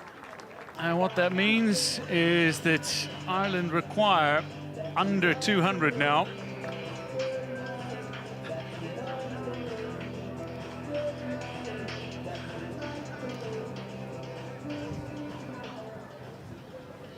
Tongue-in-cheek, of course.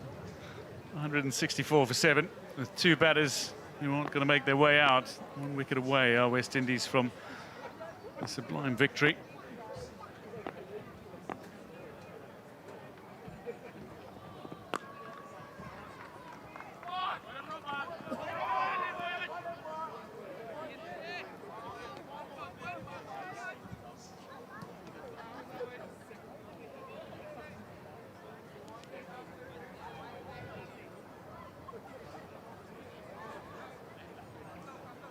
Hits the bat really hard, even with the older ball, does Jaden Seals. Yeah, he's dragged his length back. And your ball tends to get a little bit fuller.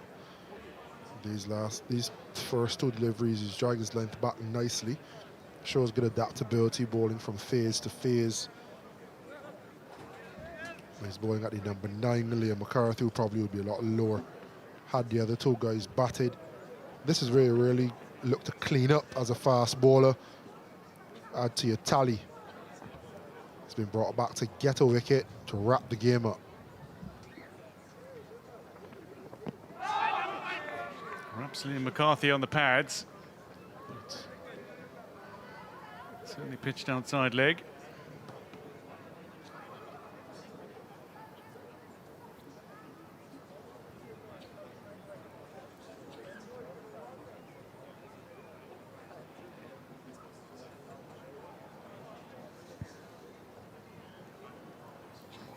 One of the younger players that's making his way through, still only 23.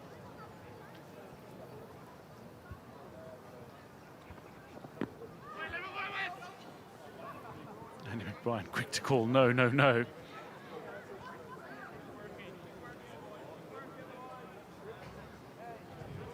It's been absolutely superb in Test match cricket for West Indies as well as Jaden Seales.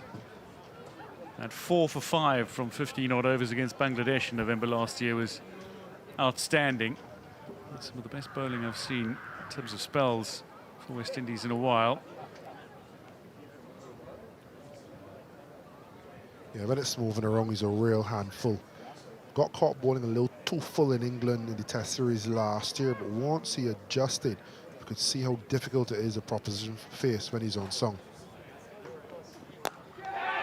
McCarthy sees this one drop just short, but Andy McBride is going to be run out, and that is the end of it. West Indies win by 197 runs on the DLS method.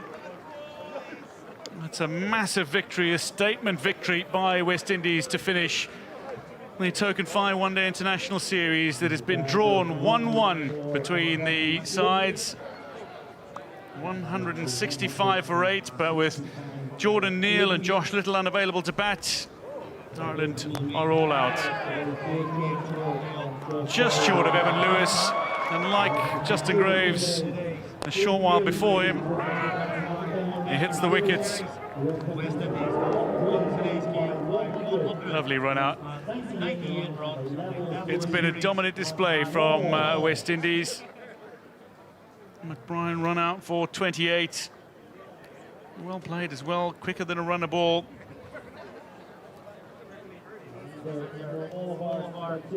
But Evan Lewis and his West Indies squad are smiling. Darren Sammy leading the West Indies contingent past the Ireland camp. Jordan Neal. It was set to be a promising debut, but a shoulder injury. It has cost him. On debut, bowled 5 overs, bowled well, solid. And the 19-year-old unable to come out to bat after injuring his AC joint while fielding. Paul Sterling led this side to a massive victory over West Indies in the first one-day international, but his side slumps to a 197-run defeat to West Indies in the third and final one-day international, with the second having been abandoned. And no result, the series is drawn 1-1. Carlos, to turn the series around the way they did, West Indies looked inadequate with bat in hand in the first one-day international, but they looked so incredibly adept with bat in hand in the second and third one-day internationals. How did they turn it around? Yeah, 2 things, I think. One, with bat in hand, just switching that intent, not waiting on bad deliveries, but instead being a bit more proactive. That then meant that the Irish bowlers were put under increased pressure. They didn't have an answer to it, either in the second ODI or in the third. And then with ball in hand in the third ODI versus the first, they went a bit fuller.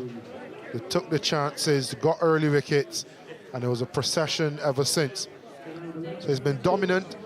It's good to see that within the series, they can make small and slight adjustments and adaptations, but it would still be a worry with the way that they did start the series. It's the Ireland batting card. Balbirnie fell early for 3. Paul Sterling marched his way past 6,000 one-day international runs before falling for 26. Carmichael was 2 away from a maiden one-day international ton. Harry Tector had one of the balls of the series bowl him. Jaden Seales it was. As Tector fell for a duck. Tucker, Dockrell, McBride all got starts. None were able to push on, and then 2 run-outs by McCarthy and Andy McBride. Jaden Seales, the pick of the bowlers, brought in for that wicket-taking ability in the power play. He left with 3 for 26.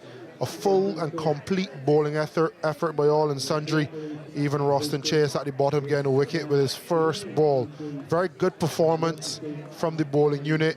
A lot to bowl at, and they did it expertly to seal a series draw. And what does this do then for West Indies heading to England for the 6 white ball matches, the 3 ODIs and the 3 T20 internationals? but I want them to take, especially from a batting perspective, the way they've approached the second and third ODI. How can you, they'd want more from the openers to start. It's going to be more difficult in England. Can the openers get them off to a better start? But can number 3 and number 4 continue the partnerships they've had, Casey Carty, Shea Hope? And if they do build that foundation, can the middle to lower order then continue to build on what's been some fine cameos? Justin Graves in shot 50 today in quick time. Matthew Ford 50 in the second ODI, world record equaling time. So there's a lot to love about the way they've gone about it. It's easy to say, yes, West Indies should beat Ireland, but there's a lot about the processes and are they repeatable? And I think we've seen that those processes they're doing the right things for a prolonged period of time. They're getting the results. And now is to go over to England, continue where they left off here, and not have to restart like the way that they did here in Ireland, not starting well in the first ODI. So there's a lot to love, a lot to expect, and hopefully they can deliver. Well, many of the players have been signing autographs, so too some of the coaching staff, and Darren Sammy, and it's World Cup winning captain of this West Indies side. He's been making time for many of the youngsters who've made their way to the venue. Castle Avenue in Clontarf that's now bathed in sunshine. On a day that started with a little bit of sun out, largely overcast conditions, and then 3 rain delays to a match that eventually saw overs lost in the Ireland innings, a revised target of 363 that was set from 46 overs. After West Indies had made 385 for 7. There's the Tectors, Harry chatting to his father Heatley and his mother Anita. Harry's still one of the finest batters in world cricket, despite falling for the duck today. Technically very proficient. These 2 guys on screen, good debut series for both of them. They've had a measure of success. They've had some challenges as well. Mark Adair, how much have they missed? Yeah. Him and his prowess. I look forward to seeing him in the T20 International Series, if indeed he is ready, in a few weeks' time, to be played up in Breedy. For the Ireland players, it's a series shared against a West Indies side that came here with heavy favourites tags. That Ireland, after winning the last series against West Indies in West Indies, gave West Indies a scare to start, but were unable to convert and maintain that momentum as West Indies turned things around quite magnificently. The man who stood up shouldered responsibility and will need to shoulder responsibility in the weeks and months ahead, particularly in the test match format. Roston Chase. And it's a heavy schedule for West Indies still to come. They've got the 6 white ball matches in England, then they return for the 3 T20 internationals in Ireland, then back to the Caribbean where they take on Australia and Pakistan in 11 white ball matches after a test series against Australia. It's going to be a wonderful summer of cricket. Yes, and we're full of energy is the slogan for the series, and it's good as a West Indies team to be playing so much cricket, especially at home. You talk about allowing young players to grow into international cricket. We sympathise with Ireland for not having as much international cricket as they should, but for West Indies, we are happy that we could potentially blood some new talent, help some elder statesmen get some more games and stats under the belt, and start to build some momentum under a fairly new regime as a coaching staff, and build towards the ODI World Cup, start to make some strides within the Test Championship, and not necessarily rebuild West Indies cricket, but use any momentum that we've garnered over the past 6 or so months to continue to build upon what they've started. Inconsistency has been one of the words that's come up most notably with West Indies cricket in recent times, but do you think after this series that they were a little closer to finding a set starting 11? Well, inconsistency could only be proved over time, so it's yet a lot more time to pass.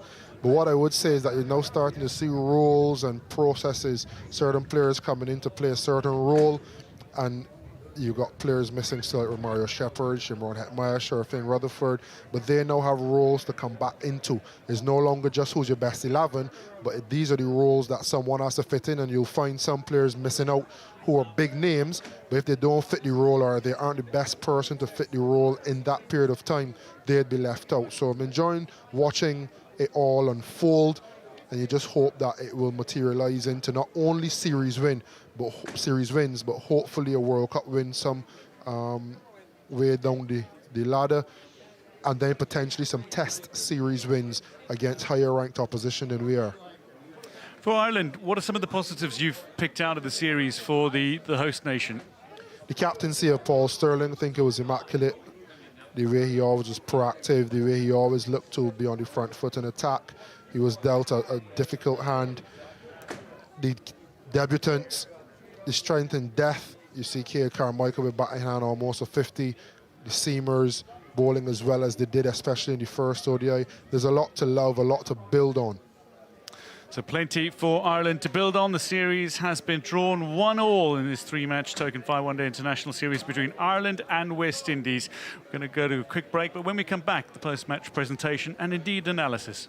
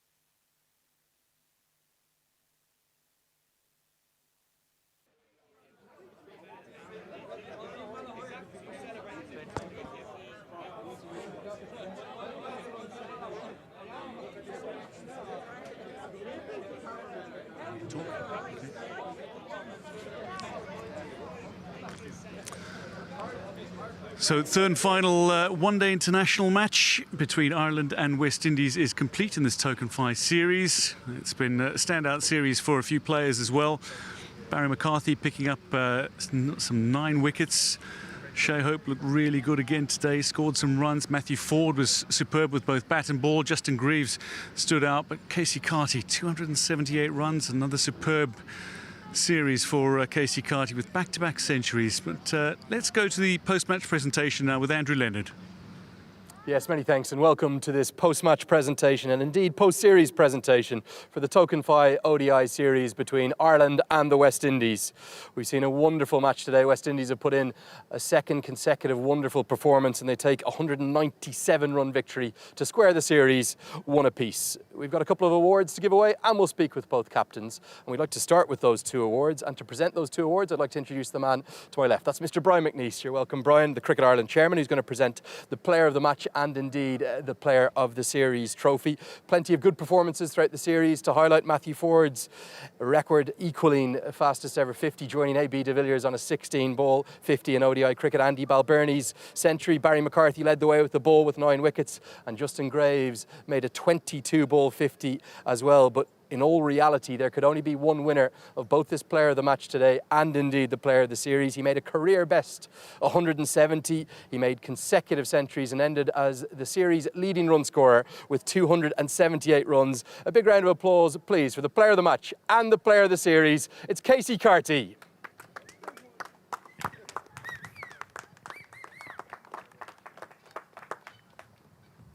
So Casey's going to get his hands on both the Player of the Match and the Player of the Series award. And Casey, you're going to just stay with me for a bit of a chat. Many congratulations, my friend. 2 centuries that you'll probably never forget. How much did you enjoy it out there? Well, definitely it's good to come overseas in foreign conditions and do well and be impactful for your team. Glad with the weather held up today, and we got a result in our favour. So it's just pleasing. You're the first ever man from St. Martin to play for the West Indies. How much does that mean for you and your country? Well, by now, it's nothing to me. I just hope that others can get inspired by it. Okay, what about your form in this series? Low score in the first game, but you accelerated beautifully in that century 2 days ago. We didn't get to chat to you that day. And then you really just today picked up from where you left off from in today's innings, 170, a marvellous knock. Yeah, we went back and tried to implement a few methods on how we can counteract if we were met with the same conditions and same, I guess the bowlers doing the same things, like just trying to find different methods on how we're going to score. And it worked out for me in the last 2 games. Okay, what about the upcoming series in England? How much are you looking forward to that personally, and you look to continue your great form there? Yeah, definitely. We came out on top of them in the last series, so it's just got to try and do the same things when we do go over to England. We've loved watching you here. I want to wish you all the best. You're the player of the match and indeed the player of the series. Congratulations. Thank you. Okay, that's Carty, our player of the match and indeed the player of the series as well. We'll speak with both captains now. We'll start with the captain of Ireland. That's Paul Sterling. Paul, congratulations on a good series, but a disappointment today. Commiserations. Can you talk us through the match and where you feel it went wrong? Yeah, it was a bit of a struggle today, there's no doubt about that. I think we didn't probably hit our straps as well as we could have. There's certainly a little bit out there to win the toss and stick them in. I feel like we could have been a little bit more consistent with our lengths, and I think when we batted, that's certainly what the West Indies were chatting about and did a lot better than us. Can I ask you about that decision at the toss? It's obviously always easy in hindsight, but given that the West Indies had made 350 plus 2 days prior, did you not feel as though maybe on what looked like a very good batting surface you could have batted first? No, absolutely not. Wouldn't change my decision. So happy to stick West Indies in. I think we've got to be really right on the ball when we do that, and we were just off, and we paid the price. What about the injuries? They certainly had their impact. We saw you try and shuffle your bowlers around to try and give a bit of relief at the death. But an injury to the debutant Jordan Neal, Josh Little as well. Can you give us an update on both of them, please? Yeah, look, they're getting looked at now and seeing how difficult the recovery will be. But we're unsure yet. I'm sure they'll get scanned up in the next few days and see how bad or good the injuries are. But you're right. It was a difficult last 20 overs, almost a little bit of a write-off. You had to change so much up, and going into the game, you have your ideas and plans, and they were completely torn up. But that's cricket, and you got to get into sort of winning ways from that. And Dockers and Andy and Harry, they did well, so to get us through to that. But yeah, look, those last 20 overs are always going to be difficult. Can I ask you about the rest of the summer? That there isn't many, or if any, ODIs scheduled going forward right now. So maybe it's kind of parking that format for the immediate future, and it's all focused now on the T20s, building up to that T20 World Cup next year. Yeah, I think you're absolutely right. Look, the next while, I think we flip to T20s as soon as the West Indies get back here in a few weeks. Continue on with the domestic stuff. I think there's a good lot of T20s for the 4 weeks after that. And then you're right, building up to the World Cup. So hopefully we can switch that back. But once the World Cup's up, that we can focus on the 50 over stuff as well, because we've got a huge year and a bit in that format. Paul, congratulations on your personal milestones, your leadership, and indeed want to wish you all the very best for the rest of the summer in that T20 format. Go well. Thank you. Okay, that's Paul Sterling, the captain of Ireland. Time now to speak to today's winning captain. That's Shay Hope of the West Indies. Shay, congratulations. A marvellous bounce back in particular, not just today, but 2 days ago. You told me you'd do it at the toss 48 hours ago. How pleased are you with the way your boys have played? Yeah, very pleasing. As I said, you got to have that confidence from before you step onto the field. But yeah, it's great to see the guys can bounce back. Unfortunately, we didn't start as well as we wanted to. And, we can't control the weather. So the last game would have been a bit of a blunder for us. But so it goes. What about some of the individual performances you've had? It hasn't necessarily been your most experienced players, has it? Has that pleased you the most? It's the guys with less international experience, particularly the young guys, stepping up in a big way. I see. The thing with me and experience is, you look at it differently. I don't think you have to play a number of games to become experienced. Just the way how you learn from the experience that you had previously, and the way how Casey's been batting, the way how Jaden's been bowling in longer format, and then just transferring it here into the ODI format. It's just great signs to see. I think we're building a very strong team, and we've got a lot to look forward to going forward. Special mention for Justin Graves. His kind of all-round adaptability looks to be a huge asset for you, maybe in both this format and indeed Test cricket for a long time to come. Yeah, he's always been a quality cricketer. He can bat, he can bowl, he can field. He's very strong in the field as well. So he brings a lot to the cricket. And he's been very consistent with the bat the last couple of games. And he certainly can give us a lot of overs there, so he can pick up a few wickets as well in the middle. And he's got good skills in the back end with his deft bowling. So very good cricketer. It's great to have him around. Could you have had better preparation for that series in England coming up? It's a really critical one in terms of the ODI rankings table and automatic qualification for the World Cup. You must be firing and raring to go to take on England, maybe take them down on home soil. Yeah, that's the plan. Anytime we cross that line, we're trying to win. But it's great prep. Unfortunately, we didn't have cricket for a little while, but it's things that we can't control all the time. But yeah, good prep. We got a nice finish to the series, so hope we can take that momentum into the next series against England. Shay, really enjoyed having you here in Ireland. We're hopefully going to see you in a couple of weeks' time when you're back for the T20s. Don't go anywhere too far. We'll see you in a few moments. Thank you. OK, that's Shay Hope, the captain of the West Indies. Nearly time for the trophy presentation. It's going to be a shared series for this Token Foy ODI series. Obviously, we'd love to have got on and finished the series in terms of a result either way. But I'd like to now ask both Shay Hope and indeed Paul Sterling to come in. They're going to share this trophy. It's one apiece and get their hands on the silverware. Round of applause, please, for Shay Hope, Paul Sterling. It's a series shared 1-1, and that will conclude this post-series presentation. Thank you very much, Andrew Leonard. Well, what a series it was. It started with a massive defeat for West Indies. It started with and ended with a massive victory for West Indies. Isabel, let me ask you first and foremost, Ireland starting so positively, unable to carry that momentum through over the last two one-day internationals, but what do they take from this series as a whole? I think you look at the debutants, the bowlers in particular, Liam McCarthy and Tom Mays, they did really well, especially in that first game. So that's a tick in the box for Cricket Ireland that they have those seamers coming through. They'll hope that the next time they play one-day internationals, they have more seamers to call upon. Cade Carmichael as well. Yes, he gave a couple of chances, but he batted well. And all three of them, along with Jordan Neal, the fourth debutant, unfortunately, he couldn't finish the game today, but they'll be pleased with how they conducted themselves out in the middle, and they've widened the playing pool ever so slightly. Certainly have, and again a few really good knocks from the likes of Harry Tector, Andy Balbirnie and indeed Paul Sterling throughout this series as well. But there are many positives I imagine that West Indies are going to be taking forward into that white ball series in England, Carlos. Yeah, there would be, especially with the bat. West Indies always, I won't say struggle with the bat, but we always find difficulty in setting a tempo, maintaining a tempo and eventually going big. And there's certain things that you ask for in white ball cricket. One of the top four, getting a big score and going on.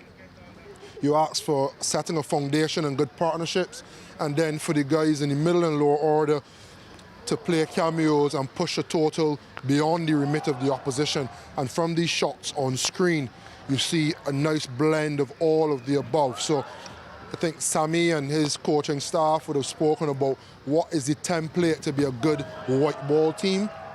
With bat in hand, they've shown what they can do in the second and third ODI, and now the challenge is thrown down to them to replicate that on a more consistent basis. With ball in hand, they haven't had much of a chance to really right the wrongs of the first ODI. They tried today, they bowled very well.